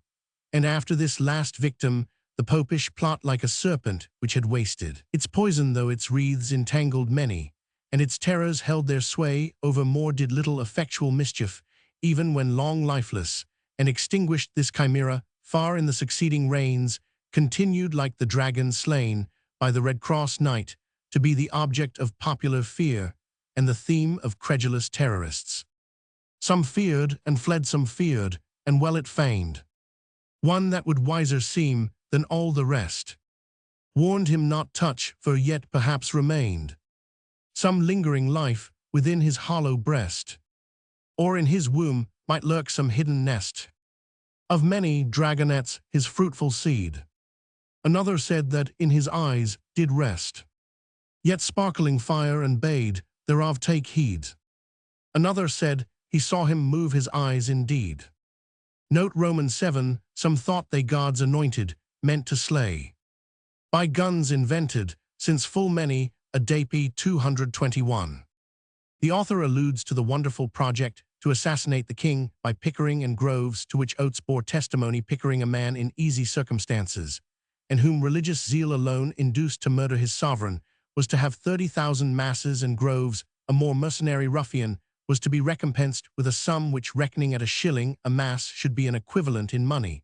But this scheme misgave, because according to the evidence, the conscientious and opulent Mr. Pickering had furnished himself for the exploit with an old pistol, the cock whereof was too loose to hold a flint. Another time they were to come to Windsor to execute their bloody purpose with sword and dagger, but could find no better conveyance than miserable hack horses, one of which became lame, and disconcerted the expedition. Such at least was the apology made by Oates for their not appearing, when a party were upon his information stationed to apprehend them. Note Roman 8. Of these, the false Achitophel was 1 p. 222. Anthony, Earl of Shaftesbury, one of the principal heroes of this poem, was in the Tower when it was published, and very soon after was served with a bill of indictment for high treason, which was thrown out by the grand jury, who returned a verdict of ignoramus. This gave rise to our author's next poem, The Medal, and in the notes is contained some account of his lordship's life, to which the reader is referred for further information. We have already stated that he was the Councillor of Monmouth, and the very soul of his party. Nothing can be more exquisitely satirical than the description which Dryden has here given of this famous statesman. Note Roman 9, and all to leave what with his toil he won. To that unfeathered two-legged thing a son got, while his soul did huddled notions try, and born a shapeless lump like anarchy. p. 222. Anthony Ashley Cooper, 2nd Earl of Shaftesbury, and son of the great statesman whom Dryden has dubbed his Achitophel. The contemptuous language used towards him is said not to have reference to his outward appearance, for the portraits which remain represent him at uncommonly handsome, nay, so much was his personal beauty an object of his attention, that he is said to have hastened his decease by his solicitude to remove by violent means an excrescence which disfigured his face, but the authority from which these circumstances are quoted seems to admit that he was of a very insignificant character, at least not at all distinguished by mental abilities. Biographia Britannica, Vol. Roman, 4p. 266. His want of capacity was a standing joke among the Tories in an ironical pamphlet called A Modest Vindication of the Earl of Shaftesbury. In a letter to a friend concerning his being elected King of Poland, we have among the list of his officers of the Crown Prince Pretiman Perkinowski, Roman 1e Monmouth, our adopted heir, because a little wiser than our own son, and designed to be offered to the Diet as our successor. It often happens that men are more jealous of their own or their ancestors' reputation for talents than for virtue. The third Earl of Shaftesbury, author of the Characteristics, is said to have resented more deeply this occasional attack on his father's understanding than the satire against his grandfather, in which Dryden has poured forth his whole energy. This passage is alleged to have been the occasion of his mentioning Dryden disrespectfully in several places of his works, a revenge more dishonorable to his lordship's taste than to the object of his spleen. Note Roman 10, to compass this, the triple bond he broke. The pillars of the public safety shook, and fitted Israel for a foreign yoke. Pay 222. The Earl of Shaftesbury is allowed to have been a principal adviser of the Dutch War in 1672, by which the Triple Alliance between England, Sweden, and Holland, the chef-d'oeuvre of Sir William Temple's negotiation, by which France and Spain were forced into the Treaty of Aix-la-Chapelle, was forever broken. It was he who applied to Holland the famous saying delenda est Carthago, and who with all his wit and eloquence furthered a closer connection with France to the destruction of our natural ally. But when the success of the Dutch war was inferior to the expectations of this ardent statesman, when he found himself rivaled by Clifford and others in the favor of Charles, and when he perceived that the king, to preserve his quiet, would not hesitate to sacrifice an obnoxious minister, he chose to make what some of his biographers have called a short turn, and by going over to the popular party to escape the odium attached to the measures he had himself recommended. Note Roman 11, in Israel's courts near sat an Abethton, with more discerning eyes or hands more clean. Unbribed, unsought the wretched to redress. Swift of dispatch and easy of access. B. 223. In 1672, the seals were given to the Earl of Shaftesbury on the resignation of the Lord Keeper Sir Orlando Bridgeman, and he was invested with the office of Lord High Chancellor in the judicial part of his duty. He appears to have merited the eulogium so elegantly expressed in the text. One of his biographers uses the following strong expressions: with what prudence and candor, honor, and integrity he acquitted himself in that great and weighty employment. The transactions of the Court of Chancery during the time of his chancellorship will best testify justice then ran in an equal channel, so that the cause of the rich was not suffered to swallow up the rights of the poor, nor was the strong or cunning oppressor permitted to devour the weak or unskillful opposer, but the abused found relief suitable to their distress, and those by whom they were abused a severe reprehension answerable to their crimes. The mischievous consequences which commonly arise from the delays and other practices of that court were by his ingenious and judicious management very much abated, and everything weighed and determined with such an exact judgment and equity that it almost exceeds all possibility of belief. Yet even in this high situation Shaftesbury could not help displaying something of a temper more lively and freakish than was consistent with the gravity of his place.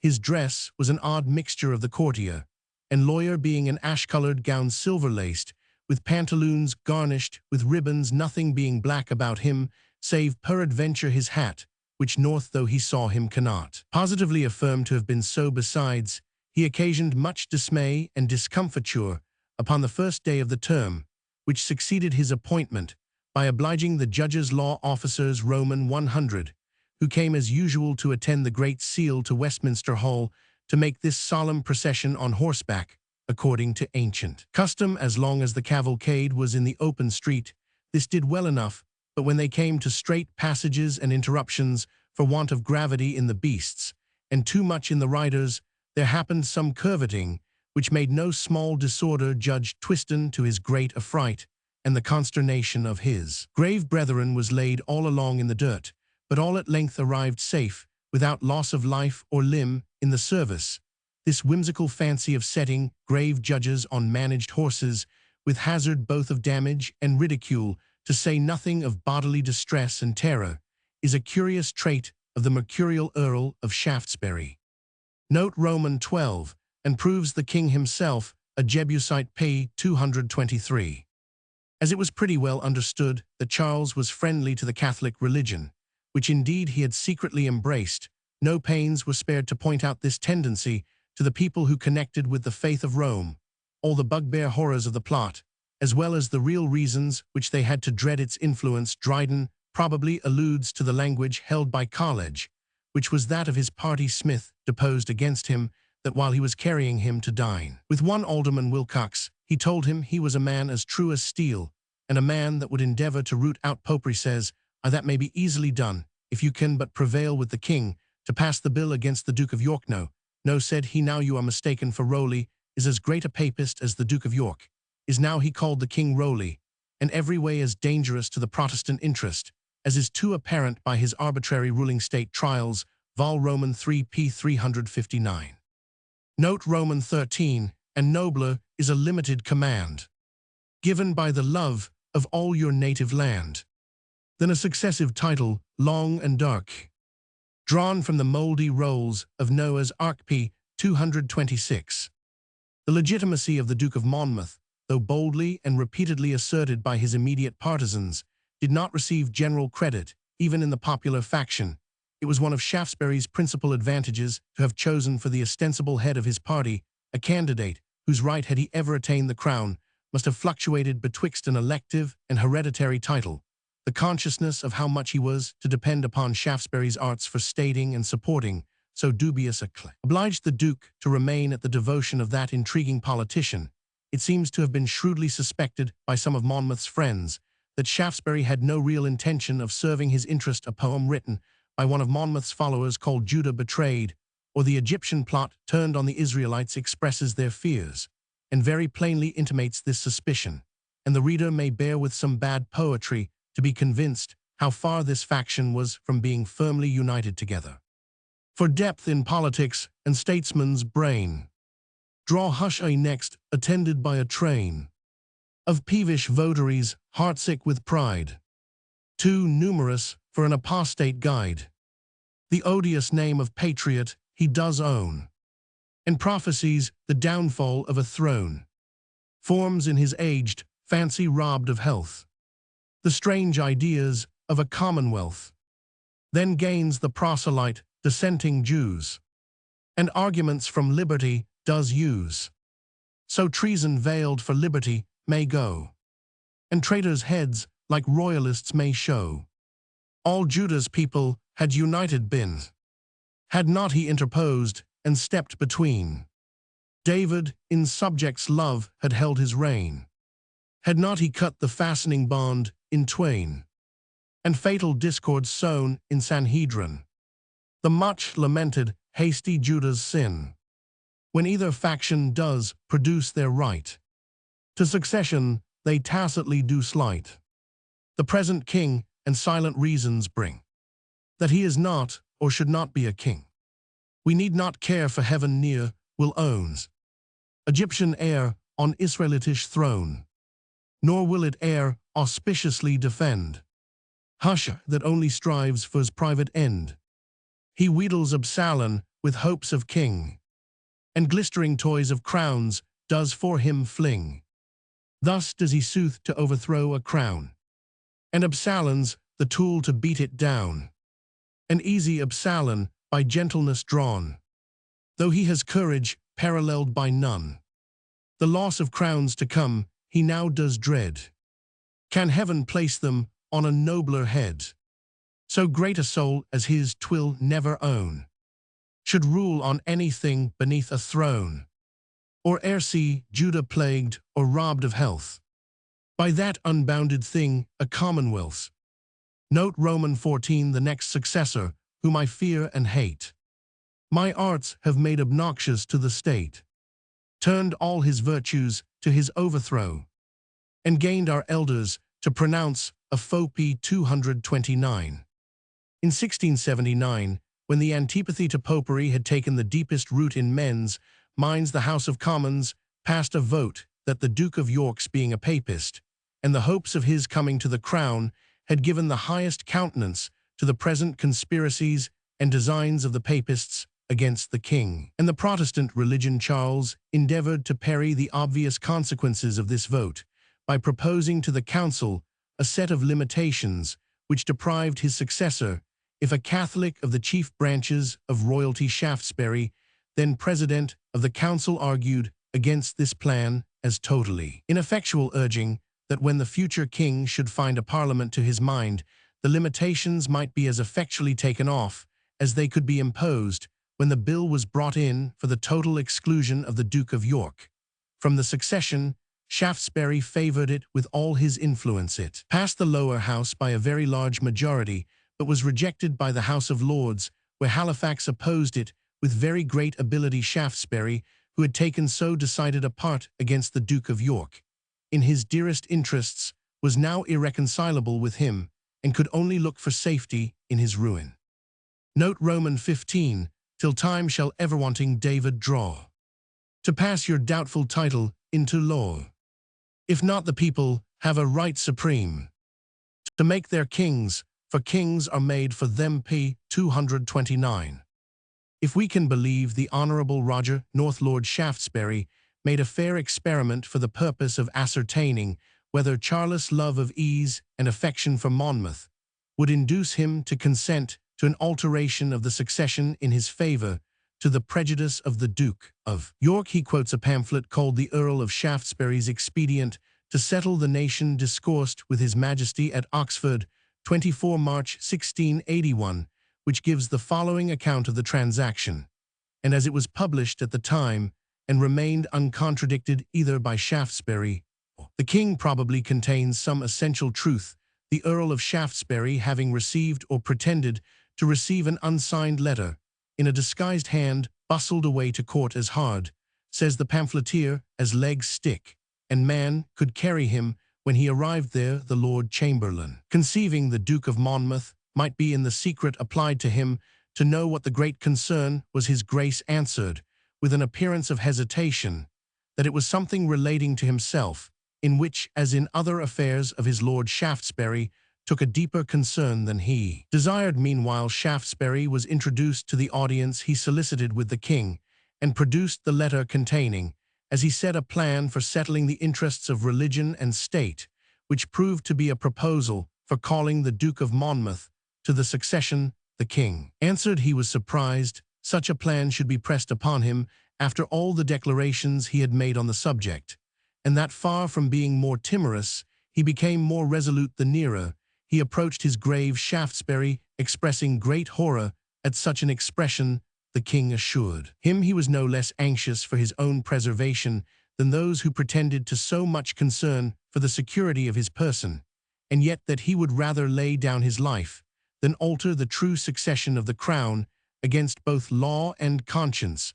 For that, said the Earl, let us alone. We will make a law for it. To which the king replied, that if such was his lordship's conscience, it was not his, and that he did not think even his life of sufficient value to be preserved with the forfeiture of his honour and essential injury to the laws of the land. North's Examen p. 123. Note Roman 16, then the next heir, a prince severe and wise, already looks on you with jealous eyes. p. 230. Before James went to Flanders, he had testified a jealousy of Monmouth, the Duke of York. Before he went abroad, says, Cart was concerned to see that the king could observe his frequent whispers at court to the Lord Shaftesbury, without being moved or expressing his dislike of it, but was much more alarmed at hearing of their frequent and clandestine meetings, without any apparent dissatisfaction, expressed by His Majesty. p. 493 Vol. Roman 2. Note Roman 17, the Solomon rout. Saw with disdain an ethnic plot begun, and scorned by Jebusites to be outdone. p. 232. The royalists recriminated upon the popular party the charge of plots and machinations against the government. There is no doubt that every engine was put in motion to secure the mob of London, the Solomon rout of Dryden to Shaftesbury's party. Everyone has heard of the 30,000 brisk boys who were ready to follow the wagging of his finger. The plots and shamplots charged by the parties against each other form a dismal picture of the depravity of the times settle. Thus ridicules the idea of the Protestant or fanatical plot for seizing the king at Oxford. This hellish ethnic plot the court alarms. The traitors 70,000 strong in arms, near Endor town, lay ready at a call, and garrisoned in airy castles all. These warriors on a sort of coursers rid, near lodged in stables or by man bestrid. What though the steel with which the rebels fought, no forge e'er felt or anvil ever wrought, yet this magnetic plot for black designs can raise cold iron from the very mines. To this were 20 under plots contrived, by malice and by ignorance believed, till shams met shams and plots with plots so crossed, that the true plot amongst the false was lost. Absalom Senior. Note Roman 18, in the first rank of these did Zimri stand, a man so various that he seemed to be not one, but all mankind's epitome. P. 233. This inimitable description refers, as is well known, to the famous George Villiers, Duke of Buckingham, son of the favourite of Charles Roman I, who was murdered by Felton. The Restoration put into the hands of the most lively, mercurial, ambitious, and licentious genius who ever lived in a state of 20,000 lire, to be squandered in every wild scheme, which the lust of power, of pleasure, of license, or of whim, could dictate to an unrestrained imagination. Being refused the situation of President of the North, he was suspected of having favoured the disaffected in that part of England, and was disgraced accordingly. But in 1666 he regained the favour of the king, and became a member of the famous administration called the Cabal, which first led Charles into unpopular and arbitrary measures, and laid the foundation for the troubles of his future reign. Buckingham changed sides about 1675, and becoming attached to the country party, made a most active figure in all proceedings which had relation to the Popish plot, intrigued deeply with Shaftesbury, and distinguished himself as a promoter of the Bill of Exclusion. Hence he stood an eminent mark for Dryden's satire, which we may believe was not the less poignant that the poet had sustained a personal affront from being depicted by his grace under the character of Bayes in the rehearsal. As Dryden owed the Duke no favour, he has shewn him none, yet even here the ridiculous, rather than the infamous, part of his character is touched upon, and the unprincipled libertine who slew the Earl of Shrewsbury, while his adulterous countess held his horse in the disguise of a page, and who boasted of caressing her before he changed the bloody clothes in which he had murdered her husband, is not exposed to hatred, while the spendthrift and castle builder are held up to contempt. So just, however, is the picture drawn by Dryden that it differs little from the following sober historical character. The Duke of Buckingham was a man of great parts and an infinite deal of wit and humour, but wanted judgment, and had no virtue or principle of any kind. These essential defects made his whole life one continued train of inconsistencies. He was ambitious beyond measure and implacable in his resentments. These qualities were the effects or different faces of his pride, which whenever he pleased to lay aside, no man living could be more entertaining in conversation. He had a wonderful talent in turning all things into ridicule, but by his own conduct made a more ridiculous figure in the world than any other. He could, with all his vivacity of wit and turn of imagination, draw of others, frolic and pleasure, took up the greatest part of his life, and in these he neither had any taste nor set himself any bounds, running into the wildest extravagancies, and pushing his debaucheries to a height which even a libertine age could not help censuring as downright madness. He inherited the best estate which any subject had at that time in England, yet his profuseness made him always necessitous, as that necessity made him grasp at everything that would help to support his expenses. He was lavish without generosity, and proud without magnanimity, and though he did not want some bright talents, yet no good one ever made part of his composition, for there was nothing so mean that he would not stoop to nor anything so flagrantly impious, but he was capable of undertaking. A patron like Buckingham, who piqued himself on his knowledge of literature, and had the means, if not the inclination, to be liberal, was not likely to want champions such as they were to repel the sharp attack of Dryden. Elkanah Settle compliments him with the following lines in his Absalom Senior, some of which are really tolerable. But who can Amiel's charming wit withstand? The great state pillar of the Muses' land. For lawless and ungoverned had the age. The 9 wild sisters seen run mad with rage, debauched to savages till his keen pen brought their long-banished reason back again, driven by his satires into reason's fen, and lashed the idle rovers into sense. Amiel, whose generous gallantry, while fame shall have a tongue, shall never want a name, who whilst his pomp his lavish gold consumes, moulted his wings to lend a throne his plumes, whilst an ungrateful court he did attend, too poor to pay what it had pride to spend. Another poet at a period when interest could little sway his panegyric has apologized for the versatility and extravagance of the then deceased Duke of Buckingham. What though black envy with her rancorous tongue, and angry poets in embittered song, while to new tracks thy boundless soul aspires, charged thee with roving change and wandering fires. Envy more base did never virtue wrong, thy wit a torrent for the bank too strong. In 20 smaller rills o'erflowed the dam, though the main channel still was Buckingham. Buckingham himself, smarting under the severity of Dryden's satire, strove to answer it in kind. He engaged in this work with more zeal and anger than wit or prudence. It is one thing to write a farce, and another to support such a controversy with such an author. The Duke's pamphlet, however, sold at a high price, and had a celebrity which is certainly rather to be imputed to the rank and reputation of the author than to the merit of the performance, as it is the work of such an applauded wit, is exceedingly scarce, and relates entirely to the poem which I am illustrating. I shall here insert the introduction and some extracts from the piece itself. It is entitled Poetic Reflections on a Late Poem entitled Absalom and a Chitoffel, by a person of honor, London, printed for Richard Janeway, 1682, 14 December. To the reader to epitomize, which scandalous pamphlet, unworthy the denomination of poesy, no eye can inspect it without a prodigious amazement, the abuses being so gross and deliberate that it seems rather a capital or national libel than personal exposures, in order to an infamous detraction.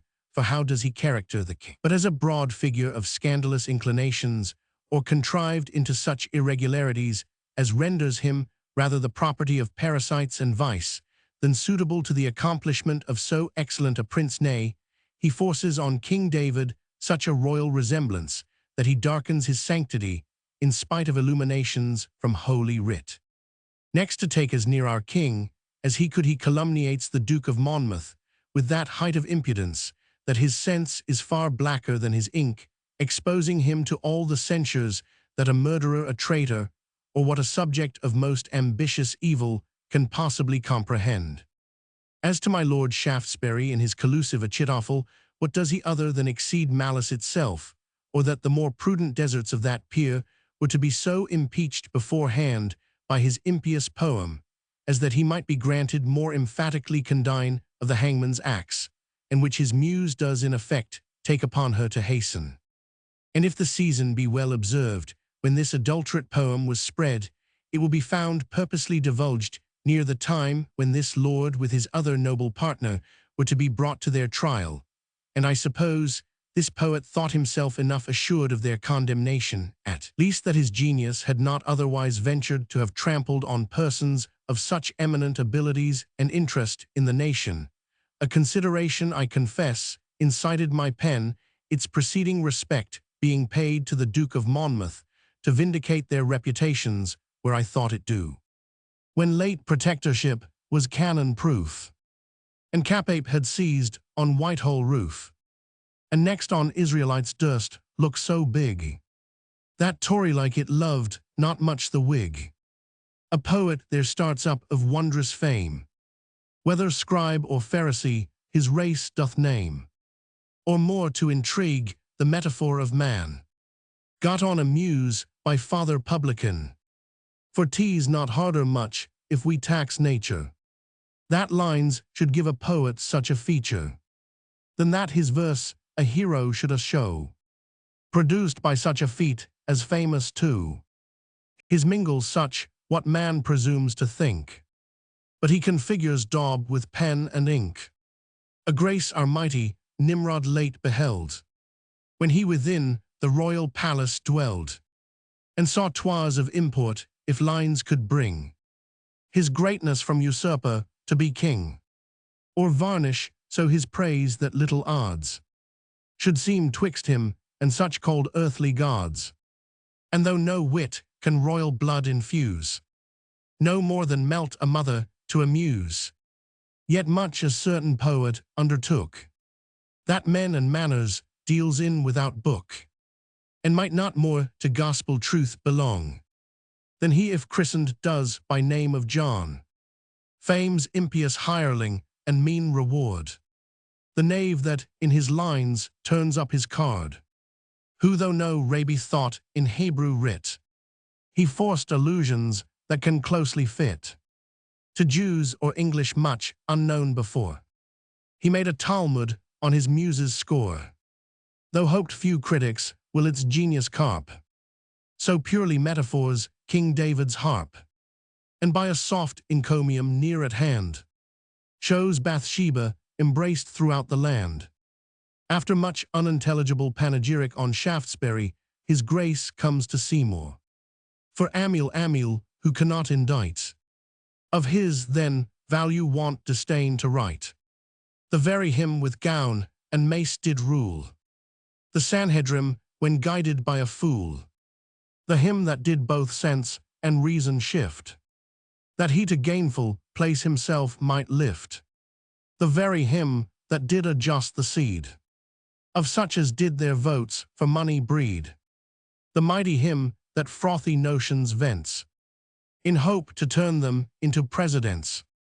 The hymn of hymns, although in judgment small, that fain would be the biggest at Whitehall. The he that does for justice coin postpone, as on account may be hereafter shown. The noble author, with what cause the reader is now enabled to determine, piqued himself especially upon the satirical vigor of these last verses. As to the character of Amiel, I confess my lines are something pointed, the one reason being that it alludes much to a manner of expression of this writer's, as may be seen by the marginal notes, and a second will soon be allowed. The figure of Amiel has been so squeezed into paint that his soul is seen in spite of the varnish. As these verses were written on an occasion when personal indignation must have fired his graces, which they incline us to believe with Mr. Malone that his friends Clifford and Spratt had the greatest share in the lively farce of the rehearsal. Buckingham's death was as awful a beacon as his life. He had dissipated a princely fortune, and lost both the means of procuring and the power of enjoying the pleasures to which he was devoted. He had fallen from the highest pinnacle of ambition into the last degree of contempt, and disregard his dying scene in a paltry inn in Yorkshire has been immortalized by Pope's beautiful lines. In the worst inn's worst room with mat half hung, the floors of plaister and the walls of dung, on once afflocked but repaired with straw, with tapeted curtains never meant to draw, the George and Garter dangling from that bed, where tawdry yellow strove with dirty red. Great Villiers lies, alas, how changed from him, that life of pleasure and that soul of whim, gallant and gay in Cliefton's proud alcove, the bower of wanton Shrewsbury and love, or just as gay at council in a ring of mimic statesmen and a merry king. No wit to flatter left of all his store, no fool to laugh at which he valued more. Their victor of his health, of fortune friends, and fame this lord of useless thousands ends. Note Roman 19, Balaam p. 234. The Earl of Huntington, a coarse reason is given by Luttrell in his MS notes for the epithet by which he is distinguished. In the text, he was one of the 17 peers who signed a petition beseeching Charles to have recourse to the advice of his Parliament, and he himself presented it at Whitehall on the 7th of December 1679.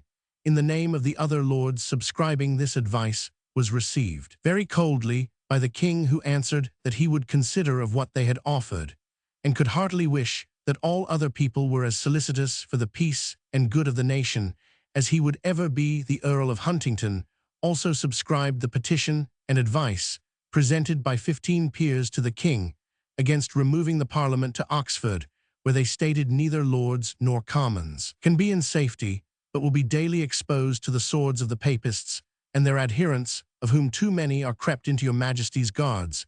Yet Lord Huntington did not go all the lengths of the Whig party. He became a privy councillor, was admitted to the honour of kissing the king's hand, and was stated in the Public Intelligencer of the 25th of October 1681 to have then confessed that he had found by experience that they who promoted the Bill of Exclusion were for the subversion of monarchy itself. Monmouth, Gray, and Herbert state, in a paper published on this occasion, that Lord Huntington had denied the utterance of the said words, but from the style of their manifesto, it is obvious they no longer regarded him as attached to their party. Ralph's History, Vol. Roman, 1 p. 657-709 note.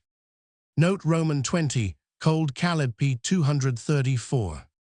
Ford Lord Grey of Wark, described among Absalom's Roman 9 worthies as chaste Caleb next, whose chill embraces charm. Women to ice was yet in treason warm. Of the ancient race of Jewish nobles come, whose title never lay in Christendom. He appears to have been a man of very great indifference to his domestic concerns, as the Duke of Monmouth, under whose banners he enlisted himself, was generally believed to have an intrigue with Lady Grey. In an account of a mock apparition, which that lady is supposed to witness, she is made to state that on Saturday the 29th of January 1680, being alone in her closet about 9 o'clock at night, she heard a voice behind her which mildly said "sweetheart," at which she was at first not at all frightened, supposing it to be an apparition, which she says has often of late appeared to her in the absence of her lord, in the shape of a bright star and blue garter, but without hurting or so much as frightening her lord. Grey, ignorant or indifferent about these scandalous reports, went step for step with Monmouth in all his projects. He was a man of a restless temper and lively talents, which he exercised in the service of the popular party. He was deep in the Rye House plot, and probably engaged in the very worst part of it. At least Lord Howard deposed that Grey was full of expectation of some great thing to be attempted on the day of the king's coming from Newmarket, which was that fixed by the inferior conspirators for his assassination. Upon the trial of Lord Russell, Howard was yet more particular, and said that upon a dark intimation of an attempt on the king's person, the Duke of Monmouth, with great emotion, struck his breast, and cried out, "God, so kill the king, I will never suffer them." That Lord Grey, with an oath, also observed upon it, that if they made such an attempt, they could not fail. Ramsay charged Lord Grey with arguing with Ferguson on the project of the rising at Taunton. Grey, on the first discovery of this conspiracy, was arrested, but, filling the officers drunk, he escaped in a boat, and fled into Holland. He was afterwards very active in pushing on Monmouth to his desperate expedition. In 1685, he landed with the Duke at Lyme, and held the rank of General of Horse in his army. Like many other politicians, his lordship proved totally devoid of that courage in executing bold plans which he displayed in forming or abetting them at the first skirmish at Bridport. He ran away, although the troops he commanded did not follow his example, but actually gained a victory, while he returned on the gallop to announce a total defeat. Monmouth, much shocked, asked Colonel Matthews what he should do with him, who answered he believed there was not another general in Europe would have asked such a question. Lord Grey, however, fatally for Monmouth, continued in his trust, and commanded the horse at the Battle of Sedgemoor. There he behaved like a poltroon, as formerly fled with the whole cavalry, and left the foot, who behaved most gallantly, to be cut to pieces by the horse of King James, who without amusing themselves with pursuit wheeled, and fell upon the rear of the hardy western peasants. So infamous was Grey's conduct, that many writers at the time, thinking mere cowardice insufficient to account for it, have surmised some that he was employed by the king to decoy Monmouth to his destruction, and others that jealousy of the domestic injury he had received from the Duke induced him to betray the army. This caitiff peer was taken in the disguise of a shepherd near Holt Lodge in Dorsetshire, and confessed that since his landing in England, he had never enjoyed a quiet meal or a night's repose. He was conveyed to London, and would probably have been executed had it not been discovered that his estate, which had been given to Lord Rochester, was so strictly entailed that nothing could be got by his death. He therefore, by the liberal distribution, it is said, of large sums of money, received a pardon from the king, and appeared as a witness on the trial of Lord Delamere, and was ready to do so on that of Hampden. Yet he is supposed to have kept some secrets with respect to the politics of the Prince of Orange, in reward of which he was raised to the rank of an earl. After the Revolution, Dalrymple's Memoirs, Vol. Roman, 1 p. 185. Notwithstanding the attribute which Dryden has ascribed to Lord Grey in this poem, he afterwards proved a man of unprincipled gallantry, and 23 of November 1682 was tried in the King's Bench for debauching Lady Henrietta Berkeley, daughter of the Earl of Berkeley, to whose sister Lady Mary he was himself married. See State Trials, Vol. Roman 3 p. 519. Note Roman 21. And canting Nadab, let oblivion damn, who made new porridge for the Paschal Lampy 234. Lord Howard of Escrick, although an abandoned debauchee, made occasional pretensions to piety. He was an intimate of Shaftesbury and of Monmouth, but detested by Russell on account of the infamy of his character. Plots, counterplots, and shamplots were at this time wrought like mine and countermine by each party under the other's vantage ground. One Fitzharris had written a virulent libel against the court party, which he probably intended to father upon Whigs, but being seized by Sir William Waller, he changed his note, and averred that he had been employed by the court to write this libel and to fix it upon the exclusionists. And to this probable story he added ex mira gratia, a new account of the old popish plot. The court resolved to make an example of Fitzharris. They tried, and convicted him of treason, for the libel fell nothing short of it. When condemned, finding his sole resource in the mercy of the Crown, he retracted his evidence against the court, and affirmed that Treby the recorder and Bethel and Cornish, the two sheriffs, had induced him to forge that accusation, and that Lord Howard was the person who drew up instructions pointing out to him what he was to swear, and urging him so to manage his evidence as to criminate the Queen and the Duke of York. The confession of Fitzharris did not save his life, although he adhered to it upon the scaffold. Lord Howard, as involved in this criminal intrigue, was sent to the Tower, where he uttered and published a canting declaration asserting his innocence, upon the truth of which he received the sacrament. He is said, however, to have taken the communion in lamb's wool. Roman 1 e ale poured on roasted apples and sugar, to which profanation Dryden alludes with too much levity in the second line above quoted. The circumstance is also mentioned in Absalom's Roman 9 worthies. Then profane Nadab, that hates all sacred things, and on that score abominateth kings. With Mahomet wine he damneth, with intent to erect his Pashalam's sacrament. Lord Howard was at length set at liberty from the Tower, upon finding bail, when he engaged under Shaftesbury, and ran into all the excesses of the party. Being deeply involved in the Rye House plot, he fled upon the discovery of that affair, and was detected in his shirt, covered with soot, in a chimney, a sordid place of concealment, which well suited the spirit of the man. A Tory ballad-maker has the following strain of prophetic exultation on Howard's commitment.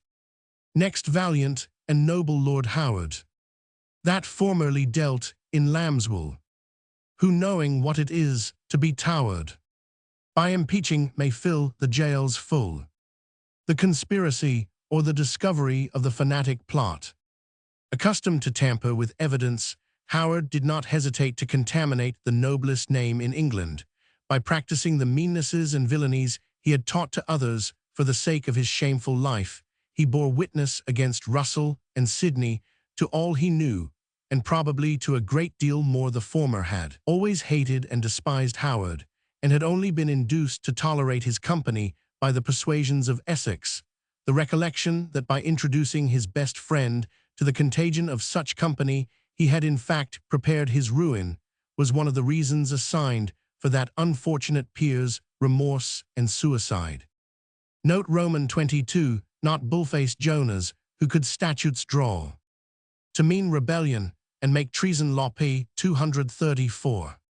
Sir William Jones was an excellent lawyer, and in his private character, an upright, worthy, and virtuous man. In his religion, he had some tendency to nonconformity, and his political principles were of the popular caste. He was the king's attorney general, and as such conducted all the prosecutions against those concerned in the popish plot. He was or affected to be so deeply infected by the epidemic terror excited by this supposed conspiracy that he had all his billets removed from his cellar, lest the papists should throw in fireballs and set his house on fire. He closed nevertheless with the court, in an attempt to prohibit coffee-houses on account of the facility which they afforded in propagating faction and scandal. For this, he was threatened by the country party with an impeachment in Parliament. Sir William Jones shortly after resigned his office under government and went into open opposition. He distinguished himself particularly by supporting the Bill of Exclusion and by a violent speech in the Oxford Parliament on the subject of the clerks mislaying the bill for repealing the 35th of Elizabeth, an act against dissenters. He was on his legs, as the phrase is, in the same house, arguing vehemently on the subject of Fitzharris, when the black rod knocked at the door to announce the sudden and unexpected dissolution of the Parliament. A well-written pamphlet entitled Advice to Grand Juries, which appeared on the eve of the presentment against Shaftesbury, is said to have had some effect in producing the ignoramus verdict on that bill. Sir William Jones is said to have regretted the share he took in the prosecutions on account of the plot, which is extremely probable, as his excellent talents and sound legal principles could not fail, when clamor and alarm were over, to teach him how far he had been misled. His anxiety for the situation of the country is supposed to have accelerated his death, which took place in 1682 at Mr. Hampden's house in Buckinghamshire. Note Roman 23 Shimei, whose youth did early promise bring of zeal to God and hatred to his king p. 235. Slingsby Bethel was son of Sir Walter Bethel, knight by Mary, daughter of Sir Henry Slingsby of Scriven in Yorkshire, and sister to Sir Henry Slingsby, a steady loyalist who was condemned by Cromwell's High Court of Justice and beheaded on Tower Hill in 1655. Bethel was early attached to the fanatical interest, both by religious and political tenets. He was even a member of the Committee of Safety, but he was a staunch Republican and no friend to the Protector, being, it is believed, the author of that famous treatise entitled The World's Mistake in Oliver Cromwell.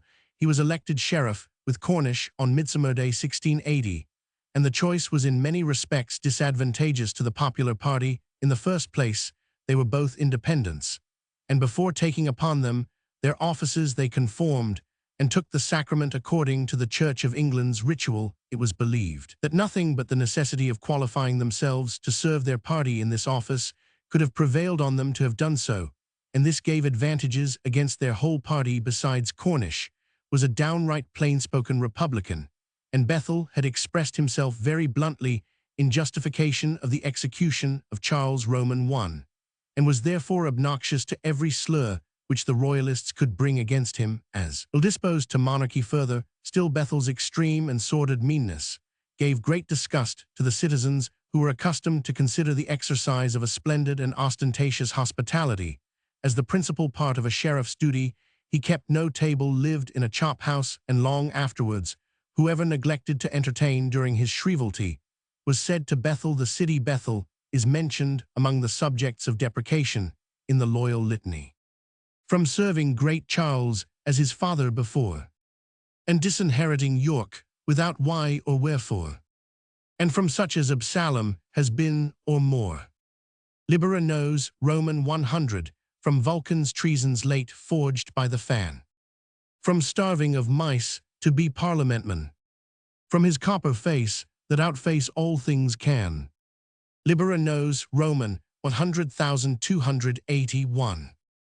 These two sheriffs first set the example of packing juries when persons were to be tried for party offences, for they took the task of settling the panels for juries out of the compteurs into their own hands, and left the secondaries of the compteurs, who had usually discharged that duty, only to return the lists thus previously made up in Middlesex. They had the assistance of Goodenough, the undersheriff, a bustling and active partisan who very narrowly escaped being hanged for the Rye House plot. by this selection of jurymen, the sheriffs ensured a certainty of casting such bills as might be presented to the grand jury against any of their partisans. This practice was so openly avowed that Settle has ventured to make it a subject of eulogy. Next, Hethril write Baal's watchful foe and late, Jerusalem's protecting magistrate, who when false jurors were to frenzy charmed, and against innocence even tribunals armed, saw depraved justice ope her ravenous maw, and timely broke her canine teeth of law. The Earl of Shaftesbury himself reaped the advantage of this manoeuvre, which from the technical word employed in the return of these bills was called ignoramus Stephen College. The Protestant joiner also experienced the benefit of a packed jury. Though concerned in all the seditious practices of the time, he was afterwards tried, condemned, and executed at Oxford, where he was out of the magic circle of the sheriff's protection. And though I believe the man deserved to die, he certainly at last met with hard measure. His death was supposed to have broke the talisman of ignoramus, and was considered as a triumph by the Tories, who for a long time had been unable to persuade a jury to find for the king, when Lord Stafford was most unjustly condemned. Bethel and his brother sheriff affected a barbarous scruple whether the king was entitled to commute the statutory punishment of high treason into simple decapitation. The House of Commons ordered that the king's writ be obeyed. This hard-hearted conduct was an indulgence of their republican humor. Shortly after, Mr. Bethel was found guilty of a riot and assault upon one of the king's watermen at the election of members of Parliament for Southwark 5th, October 1681. This person being active in the poll, Mr. Bethel caned him and told him he would have his coat, the king's livery, stripped over his ears. For this, he was fined 5 merks. Bethel, notwithstanding his violence, was so fortunate as to escape the business of the Rye House plot. His brother Sheriff Cornish was not so fortunate. He was a plain Republican and highly esteemed by Lord Russell for having treated with indifference the apprehension of the Tower firing on the city, saying they could only demolish a few chimneys. He was executed as an accomplice in the Rye House conspiracy upon the evidence of that very Goodenough, who had been his tool in packing the illegal juries, so that his death seemed a retribution for dishonoring and perverting the course of justice. James Roman, too, was afterwards satisfied that Cornish had been unjustly executed and restored his estate to his family. Note Roman 24, yet Cora thou shalt from oblivion pass. Erect thyself, thou monumental brass, high as the serpent of thy metal made, while nations stand secure beneath thy shade. P. 236. Titus Oates, once called and believed the savior of his country, was one of the most infamous villains whom history is obliged to record. He was the son of an Anabaptist ribbon weaver, received a tolerably good education, and having taken orders, was preferred to a small vicarage in Kent. Here the future Protestant witness was guilty of various irregularities, for which he was at length silenced by the bishop and by the Duke of Norfolk.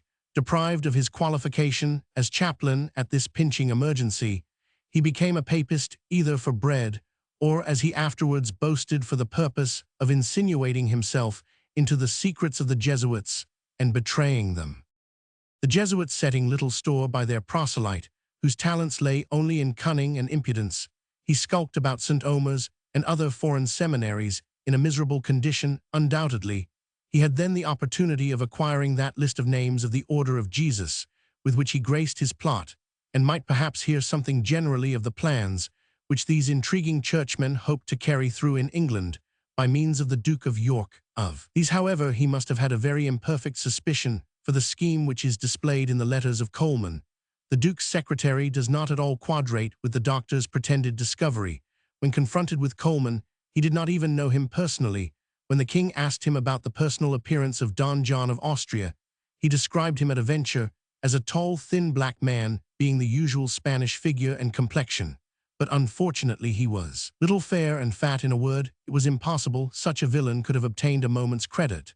But for the discovery of Coleman's actual intrigues, the furious temper of the times, and the mysterious death of Sir Edmund Berry Godfrey on that last occasion, he displayed much dexterity. There was some difficulty in managing the evidence, whether to bring the assassination to the conspiracy or the conspiracy to the assassination. But Oates contrived the matter with such ingenuity that the murder became a proof, and the plot became a proof of the murder to the universal conviction of the public.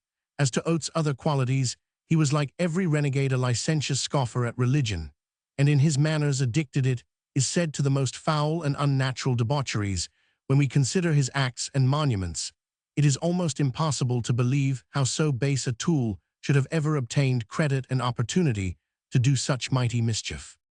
As for his family, to which Dryden alludes a little below, he would needs, says North, be descended of some ancient and worshipful stock.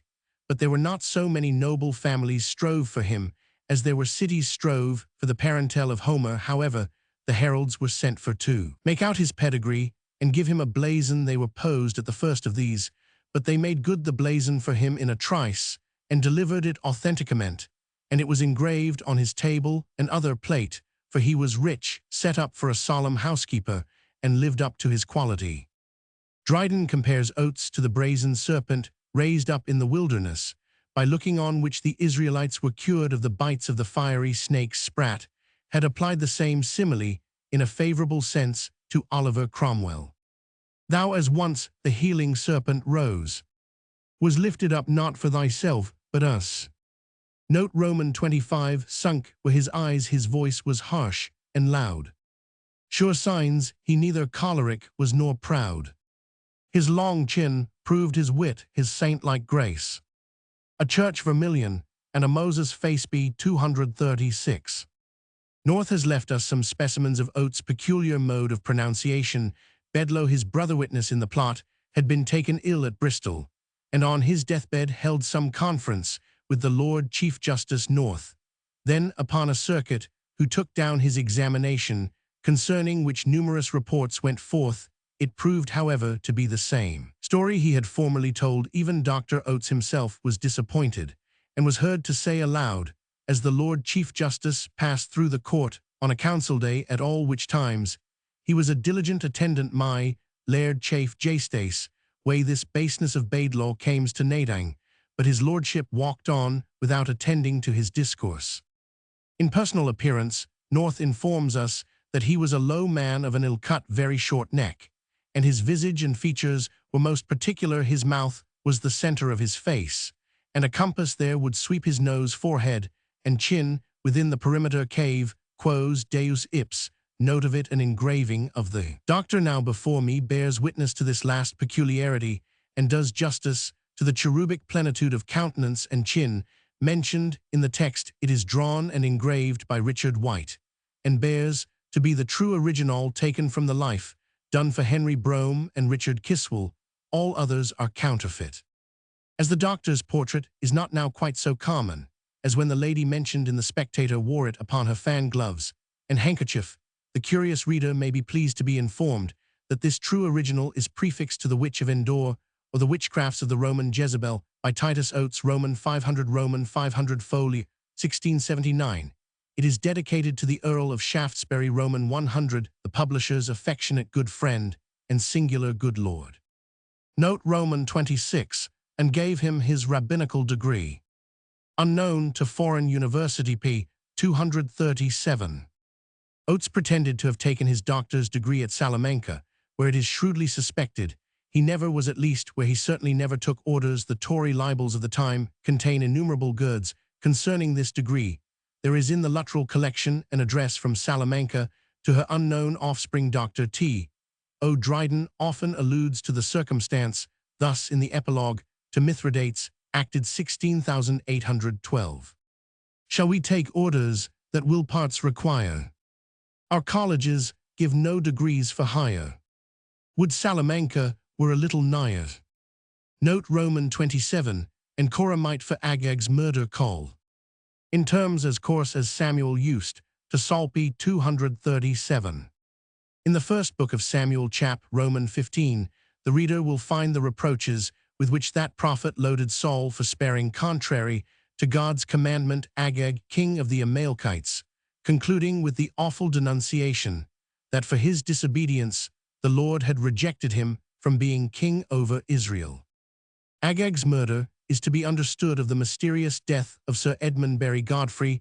This gentleman was an active justice of peace, and had been knighted by Charles Roman II on account of his exertions during the fire of London. In other respects, he was low-spirited and rather timorous man, and in the exercise of his office, favorable to the Catholics' oaths, finding the information he had lodged with the ministers concerning the popish plot rather less ardently listened to than he expected, chose to utter before this magistrate a full declaration on the subject upon oath. His intention was probably to make the matter as public as possible. Godfrey expressed much unwillingness to have anything to do with the matter at all, and when he had heard the story out, expressed to his friends his fear that he should have no thanks for his pains, but would probably be the first martyr. This strange, and one would think absurd boding, proved too true after having been missing for several days. This unfortunate man was found lying in a ditch near Primrose Hill. There were marks of strangling round his neck, and although his own sword was thrust through his body, yet it turned out to have been done after death. His money and rings were safe. Robbery was therefore out of the question. This murder ever will remain among the riddles of history. 3 opinions have been entertained. First, North does not hesitate to affirm that the contrivers and abettors of the plot murdered this poor man to give some color to the story of the bloody machinations of the papists. But this seems too strange and desperate a course to be imputed to the opposition party at large without some positive proof. And as for Oates and his brother witnesses, whom we will not injure by suspecting them capable of remorseful or compunctious visitings, their steps were at this time too much the object of observation to admit of their executing so bloody a plan with the necessary degree of secrecy. 2d. It has been thought that Godfrey, a man of a melancholy temperament, whose dark and cloudy spirit had been just agitated by a strange tale of blood and mystery, may have been wrought up to take that time to commit suicide. It is even positively asserted that he hanged himself at home, and that his brothers conveyed the body to the place where it was found to avoid the shame and other consequences of his fate becoming public. There is something plausible in this account, but it is entirely unsupported by proof of any kind. 3d. The grand solution, and indeed the only one which would go down at the time, was that Godfrey had fallen by the papists. There were probably enough of fanatics in that sect to have executed such a deed, had it been of consequence to the progress of their religion. But there appears no adequate motive for taking off Godfrey, who had merely taken down a deposition which he could not refuse to receive, and who had besides endeavored to serve the accused parties by transmitting to Coleman an account of the affidavit, while Oates and his companions, the depositaries of the supposed secret, and whose death would stifle the plot forever, were suffered to walk about. Even unattempted positive evidence was however obtained to silence all hypothetical reasoning on the subject. 1 Bedloe, a very infamous character, amid 1,000 dreadful stories of fires raised by the Jesuits from 1666 downwards, charged the Catholics, and particularly Miles Prance, a silversmith, with the death of Godfrey. This man was imprisoned in Newgate, and after much communing with Shaftesbury and Buckingham, in which it is said neither threats, promises, nor actual tortures were spared, confessed himself an accomplice in the murder. He retracted this confession before the Privy Council, but being remanded to prison, new terrors, promises, and sufferings induced him to retract that retractation. His story was a tissue of improbabilities, and he and Bedloe, when adduced as evidence on the trial of 3 poor men whom they charged with strangling Godfrey, concealing the body in Somerset House, and afterwards disposing of it on Primrose Hill, contradicted each other, and contradicted themselves. All was in vain. The 3 innocent victims of perjury were condemned and executed, and the witnesses promoted and rewarded, not with money only, but, strange to say, with universal respect and regard, although their merit, supposing it to be real, was that of murderers and incendiaries who had turned evidence for the crown against their accomplices. The outcry raised about Godfrey's murder at the time, and for long after, gave the plot its surest foundation and support. When his funeral rites were performed, the crowd was prodigious, and the papists were sufficiently cautious to keep within doors, or some might have been offered up as an oblation to the manes of Justice Godfrey, while the clergyman preached the funeral sermon of the Protestant victim. Two robust divines stood by him in the pulpit lest, while rendering this last duty to the murdered magistrate, he should in facie ecclesi be murdered by the papists at the formal pope burnings of the party. Sir Edmund Berry, supported on a steed by his murderers, was a principal figure in the procession, preceded by a harbinger who rung a bell and admonished the people to remember Justice Godfrey.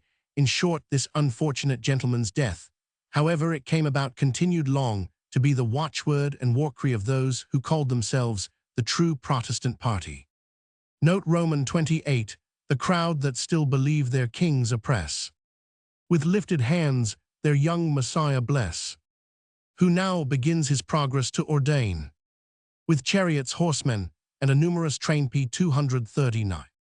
In August 1680, the Duke of Monmouth went into the country to divert himself, visiting several gentlemen in the west of England, by whom he was received and entertained with a gallantry suitable to the greatness of his birth, and the relation he stood in to his Majesty. Incredible numbers of people flocking from all the adjacent parts to see this great champion of the English nation, who had been so successful against both the Dutch, French, and Scots. He went first into Wiltshire, and was pleased to honour the worthy Esquire Thynne with his company for some days. From thence he went to Mr. Speaks in Somersetshire, in which progress he was caressed with the joyful acclamations of the country people, who came from all parts 20 miles about, the lanes and hedges being everywhere lined with men, women, and children, who with incessant shouts cried, "God bless King Charles and the Protestant Duke." In some towns and parishes which he passed through, they strewed the streets and highways where he was to pass with herbs and flowers, especially at Ilchester and Pitherton. Others presenting him with bottles of wine. When he came within 10 miles of Mr. Speaks, he was met by 2,000 persons on horseback, whose numbers still increased as they drew nearer to Mr. Speaks, and when they arrived there, they were reputed to be 20,000, wherefore they were forced to break down several perch of his park pales to enlarge their passage to the house, where his grace and all this numerous company were entertained and treated in an extraordinary manner. On the 26th, he went to Brompton, being met on the road by a great company of gentry and country people, who conducted him to Sir J. Sydenham's, where he was entertained at a noble and splendid dinner. The next day, he went to Barrington, where he was pleased to honour Mr. William Stroud with his company at dinner, the entertainment being nothing inferior to what his grace had met with in all other places. After dinner, he went to Chard, where he arrived about 5 in the afternoon, attended with a train of 5,000 horsemen, and there he was met and welcomed by a crowd of men, women, and children, who had not a mute among them, but were almost all of them made deaf by their own shouts and acclamations of joy. His grace lay there that night, being treated at a very splendid supper. He lodged at the house of Roman 1,000 Prydocs. The next day, having been entertained at a sumptuous dinner, he rid to Ilminster, and in the afternoon he went to Whitelekinden, where he lay that night. And the day following, which was Sunday, his grace observed the Sabbath with a religious care, and went to Ilminster Church. On the 30th he went to Callerton, where he was entertained by Sir Walter Young. The next day he went to Overton, where he was entertained and lodged by Mr. Dukes. From thence he went to Exeter, and was met by the citizens and the people of all the adjacent parts, to the number of 20,000 persons. But that which was more remarkable was the appearance of a brave company of brisk, stout young men, all clothed in linen waistcoats and drawers white and harmless, having not so much as a stick in their hands.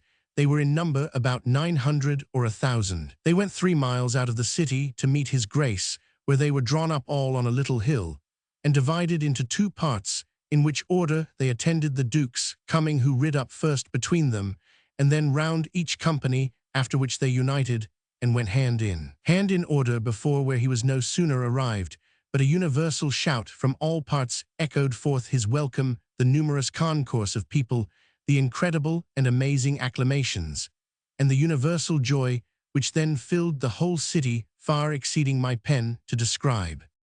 From thence he returned to Mr. Speaks, where the whole country flocked again to see and admire him, not being enough satisfied with their former sight. From thence he went the next day to Mr. Harvey's near Yeovil, where he dined, and in the afternoon 290 he rid to Esquire Thin's people flocking from all the towns and villages thereabout to Howden Hill, where they attended the Duke's coming, and after they had by loud acclamations proclaimed his welcome amongst them, and expressed their joy for his safe return, they took their leave of him, returning his grace their humble and hearty thanks for that kind visit, and for his having condescended to accept of their plain but true-hearted entertainment. From thence he returned to London, wonderfully pleased with the noble and generous entertainment he met with at the several places, where he came every place striving to outvie each other. At Tunbridge Wells abundance of country people rudely crowded after their rustic manner to see the eldest son of their king, and sovereign, every one extolling him to the skies, crying to one another, "Oh, what a brave man he is!" Some admired the beauty and make of his person, some the majesty and port of his carriage, and others, who had seen the king, the exact resemblance he bare to his majesty, affirming they never in all their lives saw a son resemble a father more than the Duke did the king, but all admired his affable and courteous disposition. These assemblies were chiefly made under pretence of cockmatches, horse races, and other popular amusements, pretexts the more dangerous, as they were the well-known signals of rendezvous at which the Cavaliers were wont to concert their plots against Cromwell. See the tract called Killing, No Murder. Foot races, wrestling matches, and other country pastimes were also resorted to as an ostensible cause of meeting. These gave Monmouth an opportunity to display his personal agility and liberality. He wrestled, he ran, and carried off the prize in both exercises. He then ran in his boots against the peasants in their shoes, and still obtained the victory. The prizes which he gained were freely distributed among his competitors. All these arts of popularity became the derision of his enemies when he was forced into exile, as for example in the following verses. Monmouth for wit, who was able to make to a crown a pretence, the head and the hope of the rabble, a loyal and politic prince. But now he's gone into Holland, to be a king of no land, or else must be monarch of Poland. Was ever son so loyal as he? Lord Grey and Armstrong the bully, that prudent and politic knight, who made of his grace such a cully, together have taken their flight. Is this your races, horse matches? His grace's swift dispatches, from shire to shire, under the hatches. Now above deck you dare not appear. The conspiracy or the discovery of the fanatic plot. These ostentatious progresses were devised by Shaftesbury as a mode of manifesting the strength of Monmouth's party and increasing his partisans and popularity among the higher ranks. They carried an air of defiance, which rather hurt his cause, for reflecting and cautious men were slow to join in what seemed to be a preliminary for civil war. It was different with the lower orders, who, always biased by what is more immediately addressed to their eyesight, were led by these showy processions, and by the courtesy, activity, and fine presence of Monmouth, to dote on him to an incredible degree. Not only did the western peasantry on his landing in 1685 crowd to join him in multitudes beyond what he could arm, but their attachment survived even his defeat and death, and they long believed with fond credulity that another person had been executed in his stead, and that their beloved Protestant prince was still alive. The arts of Absalom in stealing the hearts of Israel from his father form an exact parallel to the language which Dryden puts in the mouth of Monmouth. And it came to pass after this that Absalom prepared him chariots and horses and 50 men to run before him. And Absalom rose up early and stood beside the way of the gate. And it was so that when any man that had a controversy came to the king for judgment, then Absalom called unto him, and said, Of what city art thou? And he said, Thy servant is one of the tribes of Israel. And Absalom said unto him, See, thy matters are good and right, but there is no man deputed of the king to hear. The Absalom said moreover, Oh, that I were made judge in the land, that every man which hath any suit or cause might come unto me, and I would do him justice. And it was so that when any man came nigh unto him to do him obeisance, he put forth his hand, and took him and kissed him. And on this manner did Absalom to all Israel that came to the king for judgment. So Absalom stole the hearts of the men of Israel too. D. Sam chap Roman 15 Roman 5 2 3 4 5 6. Note Roman 30, but hospitable treats did most commend. Wise Issachar, his Western wealthy friend p. 239. Thomas Thynne, Esquire of Longleathall, called from his great wealth Tom of 10,000.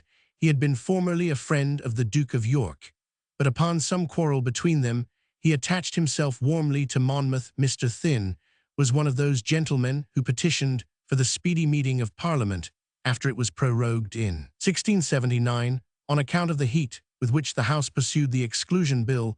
The King received the intimation very ill. Told Mr. Thynne he was surprised at persons of property countenancing such proceedings, and that he wished they would mind their own affairs, and leave him to attend to his, when Monmouth made his progress through the west of England, as mentioned in the last note.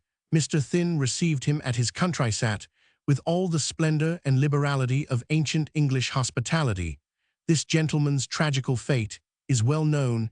He was married to the Lady Ogle, sole heiress of the Northumberland estate, but his bride going abroad, the marriage was never consummated. Count Königsmarck met the lady, fell in love with her person or with her fortune, and could see no better road to both than by assassinating her husband. Accordingly, 3 foreigners hired by the Count or dependents upon him waylaid Mr. Thynne's carriage as it passed through Pall Mall, and shot him with a blunderbuss in the manner represented on his tombstone in Westminster Abbey. The Duke of Monmouth had left the carriage about an hour before the murder, and Sir John Reresby received the thanks of the King for his activity in apprehending the assassins, without which suspicions might have arisen that the attempt was intended against Monmouth by the court party. Monmouth himself remained all night with his dying 293 friend, and distinguished himself by his zeal and assiduity in furthering the search after the murderers. At length Count Königsmarck was taken by Gibbons, one of Monmouth's attendants, who seized him as he was going on shipboard. When apprehended, Gibbons charged him with the fact, and added that he had like to have killed his master, the Duke of Monmouth, to which the Count answered they would not have killed him. The 3 actual assassins were condemned to death, but by some foul play Königsmarck, who had employed them, and who came over to England expressly to see that they executed their bloody commission, was acquitted. Monmouth went to see these subaltern villains executed stern at the gallows, complained that he died for a man's fortune, whom he never spoke to, for a woman whom he never saw, for a dead man, whom he never had a view of. True narrative of the horrid plot. Roman 100 Fol. 1679, p. 64, State Trials, Vol. Roman 2, p. 503. Note Roman 30, One Good King David's life, endangered by a brother and a wife, p. 239. The accusations against York and the Queen were no part of Oates' original plot. On the contrary, in the summary of his true narrative, he informs us that the royal family of the Stuarts are condemned to be cut off root and branch, and namely the King Duke of York and Prince of Orange, because that family have not answered their expectation, nor have they any hopes that any of them will comply fully with this their bloody design when fully discovered to them. And on the next page, it is again affirmed that notwithstanding the Duke of York's zeal for the Catholic religion, they designed to dispose of him as is aforesaid, but when the public belief in the plot had taken root, and Shaftesbury had grafted upon it his doctrine of exclusion, Oates by degrees charged the Duke first with being the innocent and blind tool of the Catholics, whom they intended to succeed his brother, though he knew nothing of their designs, and finally with being at the very depth of all the villainy and the immediate author of the fire of London. As for the Queen, her barrenness was a reason for all the exclusionists desiring she should be removed, that the King might have a chance of legitimate issue too. The exclusion of the Duke of York, animated by a belief that this would be agreeable to the King, Oates had the boldness at the bar of the House of Commons to utter these words in his affected phraseology, Itatus Oates, a cause Catherine Queen of England of Hague, tracing the grounds of his accusation are stated in the trial of Wakeman, the Queen's physician, who he alleged was bribed with 15,000 L to poison the King in case he should escape the poniard of a Jesuit named Coniers, and the pistols of Pickering and Groves. Oates then swore that 3 Jesuits carried him with them to Somerset House, where they were summoned to attend the Queen, that he remained in an antechamber when they were ushered into her presence, that he heard a female voice say she would assist Sir George Wakeman in his project, and would no longer bear these repeated violations of her bed. When the fathers came out, he desired to see the queen, and when admitted into the antechamber, whence the female voice had proceeded, he saw the queen, who smiled graciously on him, and there was no other woman present. These impudent stories, with some blunders, into which the best-breathed witness may fall, saved Wakeman's life. The king immediately saw the tendency of this charge, and observed, "They think I have a mind for a new wife, but for all that I will not see an innocent woman abused," and certainly, had he given way to it, the queen would have been in great danger. Note Roman 32, in this short file, Barzillai first appears. Barzillai crowned with honor and with years. Long since the rising rebels he withstood. In regions waste, beyond the Jordan's flood. Roman 100 p. 241. James Butler, Duke Marquis, and Earl of Ormond, Earl of Ossory, and Brecknock. Roman 100 was as illustrious for his talents as for his rank, and distinguished by virtues superior to both. In the difficult and dangerous situation of Lord Lieutenant of Ireland, he had to maintain the cause of Charles Roman I in that kingdom, with very slender means at once, against the confederated Irish Catholics and the parliamentary forces, the more formidable though less numerous enemies of the royal cause. In 1649, he was able, through consummate skill, both as a politician and general, to boast that he had reduced almost all Ireland under the royal authority, excepting the cities of Dublin and Londonderry. But Cromwell's arrival with 8,000 disciplined and veteran forces effectually changed the scene. His first exploit was the storm of Tredag or Drogheda, where the besiegers put the whole garrison to the sword and committed the most dreadful excesses of barbarity. After this terrible example of severity, hardly any of the royal garrisons could be prevailed on to make such a defense as might expose them to the same extremity. Wexford and New Ross, both very strong places, surrendered without a blow. All the forces under Lord Inchiquin revolted to the side of the Parliament, and at length, in 1650, Ormond saw himself under the necessity of abandoning the kingdom which he had so long and valiantly defended from Ireland. He retreated to France, and accompanied King Charles during his exile. He was much trusted by that prince, and was charged with the task of withdrawing the Duke of Gloucester from the family of the Queen Mother Henrietta, who was making every possible attempt to induce him to change his religion. This delicate commission he executed with dexterity and success. He had afterwards the satisfaction to forward a reconciliation between the king and his mother, who had been on bad terms on account of the Queen's imprudent interference with her son's religious tenets. At the Restoration, the Marquis of Ormond, for such was then his title, was liberally rewarded in lands and honors for his steady attachment to the royal party.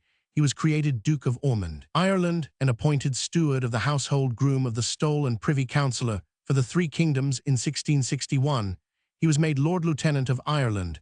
As the Duke was a steady friend of the great Clarendon, his services and faithful zeal for the king's real interests did not prevent his sharing in the disgrace of the Chancellor.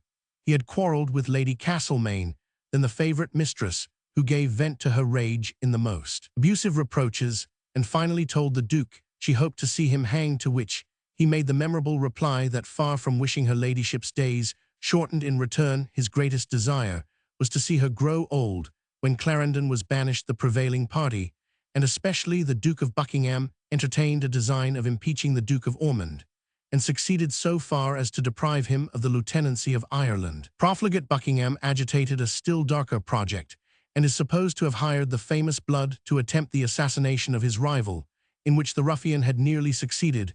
When Blood was afterwards taken in his attempt to steal the regalia, the king, being desirous to spare his life, sent to Ormond to intimate his wish that his grace would consent to the proposed pardon. Ormond nobly answered, if his majesty could forgive him the stealing of his crown, he might easily pardon the assault on his life. The gallant Earl of Ossory, who guessed whence the attempt originally proceeded, seeing the Duke of Buckingham shortly afterwards in the presence, charged him with being the author of the intended assassination, and added, if his father came to a violent end, he should be at no loss to know the author should consider Buckingham as the murderer, and pistol him if he stood behind the king's chair. This he boldly added, I tell you in the king's presence that you may be sure I shall keep my word. It does not appear that this spirited speech met either a retort from Buckingham or a check from the king. Although the Duke of Ormond escaped the more open, as well as the more secret practices of his enemies, he experienced much coldness from the king, partly on account of his disliking the French intrigues, partly because he disdained to pay court to the royal mistresses. Yet he would not throw up the staff which he held as Lord Steward of the household, but continued his attendance on court with as much punctuality as if in the highest favour. This mode of conduct greatly embarrassed the good-natured, though unprincipled Charles, to whom Ormond's silent and unreproachful attentions were the most cutting memento of his own ingratitude. On one occasion the king appeared so much confused that the Duke of Buckingham asked him whether he had lost the Duke of Ormond's favour or Ormond had lost his. Since of the two his Majesty seemed most out of countenance in this neglected situation, the Duke used good-humouredly to compare himself to an old neglected rusty clock. Yet even that said he points right once in the 12 hours, and so perhaps may Roman one on another occasion when Colonel Cary Dillon pressed him for his interest with the king, and said he had no friend at court save God, and his grace. Alas, poor Cary, said the Duke, thou couldst not have two friends who have so little influence there, and are so much neglected during all the king's coldness. The Duke never altered his political principles, although Charles carried his estrangement to the pitch of not even speaking to him his opinion of Shaftesbury and his party may be learned from an incident which happened during his disgrace at court the day that the Earl of Shaftesbury was declared Lord Chancellor. The king broke through his ordinary rule of not addressing the Duke, and either in doubt about the wisdom of the step he had taken or out of curiosity to know the Duke of Ormond's sentiments of it, went up to him, and taking him aside to a window, asked what he thought of his giving the seals to Lord Shaftesbury, whether he had done prudently or not. His Grace replied, you have doubtless acted very prudently in so doing, if you know how to get them from him again. Cart Vol. Roman 2 p. 462. At length, after the Duke had attended court for a year, without receiving a civil word from his sovereign, he suddenly received a message that the king meant to sup with him at the entertainment. No word of explanation took place, although the ancient cordiality between the king and his subject seemed to be fully restored. The next day, when the Duke came to the court, as usual, the king observed, yonder comes Ormond. I have done all I can to disoblige him, and render him as discontented as others, but he will be loyal in spite of my teeth.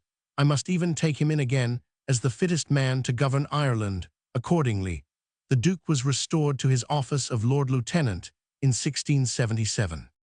He held this high situation during the ferment occasioned by the Popish plot, and although according to Oates and Bedloe's information, one branch of that conspiracy was the murder of the Duke, yet he did not escape suspicion of being accessory to it any more than the king, who was in the same predicament. Lord Shaftesbury, in the Parliament of 1679, insinuated an accusation against the Duke on account of the alleged favour he showed to papists. From this charge he was vindicated by the Earl of Ossory with an uncommon degree of spirited eloquence, alter, pleading his father's services against the Roman Catholic rebels, the danger of assassination from them, which he had repeatedly escaped, and the active share he had in preventing the perversion of the Duke of Gloucester from the Protestant faith. He thus retorted upon Shaftesbury, having spoke of what he has done, I presume, with the same truth to tell your lordship what he has not done. He never advised the breaking the Triple League. He never advised the shutting up of the Exchequer.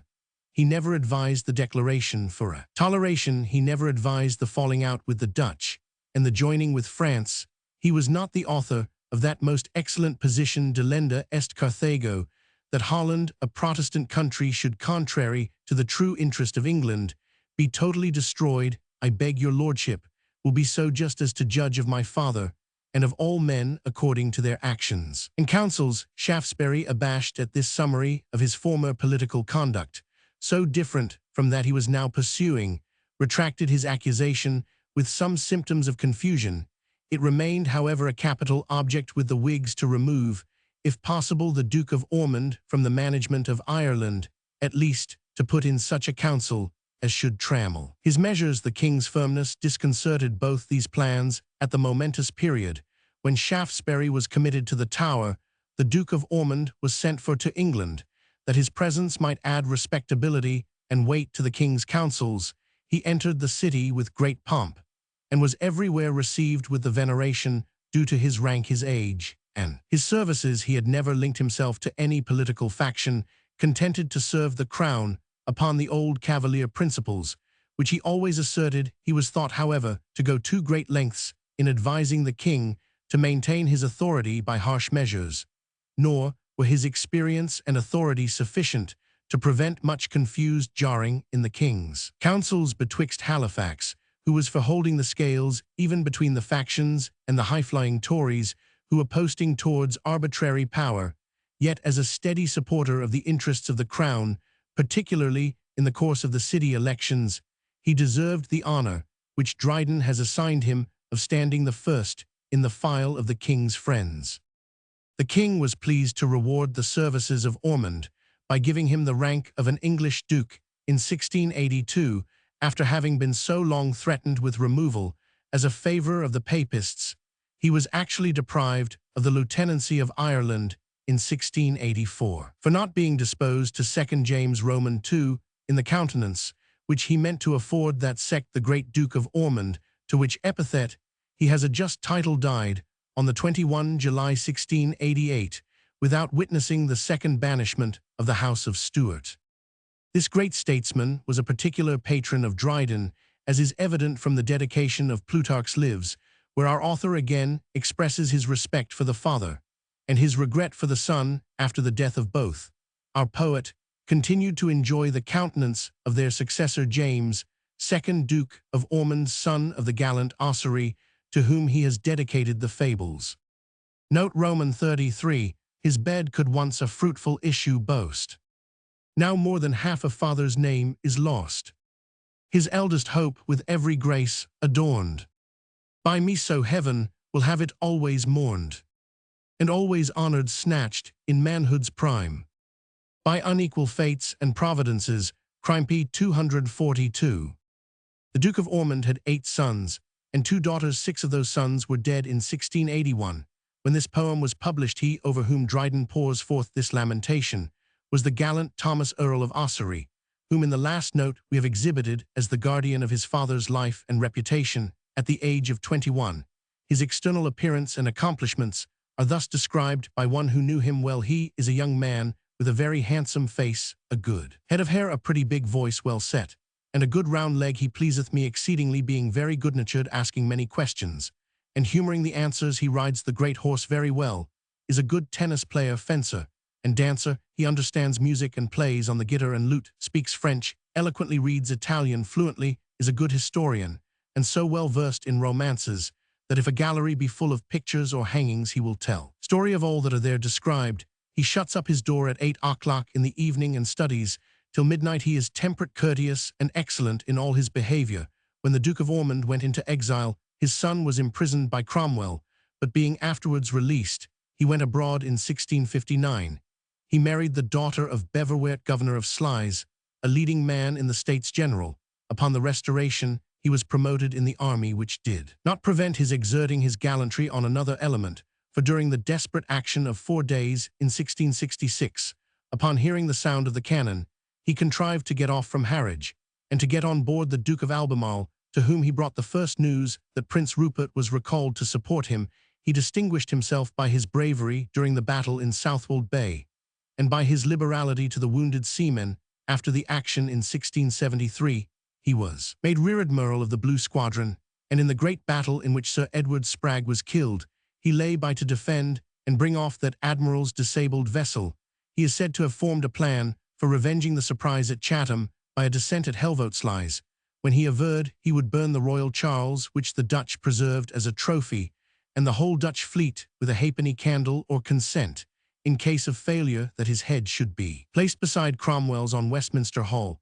But the scheme was not attempted, being prevented, it is said, by the envious interposition of Buckingham in November 1674. The Earl of Ossory had the honor to be entrusted with the charge of arranging the match between the Prince of Orange and the Lady Mary. He served under the Prince against the French with great credit, particularly in the famous Battle of Mons, fought 1678, where with the British regiments command he executed with glory the desperate service of beating the French out of their entrenchments. In April 1680, he was designed governor of Tangiers, an appointment with which he was highly pleased, for his courage, being of a romantic and wild nature, delighted in the prospect of being opposed to such uncommon adversaries as the Moors. But while he was busily preparing for his departure, he was seized with a malignant fever, during the delirium of which his mind was observed constantly to be occupied with his intended exploits against the besiegers of Tangiers. He died on the 30th July 1680, aged 46 years.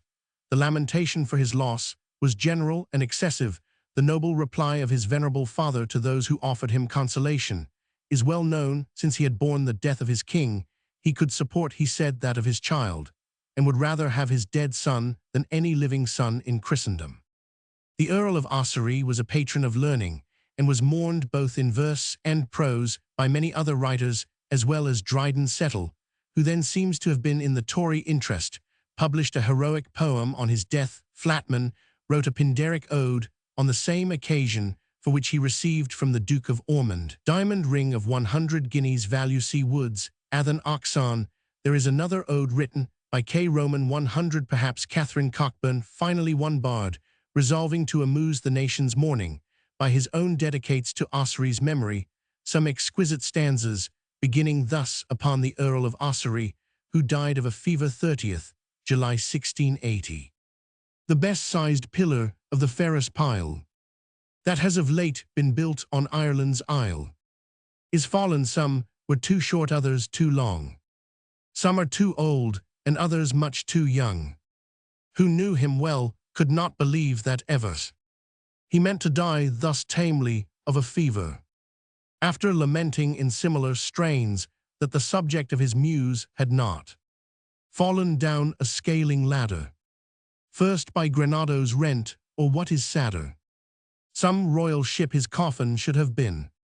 He complains, weeps, and frets that the king, the nation, Ireland his house, and the whole confederation of worthy men, his children and his wife, were all trepanned and cozened of his life.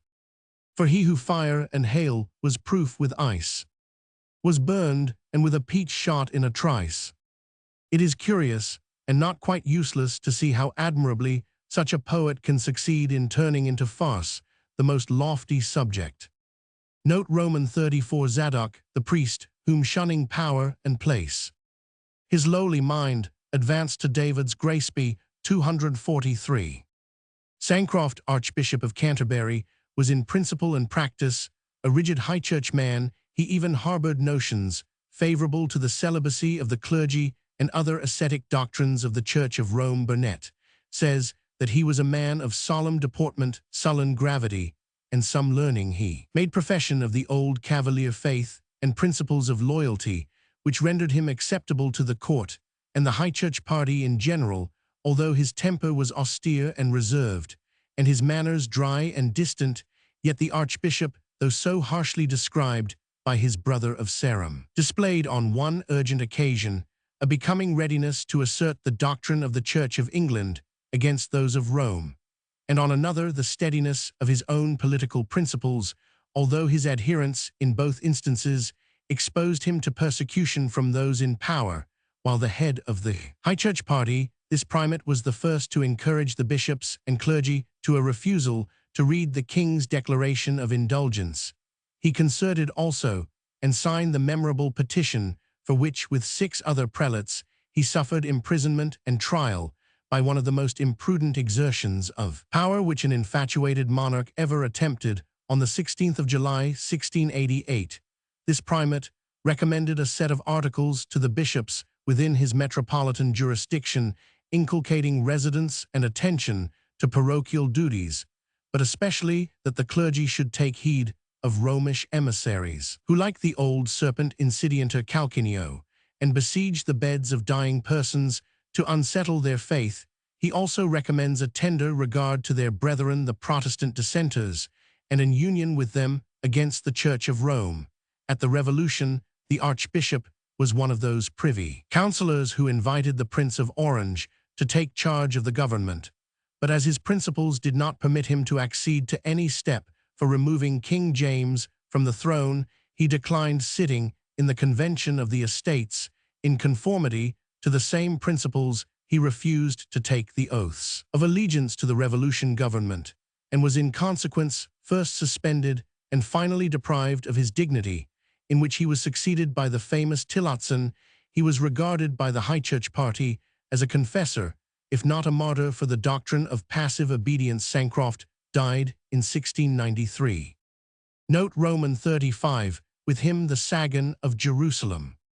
Of hospitable soul and noble stempe, 243. Compton, Bishop of London, was youngest son of the late and brother to the then Earl of Northampton. He had been a soldier until he was 30 and upwards, when he exchanged the sword for the gown. He is said by Burnet to have been a great hater of popery, and exact in performing the duties of his diocese, but unlearned, weak, and willful. He was a High Church man, and held some reputation in the party from his personal rank and the dignity of his situation. In other respects, the bishop seems to have been good-tempered and hospitable, but much at the devotion of the Earl of Danby, who had early assisted him with his patronage, although the Duke of York hated Compton. Yet the charge of the education of the princesses Mary and Anne devolved upon him in the reign of James Roman II.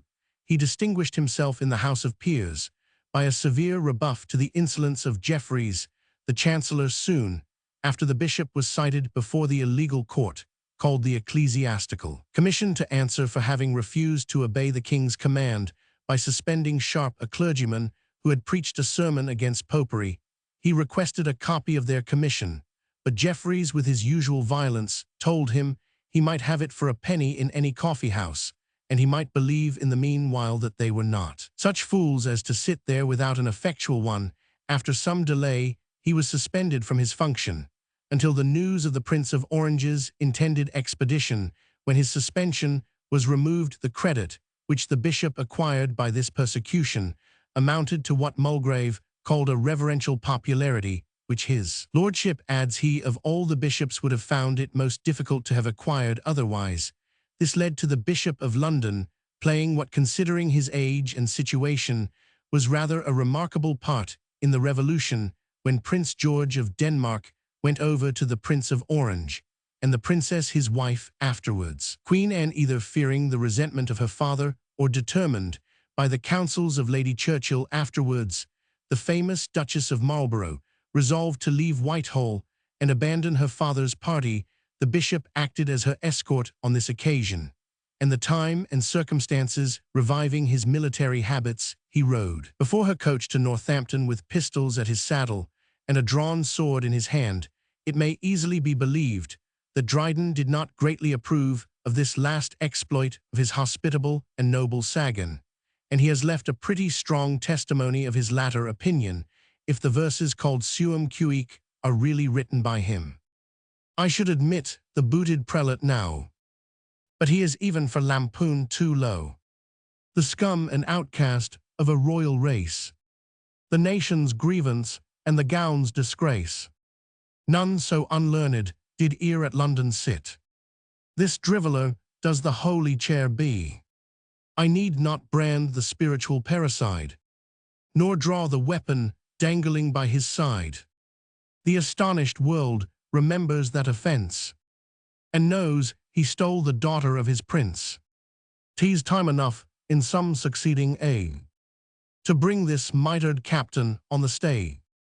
Note Roman 36, hymn of the Western Dome, whose weighty sense flows in fit words and heavenly eloquence. B. 243. Dalban, Bishop of Rochester and Dean of Westminster, had borne arms in his youth for Charles Roman I, who made him a major. He was, according to Burnet, an excellent preacher, but a man of more spirit than discretion and imprudent in his behavior. He is unanimously allowed to have been a good-natured, easy man of most amiable manners. In 1683, he was promoted to the See of York, and made a very good archbishop. Dalban died in 1686. Settle attempts to droll upon the praises bestowed by Dryden on these three bishops, and assures us, not David's lyre could more his touch obey. As their princes breathe and strike they play, 'gainst royal will they never can dispute, but by a strange tarantula struck mute, dance to no other tune but absolute. Besides, they've sense of honor, and who knows how far the gratitude of priestcraft goes? And what if now, like old Elisha, fed to praise the sooty bird that brought them bread?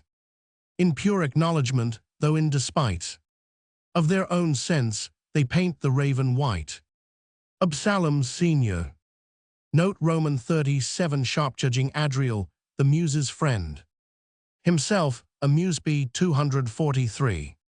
Adriel is the Earl of Mulgrave, afterwards Marquis of Normanby and Duke of Buckingham. He was one of Dryden's most early and effectual patrons. The essay upon satire was their joint composition, and Dryden inscribed to him his play of Aurangzeb. The praise bestowed by Dryden is as usual discriminating and appropriate. Mulgrave exhibits his sharp judgment in his essay on poetry, which contains some good critical remarks, but of his lordship's poetical talents we have spoken sufficiently elsewhere. His political principles were those of a staunch Tory, which he maintained through his whole life, and was zealous for the royal prerogative, although he had no small reason to complain of Charles Roman II, who, to avenge himself of Mulgrave for a supposed attachment to the princess, Anne sent him to Tangiers at the head of some troops in a leaky vessel which it was supposed must have perished in the voyage. Though Mulgrave was apprised of the danger, he scorned to shun it, and the Earl of Plymouth, a favourite son of the king, generously insisted upon sharing it along with him.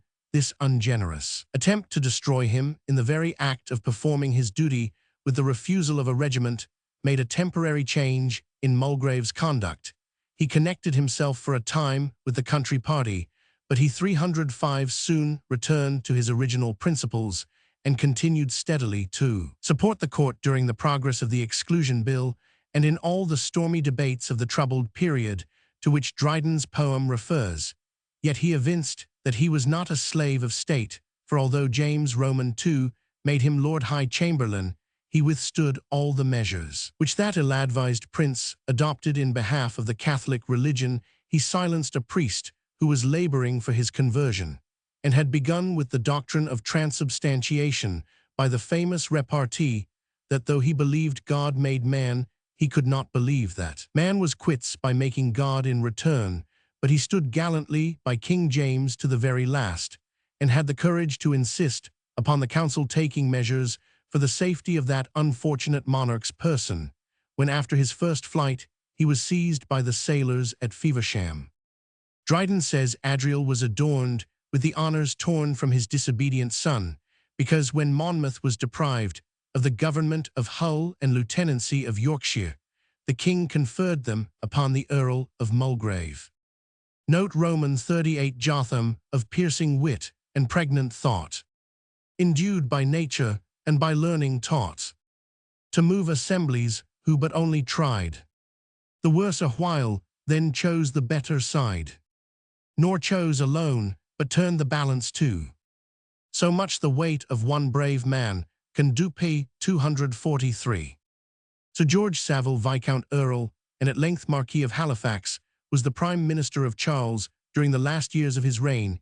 He was a man of fine genius and lively imagination, but as a politician was guided rather by a desire to display the full extent of artful and nice management of parties than by any steady or consistent principle of his own.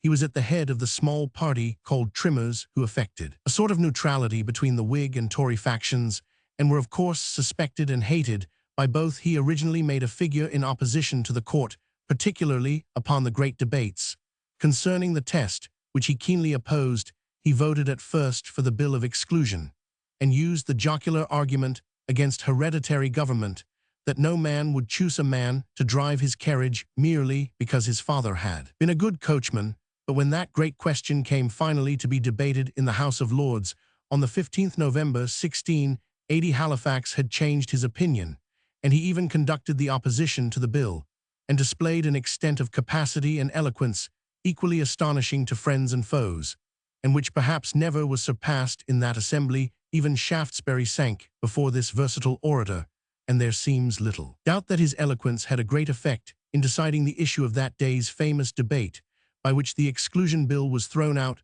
forever. The House of Commons was so much incensed against Halifax that they voted an address for his removal from the King's councils. The King, however, found his own advantage in the fine and balancing policy of Halifax, and far from consenting to his disgrace, promoted him to the rank of Marquis, an office of Privy Seal, which was hardly more displeasing to the Whigs than to the Duke of York, to the overbearing measures of this Prince Halifax, was secretly a determined opponent.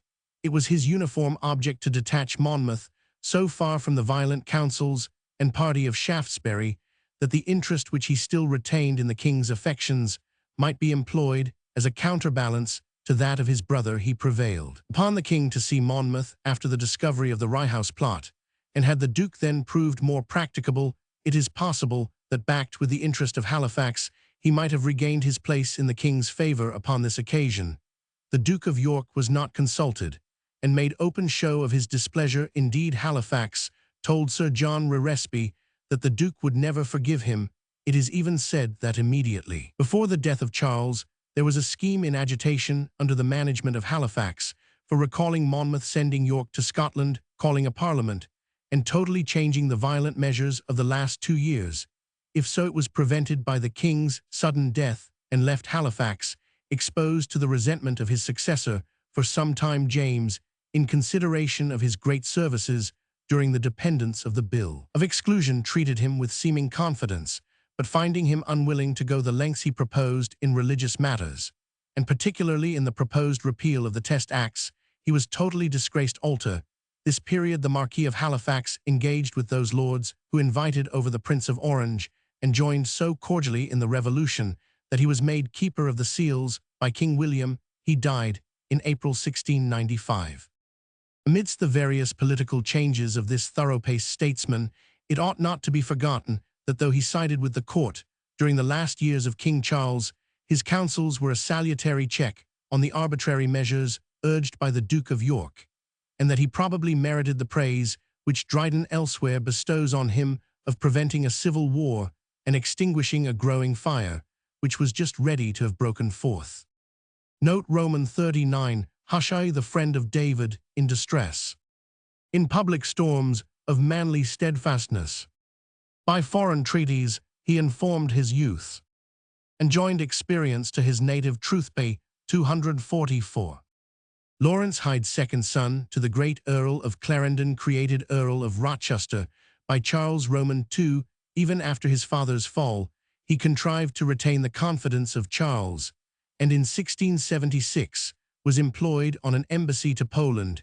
He was also one of the plenipotentiaries at the Treaty of Nijmegen, and for some time ambassador in Holland, to which diplomatic situations Dryden alludes in the text. He was named one of the commissioners of the Treasury in 1679, and had very considerable influence, by which the poet reaped some advantage, for notwithstanding the exhausted state of the exchequer, he acknowledges that, contrary to the famous comparison of Cowley, Gideon's fleece had been moistened when all the ground around was parched. Rochester was a steady opposer of the Bill of Exclusion, for which in 1681 he was voted a public enemy by the House of Commons.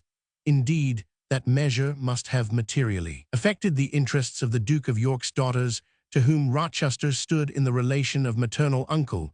For the same reason, as well as from political principle, he has keenly withstood the Duke of Monmouth's pretensions, for which he is stigmatized by Settle in lines, of which the following is a specimen. Of these than subtle Caleb, none more great. Caleb who shines where his lost father sat. Caleb who does that hardy pilot make, steering in that hereditary track, blind to the sea-mark of a father's rack.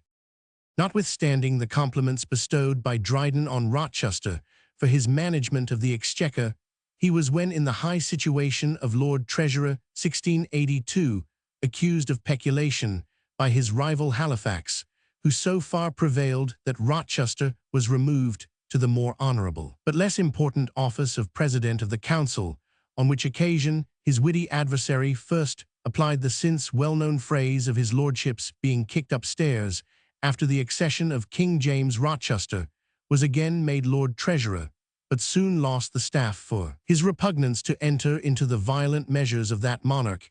He had consented to be present at a conference between some Catholic and Protestant divines, but treated the arguments of the former with a contempt which James could not forgive. At the Revolution he observed sullen neutrality, and though uncle to Queen Mary, never heartily acquiesced in her title to the crown, or reaped any benefit from its being occupied by so near a relation, King William never could forgive his once having passed through the Low Countries without waiting upon him. He was a particular patron of Dryden, who inscribed to him the Duke of Guise and Cleomenes, with expressions of great gratitude and respect. See Vol Roman 7p 13 Vol Roman 8p 190. Note Roman 40, indulge, one labor more my weary muse. For Amiel, who can Amiel's praise refuse? Of ancient race by birth, but nobler yet, in his own worth, and without title great. The Sanhedrim, long time as chief he ruled. Their reason guided, and their passion cooled. P. 244. Edward Seymour, afterward Sir Edward Seymour Bart, was descended of the elder branch of the illustrious family of that name, and was ancestor of the present Duke of Somerset. He is said to have attached great importance to his high birth, and to have been esteemed the proudest commoner in England.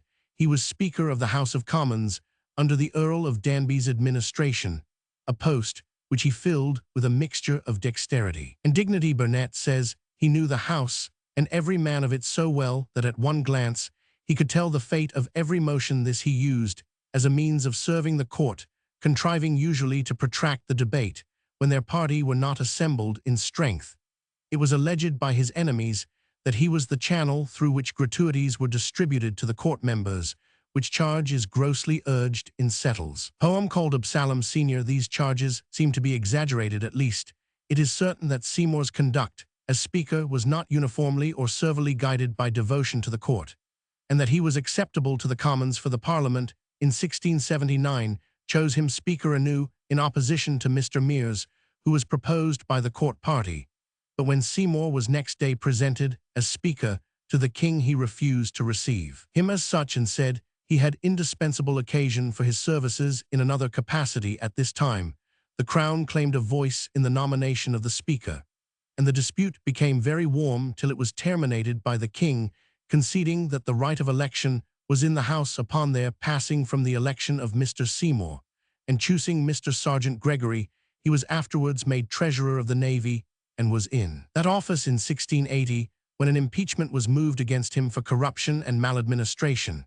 But the House of Lords repelled the impeachment, which seems only to have been founded in party clamor. In the following year, he was voted a public enemy for opposing the Bill of Exclusion in the slavish Parliament of 1685. Seymour had the boldness to deliver a speech on the irregularity of the elections, which had been much biased by the Crown. He told the House that many doubted whether they were the true representatives of the people, and that little justice was expected on petitions where too many were guilty to judge justly and impartially. He said it concerned the House to look to this, for if the nation saw no equity was to be expected from them, they might take means to make the members suffer that justice which they would not grant. No one among the astonished members had been aware of Seymour's intentions, so none were prepared either to second or answer this bold harangue. This statesman was a friend to the Revolution.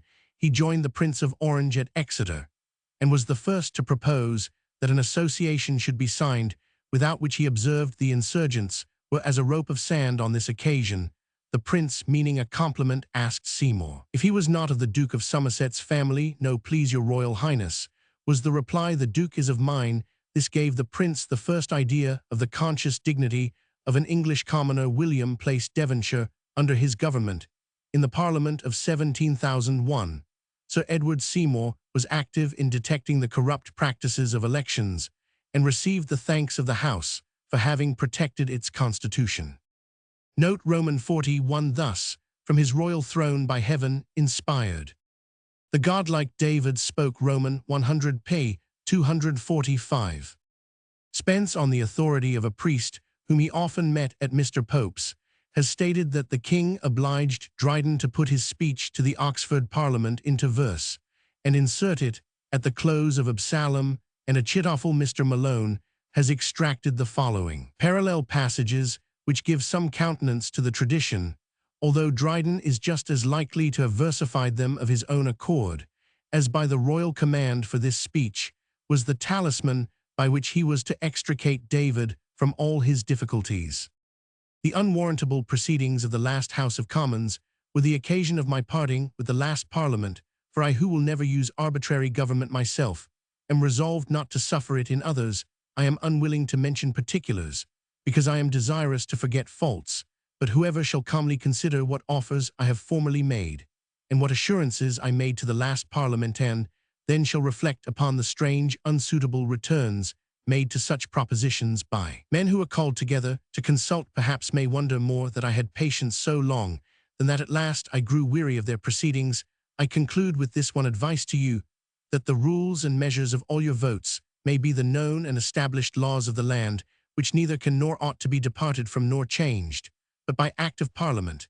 And I may the more reasonably require that you make the laws of the land your rule, because I am resolved they shall be mine. Note Roman 42, the offender's question, my forgiving right, p. 245. In the case of the Earl of Danby, the king's power of granting him a pardon was warmly disputed, it being supposed that the crown had no power to remit the penalty of high treason. So far was this notion stretched, that as we have already seen the sheriffs Bethel and Cornish contested in the case of Lord Stafford the king's right to exchange the statutory punishment of hanging, drawing, and quartering for that of beheading, they applied by petition to the House of Commons to have their scruples removed, and pro pudor received the countenance of Lord Russell in this brutal scruple. The king did not forget this circumstance. When the writ was issued for Russell's execution, he shall find, said Charles, in appointing the commutation of punishment, that I have the privilege which he was pleased to deny in the case of Lord Stafford.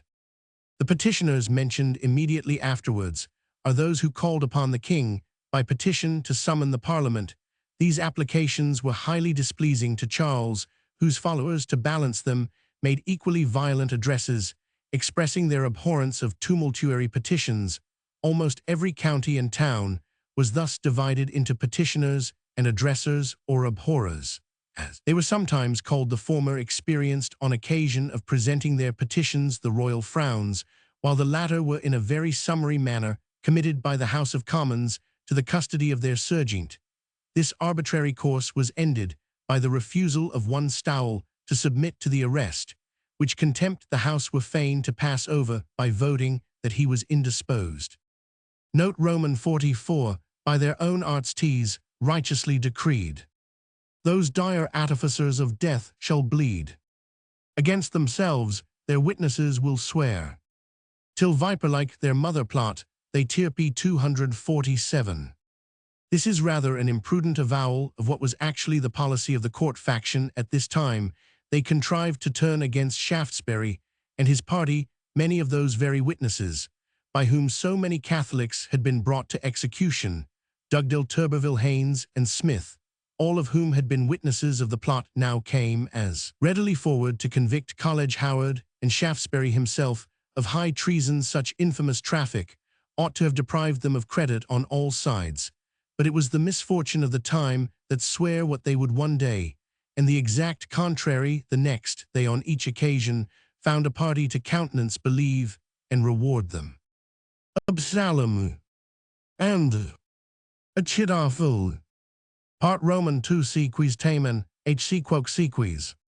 Captus amore legit. Absalom and Achitophel. Part 2. The sensation produced in London, and indeed throughout the nation, by the first part of Absalom and Achitophel was so deep and extended as never had been before occasioned by a similar performance. Neither was Dryden backward in pursuing the literary victory which he had obtained over the Whigs. He published the medal upon the acquittal of the Earl of Shaftesbury, and the rejoicings with which his party had celebrated that memorable event. He even stooped to inferior game, and avenged himself of Shadwell's repeated attacks upon his literary reputation, his political principles, and his moral character by the publication of Mac Flecknoe, one of the most severe satires in the English language. Yet according to the opinion of the royal party, more still remained to be done. The heads of Shaftesbury's faction had been held up to hatred or ridicule in Absalom, and Achitophel, his own life, had been more closely scrutinized, and his failings and crimes exposed more specifically in the medal. But something they conceived was wanting to silence and crush the underling writers and agitators of the party, and Dryden's assistance was again invoked for this purpose, as well as to celebrate some of the king's supporters and favorites who were necessarily omitted in the original poem, but Dryden, being unwilling again to undertake a task upon which he had repeatedly labored, deputed Nahum Tate to be his assistant in a second part of Absalom and Achitophel, reserving for himself only the execution of certain particular characters and the general plan and revisal of the poem. Of Tate, honored with so high a trust by our great poet, biographers have preserved but a very imperfect memorial. He was the son of Dr. Faithful Tate, or Teat, was born in Ireland, and educated at Trinity College, Dublin. He wrote, or rather new-modelled, and translated 9 plays, of which his alteration of King Lear still keeps the stage, in defiance of its gross departure from Shakespeare's plot and moral. During the reign of Charles and his successor, Tate was a keen Tory, as may be easily guessed from Dryden's employing him in the honourable task of writing a second part to his admirable satire. Yet upon Shadwell's death, he was made poet laureate to King William, and retained that office till his own decease. His talent for poetry amounted to cold mediocrity. Had he been a man of fortune, it would have raised him to the rank of an easy sonnet writer, or a person of wit and honour about town. As he was very poor, it is no disgrace to his muse that she left him in that indigence, from which far more distinguished poetical merit has been unable to raise those who possessed it. Tate died in the Mint, where he had taken refuge from his creditors, on the 12th of August, 1715. He had long been in extreme want, having owed almost his sole subsistence to the patronage or charity of the Earl of Dorset. His poetry is multifarious, but consists chiefly of pieces upon occasional subjects written to supply the immediate wants of the author. The Psalms, of which he executed a translation in conjunction with Dr. Brady, are still used in the Church of England, although in the opinion of many persons they are inferior to the old version.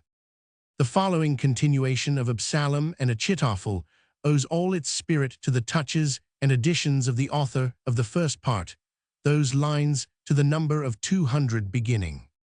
Next, these a troop of busy spirits press, and concluding, to talk like Dogue and to write like thee, are entirely composed by Dryden, and contain some of the most masterly strokes of his pen.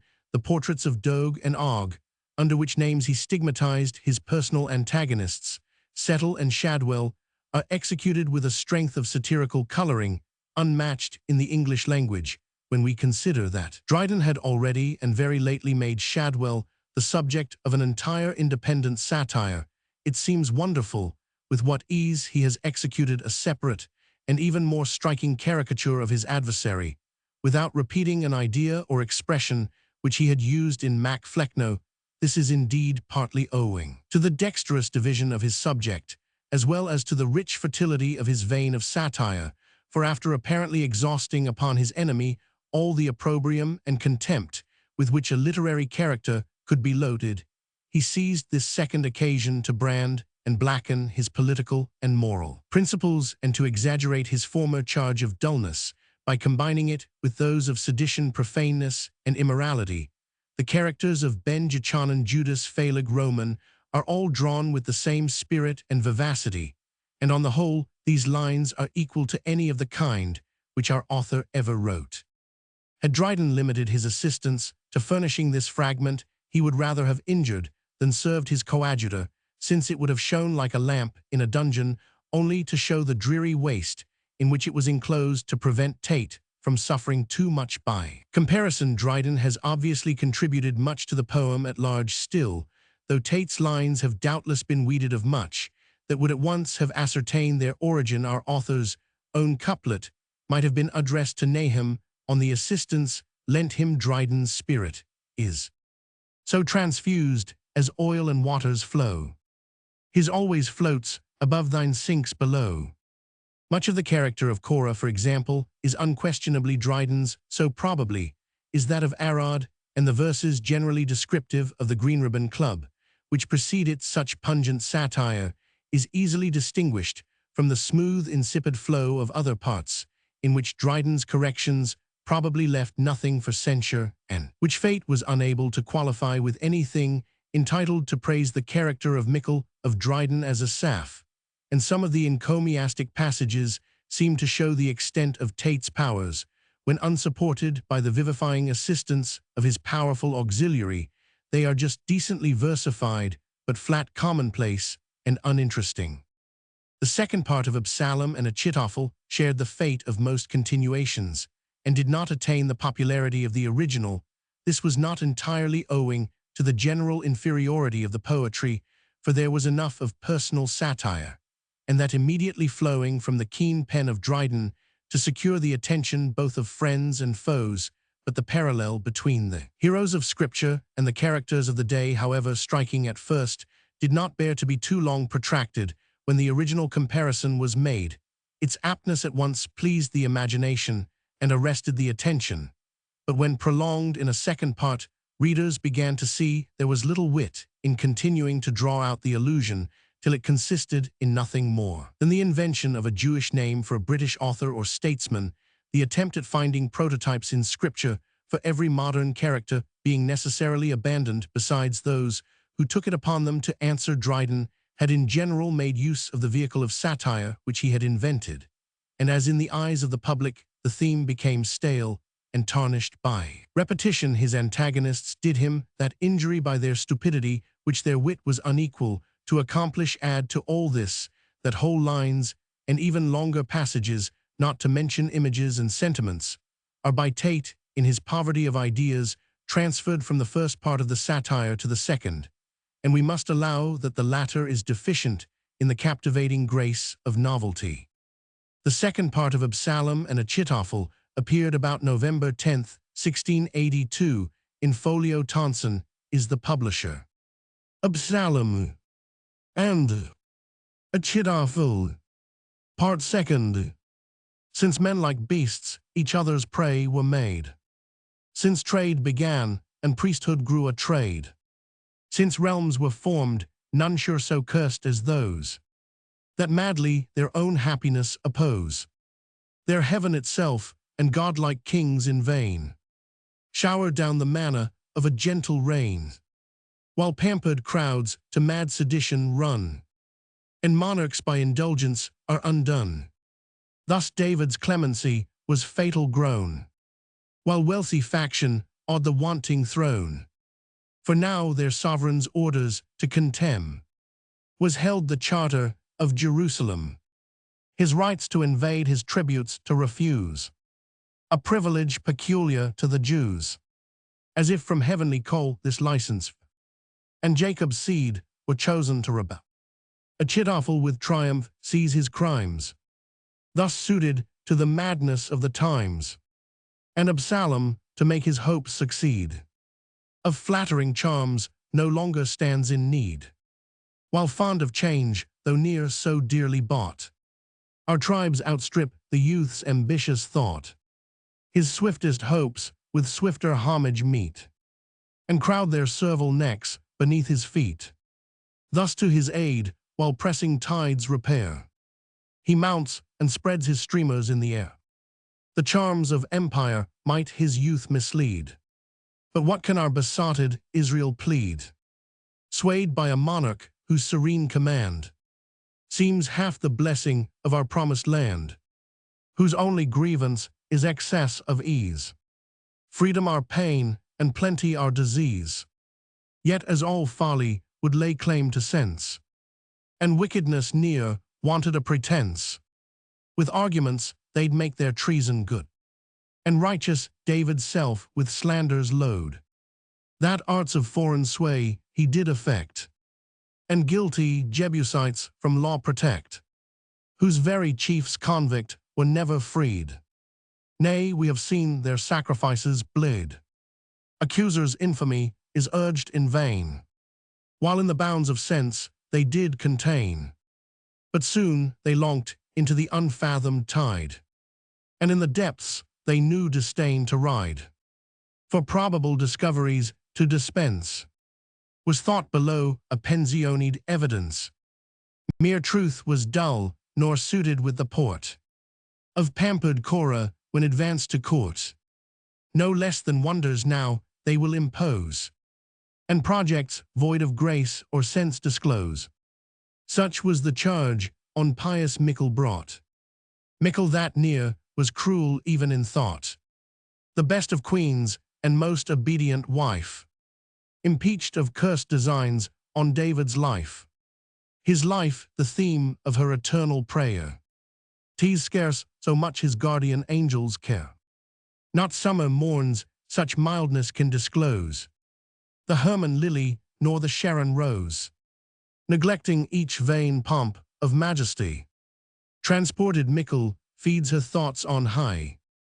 She lives with angels, and as angels do, quits heaven sometimes to bless the world below, where cherished by her bounteous, plenteous spring, reviving widows smile and orphans sing. Oh, when rebellious Israel's crimes at height are threatened with her lord's approaching fate, the piety of Mickle then remains in heaven's remembrance and prolong his reign. Less desolation did the pest pursue, that from Dan's limits to Beersheba slew. Less fatal the repeated wars of Tyre, and less Jerusalem's avenging fire. With gentler terror these our state o'errun than since our evidencing days began. On every cheek a pale confusion sat, continued fear beyond the worst of fate. Trust was no more art science useless made, all occupations lost but Korah's trade. Meanwhile a guard on modest Korah wait, if not for safety needful, yet for state. Well might he deem each peer and prince his slave, and lord it o'er the tribes which he could save. Even vice in him was virtue, what sad fate, but for his honesty had seized our state. And with what tyranny had we been cursed, had Korah never proved a villain first, to have told his knowledge of the intrigue in gross, had been alas to our deponent's loss. The travelled Levite had the experience got, to husband well and make the best of's plot, and therefore, like an evidence of skill, with wise reserves secured his pension still, nor quite of future power himself bereft, but limbos large for unbelievers left. And now his writ such reverence had got, 'twas worse than plotting to suspect his plot. Some were so well convinced they made no doubt themselves to help the foundered swearers out. Some had their sense imposed on by their fear, but more for interest sake believe and swear. Even to that height with some the frenzy grew. They raged to find their danger not prove true. Yet than all these a viler crew remain, who with a chitoffel the cry maintain, not urged by fear nor through misguided sense. Blind zeal and starving need had some pretense, but for the good old cause that did excite the original rebels' whilst revenge and spite. These raised the plot to have the scandal thrown upon the bright successor of the crown, whose virtue with such wrongs they had pursued, as seemed all hope of pardon to exclude. Thus while on private ends their zeal is built, the cheated crowd applaud and share their guilt. Such practices as these too gross to lie, long unobserved by each discerning eye. The more judicious Israelites unspelled, though still the charm the giddy rabble held. Even Absalom, amidst the dazzling beams of empire and ambition's flattering dreams, perceives the plot too foul to be excused, to aid designs no less pernicious used, and filial sense yet striving in his breast, thus to Achitophel his doubts expressed. Why are my thoughts upon a crown employed, which once obtained can be but half enjoyed? Not so when virtue did my arms require, and to my father's wars I flew entire. My regal power how will my foes resent, when I myself have scarce my own consent? Give me a son's unblemished truth again, or quench the sparks of duty that remain. How slight to force a throne that legions guard, the task to me to prove unjust how hard. And if the imagined guilt thus wound my thought, What will it when the tragic scene is wrought? Dire war must first be conjured from below. The realm wed rule we first must overthrow. And when the civil furies are on wing, that blind and undistinguished slaughters fling, who knows what impious chance may reach the king? Oh, rather let me perish in the strife, than have my crown the price of David's life. Or if the tempest of the war he stand, in peace some vile officious villain's hand his soul's anointed temple may invade, or pressed by clamorous crowds myself be made his murderer rebellious crowds whose guilt shall dread his vengeance till his blood be spilt, which if my filial tenderness oppose, since to the empire by their arms I rose, those very arms on me shall be employed, a new usurper crowned and I destroyed. The same pretense of public good will hold, and new achitophels be found as bold, to urge the needful change perhaps the old. He said the statesman with a smile replies, a smile that did his rising spleen disguise.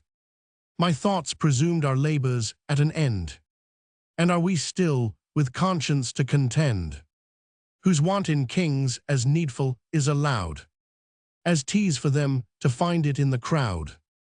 Far in the doubtful passage you are gone, and only can be safe by pressing on.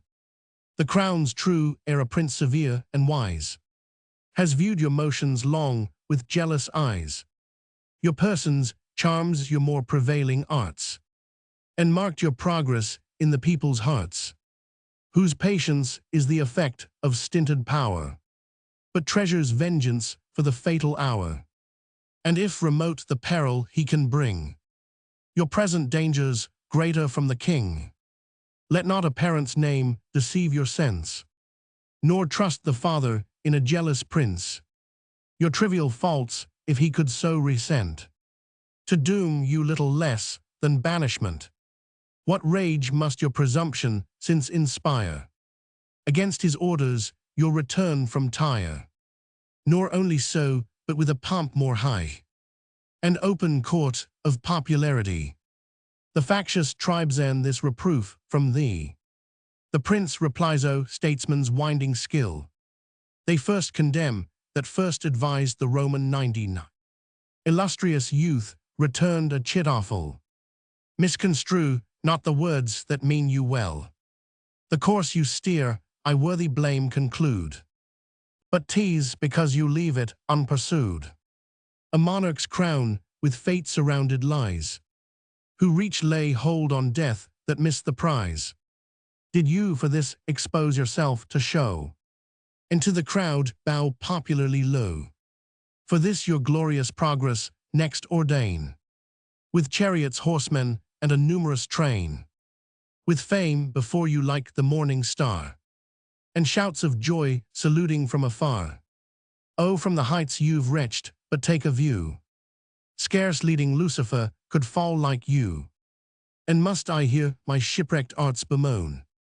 Have I for this so oft made Israel groan? Your single interest with the nation weighed, and turned the scale where your desires were laid. Even when at helm a course so dangerous moved, to land your hopes as my removal proved. I not dispute, the royal youth replies, the known perfection of your policies, nor in a chitophel yet grudge or blame the privilege that statesmen ever claim, who private interest never yet pursued, but still pretended 'twas for others' good. What politician yet e'er 'scaped his fate, who saving his own neck not saved the state? From hence on every humorous wind that veered, with shifted sails a several course you steered. What from a sway did David e'er pursue, that seemed like absolute but sprung from you, who at your instance quashed each penal law, that kept dissenting factious Jews in awe, and who suspends fixed laws may abrogate, that done form new, and so enslave the state, even property whose champion now you stand, and seem for this the idol of the land, did ne'er sustain such violence before, as when your counsel shut the royal store.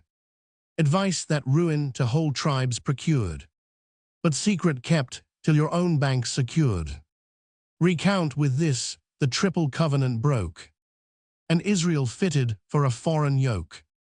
Nor here your counsel's fatal progress stayed, but sent our levied powers to Pharaoh's aid. Hence Tyre and Israel low in ruins laid, and Egypt once their scorn their common terror made. Even yet of such a season can we dream, when royal rights you made your darling theme. For power unlimited could reasons draw, and place prerogative above the law, which on your fall from office grew unjust. The laws made king the king a slave in trust, whom with statecraft to interest only true, you now accuse of ills contrived by you. To this hell's agent royal youth fix here. Let interest be the star by which you steer. Hence to repose your trust in me was wise, whose interest most in your advancement lies. A tie so firm as always will avail, when friendship, nature, and religion fail. On ours the safety of the crowd depends. Secure the crowd, and we obtain our ends, whom I will cause so far our guilt to share, till they are made our champions by their fear. What opposition can your rival bring, while Sanhedrims are jealous of the king? His strength as yet in David's friendship lies, and what can David's self without supplies? Who with exclusive bills must now dispense, debar the heir or starve in his defense, conditions which our elders near will quit, and David's justice never can admit, or forced by wants his brother to betray. To your ambition next he clears the way, for if succession once to naught they bring, their next advance removes the present king, persisting else his senates to dissolve. In equal hazard shall his reign involve. Our tribes whom Pharaoh's power so much alarms, shall rise without their prince to oppose his arms, nor boots it on what cause at first they join. Their troops once up are tools for our design. At least such subtle covenants shall be made, till peace itself is war in masquerade. Associations of mysterious sense, against but seeming for the king's defense, even on their courts of justice fetters draw, and from our agents muzzle up their law, by which a conquest, if we fail to make, 'tis a drawn game at worst, and we secure our stake. He said, and for the dire success depends on various sects by common guilt made friends, whose heads, though near so differing in their creed, ith point of treason yet were well agreed. Amongst these extorting Ishban first appears, pursued by a meager troop of bankrupt heirs. Blessed times when Ishban, he whose occupation so long has been to cheat, reforms the nation. Ishban of conscience suited to his trade, as good a saint as usurer ever made. Yet Mammon has not so engrossed him quite, but Belial lays as large a claim of spite, who for those pardons from his prince he draws, returns reproaches and cries up the cause. That year in which the city he did sway, he left rebellion in a hopeful way. Yet his ambition once was found so bold, to offer talents of extorted gold. Could David's wants have so been bribed to shame, and scandalize our peerage with his name, for which his dear sedition he did forswear, and e'en turn loyal to be made a peer? Next him let railing Rabshakeh have place, so full of zeal he has no need of grace, a saint that can both flesh and spirit use, alike haunt conventicles and the stews, of whom the question difficult appears, if most ith preachers or the bawds arrears.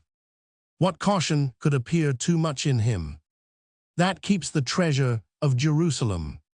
Let David's brother but approach the town. Double our guards, he cries, we are undone. Protesting that he dares not sleep in's bed, lest he should rise next morn without his head. Of little fortunes and of conscience less, with them the tribe whose luxury had drained their banks in former sequestrations gained, who rich and great by past rebellions grew, and longed to fish the troubled streams anew. Some future hope, some present payment draw, to sell their conscience and espouse the cause. Such stipends those vile hirelings best befit, priests without grace and poets without wit. Shall that false Hebronite escape our curse? Judas that keeps the rebels' pension purse, Judas that pays the treason writer's fee, Judas that well deserves his namesake's tree, who at Jerusalem's own gates erects his college for a nursery of sects, young prophets with an early care secures, and with the dung of his own arts manures. What have the men of Hebron here to do? What part in Israel's promised land have you? Here Phaleg, the lay Hebronite, is come, cause like the rest he could not live at home, who from his own possessions could not drain an omer even of Hebronitish grain. Here struts it like a patriot and talks high of injured subjects' altered property, an emblem of that buzzing insect just, that mounts the wheel and thinks she raises dust. Can dry bones live or skeletons produce the vital warmth of cuckoldizing juice? Slim Phaleg could, and at the table fed, returned the grateful product to the bed. A waiting-man to travelling nobles chose, he his own laws would saucily impose, till bastinadoed back again he went. To learn those manners he to teach was sent. Chastised he ought to have retreated home, but he reads politics to Absalom. For never Hebronite though kicked and scorned, to his own country willingly returned, but leaving famished Phaleg to be fed, and to talk treason for his daily bread. Let Hebron, nay, let hell produce a man, so made for mischief as Ben-Jechanan. A Jew of humble parentage was he, by trade a Levite, though of low degree. His pride no higher than the desk aspired, but for the drudgery of priests was hired, to read and pray in linen, ephod brave, and pick up single shekels from the grave. Married at last, and finding charge come faster, he could not live by God, but changed his master. Inspired by want, was made a factious tool. They got a villain, and we lost a fool. Still violent, whatever cause he took, but most against the party he forsook. For renegados, who near turn by halves, are bound in conscience to be double knaves. So this prose prophet took most monstrous pains to let his masters see he earned his gains. But as the devil owes all his imps a shame, he chose the apostate for his proper theme. With little pains he made the picture true, and from reflection took the rogue he drew. A wondrous work to prove the Jewish nation, in every age a murmuring generation, to trace them from their infancy of sinning, and show them factious from their first beginning, to prove they could rebel and rail and mock, much to the credit of the chosen flock. A strong authority which must convince that saints own no allegiance to their prince, as 'tis a leading card to make a whore, to prove her mother had turned up before. But tell me, did the drunken patriarch bless the son that showed his father's nakedness? Such thanks the present church thy pen will give, which proves rebellion was so primitive. Must ancient failings be examples made? Then murderers from Cain may learn their trade, as thou the heathen and the saint hast drawn. Methinks the apostate was the better man, and thy hot father waving my respect. not of a mother church, but of a sect. And such he needs must be of thy inditing. This comes of drinking ass's milk and writing. If Balak should be called to leave his place, as prophet is the loudest call of grace. His temple dispossessed of one would be, replenished with 7 devils more by thee. Levi, thou art a load, ill lay thee down, and show rebellion bare without a gown. Poor slaves in metre dull and addle-pated, who rhyme below even David's psalms translated. Some in my speedy pace I must outrun, as lame Mephibosheth, the wizard's son. To make quick way, ill leap o'er heavy blocks, shun rotten Uzzah as I would the pox, and hasten Og and Dog to rehearse. 2 fools that crutch their feeble sense on verse, who by my muse to all succeeding times shall live in spite of their own doggerel rhymes. Dog, though without knowing how or why, made still a blundering kind of melody, spurred boldly on and dashed through thick and thin, through sense and nonsense, never out nor in, free from all meaning, whether good or bad, and in one word, heroically mad. He was too warm on picking work to dwell, but fagotted his notions as they fell, and if they rhymed and rattled, all was well. Spiteful he is not, though he wrote a satire, for still there goes some thinking to ill nature. He needs no more than birds and beasts to think. All his occasions are to eat and drink. If he call rogue and rascal from a garret, he means you no more mischief than a parrot. The words for friend and foe alike were made. To fetter them in verse is all his trade. For almonds hell cry whore to his own mother, and call young Absalom King David's brother. Let him be gallows free by my consent, and nothing suffer since he nothing meant. Hanging supposes human soul and reason. This animal's below committing treason. Shall he be hanged who never could rebel? That's a preferment for a chit-awful. The woman that committed buggery was rightly sentenced by the law to die, but 'twas hard fate that to the gallows led. The dog that never heard the statute read, railing in other men may be a crime, but ought to pass for mere instinct in him.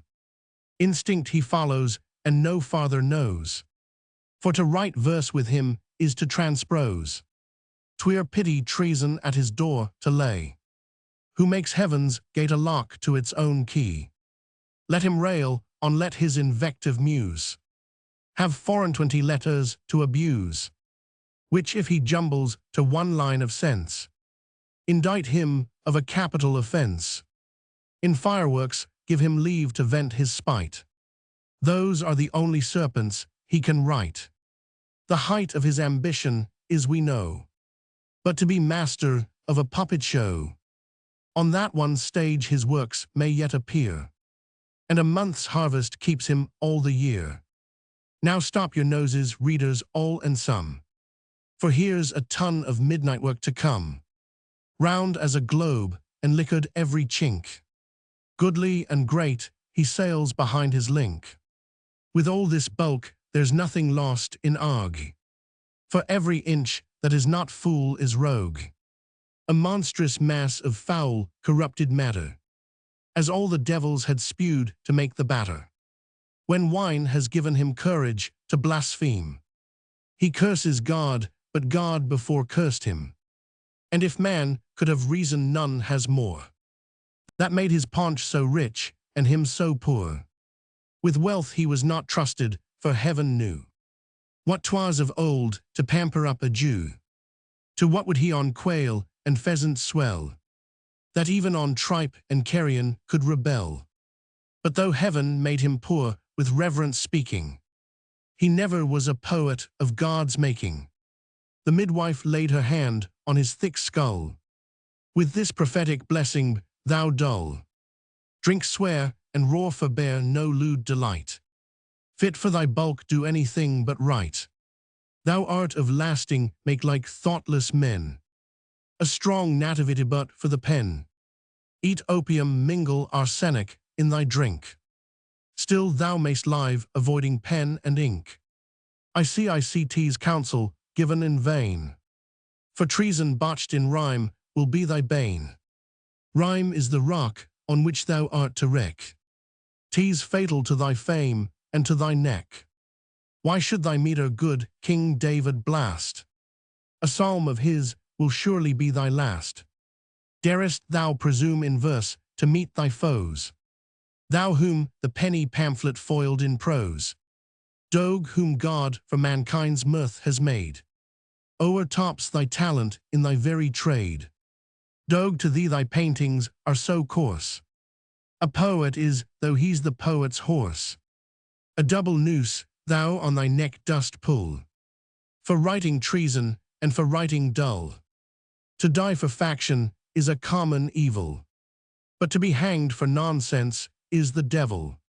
Hadst thou the glories of thy king expressed, thy praises had been satire at the best. But thou in clumsy verse, unlicked, unpointed, hast shamefully defied the Lord's anointed. I will not rake the dunghill of thy crimes, for who would read thy life that reads thy rhymes? But of King David's foes be this the doom, may all be like the young man Absalom. And for my foes may this their blessing be, to talk like Doge and to write like thee. A chitoffel each rank degree and a, for various ends neglects not to engage. The wise and rich for purse and counsel brought, the fools and beggars for their number sought, who yet not only on the town depends, for even in court the faction had its friends. These thought the places they passed too small, and in their hearts wished court and king to fall, whose names the muse disdaining holds ith dark, thrust in the villain herd without a mark, with parasites and libel-spawning imps, intriguing fops, dull jesters, and worse pimps, disdain the rascal rabble to pursue. Their set cabals are yet a viler crew. See where involved in common smoke they sit, some for our mirth, some for our satire fit. These gloomy, thoughtful, and on mischief bent, while those for mere good fellowship frequent. The appointed club can let sedition pass, sense nonsense anything to employ the glass, and who believe in their dull honest hearts. The rest talk treason but to show their parts, who ne'er had wit or will for mischief yet, but pleased to be reputed of a set. But in the sacred annals of our plot, industrious Arod never be forgot. The labors of this midnight magistrate may vie with Korah's to preserve the state. In search of arms, he failed not to lay hold on war's most powerful dangerous weapon, gold, and last to take from Jebusites all odds. Their altars pillaged stole their very gods. Oft would he cry when treasure he surprised, "'Tis Baalish gold in David's coin disguised," which to his house with richer relics came, while lumber idols only fed the flame. For our wise rabble near took pains to enquire what 'twas he burnt, so it made a rousing fire, with which our elder was enriched no more than false Gehazi with the Syrian store, so poor that, when our choosing tribes were met, even for his stinking votes he ran in debt. For meet the wicked, and as authors think, the saints he choused for his electing drink. Thus every shift and subtle method passed, and all to be no Zachan at the last. Now raised on Tyre's sad ruins Pharaoh's pride, soared high his legions threatening far and wide, as when a battering storm engendered high, by winds upheld, hangs hovering in the sky, is gazed upon by every trembling swain. This for his vineyard fears, and that his grain, for blooming plants and flowers, new opening these, for lambs yeaned lately, and far-laboring bees. To guard his stock each to the gods does call, uncertain where the fire-charged clouds will fall. Even so, the doubtful nations watch his arms, with terror each expecting his alarms. Where Judah, where was now thy lion's roar? Thou only couldst the captive lands restore. But thou with inbred broils and faction pressed, from Egypt needst a guardian with the rest. Thy prince from Sanhedrim's no trust allowed. Too much the representers of the crowd, who for their own defense give no supply, but what the crown's prerogatives must buy, as if their monarch's rights to violate more needful were than to preserve the state. From present dangers they divert their care, and all their fears are of the royal heir, whom now the reigning malice of his foes unjudged would sentence and heir-crowned depose. Religion the pretence, but their decree, to bar his reign, whate'er his faith shall be. By Sanhedrims and clamorous crowds thus pressed, what passions rent the righteous David's breast, who knows not how to oppose or to comply, unjust to grant and dangerous to deny. How near in this dark juncture Israel's fate, whose peace one sole expedient could create, which yet the extremest virtue did require, even of that prince whose downfall they conspire. His absence David does with tears advise, to appease their rage undaunted he complies. Thus he who prodigal of blood and ease, a royal life exposed to winds and seas, at once contending with the waves and fire, and heading danger in the wars of Tyre, inglorious now forsakes his native sand, and like an exile quits the promised land. Our monarch scarce from pressing tears refrains, and painfully his royal state maintains, who now embracing on the extremest shore, almost revokes what he enjoined before, concludes at last more trust to be allowed to storms and seas than to the raging crowd. Forbear rash muse the parting scene to draw, with silence charmed as deep as theirs that saw. Not only our attending nobles weep, but hardy sailors swell with tears the deep. The tide restrained her course, and more amazed, the twin stars on the royal brothers gazed. While this sole fear does trouble to our suffering hero bring, lest next the popular rage oppress the king. Thus parting each, for the other's danger grieved, the shore the king, and seas the prince received. Go injured hero, while propitious gales, soft as thy consort's breath inspire thy sails. Well may she trust her beauties on a flood, where thy triumphant fleets so oft have rode.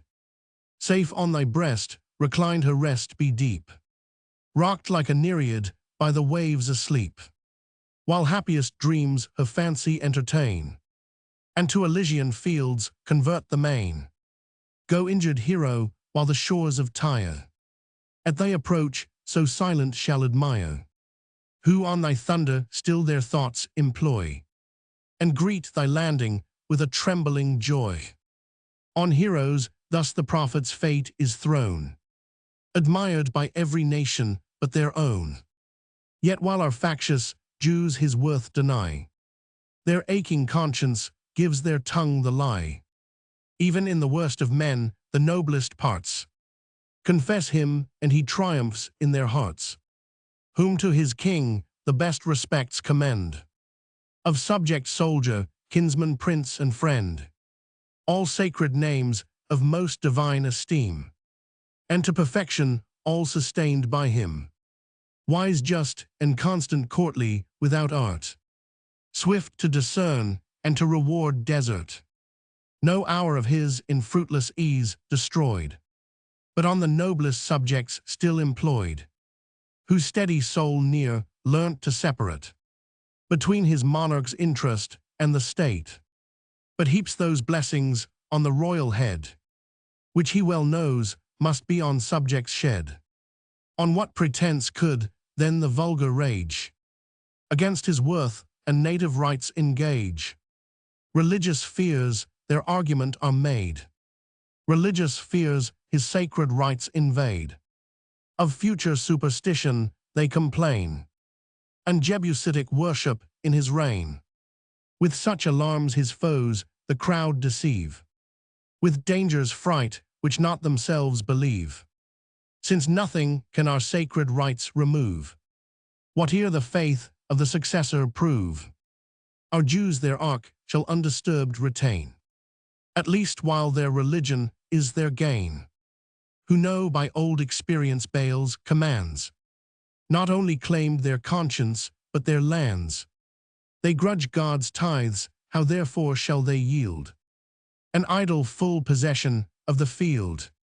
Grant such a prince enthroned, we must confess, the people's sufferings than that monarch's less, who must to hard conditions still be bound, and for his quiet with the crowd compound.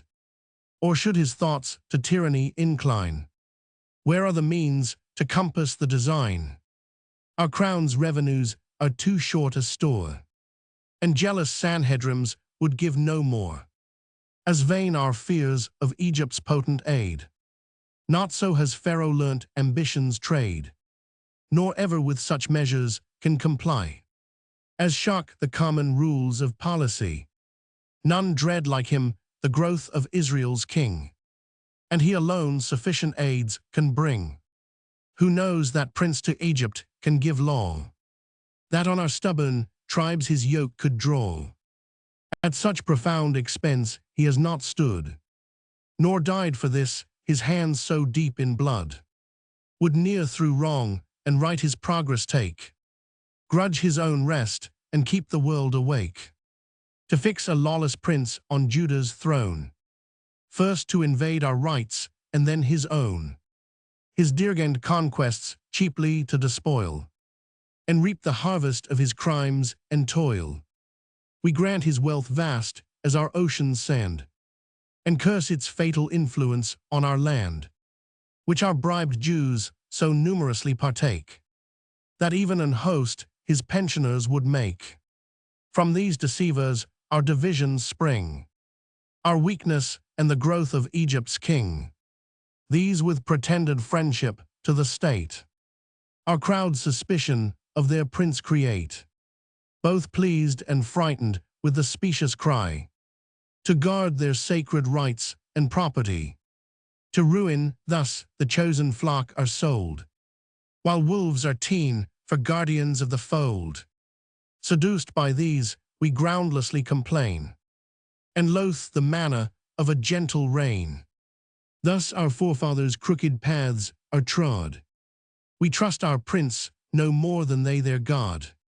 But all in vain our reasoning prophets preach, to those whom sad experience near could teach, who can commence new broils in bleeding scars, and fresh remembrance of intestine wars, when the same household mortal foes did yield, and brothers stained with brothers' blood the field, when sons cursed steel the father's gore did stain, and mothers mourned for sons by fathers slain, when thick as Egypt's locusts on the sand, our tribes lay slaughtered through the promised land, whose few survivors with worse fate remain, to drag the bondage of a tyrant's reign, which scene of woes unknowing we renew, and madly even those ills we fear pursue, while Pharaoh laughs at our domestic broils, and safely crowds his tents with nations' spoils.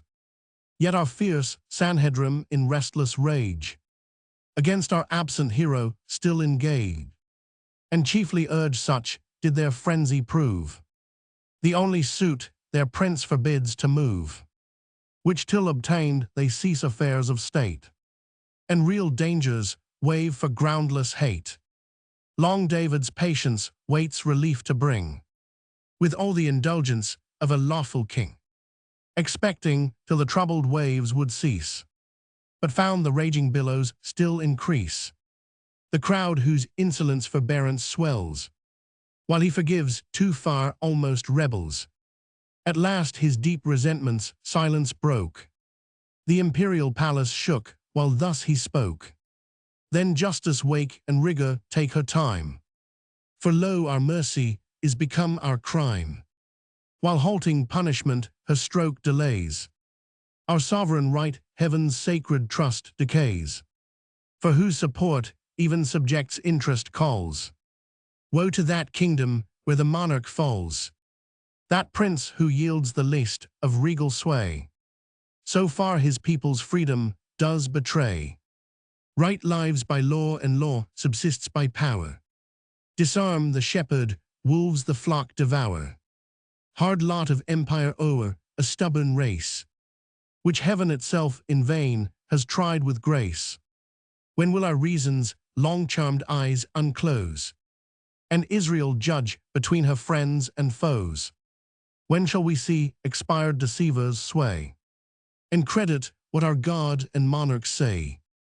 Dissembled patriots bribed with Egypt's gold, even Sanhedrims in blind obedience hold. Those patriots falsehood in their actions see, and judge by the pernicious fruit the tree. If aught for which so loudly they declaim, religion, laws, and freedom were their aim, our senates in due methods they had led, to avoid those mischiefs which they seemed to dread. But first ere yet they prop the sinking state, to impeach and charge as urged by private hate, proves that they near believed the fears they pressed, but barbarously destroyed the nation's rest. O whither will ungoverned senates drive, and to what bounds licentious votes arrive, when their injustice we are pressed to share? The monarch urged to exclude the lawful heir, our princes thus distinguished from the crowd, and this the privilege of royal blood. But grant we should confirm the wrongs they press, his sufferings yet were than the people's less, condemned for life the murdering sword to wield, and on their heirs entail a bloody field. Thus madly their own freedom they betray, and for the oppression which they fear make way. Succession, fixed by heaven the kingdom's bar, which once dissolved admits the flood of war. Waste, rapine, spoil, without the assault begin, and our mad tribes supplant the fence within. Since then their good they will not understand. 'Tis time to take the monarch's power in hand, authority and force to join with skill, and save the lunatics against their will. The same rough means that swage the crowd appease, our senates raging with the crowd's disease. Henceforth unbiased measures let them draw, from no false gloss but genuine text of law, nor urge those crimes upon religion's score, themselves so much in Jebusites abhor, whom laws convict, and only they shall bleed, nor Pharisees by Pharisees be freed. Impartial justice from our throne shall shower, all shall have right, and we our sovereign power. He said the attendants heard with awful joy, and glad presages their fixed thoughts employ. From Hebron now the suffering heir returned, a realm that long with civil discord mourned, till his approach, like some arriving god, composed and healed the place of his abode. The deluge checked that to Judea spread, and stopped sedition at the fountain's head. Thus in forgiving David's paths he drives, and chased from Israel Israel's peace contrives. The field confessed his power in arms before, and seas proclaimed his triumphs to the shore. As nobly has his sway in Hebron shown, how fit to inherit godlike David's throne. Through Sion's streets his glad arrivals spread, and conscious faction shrinks her snaky head. His train their sufferings think o'erpaid to see. The crowd's applause with virtue once agree. Success charms all but zeal for worth distressed, a virtue proper to the brave and best. Mongst whom was Jothran always bent, to serve the crown and loyal by descent. whose constancy so firm and conduct just, deserved at once two royal masters' trust, who Tyre's proud arms had manfully withstood on seas and gathered laurels from the flood. Of learning, yet no portion was denied, friend to the Muses and the Muses' pride. Nor can Benaiah's worth forgotten lie, of steady soul when public storms were high, whose conduct, while the more fierce onsets made, secured at once our honor and our trade. Such were the chiefs who most his sufferings mourned, and viewed with silent joy the prince returned, while those that sought his absence to betray press first their nauseous false respects to pay.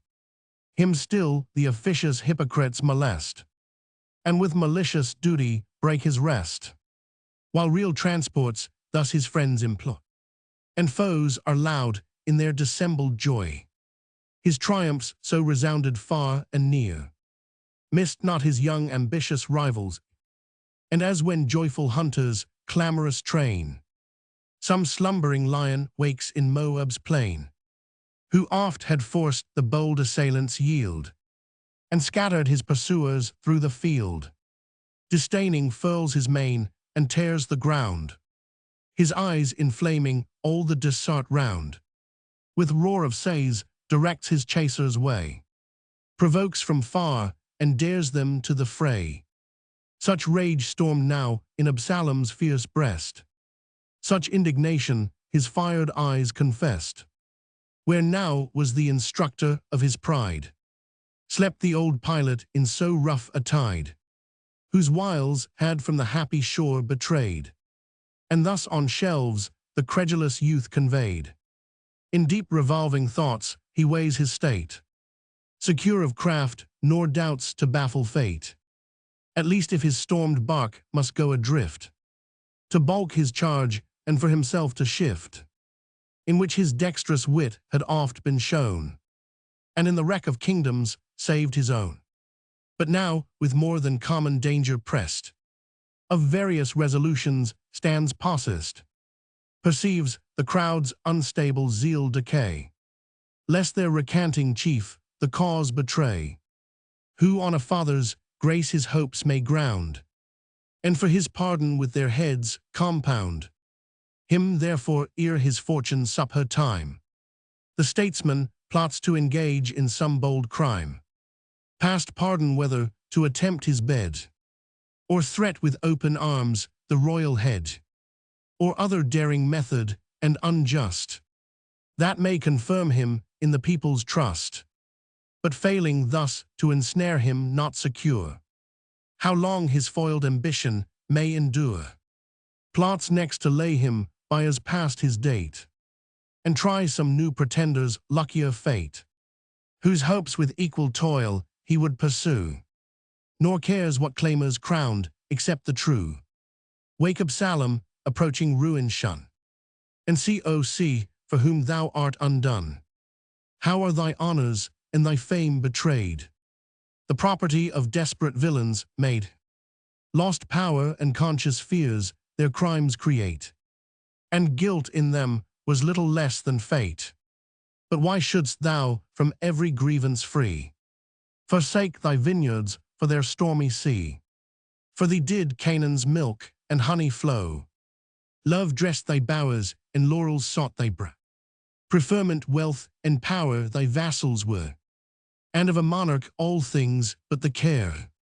O should our crimes again that curse draw down, and rebel arms once more attempt the crown, sure ruin waits unhappy Absalom, alike by conquest or defeat undone, who could relentless see such youth and charms expire with wretched fate in impious arms.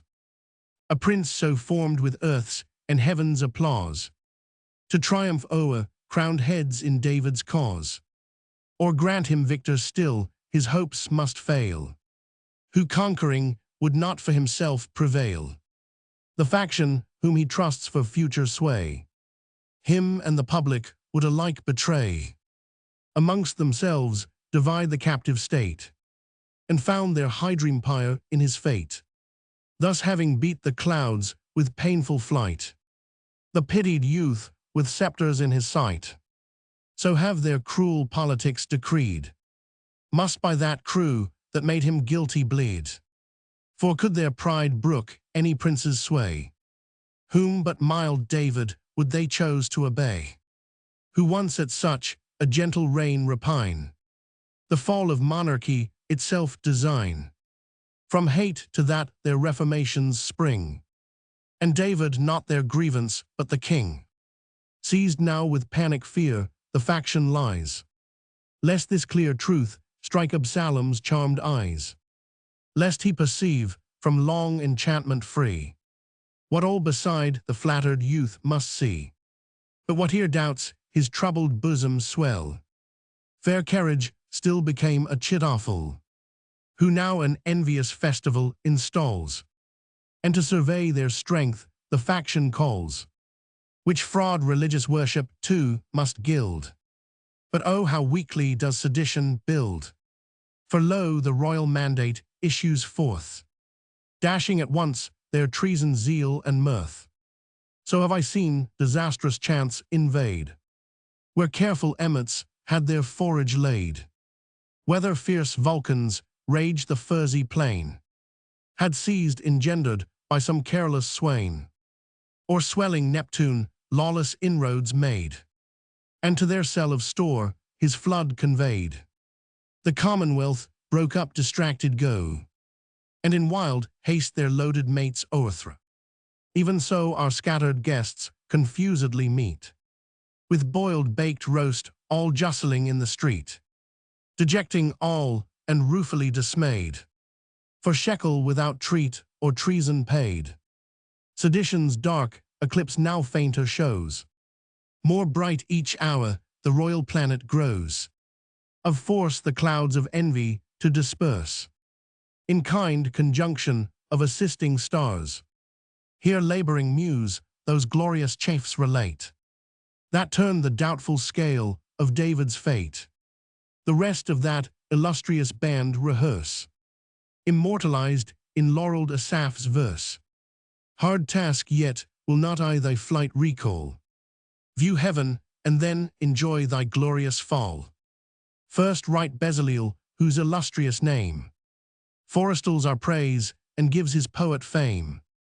The Kenites' rocky province his command, a barren limb of fertile Canaan's land, which for its generous natives yet could be held worthy such a president as he. Bezaleel with each grace and virtue fraught, serene his looks, serene his life and thought, on whom so largely nature heaped her store.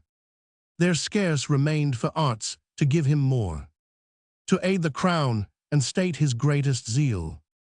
His second care that service to conceal, of dues observant firm to every trust, and to the needy always more than just, who truth from specious falsehood can divide, has all the gownsmen's skill without their pride, thus crowned with worth from heights of honor won, sees all his glories copied in his son, whose forward fame should every muse engage, whose youth boasts skill denied to others' aid, men manners language, books of noblest kind, already are the conquest of his mind, whose loyalty before its date was prime, nor waited the dull course of rolling time.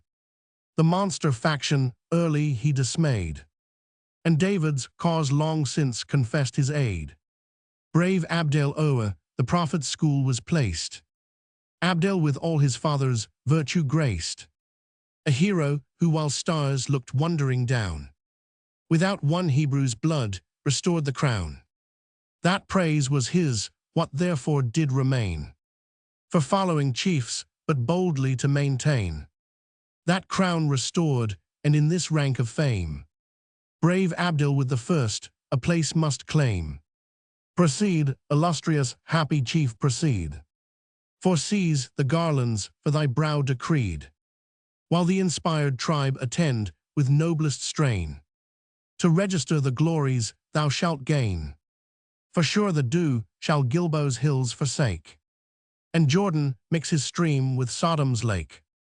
Or seas, retired, their secret stores disclose, and to the sun their scaly brood expose. Or swelled above the cliffs, their billows raise. Before the muses leave their patrons' praise. Eliab our next labor does invite, and hard the task to do Eliab right. Long with the royal wanderer he roved, and firm in all the turns of fortune proved. Such ancient service and desert so large, well claimed the royal household for his charge. His age with only one mild heiress blessed, in all the bloom of smiling nature dressed, and blessed again to see his flower allied to David's stock, and made young Othriel's bride, the bright restorer of his father's youth, devoted to a son's and subject's truth, resolved to bear that prize of duty home, so bravely sought, well sought by Absalom, our prince, the illustrious planet of thy birth, and thy more powerful virtue guard thy worth, that no Achitophel thy ruin boast. Israel too much in one such wreck has lost. Even envy must consent to Helen's worth, whose soul, though Egypt glories in his birth, could for our captive ark its zeal retain, and Pharaoh's altars in their pomp disdain. To slight his gods was small, with nobler pride. He all the allurements of his court defied, whom prophet nor example could betray, but Israel's friend and true to David's sway. What acts of favor in his province fall, on merit he confers, and freely all. Our list of nobles next let Amri grace, whose merits claim the Abethdan's high place, who with a loyalty that did excel, brought all the endowments of Achitophel. Sincere was Amri, and not only knew, but Israel's sanctions into practice drew. Our laws that did a boundless ocean seem, were coasted all, and fathomed all by him. No rabbin speaks like him their mystic sense, so just, and with such charms of eloquence, to whom the double blessing does belong. With Moses' inspiration, Aaron's tongue, than Sheva none more loyal zeal have shown, wakeful as Judah's lion for the crown, who for that cause still combats in his age, for which his youth with danger did engage.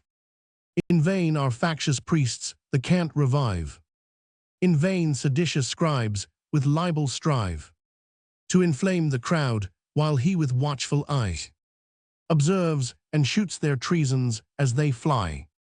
Their weekly frauds his keen replies detect, he undeceives more fast than they infect. So Moses, when the pest on legions preyed, advanced his signal, and the plague was stayed. Once more my fainting muse thy pinions try, and strength's exhausted store let love supply. What tribute, Asaph, shall we render thee? Well crown thee with a wreath from thy own tree. Thy laurel grove no envy's flash can blast. The song of Asaph shall forever last. With wonder late posterity shall dwell on Absalom and false Achitophel. Thy strains shall be our slumbering prophet's dream, and when our Zion virgins sing their theme, our jubilees shall with thy verse be graced. The song of Asaph shall forever last. How fierce his satire loosed, restrained, how tame, how tender of the offending young man's fame, how well his worth and brave adventures styled, just to his virtues, to his error mild. No page of thine that fears the strictest view, but teems with just reproof or praise as due. Not Eden could a fairer prospect yield, all paradise without one barren field, whose wit the censure of his foes has passed. The song of Asaph shall forever last. What praise for such rich strains shall we allow? What just rewards the grateful crown bestow? While bees in flowers rejoice, and flowers in dew, while stars and fountains to their course are true, while Judah's throne and Zion's rock stand fast. The song of Asaph and the fame shall last. Still Hebron's honored, happy soil retains. Our royal hero's beauteous dear remains, who now sails off with winds, nor wishes slack, to bring his sufferings' bright companion back. But ere such transport can our sense employ, a bitter grief must poison half our joy, nor can our coasts restored those blessings see, without a bribe to envious destiny. Cursed Sodom's doom forever fixed the tide, whereby in glorious chance the valiant died. Give not insulting Ascalon to know, nor let Gath's daughters triumph in our woe. No sailor with the news swell Egypt's pride, by what inglorious fate our valiant died. Weep Arnon Jordan weep, thy fountains dry, while Zion's rock dissolves for a supply. Calm were the elements night's silence deep, the waves scarce murmuring and the winds asleep. Yet fate for ruin takes so still an hour, and treacherous sands the princely bark devour. Then death unworthy seized a generous race, to virtue's scandal and the stars' disgrace. Oh, had the indulgent powers vouchsafed to yield, instead of faithless shelves, a listed field of heavens and David's foes, fierce as the troops that did his youth oppose. Each life had on his slaughtered heap retired, not tamely and unconquering thus expired. But destiny is now their only foe, and dying even o'er that they triumph too. With loud last breaths their masters' scape applaud, of whom kind force could scarce the fates defraud. Who for such followers lost, O matchless mind, at his own safety now almost repined. Say, royal sir, by all your fame in arms, your praise in peace, and by Urania's charms, if all your sufferings past so nearly pressed, or pierced with half so painful grief your breast. Thus some diviner muse her hero forms, not soothed with soft delights, but tossed in storms, nor stretched on roses in the myrtle grove, nor crowns his days with mirth, his nights with love, but far removed in thundering camps is found, his slumbers short his bed, the herbless ground. In tasks of danger always seen the first, feeds from the hedge and slakes with ice his thirst. Long must his patience strive with fortune's rage, and long opposing gods themselves engage. Must see his country flame, his friends destroyed, before the promised empire be enjoyed. Such toil of fate must build a man of fame, and such to Israel's crown the godlike David came. What sudden beams dispel the clouds so fast, whose drenching rains laid all our vineyards waste? The spring so far behind her course delayed, on the instant is in all her bloom arrayed. The winds breathe, lo the element serene, yet mark what motion in the waves is seen, thronging and busy as Hiblan swarms, or straggled soldiers summoned to their arms. See where the princely bark in loosest pride, with all her guardian fleet, adorns the tide. High on her deck the royal lovers stand, our crimes to pardon ere they touched our land. Welcome to Israel and to David's breast. Here all your toils, here all your sufferings rest.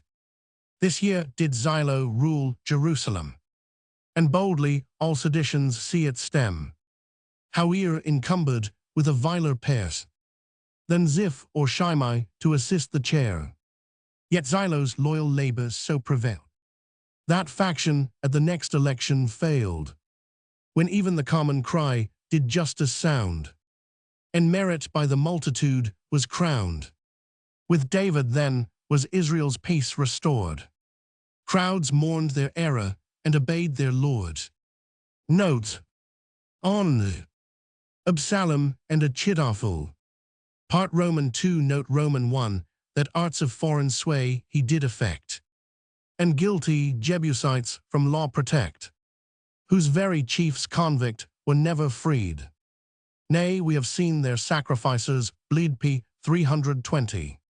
It is certain that whatever the private wishes of Charles may have been, he neither did nor durst interfere by his royal prerogative to prevent the execution of Stafford Coleman Langhorne Plunkett and other Catholics of rank who were condemned on account of the Popish plot. Ireland Fenwick, Gavin Turner, and Harcourt Jesuits with Whitebread the provincial of the order were all tried, sentenced, and executed for the same conspiracy, persisting to their last breath in the most solemn and deliberate asseverations of innocence.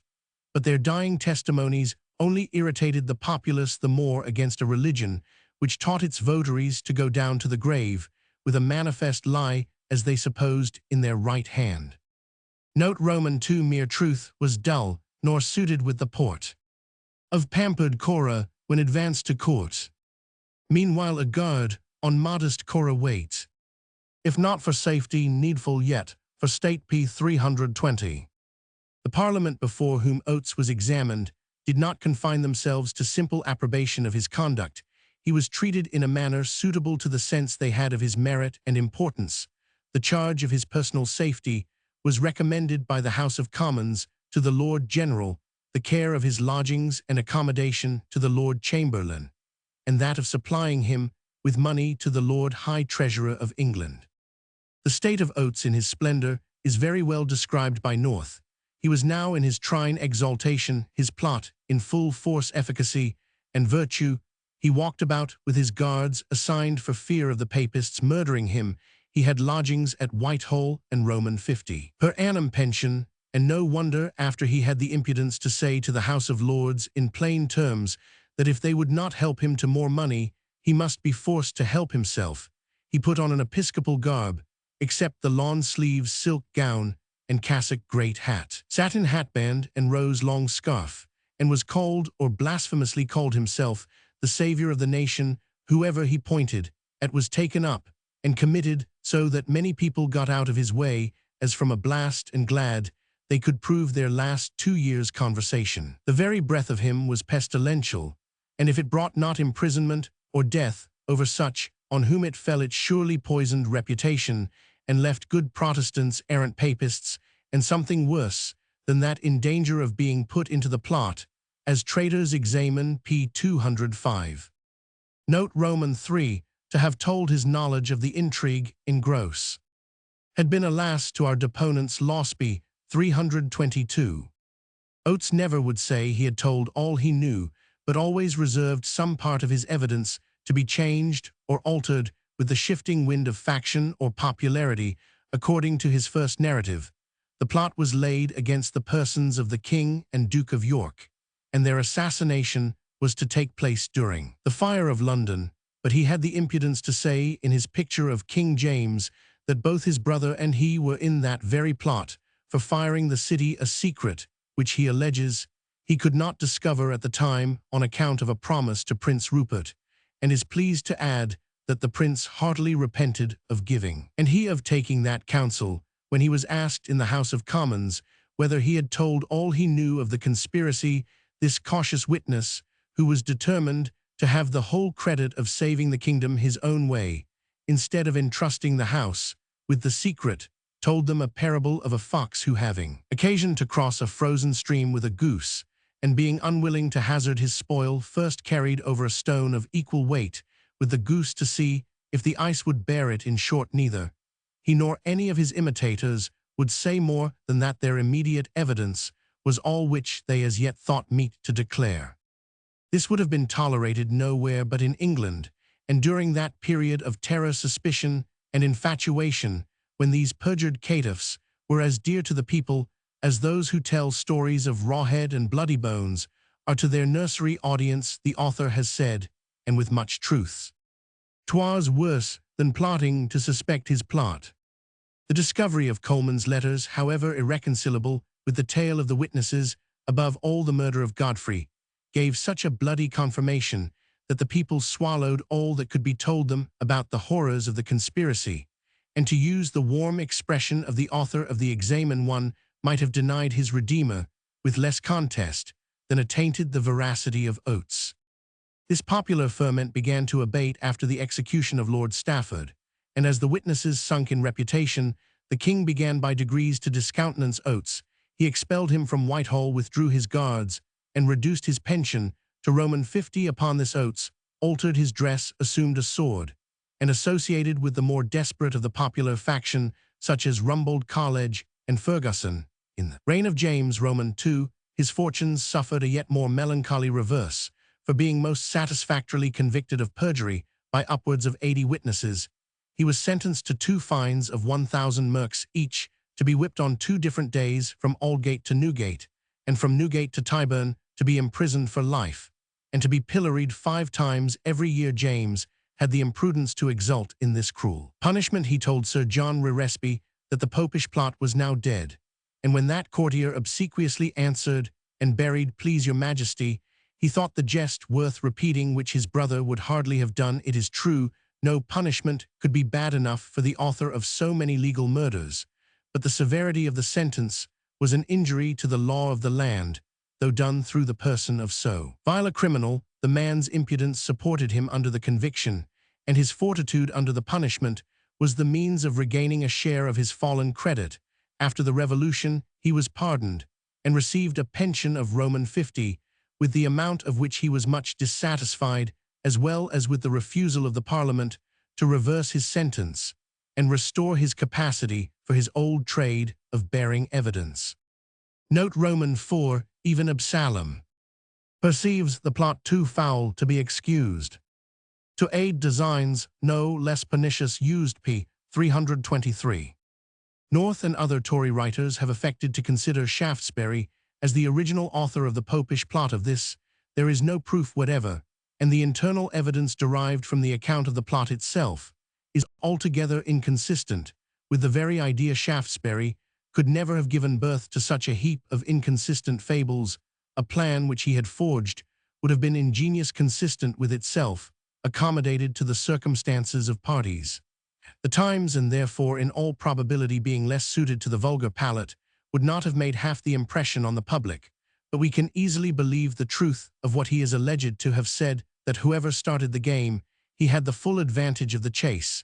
In fact, this wonderful tale, probably at first invented by 2 or 3 obscure knaves, with the sordid view of profiting by the credulity of the English nation, would have fallen to the ground, had it not been fostered and cherished by Shaftesbury, who very soon perceived it could be made the means of turning out Lord Danby, and driving matters to extremity against the Catholic faction. He might well indeed exult in his management in the former particular, since Danby was the first to introduce into the House of Commons that very discussion about the plot to which, as Shaftesbury managed it, he himself fell a sacrifice, but it was chiefly as a means of bringing forward the bill of exclusion and of crushing for ever the hopes of his mortal foe, the Duke of York, that Shaftesbury became the patron of all investigations connected with the plot, pushed them on with vigor and vehemence, and dipped himself deep in the blood of the innocent persons who fell sacrifices to the popular clamor he had excited, and to evidence which much less than Shaftesbury's abilities might easily have discovered to be inconsistent and fabulous. A humorous pamphlet already quoted represents Shaftesbury as abandoning his pretensions to the crown of Poland for the purpose of following up the discovery of the popish plot. In the very height of all this expectation, one night, as his Majesty-elect lay musing upon his bed restless, with the thoughts and expectation of the approaching empire, there appeared to him, by the light of a lamp that was burning in his chamber, a dreadful and most monstrous vision. Shape and figure of it was very confused and irregular sometimes. It looked like the whore of Babylon naked, and of immense privities. Presently, in the twinkling of an eye, the form was changed, and it appeared like a justice of the peace, strangled by a crew of ruffians, who afterwards ran him through the body with his own sword, that it might be thought he hanged himself on a sudden. It was altered again, and seemed a troop of pilgrims armed with black bills, that came the Lord knows whence, landed the Lord knows where, and are gone the Lord knows whither. His Majesty, seeing it very so often, and so terribly, calling up all the faith he had to his assistance, boldly demanded in the name of Roman 100, "What art thou?" Instantly, after a terrible clap of thunder, accompanied with several flashes of lightning, it contracted itself into the shape of a doctor of Salamanca, and in a hideous tone cried out, "I am a plot, woe to England. Farewell till 78, and vanished. No sooner was it gone, but a stupid amazement seized upon the Majesty of Poland, and cast him into a deep sleep where he lay till morning, when awakening, he found himself stripped of all the high and aspiring thoughts that before had filled his mind. Pity and compassion towards his native country utterly cooled his ambition, and from that moment he laid by all thoughts of converting the Turk, and resolved to stay at home for confounding the Pope. Thus has this good man, for he is no more his Majesty again, refused the highest promotion that perhaps any subject of England was ever raised to, merely to stand in a gap here and slay the plague that was coming upon us. Note Roman 5, have I for this, even when at helm, a course so dangerous moved, to land your hopes, as my removal proved. P. 325. In 1679, the national discontent running exceedingly high both on account of the Popish plot, and for other reasons, the king, by the advice of Sir William Temple, summoned a council of 30 persons, 15 of whom were the great officers of the crown, and 15 chosen from the country party. Shaftesbury was made president of this council against the opinion of Temple, and quickly found the means of pressing his favourite measure of the Exclusion Bill. Monmouth, upon whose interest in the king's affections he had great reliance, was the person whom he proposed to nominate as successor, either by a law to be passed for the purpose, or by prevailing on the king to declare him legitimate for this purpose. The interest of Shaftesbury was exerted to have the Duke sent down to Scotland to oppose the insurgent Covenanters, whom he defeated at Bothwell Bridge. The king's illness and the sudden revolution which took place in his councils upon the unexpected return of the Duke of York from Flanders ruined this project, and occasioned the disgrace of Monmouth and the dismissal of Shaftesbury. Note Roman 6, amongst these extorting Ishban first appears, pursued by a meagre troop of bankrupt heirs. P. 328. Sir Robert Clayton, alderman of London, and one of the representatives of the city during the two last parliaments of King Charles Roman II, was warmly attached to the Whig party. He took an active concern as a magistrate in examining the shamplotter Fitzharris, and was charged by the Tories with an attempt to suborn that person to swear that he had been hired by the court to fix a plot upon the Protestants. The examination of Fitzharris, who swore and counterswore in many different ways, besides avouching that he was bribed to concoct a shamplot, and to ascribe it to the Whigs, a base manoeuvre too often played off by both parties to be incredible, added 1,000 improbable falsehoods about a papist plot against the Protestants. When removed from the city jail and committed to the Tower, he told another story. He was then in the power of the king, and alleged that Howard and others were in a plot to seize the king's person, and that they had employed him to contrive the aforesaid shamplot in order to charge upon the court the crime of subornation. Roman 100.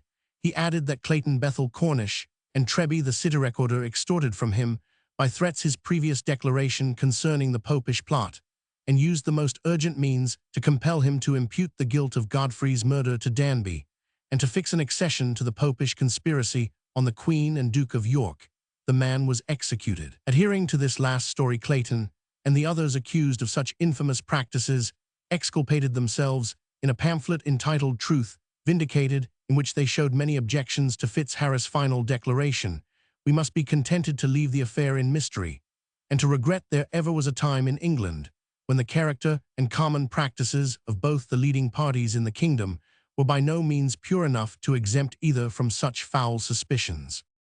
Sir Robert Clayton, with the other London members, all of whom were zealous Whigs, and whose re-election was hailed by the acclamations of their party, attended the Oxford Parliament. In formidable array they were escorted by a numerous band of armed partisans, who wore on their hats ribbons bearing the label "No Popery, No Slavery," and were obviously prepared for something more than unusual attendance upon their duty in the House of Commons. According to Dugdale's evidence, Sir Robert Clayton was present at a carousal at Lord Lovelace's near Oxford, where College, one of their principal myrmidons, sung the unlucky ballad, which went so far towards his condemnation. The story that Sir Robert Clayton wished to purchase a peerage seems to have become popular in the last will and testament of the Charter of London. Is this among other jocular bequests to Sir Robert Clayton? I bequeath all that the Chamberlain has left of the common stock, to purchase Paddington Manor, with the domains and appurtenances thereto since. There are now no dukedoms to be purchased, and it is thought that Tyburn paying his arrears next year to the city will yield a better rate than 20% in the banker's hands. Somers, Tracts p. 185. His usury is also hinted at in a poem called The Duke of Buckingham's Litany, and its consequences are enumerated among the other follies of that prodigal peer. From learning new morals from Bedlam, Sir Peyton, and truth and modesty from Sir Ellis Leighton. From making our heirs to be Morris and Clayton. Libera nos Domine. It ought to be mentioned to Sir Robert Clayton's honour that out of his wealth howsoever procured, he dedicated a portion to found the mathematical school in Christ Church Hospital. Note Romans 7 next him, let railing Rabshakeh have place. So full of zeal, he has no need of grace. A saint that can both flesh and spirit use. Alike haunt conventicles, and Stewsby 328.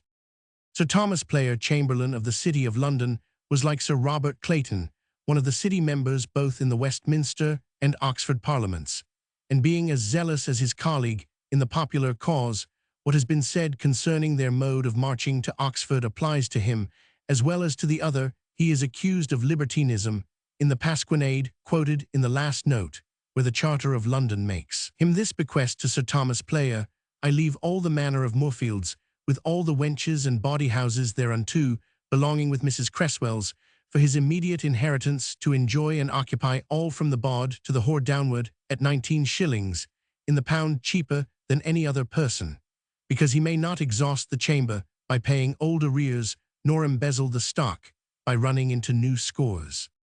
Note Roman 8, let David's brother but approach the town. Double our guards, he cries, we are undone. p. 328.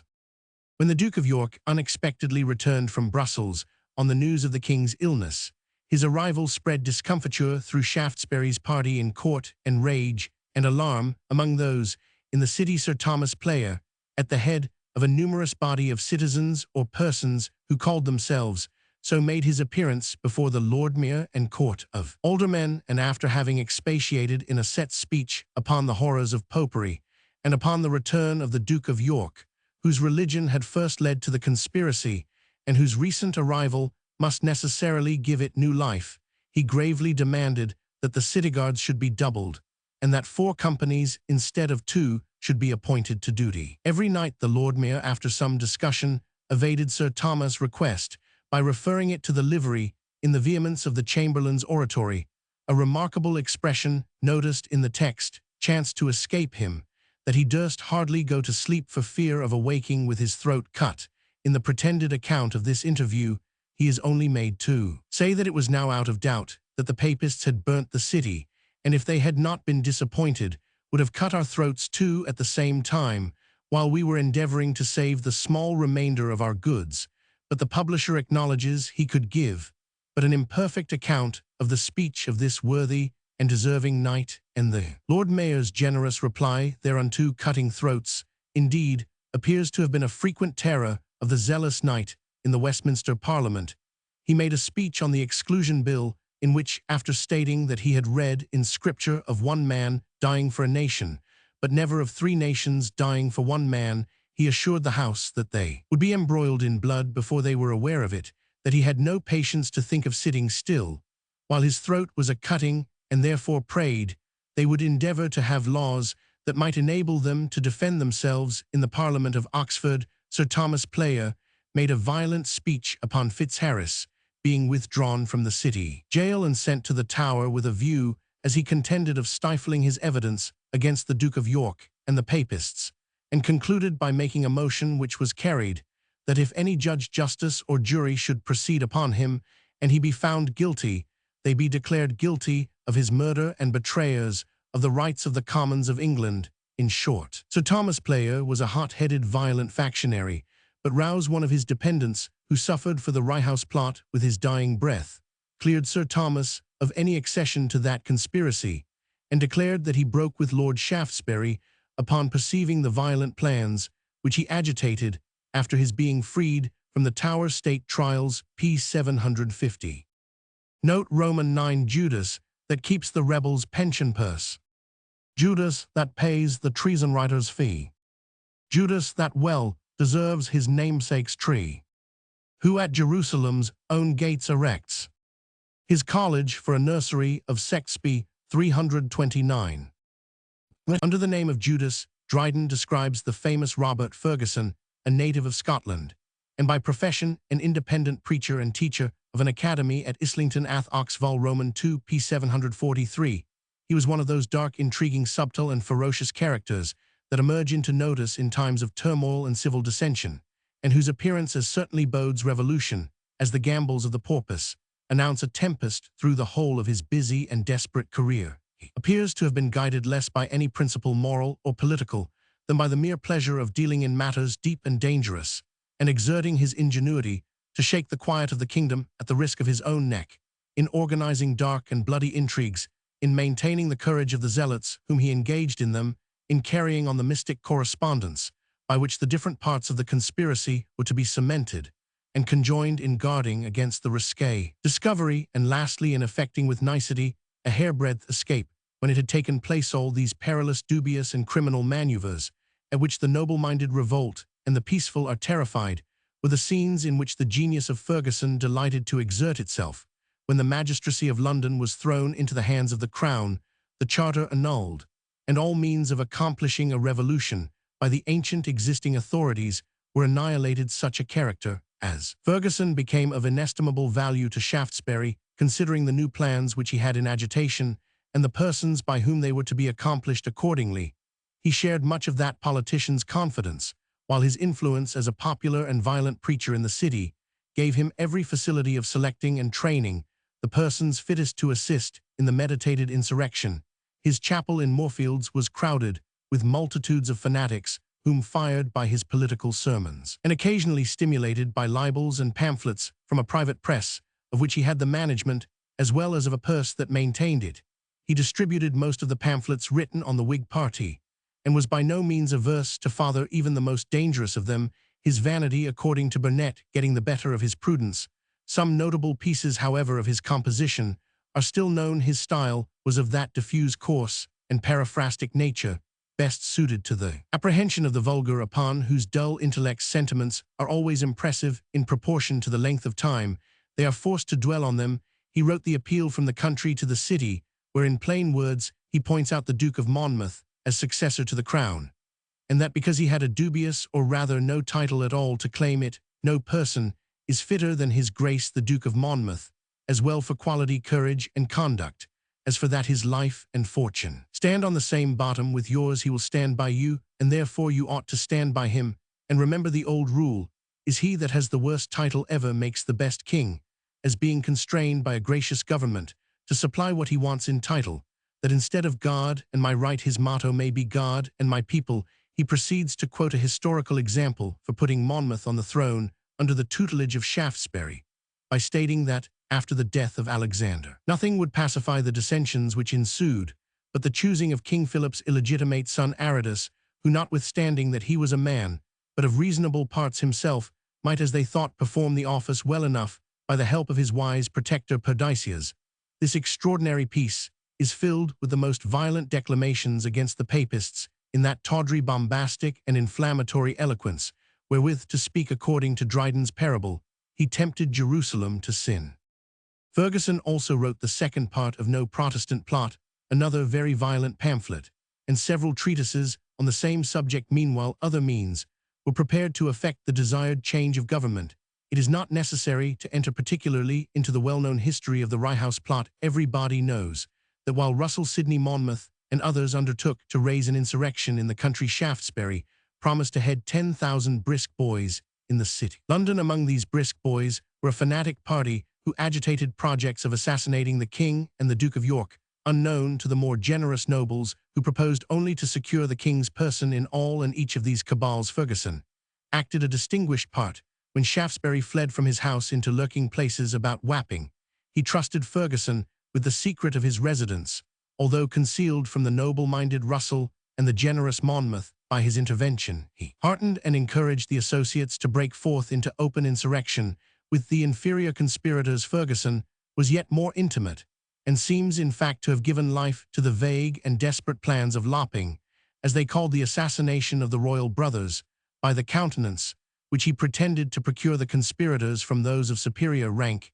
He told West he would procure the Duke of Monmouth's written consent to his father's murder, although he afterwards allowed he durst not even mention such a plan to him at length, when Shaftesbury, weary of the delays of the other conspirators, left England for ever. Ferguson and Walcott were the companions of his flight. By this, the plan of insurrection was for a time confounded, for the higher order of the malcontents were ignorant of the lines of communication by which the city cabal was conducted. Ferguson was therefore recalled, and in an evil hour returned from Holland.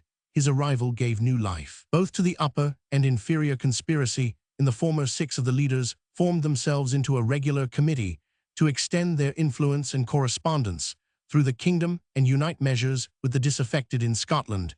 The lower band of assassins matured and prepared their plan for assassinating the king and duke as they returned from Newmarket. Ferguson, who still acted in the capacity of treasurer, which Dryden has assigned him, paid for the arms provided for the enterprise, and by his daring language encouraged them to proceed. He offered in mockery to consecrate the blunderbuss with which Rumbold was to fire into the carriage, and when Sunday was fixed for the day of action, he quoted the old Scottish proverb, "The better day, the better deed," even when by the treachery of Keeling the plot was finally discovered, and the conspirators were dispersing in dismay and terror. Ferguson took his leave of them with great gaiety, and trusting to the plots of Argyle and Jerviswood, with which he was also intimate, told them he hoped to meet them all at Dunbar. This indifference at such a crisis led to supposition that he had some secret correspondence with government. It was even said that the messenger who arrested Ferguson suffered him to escape, but of this there seems no evidence. He retired to Holland, where he joined the unfortunate Monmouth, and was a principal agent in pushing him on to his western invasion, when if left to himself he would have remained in quiet. He drew the proclamation which Monmouth issued at his landing, a prolix ill-worded production stuffed with all the true and all the false accusations against James Roman II, and where the last so much drowned the others, that it was only calculated to make an impression on the lowest vulgar. He was always earnest with Monmouth to take upon himself the title of king, and may be said to have contributed greatly to every false step which he made, and to the final destruction in which they ended. Of this Monmouth was so sensible that he told the king in their last interview that Ferguson was chiefly the person who instigated him to set up his title of king, and had been a main adviser and contriver of the whole affair, as well to the attempting as acting what had been done. But he had little to answer when Halifax expressed his surprise that he should have given ear to him, who, as he had long before told the late king, was a bloody rogue, and always advised to the cutting of throats. Ferguson was taken on this occasion the 3rd day after the battle of Sedgemoor. Yet, when so much blood was spilt, both with and without the forms of law, this man, who had been most active in the conspiracy against the king when Duke of York, and had now organized an invasion and insurrection in his dominions, was by the inexorable James freely pardoned and dismissed to counsel and assist the next conspiracy. Perhaps his life was saved by Sunderland, lest he had disclosed what he probably knew of his intercourse with the Prince of Orange, and even with Monmouth himself. Ferguson seems on his liberation to have returned to Holland, and did not fail to take a share in the intrigues which preceded the Revolution. He managed the dissenters for the interest of the Prince of Orange, and endeavored to press upon William a sense of their importance, but other and more important engines were now at work, and Ferguson seems to have enjoyed but a subaltern consideration. Burnet, who made such a figure in the expedition, avers he did not even know him by sight. When the Prince of Orange was at Exeter, the dissenters refused him the keys of their meeting house. But Ferguson was accustomed to surmount greater obstacles. "I will take," said he, laughing, "the kingdom of heaven by storm," and broke open the door with his own hand. After the Revolution was accomplished, one would have thought Ferguson's machinations might have ended. He had seen his party triumphant, he had been rewarded with a good post, and what was probably dearer to him than either principle or profit, his intrigues had successfully contributed to the achievement of a great change of government. But it was not in his nature to be in repose, and having spent all the former part of his life in caballing to drive James from the throne, he now engaged with the same fervor in every conspiracy for his restoration. In the very year which succeeded that of the Revolution, we find him deeply engaged with Sir James Montgomery and the other Scottish Presbyterians who, discontented with King William, had united with the Jacobites, the Marquis of Annandale having absconded on account of his share in this conspiracy. Ferguson secreted him for several weeks, a kindness which the Marquis repaid by betraying him to government. With his usual good fortune he was dismissed, either in consideration of former services or because a full proof against him was not to be obtained. After this, he continued to engage in every plot against the government, and each year published 1 or 2 pamphlets, which put his ears, if not his neck, in peril. His last grand exhibition was an attack upon Trenchard, the Secretary of State, for the use of blank and general warrants. But that adventure, as the romance writers say, was reserved for another demagogue. Finally, Ferguson, who had in this remarkable manner kept his promise of being engaged in every conspiracy of his time, and had gained the honorable epithet of the plotter, died quietly and in peace, after having repeatedly seen the scaffold stream with the blood of the associates of his various machinations.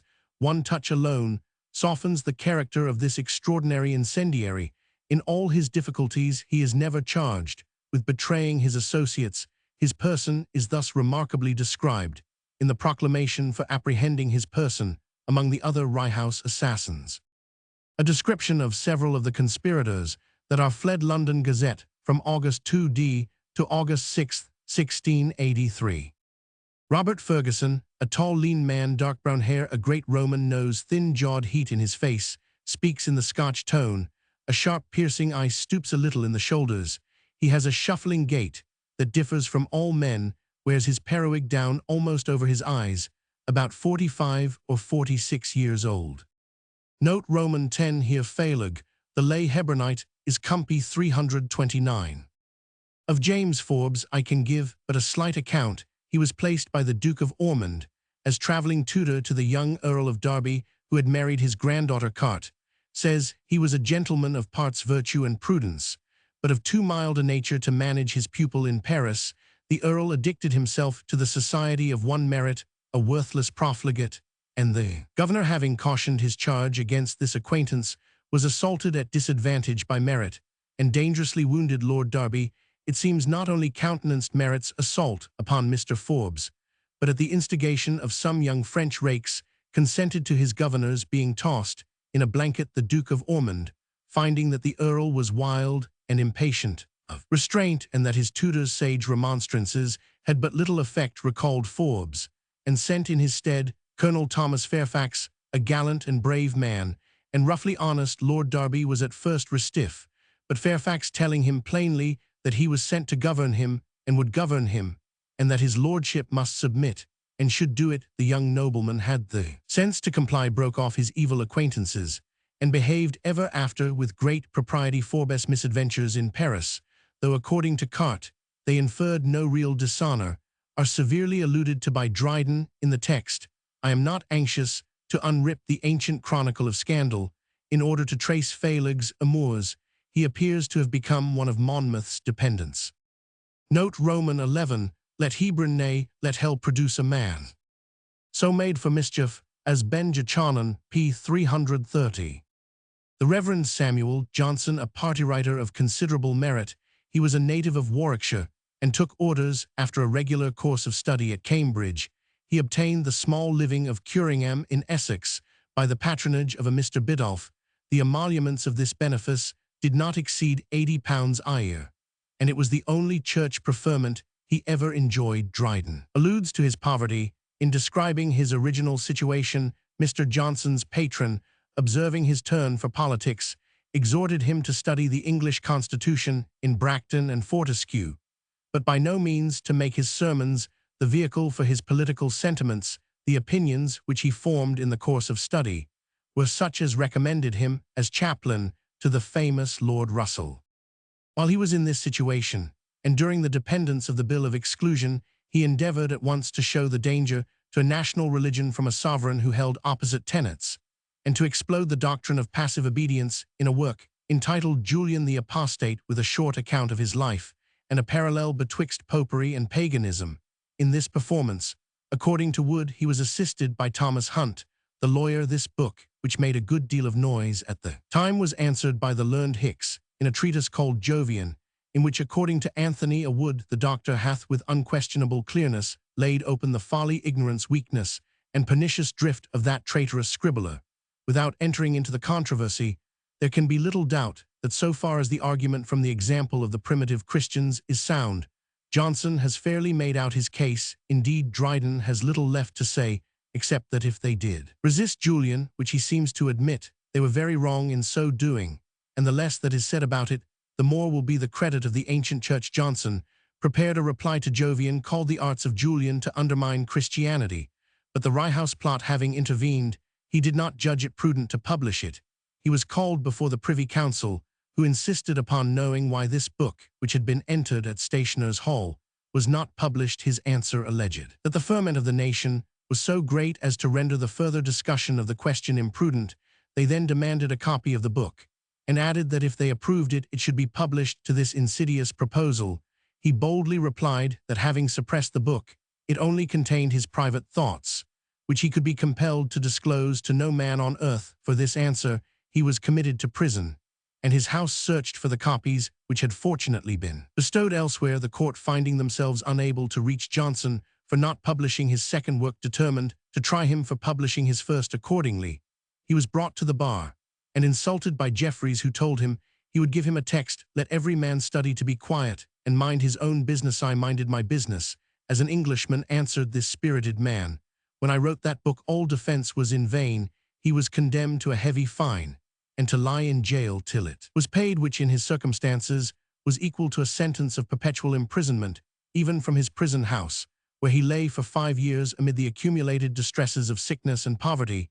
He let his countrymen hear his voice, and failed not to enter an animated and vigorous protest against each new encroachment upon the liberty and religion of England. At length, having published an humble and hearty address to all the English Protestants in this present army, exhorting them not to serve as instruments to eradicate their religion and enslave their country, he again fell under the grasp of power, was tried, and sentenced to be thrice pilloried and whipped from Newgate to Tyburn. Having been previously degraded from his ecclesiastical orders, he bore both the previous ceremony of degradation and the cruel punishment which followed with the greatest magnanimity. When they disrobed him, he told the divines present that he could not but grieve, since all he had written was to keep the gowns on their backs. They should nevertheless be the unhappy instruments to pull off his when they put a Bible into his hand, as a part of the formality of degradation, and again took it from him.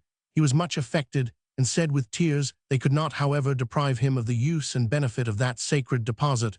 On the 1st of December, 1686, he suffered the remainder of his inhuman sentence, the pain being his, but the infamy that of the persons who imposed it.